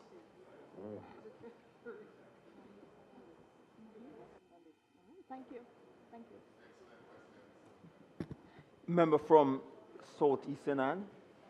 Thank you, Chairman. Minister and team, thank you for being here. I join you in offering condolences to the Ocherius High School family. And it underscores the need to ensure we have proper guidance and other supports in the schools. Activity 10757, page 29 of the 41,000 series. Textbooks. There is a decline from 1.6 billion to 1 billion in the allocation for textbooks. Can you speak to that? Why? And the policy of having class sets for textbooks. I have heard from at least one high school which got 80 textbooks for a class of 260 students.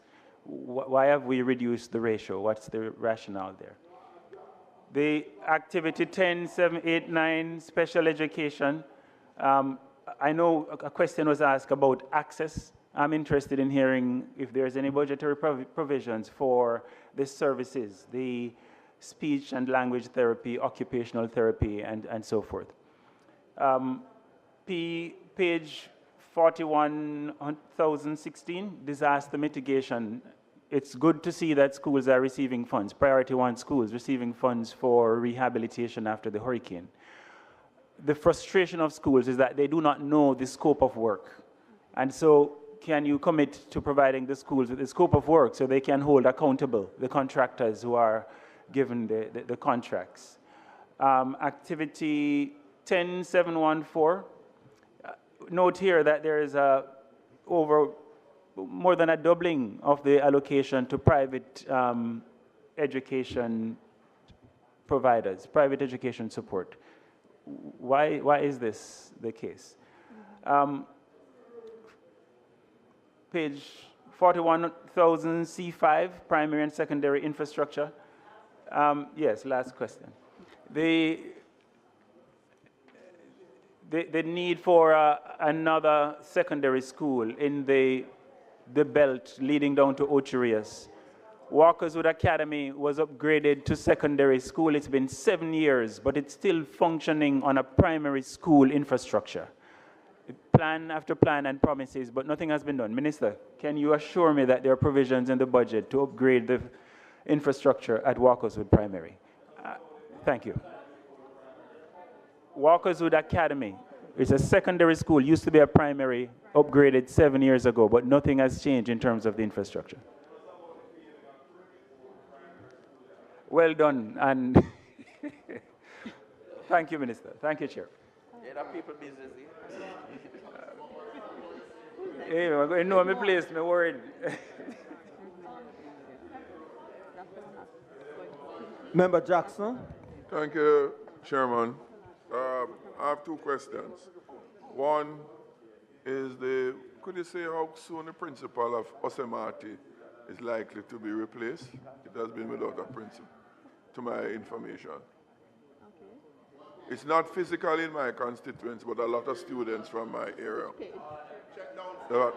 Okay. Go back downstairs. When you come here, you can ask me question. Second question, Minister. On the capital budget,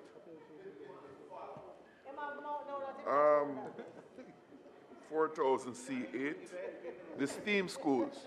There is a list in here for a STEAM school at Bernard Lodge.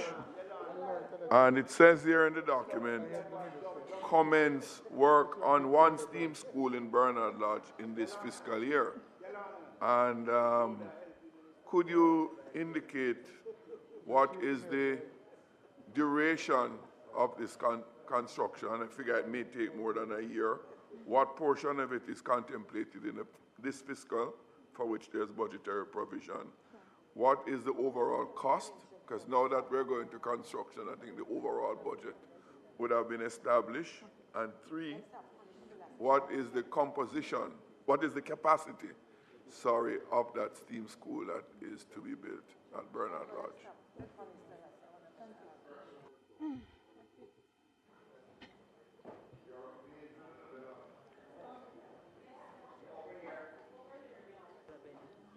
MP Miller Bennett. Minister, my question is with regards to testing centers across the island. Do you know the average waiting time for persons to get tested, special needs?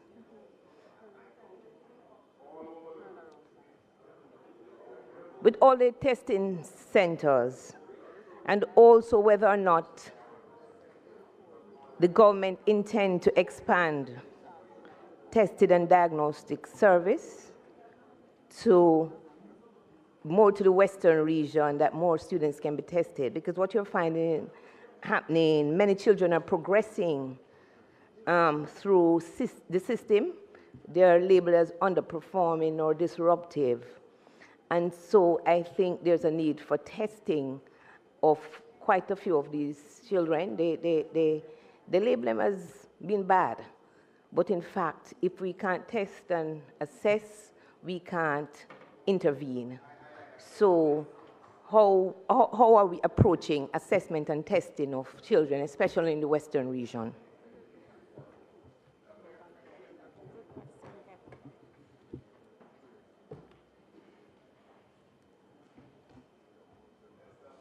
Oh, thank you.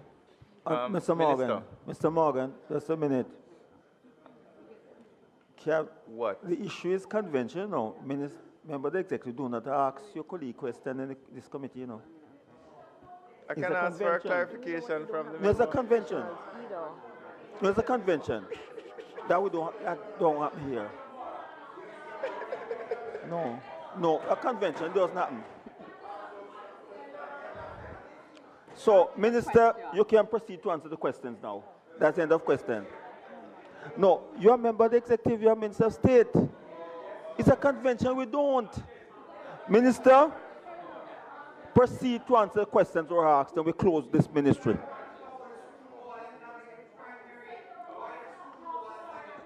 Member Terlang, you are Minister of State. Ministers, by convention, do not ask questions your colleagues. The questions are finished. We have finished asking questions. The minister will now answer the questions or asked.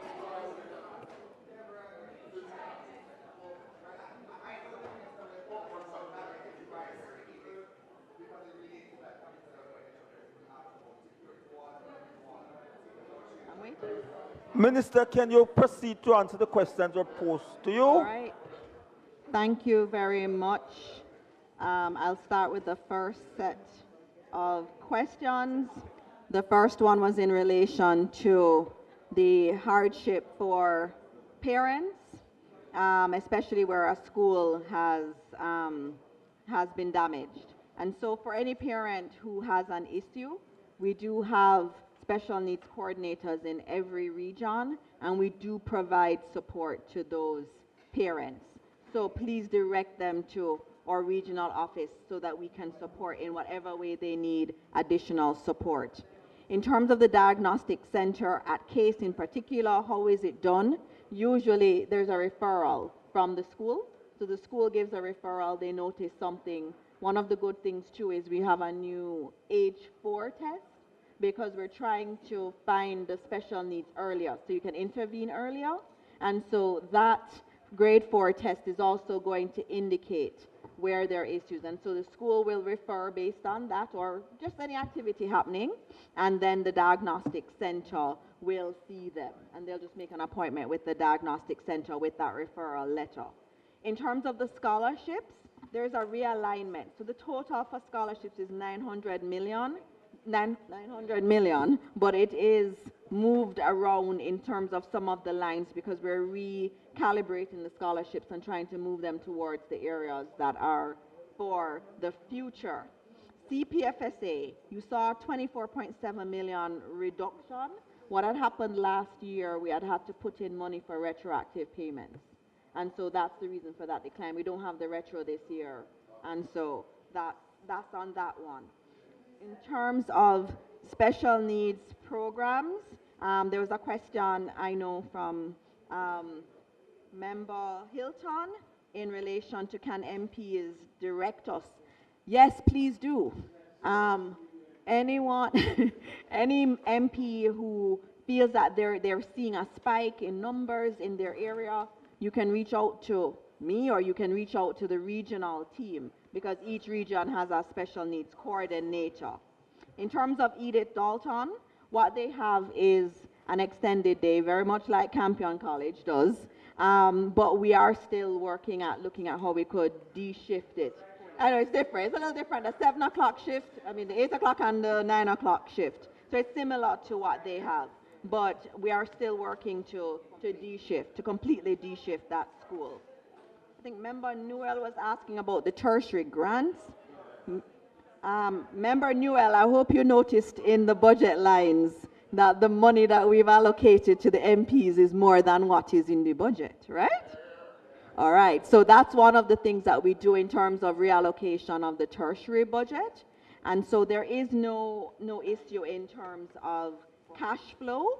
But what we have to do, we have to establish as a ministry, because we are audited, we have to establish that the child is real, the child is in a program and is still participating and has not dropped out. So we can't send money. So when you send your list, I know the process is, I accept that. The process is way too long, and I have said that the best way to do it is through your CDF. And so I hope I will have your support next year to put it through the CDF. All right, thank you. All right, the next question was in relation to Horace Clark High School. Horace Clark High School. I will have to look at that one because that one was not there. And then I had a question about a perimeter wall for NEI. NEI assessed the school and they needed a perimeter wall. That's been an area that we've been trying to put more funds toward. It's a problem across the board, and I heard someone shouting out about Nago Head as an example of one that had an issue with the perimeter wall. But I'm going to ask all MPs if you can just assist us as best as possible. With the walls, we tend to have to go to parish councils also to get approval. I have one where I've had to write to the parish council begging them to approve the wall, And so it is very important that we do that. So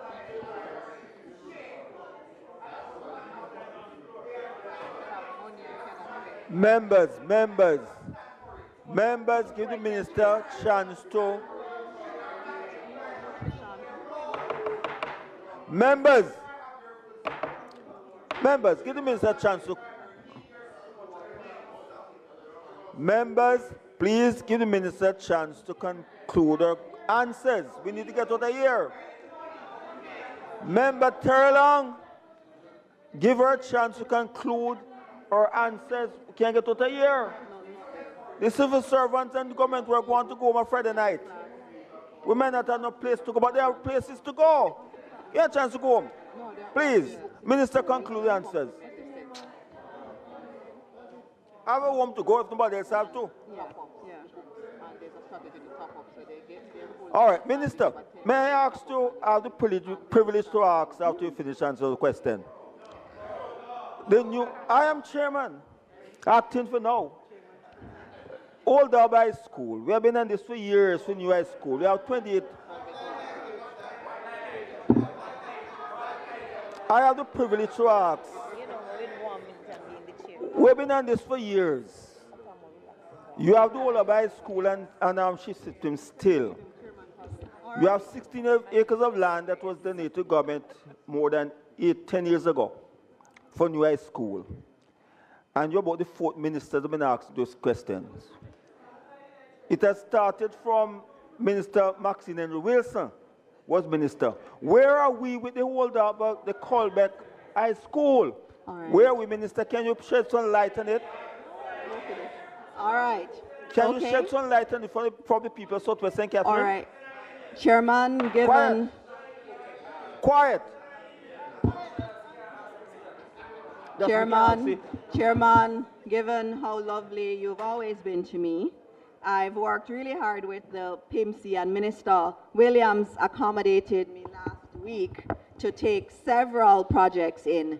And Chair, I'm very happy to tell you that your project is now approved and there is money for your school, Old Harbor High School at Colbeck, and we are going to make this happen. So I know can retire happily. Yes, Thank so you. it's just going to be, it's going to come on the Capitol, and Minister Williams will make it happen. All right, members. All right, let me go to the rest of the question. Members, 4,100. No, I have more questions. Chair. As amended, those in favor? Chair. 4,100. I didn't answer some of the My questions. question wasn't answered. Go ahead. Chairman. Sorry. Sorry. All right, I'm going to be very Chairman, quick. my question wasn't answered. Very, very quick. My question wasn't answered, Chair. Yes, I'm going to answer them. I asked several questions and they weren't I'm answered. going to answer all the questions. Textbooks. We've had an issue with textbooks. We assign textbooks to the schools and the books get destroyed by the students, and sometimes they're not even used. So for example, many of these schools, they'll do a rental program. So you use it over multiple years, and we establish it will be used over a particular number of years. But in many instances, those books get destroyed before, or in sometimes they're not even distributed to the children. So we've had to be doing an audit of this, and we have used some ebooks in some instances to try to cut the costs. Textbooks are very expensive. And so one of the things we've been doing is also moving to smaller publications. And I have some here, and I can share them with you so that we can use more workbooks, more innovative things. We even have reading books that we're giving to children. So we're trying to use different strategies for you to see. All right, in terms of speech therapy, language therapy, this is a deficiency in our country. And let me tell you, It's not that. yes, you can have some. Any of you who want a book, you can go ahead and have some. In terms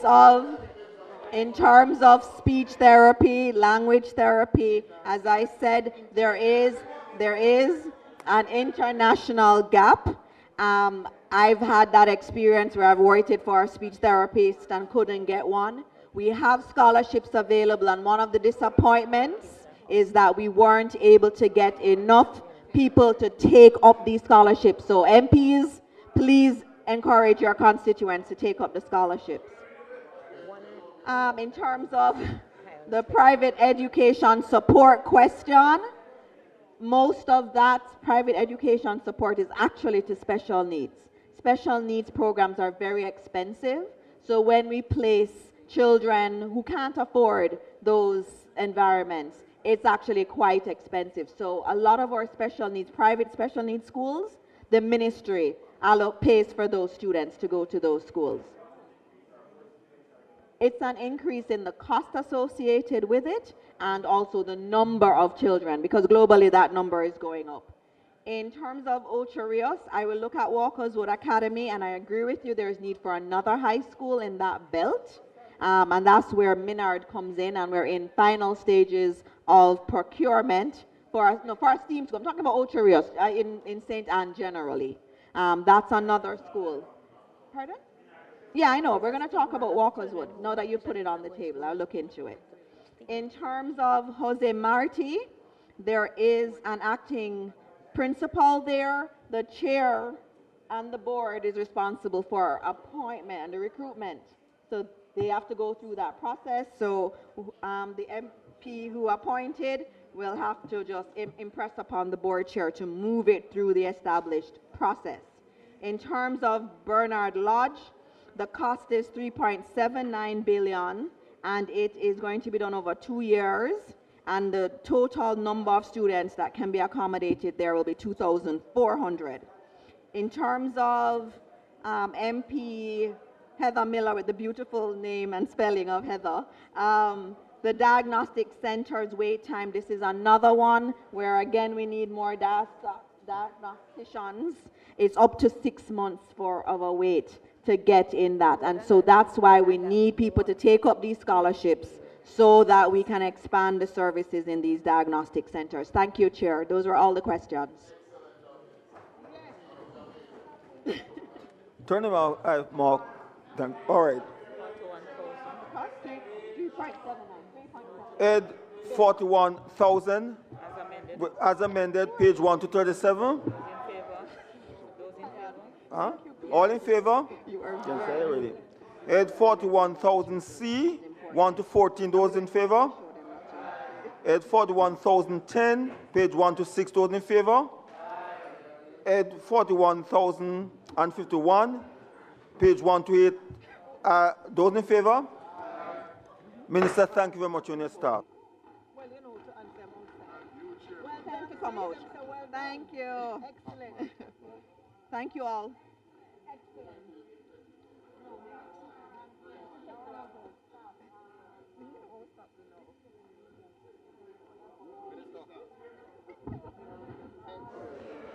All right, we're going to take the Ministry of Science, Energy, Telecommunications and Transport.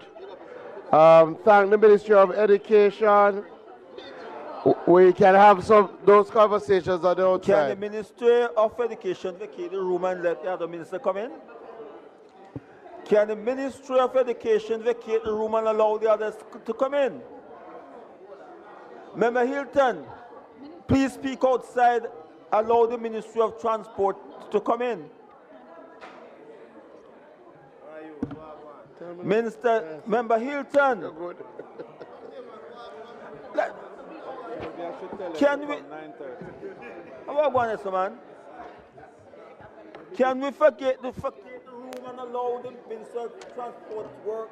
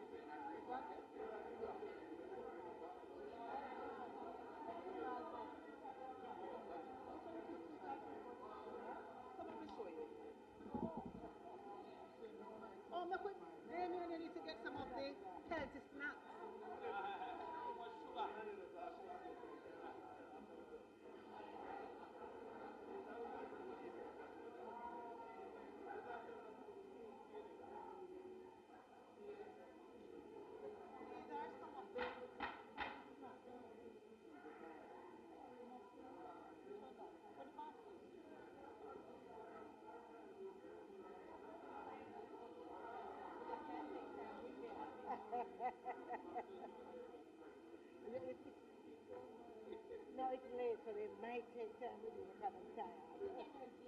That's fine, yeah.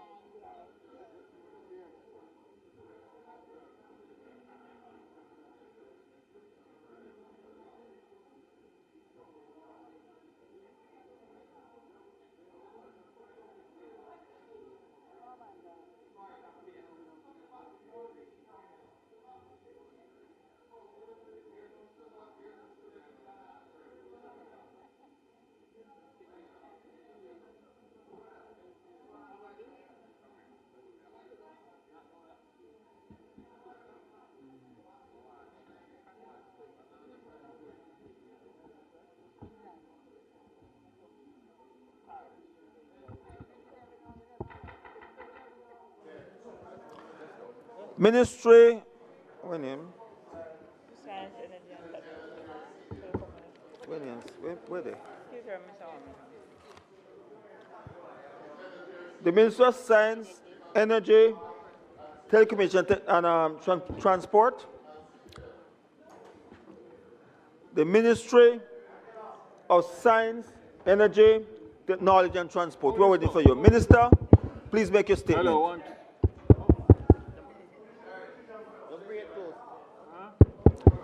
Draw it close to your mouth.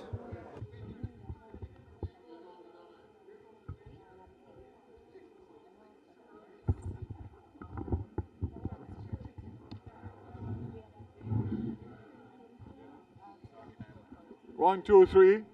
Testing, 1, 2, 3. Look here, you have these. Open statement, Minister. Their copy of this to find the things when I'm asking you about. Minister, open statement. Sign them and give them to me as you come.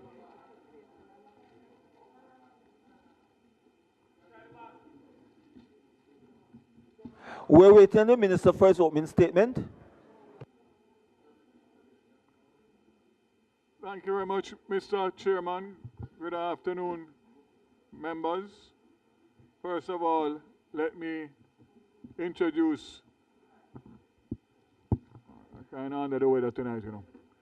Let me introduce formally the new permanent secretary in the Ministry of Energy, Telecommunications and Transport, Mrs. Kadisha Campbell Rochester. But in doing that, let me also pay tribute to former Permanent Secretary Carol Palmer, who guided me and the ministry since I took the portfolio responsibility in 2020. Ms. Palmer retired at the end of December, but continues to play a role with the electricity negotiation of the new license.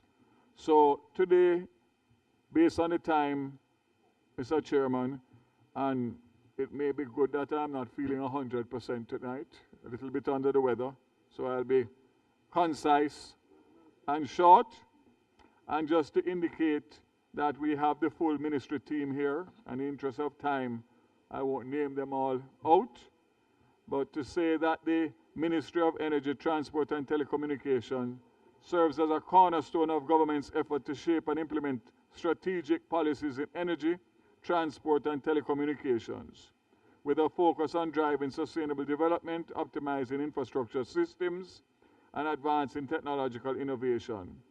MET plays a pivotal role in fostering Jamaica's economic growth and enhancing social progress. And I think that we can all agree that this ministry in recent years has lived up to that mandate. But as I said, based on the fact that we have 2 more ministries tonight, I will ask that we go straight into the questions. And what I would say in the interest of time, Mr. Chairman, if you agree, is if we could do them in the divisions, one at a time.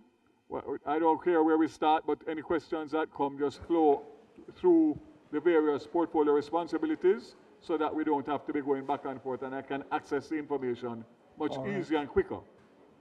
Member Paul. Yes. Chairman, thank you very much, and I'd also like to join the minister in welcoming the new permanent secretary in the ministry, and we wish you well. He's not an easy person, so we wish you well. Of course. And of course, to Ms. Palmer, who had served well. Chairman, there are some, all of my questions will relate to the Jamaica public bodies, and there are 3 sets that I will be writing to the minister about. These relate to Universal Service Fund, the fiber cable purchase that was just done, and of course the award of the new cellular license. I'm going to be writing you. I do need the responses in time for my sectoral presentation. Sure. So in relation to those three items. And it's to try and save some time this evening. Minister, if I could turn to energy, because in the public bodies, Yes, I love this chair. Yeah, me too. yes, I've been disturbed by the speaker. Chairman, in relation to public bodies, I go straight to Petrojam, because I am seeing where in 2024-25, by the audited statements, Petrojam lost about 4 billion Jamaican dollars. And it is estimated by the end of this financial year to lose another approximately 4 billion Jamaican dollars. And for the new financial year, a loss is also projected of just about $1.5 billion. So Petrojam, that used to be a profit-making enterprise, is losing money 3 years in a row. And I know I've asked the minister already about the ZACA report and what was recommended, our own views about that. So I'd like the minister to outline today, where are we with Petrojam? Where are we in getting Petrojam back to profitability? And importantly, the government's position on the ZACA report. Thank you, member. So we are in agreement with that in relation to the fact that Petrojam has been losing money. And the key loss drivers are stagnant sale volumes due to more competition in the domestic market and high operating expenses.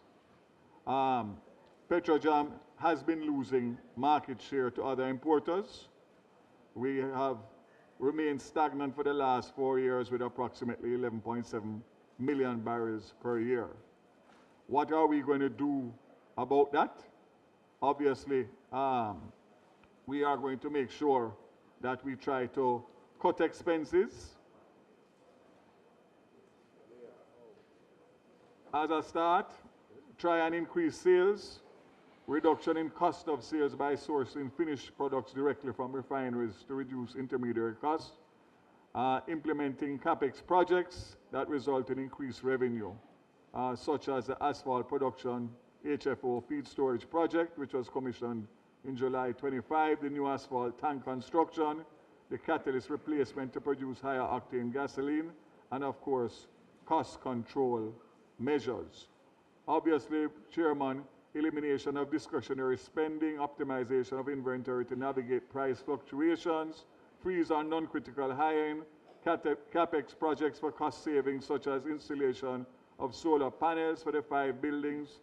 Just to say that there is a engagement by Petrojam of a consultant in November 25 to undertake a comprehensive technical and economic assessment of alternate operating options for the refinery within the existing framework.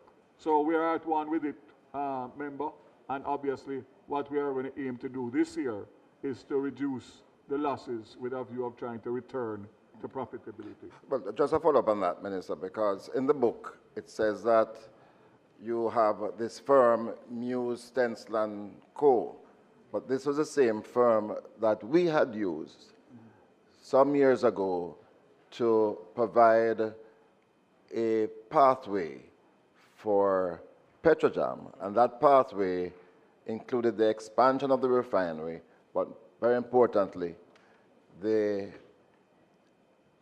utilization of new technology to enable the refinery to be far more efficient. The refinery is over 40 years old with old technology. Are you committing to implementing these proposals from the report? Well, first of all, when is that report going to be ready? When is that, and is there a commitment to implement?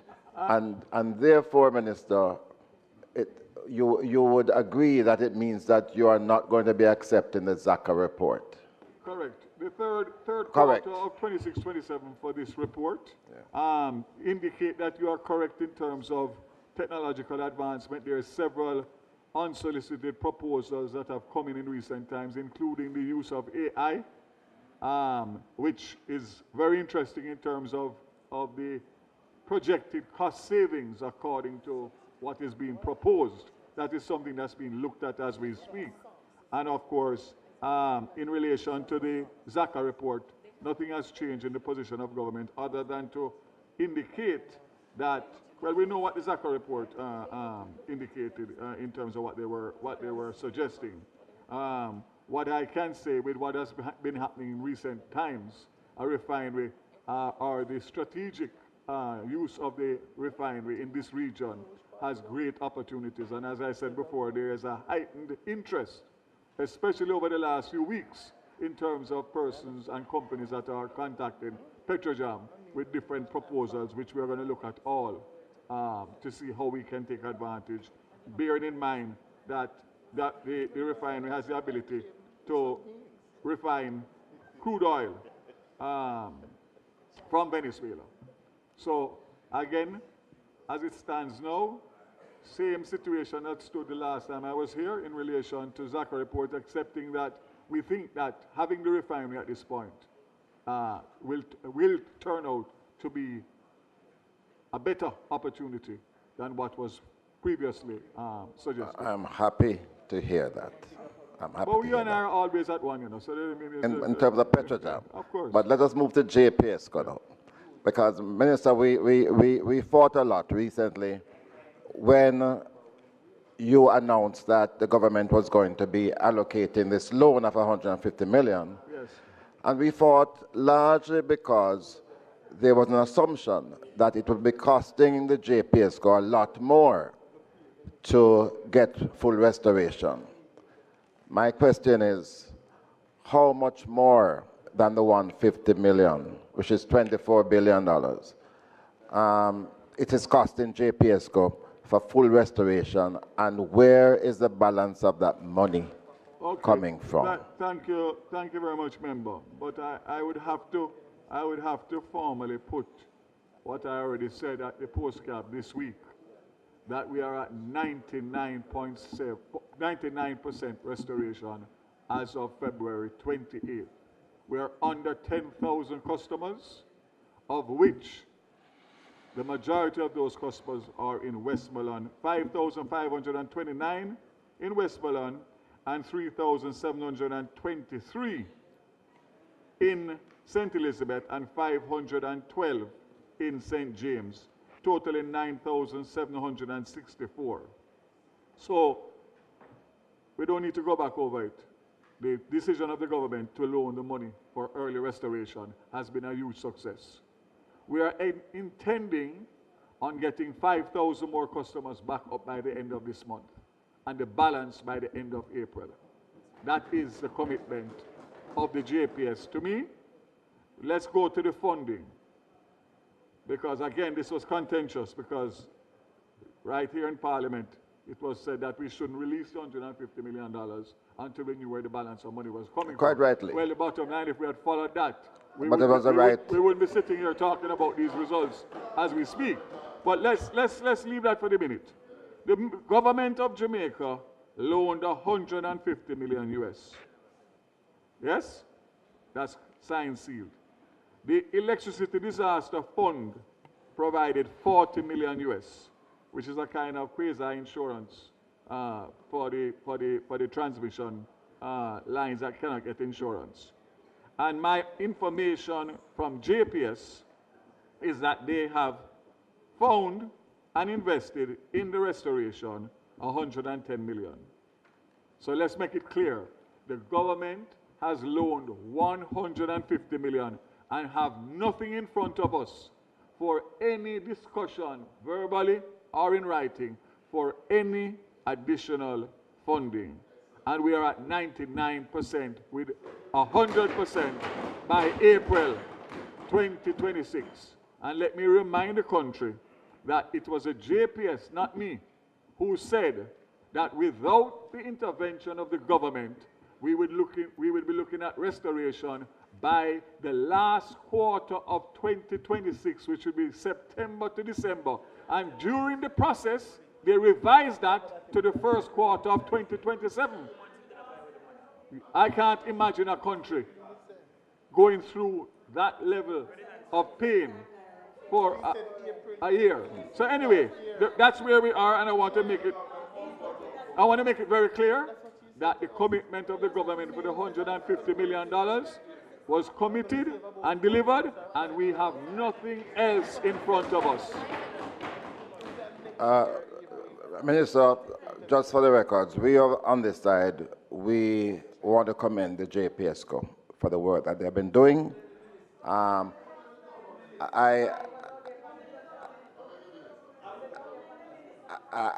want to acknowledge the restoration efforts. Minister, the problem that we had was there was no revelation as to where the balance of the money would be coming from. Now you have said to us that the balance 110 plus 40 is accounted for. Can you indicate to the Parliament of that 110 million US that JPSCO found? Did you give the government of Jamaica a guarantee for this? Especially because you had mentioned, because there was a threat to the license, they weren't able to get money. So how come they were able to get 110 million now? So I can state categorically that the government of Jamaica has no involvement whatsoever in the $110 million that JPS found for the restoration efforts. Absolutely not. And I want to go further to say the decision of the government by separating the license and the renegotiation of a new license with the restoration, when we were being forced, not only by JPS, but by the lenders, to give them a 10-year extension to the existing license, for which I couldn't do as minister because I gave the country a commitment just last year, that a new license. So let me just leave it by saying, excellent decisions, tough decisions, good results on behalf of the people of Jamaica by a good government. Simple as that. Can't explain it any better. Minister, you mentioned this week that there is a negotiating team. Yes. You mentioned a foreign group. Yes. Who are the local people involved with the negotiations? Or first, well, have they started those negotiations, and who are the local persons involved? Let me again indicate that we have a local team. Who are they? That was formerly headed by the permanent secretary, Harold Palmer, who now will continue in a role as senior advisor to the minister. And that is specific because of the magnitude of the work in this ministry. Yes? And a new permanent secretary coming in. We wanted to make sure that the license and the importance and the timelines of the license got the necessary attention. So we have a lead from the government, we have the ministry reps, the Attorney General Chambers, the Ministry of Finance, the Consumer Advisory Committee on Utilities, the energy sector specialists from both private sector and academia, and they are working alongside the hired consultant, which is FMA Consultants out of the UK, which is headed by a former minister in the UK at the time when the UK was going through their transition with energy. And the bottom line is we have all of what we need to make sure that we can go to the table against powerful private sector companies from outside of Jamaica that have the best access to the best lawyers and all the expertise that they need to make sure that we can come out of this with a license that is beneficial to the people of Jamaica. Is there a role for the Energy Council in all of this? So, you know my style. And the fact of the matter is that even before you ask me, now that I've gone through the process, gone to cabinet just last week when I got an approval, there will be consultations.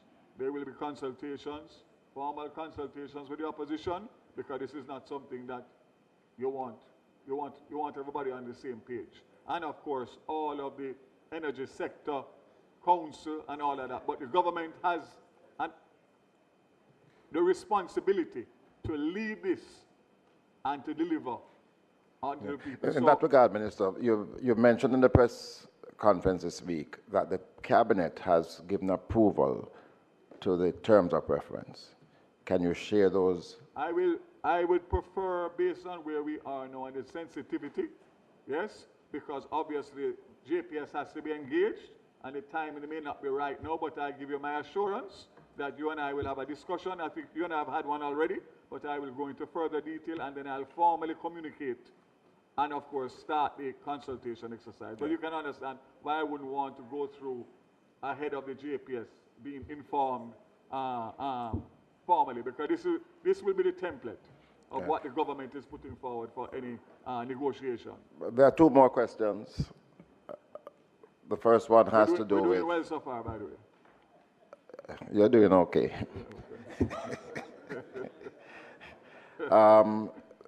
Minister, in the press conference this week, you mentioned that there will be renegotiations of power purchase agreements. Did I hear right?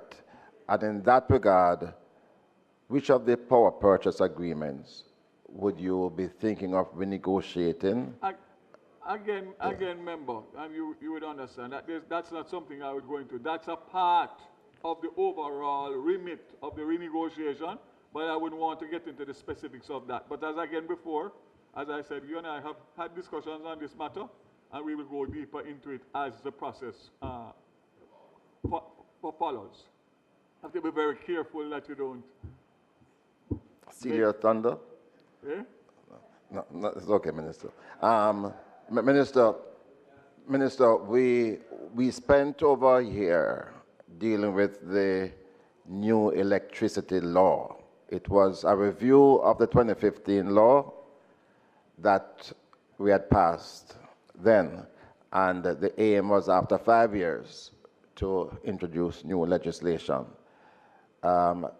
A report was tabled in the Parliament.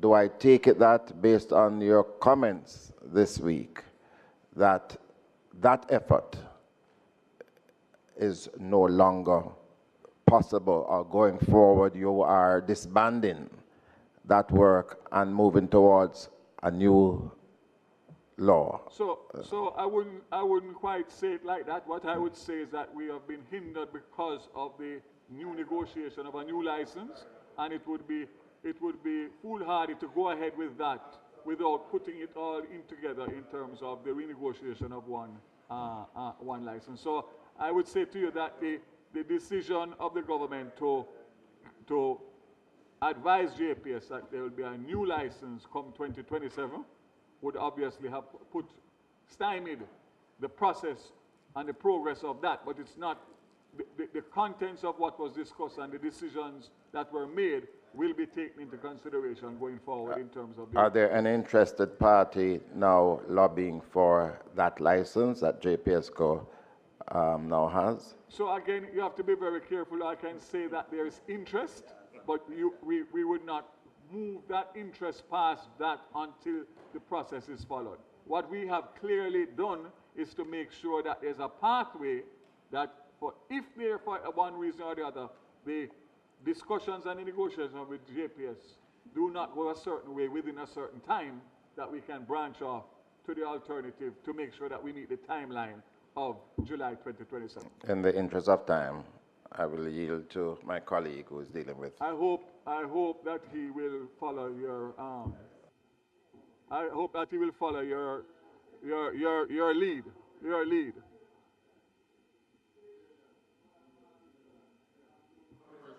And I must say, Chairman, that the Shadow Minister for Transport did communicate with me to indicate that he would not be here based on personal health challenges. So I'm fully aware that he would not have been here. Thank you, Chairman.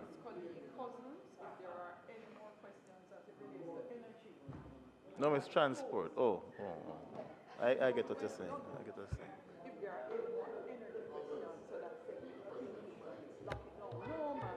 Don't worry about that. The member said that he'll be writing me in relation to some of the portfolio responsibilities. Go ahead, sir. Right. Even though we would want to move Member Cousins to the next segment, just for efficiency, if there are more energy questions, are there any more energy questions? 1, 2? I know your question. It will be included. It will be included.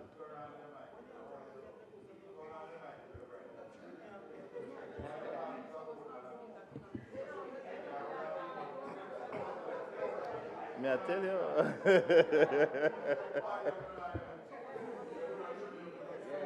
I will leave it after, that clause in the license will be the 2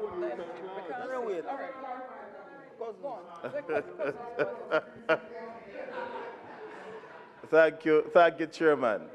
Minister, certainly these questions are being posted on behalf of Member Phillips, as he indicated he would not be here today. So the first question is, may I direct it to page 158 of the Public Bodies book?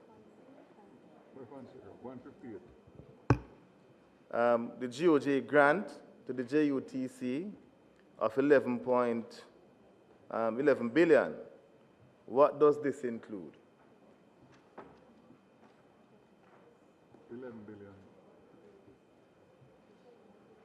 You have it in your thing.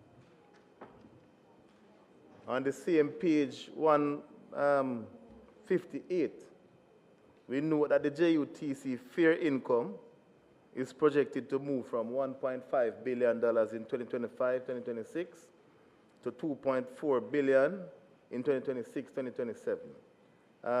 That's almost $1 billion. Where does that come from with a projected load factor of 48%? Does this revenue projection include an increase in public passenger fares?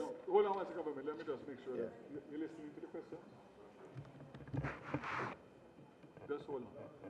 The question of the increased revenue from 1.5 billion to 2.4 billion.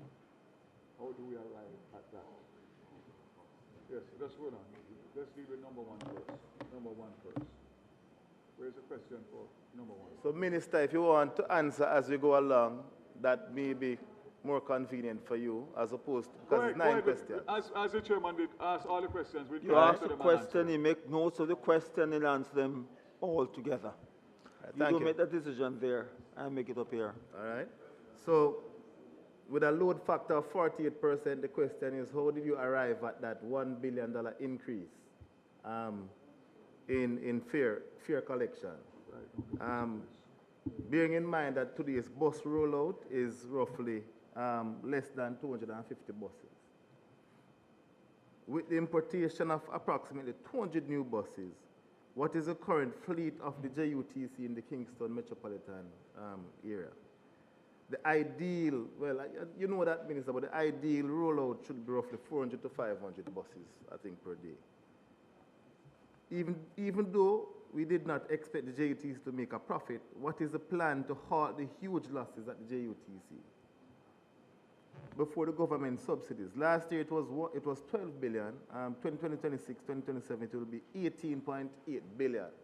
So the subsidy is going up by roughly 6 billion here. Is that sustainable? Let me direct you now to page 69,012, land transport. There's no provision for rural school bus system. Where is it to be found, or have its operations been absorbed into the JUTC? Does it have its own depot, Maxfield Avenue depot, and its own management? What is the additional cost to JUTC to operate this rural school bus system, if it has been absorbed within the JUTC? Page 69,000C1. We have not seen any provision for the importation of new school buses yet. Yet there's an announcement that there's going to be 100 new buses purchased to complement the 110 old buses bought for $1.4 billion this year. Where is the funding for these new buses going to come from? Page 158 of the public bodies, again, I'll direct your attention there. Repairs and maintenance. So repairs and maintenance, Minister, is seeing an increase of $3 billion. What would contribute to such a large increase in the allocation or projection for repairs and maintenance? Is it the function, does this large increase, or is it a result of the inclusion of the school buses in the operations of the JUTC? Why are we seeing a $1 billion increase in the line item, fuel and lubricant? So if you look at the line item, fuel and lubricant is a $1 billion increase. Is that increase as a result of the absorption of the rural school bus system into the operations of the JUTC? Then again, look at Public Bodies Book, page 2, the Airports Authority of Jamaica. the AAJ is projected to lose $3.6 billion in 2026-2027, according to the income statement on page 148. Is that an indication that the forward sale revenues under the securitization program was overdone? It is noted that the company will be paying over $12 billion to the concessionaire this year. The budget will have to find almost $3.5 billion to offset the airport's authority's losses. So those are the questions.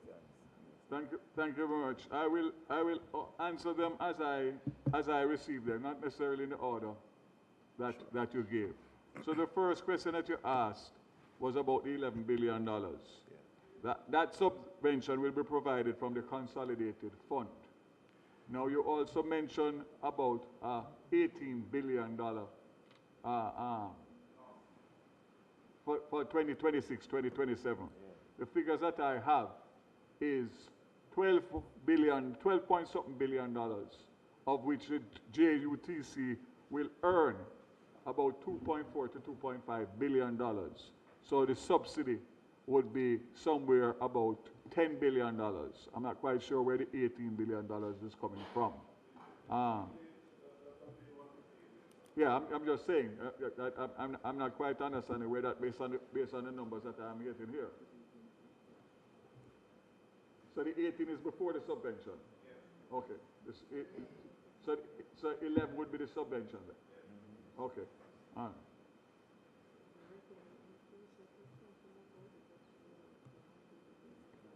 Right. The revenue increase, which you are speaking about, would be from the runout, which incorporates both the rural school bus and the Montego Bay Metro, which comes under the JUTC. And yes, both of them are consumed under the JUTC.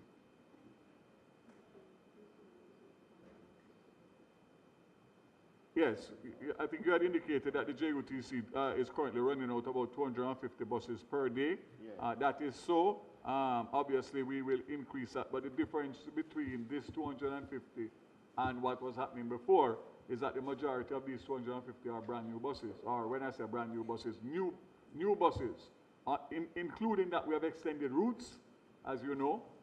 So there's a lot more happening with the 200 buses, 250 buses that would have been happening before. It was basically KMTR. Now, of course, you know, we're going to Maypen, we're going to Mandeville, we're going to Ocho, we're going to other destinations.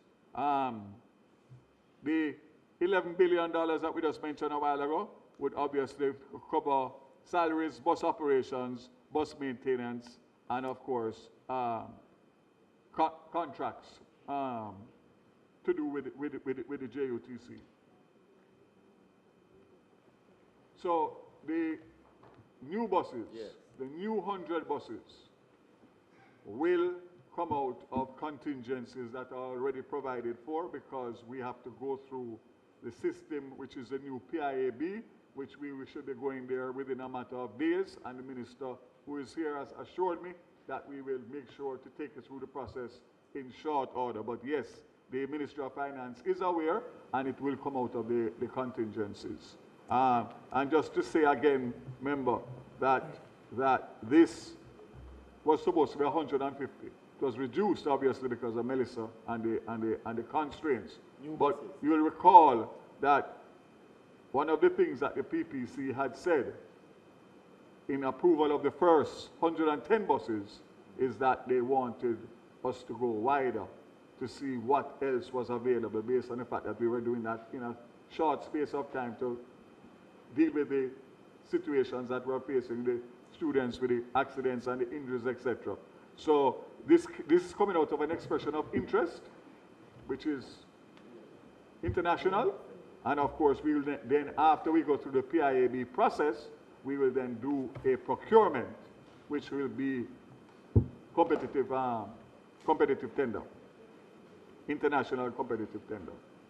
I'm not ruling out the possibility of expanding the current school bus, because the U.S. Embassy, obviously because of the buses coming out of North America, have a keen interest and are looking to see how they can partner with us, government to government, to help us to enhance the rural school bus program.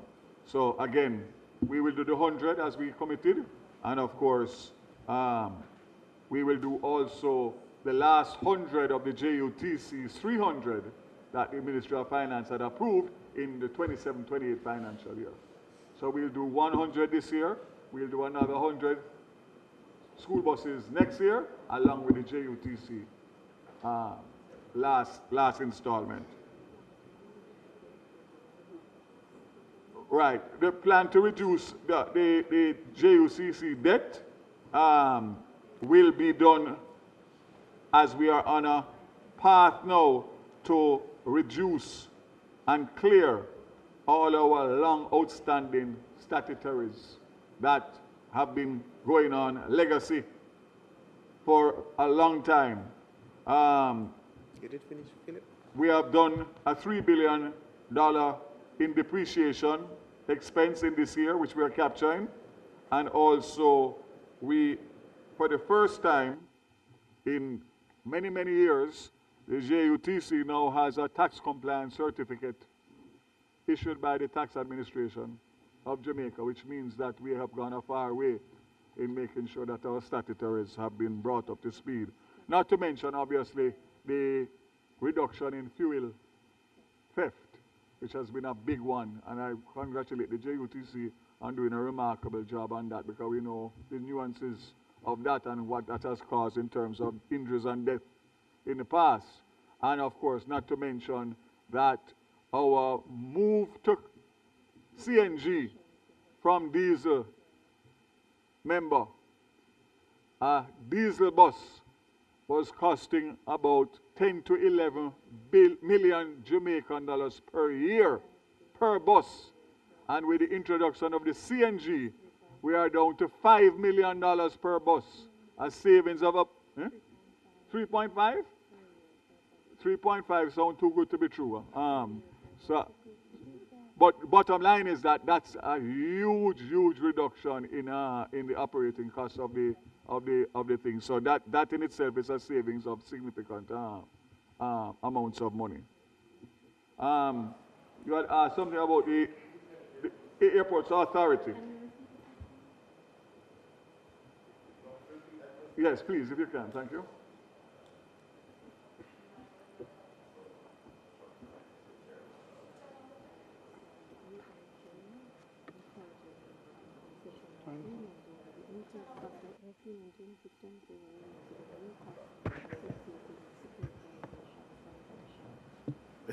Okay.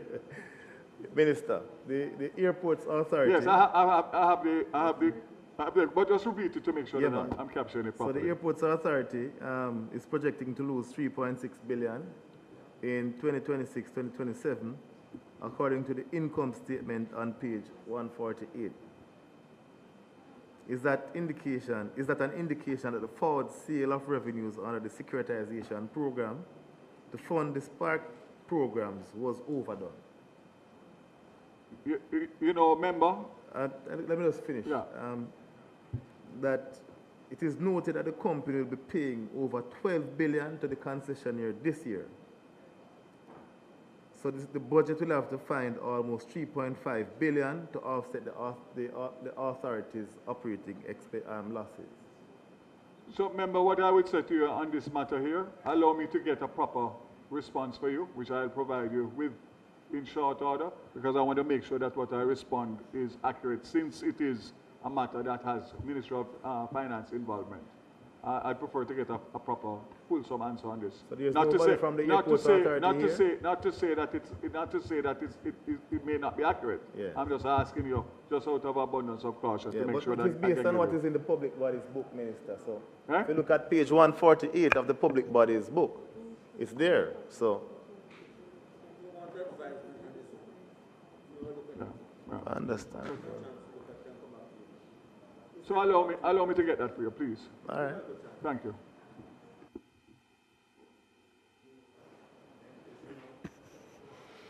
Thank you, Mr. Chairman.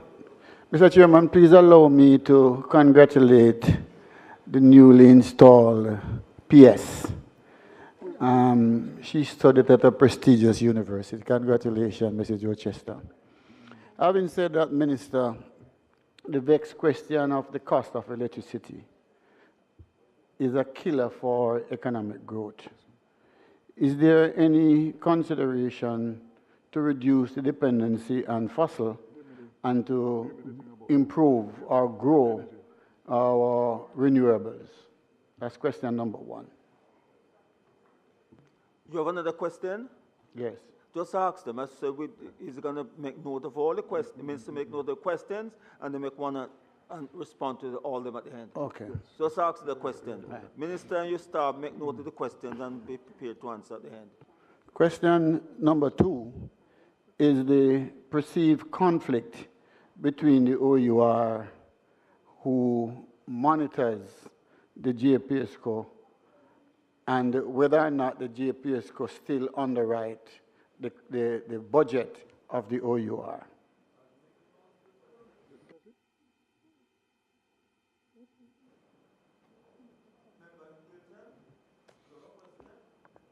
Yes, I do, Chairman. Minister, my question really relates to the railway corporation.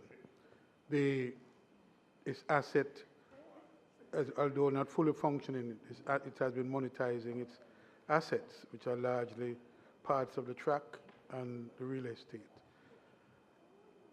Minister, is there any consideration to further monetize aspects of the track by continuing a link into the Port of Kingston? Have those discussions, has that been considered as an option, and could you say anything about that today? Let me just answer that.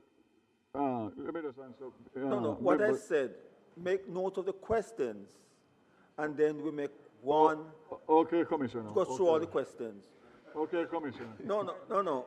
Member from East Central, St. Andrew, you have asked your question already. You can't come back. Mr. Chairman, it has to do with a follow-up. No. As it relates to the war. No, you got a chance to ask your questions. You turn your my brother, I'm in charge, not you. Yeah, but you you ask can't a turn off my question. I'm not going to allow you now. You ask a question, turn the mic off. Okay? Minister, you may now proceed and answer the questions that were tabled to you. And I would like to pose a I'm not question going as to it allow relates you. to the war No. and how it will impact. What you said that I am going to allow you? Look, my brother, you asked a question, turn the mic off. I said all the questions, pose the question. The minister, you make notes of them, you answer them and see you at the end of it. Minister, please proceed in answering the questions.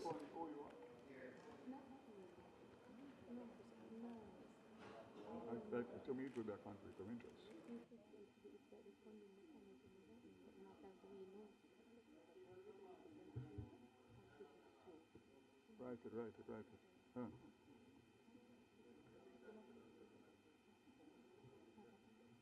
Right.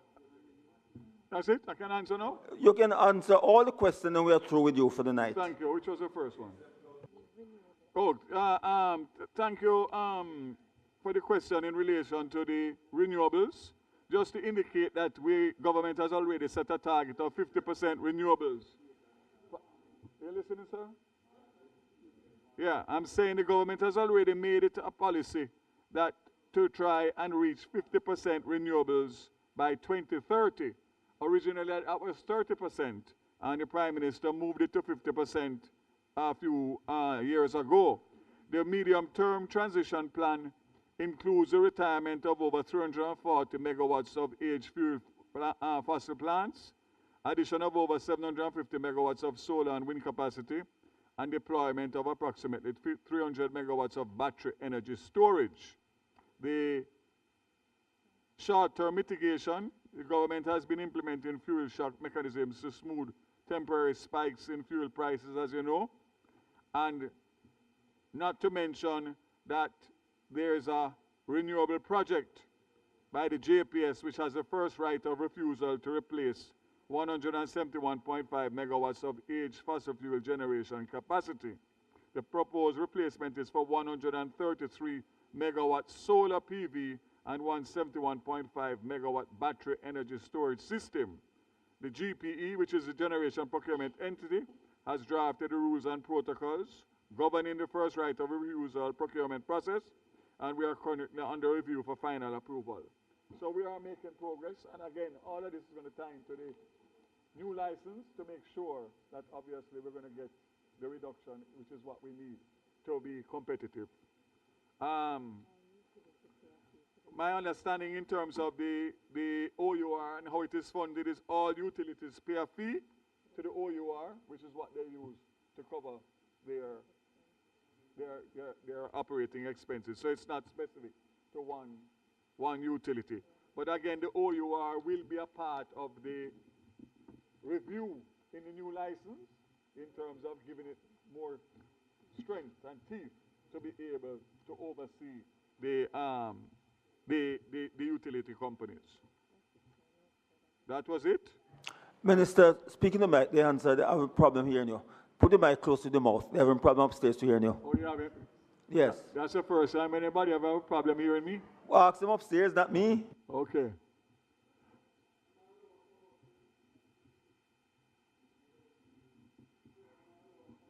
Yes, man, of course. Make it quick, though. Are you finished answering the questions? He has one more. No, you don't follow up here now. Finish your question. Yeah, I finished. Yes, answer a question. No, you had a chance. There's no follow-up. It's only when you lay I have questions. answered, All right. Chairman. When in your house, when you lay questions, then you can have follow-up, but not in the Standing Finance Committee. All right. Ed 69,000. Oh, sorry. 1 to 20. My mistake. Ed 69,000. My mistake. One question.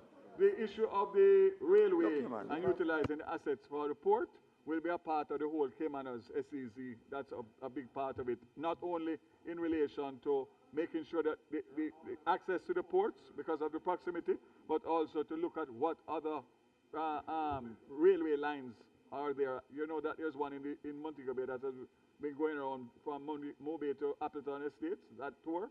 That's still going around in circles. I'm still trying to get that on track as a tour. So, yes, the answer to your question is yes, railway will be integral. Will be integral in the access to the port by rail with the Caymanas Special Economic Zone. All right. Ed 69,000, page 1 to 20. Those in favor?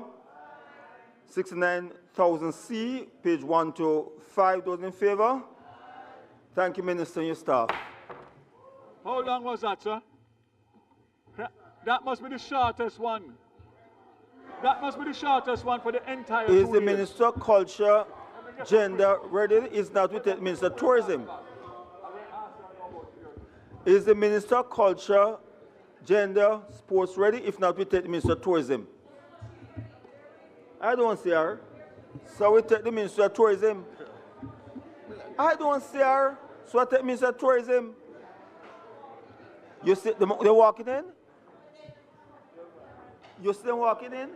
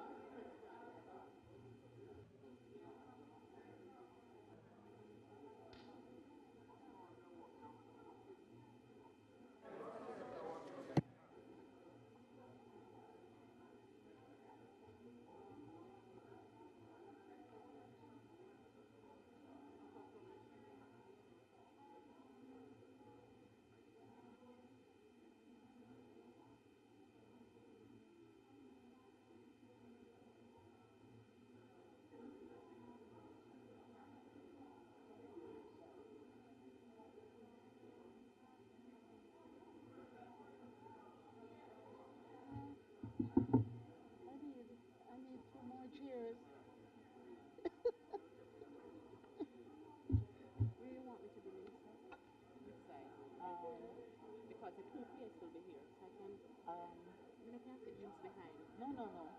Sit right there. And then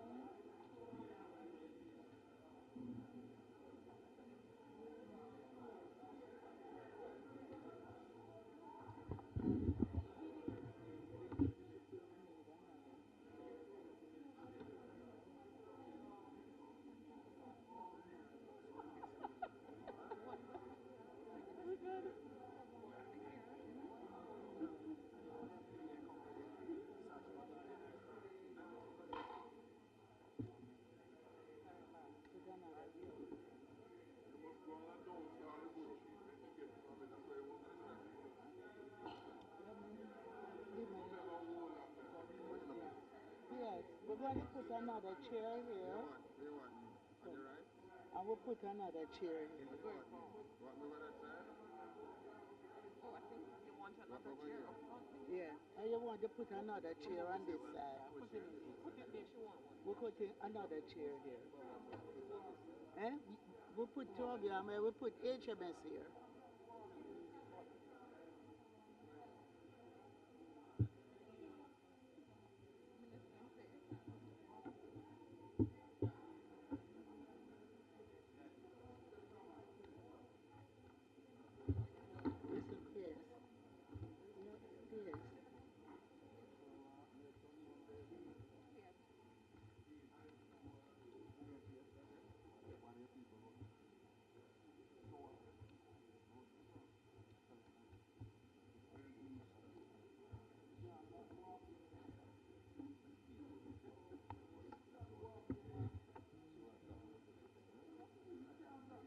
Desmond. Put HMS. Put HMS. Come HMS. Minister, can you proceed and Minister Grange, Madam Minister, Thank you, Mr. Chairman. Yeah, can you make a very short presentation and let us move into the issue? No, come. No, come.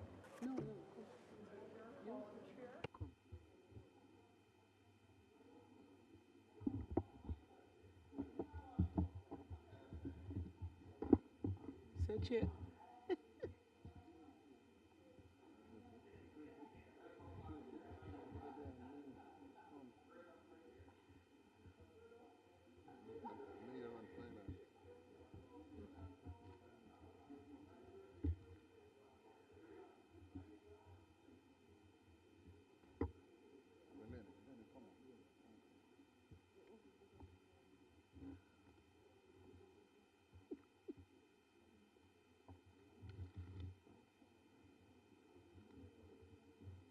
Madam Chair.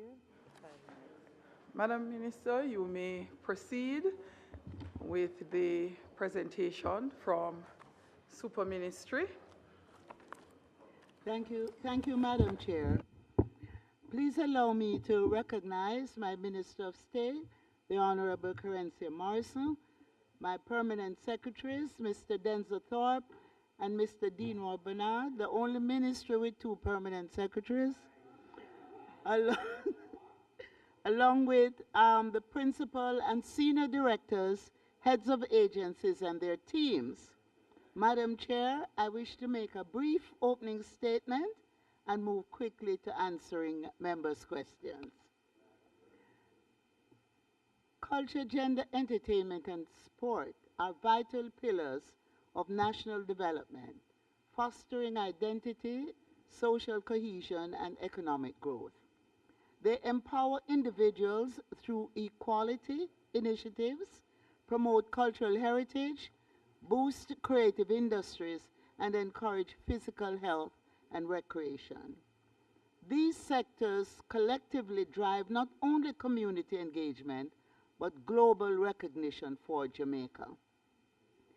The ministry continues to pursue the establishment of the appropriate policy, legal, and regulatory frameworks to support good governance and structured development of the various portfolio areas for which we are responsible.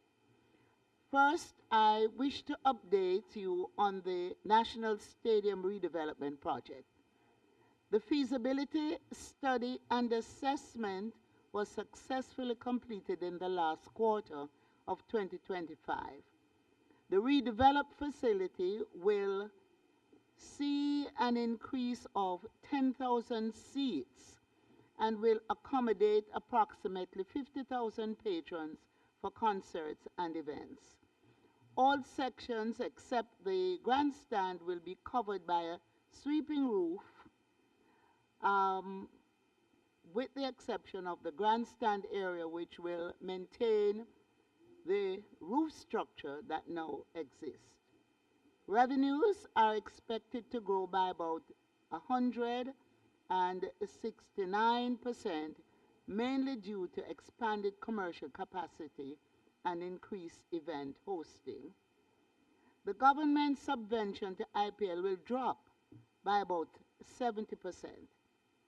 And during construction, the project is projected to generate 70 billion in economic output, contribute 34 billion to GDP, and create approximately 14,900 jobs.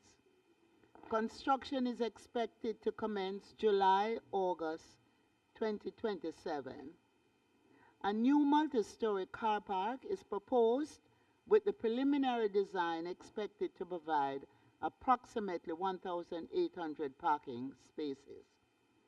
And Stadium East will be refurbished while the stadium is under reconstruction and will facilitate certain events that currently take place in the National Stadium. Cricket Lovely Cricket, CPL, will return to Jamaica as the Caribbean Premier League returns with a new franchise owner. With the return of the Jamaica-based franchise, 4 matches are scheduled to be played at the iconic Savannah Park, marking the return of CPL matches to Jamaica for the first time since 2019. CPL will waive the fee this year, which is normally a part of the host agreement, in consideration of Melissa and its impact on the country. And therefore, Jamaica's input will be primarily value in kind. In another week or two, we will announce the details of the host agreement with the new franchise holders and how Jamaica will benefit.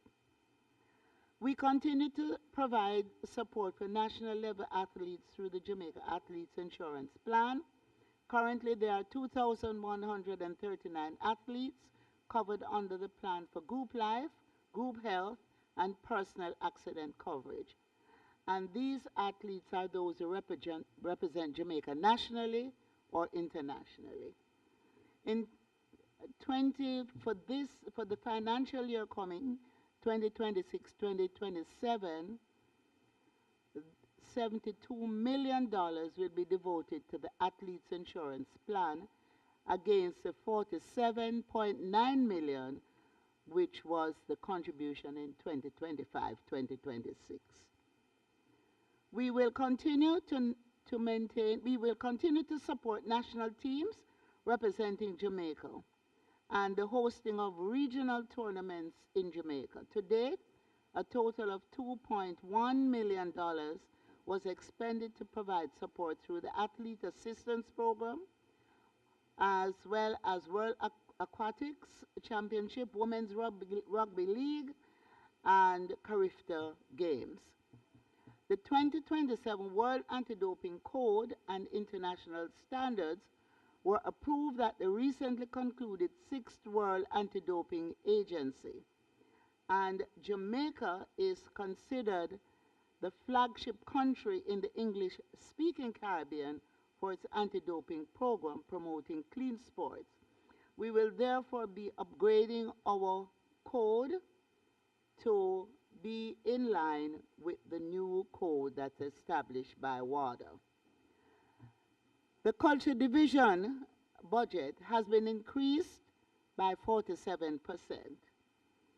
And this is as a result of the new policy which will be introduced. We are now at committee stage, the Joint Select Committee looking at the green paper.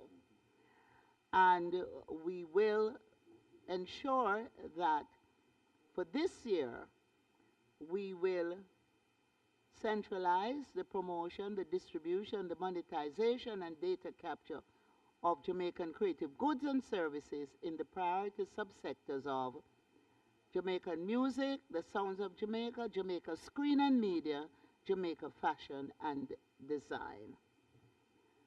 Madam Speaker, we propose to set up Culture and Creative Industries Foundation, And this entity will be a non-profit organization dedicated to mobilizing resources supporting innovation and strengthening Jamaica's creative economy.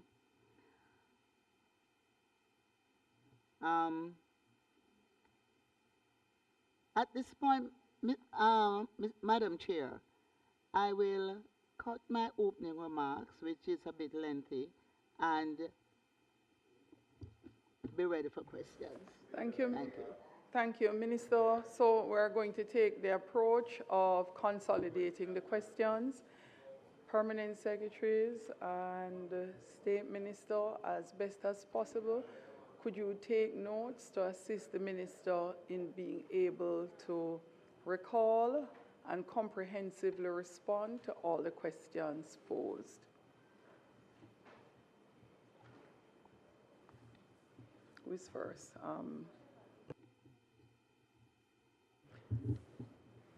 How many persons have questions?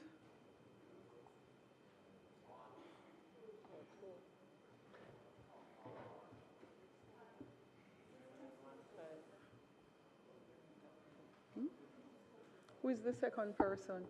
No, oh, Mr. Hines? No, this is a latitude being provided for this time and only this time.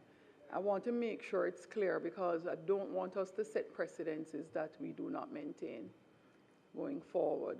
So normally we would not take this approach.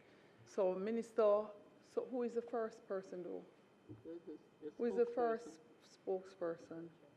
So Member Burchell and then Member Waverhines, questions fielded by them, we'll attempt to respond at the same time, Minister. And then thereafter, you will take questions from Member Buchanan and then Member Russell and Member Gordon on block. After which we will put the head. Is there someone else? No, man, I call Buchanan. Madam Chair. So let's go. Yeah. Madam Chair, interestingly enough, I think I have 4 shadows for 4 persons who shadow the different portfolios. We are doing 2, but what will happen, Minister, everyone will still be able, if they have additional questions, I think they may have consolidated. You guys are teasing now. Member? Thank you. Minister, on page 1 of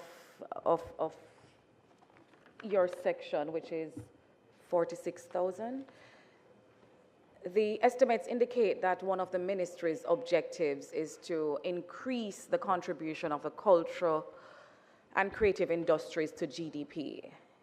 Given that objective, could you indicate what is the current measured contribution of the creative industries to Jamaica's GDP?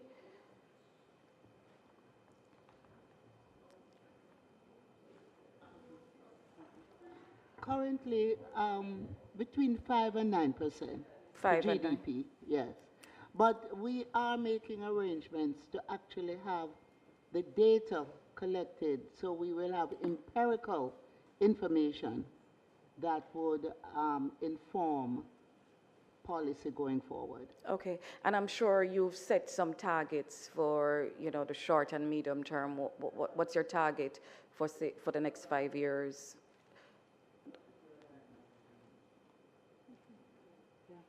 The target would be certainly to double it. To double it. Yes. All right, so we'll move to page 6 under activity 11466, development of cultural and creative industries, where approximately 166 million has been allocated towards the development of the sector. Could you indicate how many creative practitioners or creative enterprises are expected to benefit directly from this allocation this year?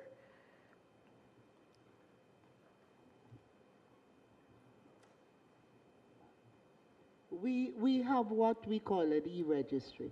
You know, the industry has been seen as informal. So our effort is to put structures in place. And so we have the e-registry. which has been established for some time now. Both sides have contributed to the e-registry functioning. However, we have had a slow take-up on the e-registry from the sector until COVID, when we provided assistance to the sector, but they had to be part of the e-registry. So we now have approximately a little over 4,000 persons registered on the e-registry. So the grants that you allocate or you plan to allocate under this, how do you generally determine who gets these grants? Are they discretionary, or is there a system that dictates how the ministry extends its monies to creatives? Well, there is a structure. First, you have to be on the e-registry to benefit. But if we are approached, when we are approached, if you're not on the e-registry, then we ensure that you sign up on the e-registry, and you have to be endorsed or certified by an existing organization within the sector. So it shows that you're a bona fide practitioner, and no one is turned away. Once you apply and the necessary interview is done and the proper due diligence is done, you're given support. You'll get something. Yes. Okay, that's good. Page 8, program 2. Just before, I want to just mention to you, for example, the health and life insurance that we've introduced for creatives. As long as you are on the e-registry, you are signed up for life, for health, and for accident. Okay, so the money that funds the insurance will come from this 166 million? I'm sorry, could you repeat? The money that funds the insurance program will come from this 166 million that you've allocated for development of cultural and creative industries? No. Okay, so that's something separate. Right. And we also provide incentives through the e-registry, tools of trade. Once you're a practitioner, we provide to companies and we provide to individuals. Okay, I'm looking at program 267, which is on page 8, and looking specifically at economic linkages in the entertainment industry.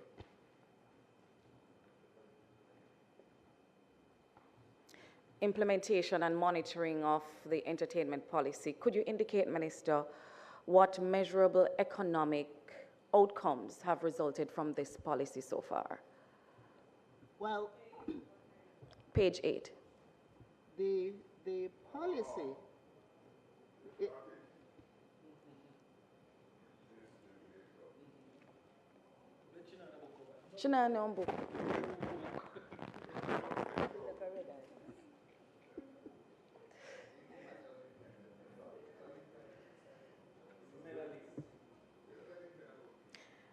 And while you prepare for that, Minister, I just want... Now, remember, we are introducing a new policy. And that is why we have the green paper that the Joint Select Committee is reviewing. Right? And so the outcome of the policy will be determined once we have completed the review of the green paper. We have completed all the consultations, and we know we will then have the white paper, which is a policy document. And of course, coming out of that, we will have legislation that will determine now and create an enabling environment for the sector. What we're talking about here is the entertainment economic linkages and the policies surrounding that. So more about how the ministry will track employment growth in the sector and export earnings and stuff like that. We have no data on how we've been performing so far. Well, we're introducing satellite accounting, satellite accounts. But as I explained before, what we are doing now, we're putting structures in place to a sector that operated in a very informal way. All right, my final question, Minister, and this has to do with the rural distribution of cultural spending. And by rural, I mean outside of Kingston.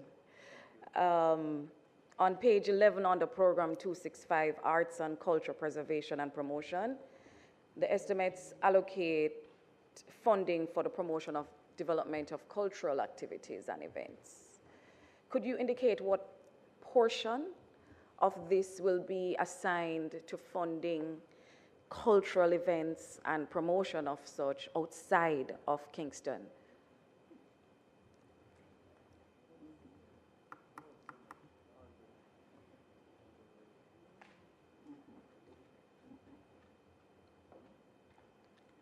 The Jamaica Cultural Development Commission is the entity that covers the entire island in terms of cultural development, community cultural development in schools, training, and showcasing. And so the allocations are equally spread because the schools play a very important role in the whole cultural development program that is carried out across the island. Member Hines, you're next. So the member I said her don't know if final you're question. That's what she said. If you're aware, Madam Chair. Oh, no. She said her final question. So you have a follow-up? Yeah. No, I know the minister wasn't finished responding.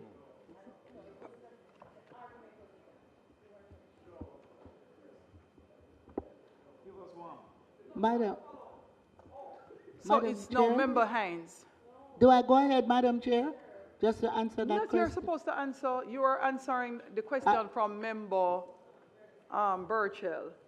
Yes. She had indicated that was her last question, and I thought you were answering. No, I just wanted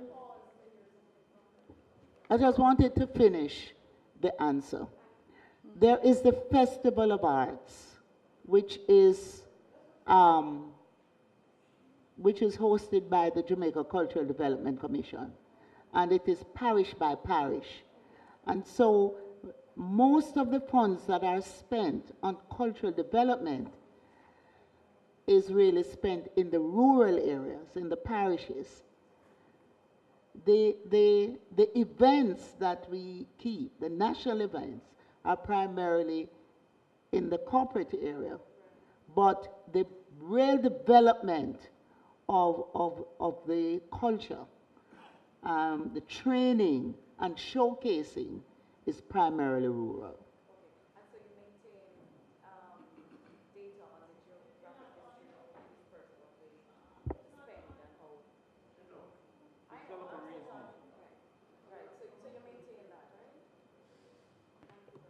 Okay, thank you. Thanks, Minister. Member Hines? Thank you, Madam Chair. Good afternoon, Minister, your team. I'm at 446,000, page 9, and I'll be going interchangeably between the public bodies at page 22. So if you could get yourselves to those pages, I'll go. So I'll go to sporting talent, cultivation, and excellence. Can you just break out to me what that entails, please? Minister, when you're responding, please still respond. Face forward to the mic so Hansard is able to pick up the record. Okay.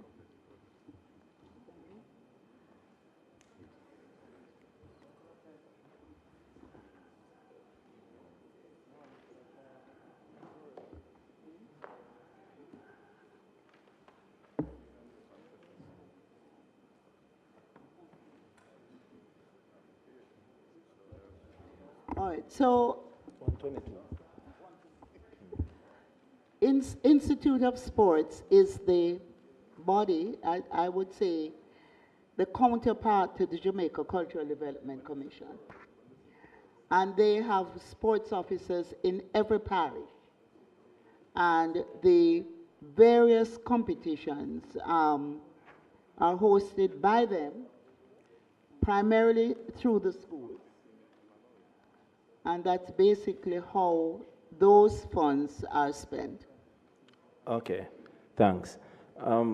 As it relates to sporting associations and federations, how are those funds disbursed? Sporting federations are part of the Sports Development Foundation agenda. There are approximately a little under 40 such organizations, and they all receive subvention, monthly subvention. And they are also expected to provide audited reports to the SDF. Okay. I think in 2023, you had made an announcement to give $100 million to the Jamaica Cricket Association for cricket development. Can you just give an update as to how much has been paid over to the Jamaica Cricket Association, and if you have captured any of that amount in this year's budget or the proposed budget? The 100 million that was allocated to cricket over 3 years, over a 3-year period, a fair amount of those funds have been disbursed to the Jamaica Cricket Association for various Can I give you a dollar value, please? A fair amount is not necessarily what I'm looking for. A dollar value. How much? You said a fair amount, but I won't be able to give you that figure now, but I can provide you with that figure. thank you. Yeah. Okay. All right. Well, I don't think it should be an issue. The Jamaica Cricket Association have been working closely with government in implementing programs.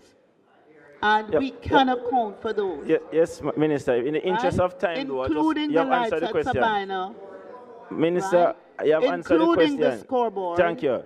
including development programs. Minister, you have promised to give me an update. It's not a Promise, secret. Minister, the information will be provided to you. You have promised to give me an update in writing. I will appreciate that. Thanks. As I move down to sport infrastructure development, of the national sporting assets that we have, you have mentioned in your opening statement what you intend to do with the national stadium. But under the Independence Park Limited, you also have the Trelawney Multipurpose Stadium. How much do you have in your budget for upgrade and development of the Trelawney Multipurpose Stadium? It is, of course, in a deplorable state and certainly in disrepair. For the Trelawney Multipurpose Stadium, what is in the budget is primarily for maintenance, which is 45 million. But we are currently establishing an enterprise team because we have interest is being expressed in privatizing the Trelawney Stadium and developing the facility there into a facility that will be at the center of sports tourism. Okay. Yeah. I'm still on sporting assets. I note for the last maybe 4 or 5 years, the Western Champs, unfortunately, has not been held in Western Jamaica and has been moved to GC Foster. Is there anything allocated in the budget for the Catherine Hall Stadium to be renovated? The Catherine Hall Stadium is not owned, or the Ministry of Sports is not responsible for the Catherine Hall Stadium. Okay, thank you. It belongs to the municipality. Thank you, Minister. I know the Jamaica government has an interest at Sabina Park. And I know in your statement you said that the CPL will return to Sabina Park with the Jamaican franchise.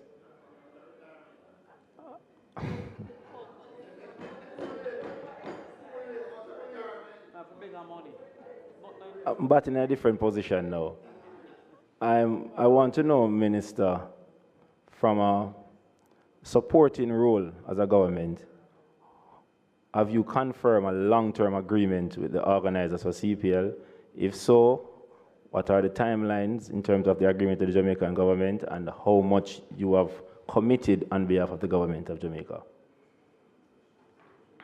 Now, the franchise holders and CPL, they have committed an annual investment of $2.75 million to operate a professional men's CPL team, an annual investment of $500,000 to establish and operate a professional women's CPL team, a long-term commitment to grassroots cricket, focusing on programs for the youth, details of which will be developed jointly by us, collaboration with government and corporate stakeholders to deliver measurable benefits, commitment to invest in sporting infrastructure to position Jamaica as a hub for elite T20 cricket, and to ensure global exposure which strengthens Jamaica's position as a regional leader in the sports tourism sector. And so the CPL plus the new franchise holders will contribute as well to a partnership with the Ministry of Tourism in order to promote Jamaica as a sports tourism country. Will they be doing any infrastructural work in terms of building up training facilities? All of that and more. Okay. And as the spokesperson for sports, we will keep you informed. Thank you for that. Good. I want to switch over to the public bodies book, and I want to move to, as I said, page 122. I'll start, but I go to page 123, where you have a breakout of a Sports Foundation income statement. And alarmingly, I see where there is a deficit of $6.5 million. Could you explain that, please?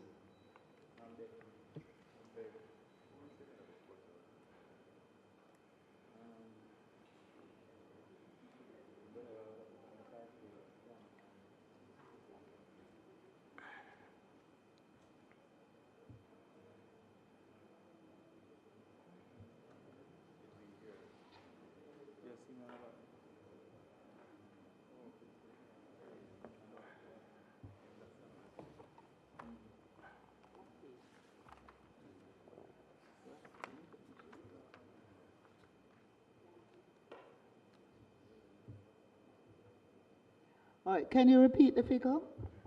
6.5 I'm seeing here, million.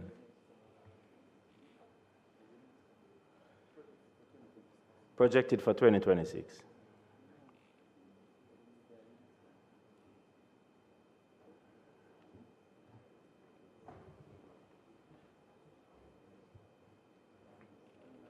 You get the page, Dennis?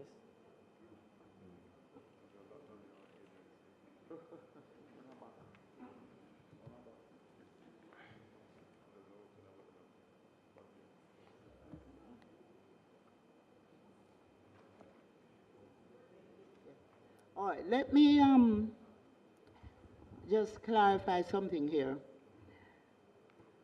SDF has to work based on the ceiling that exists for GS.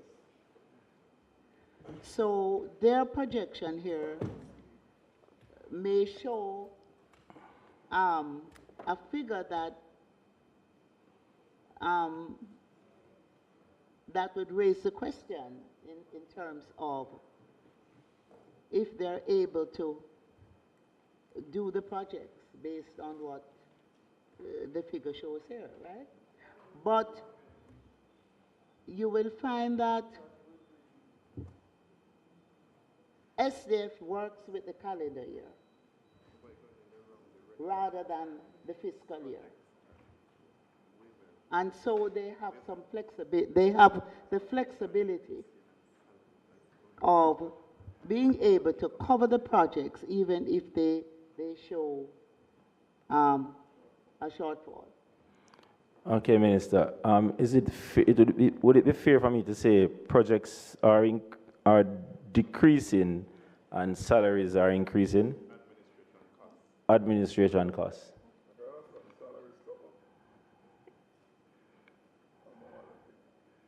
You look at the projection, 150 to 166 over to 239. And projects 267 down to 152.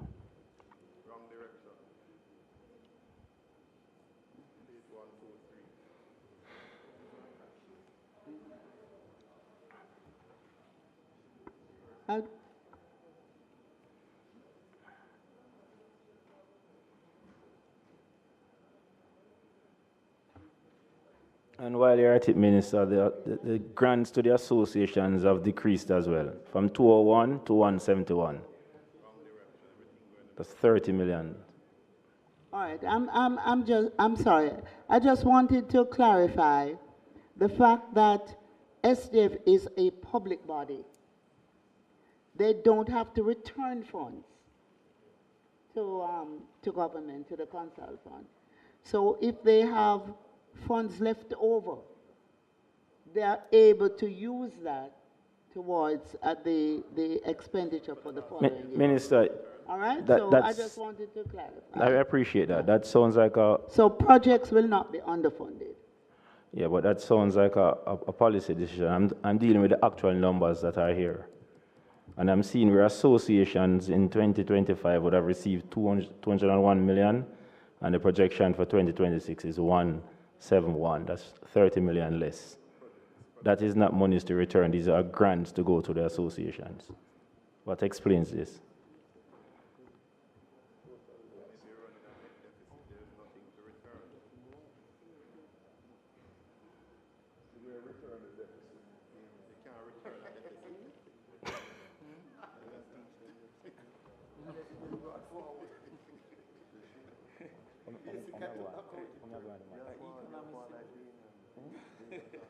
No, but that's what we might think going on with that.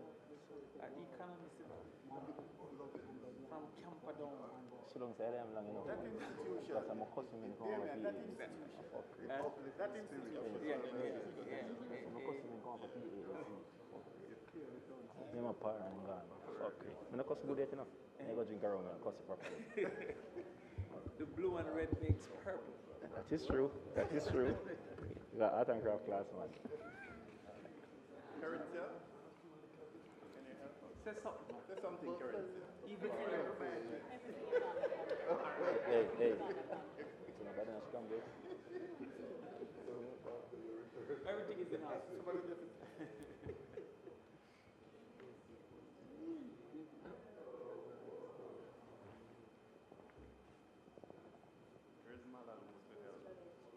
All right, what is explained here is that under the subvention to the organizations, that's basic, but there's another heading that treats with other grants, and funds are available through other grants. So at the end of the year, it balances out. Where is that reflected, Minister? Because I'm going off the document, so I just want to reconcile properly.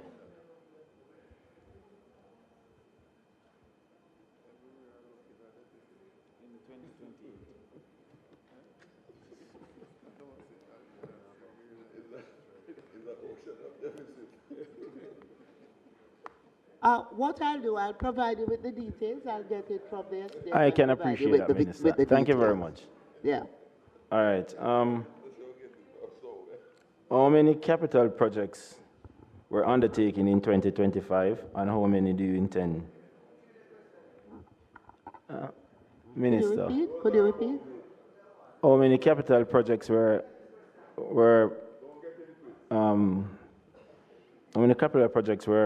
undertaken in 2025? How many were completed, and how many do you intend to do in the 2026? All right. I would not be able to provide you with those details now. No, but I can in the future. Provide you with the details. Okay. All right.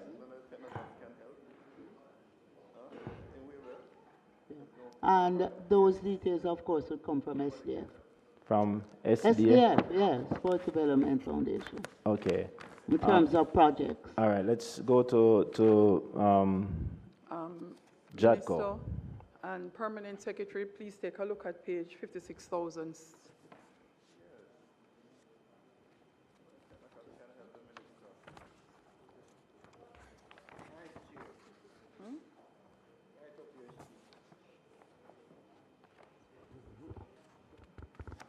Because I'm not seeing anything for theirs.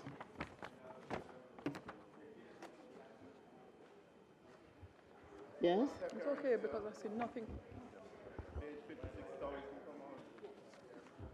Were you going to ask a question regarding JADCO? There's nothing for capital budget. Were you asking a question about JADCO? Yes, when you are finished Your with that, Minister. just let me know when you're finished, please.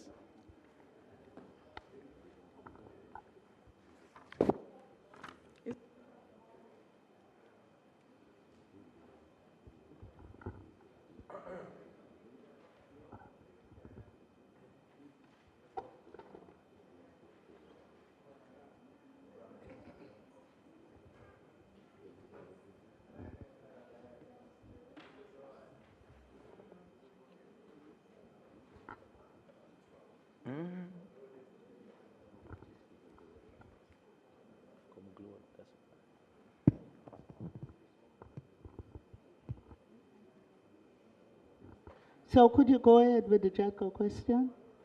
No, Minister, as it relates to capital budget, I'm saying there is no capital budget for your Right, there's ministry no head. capital budget, right. Right, so we wouldn't field any capital budget related questions, but Permanent Secretary would be able to probably just give us some guidance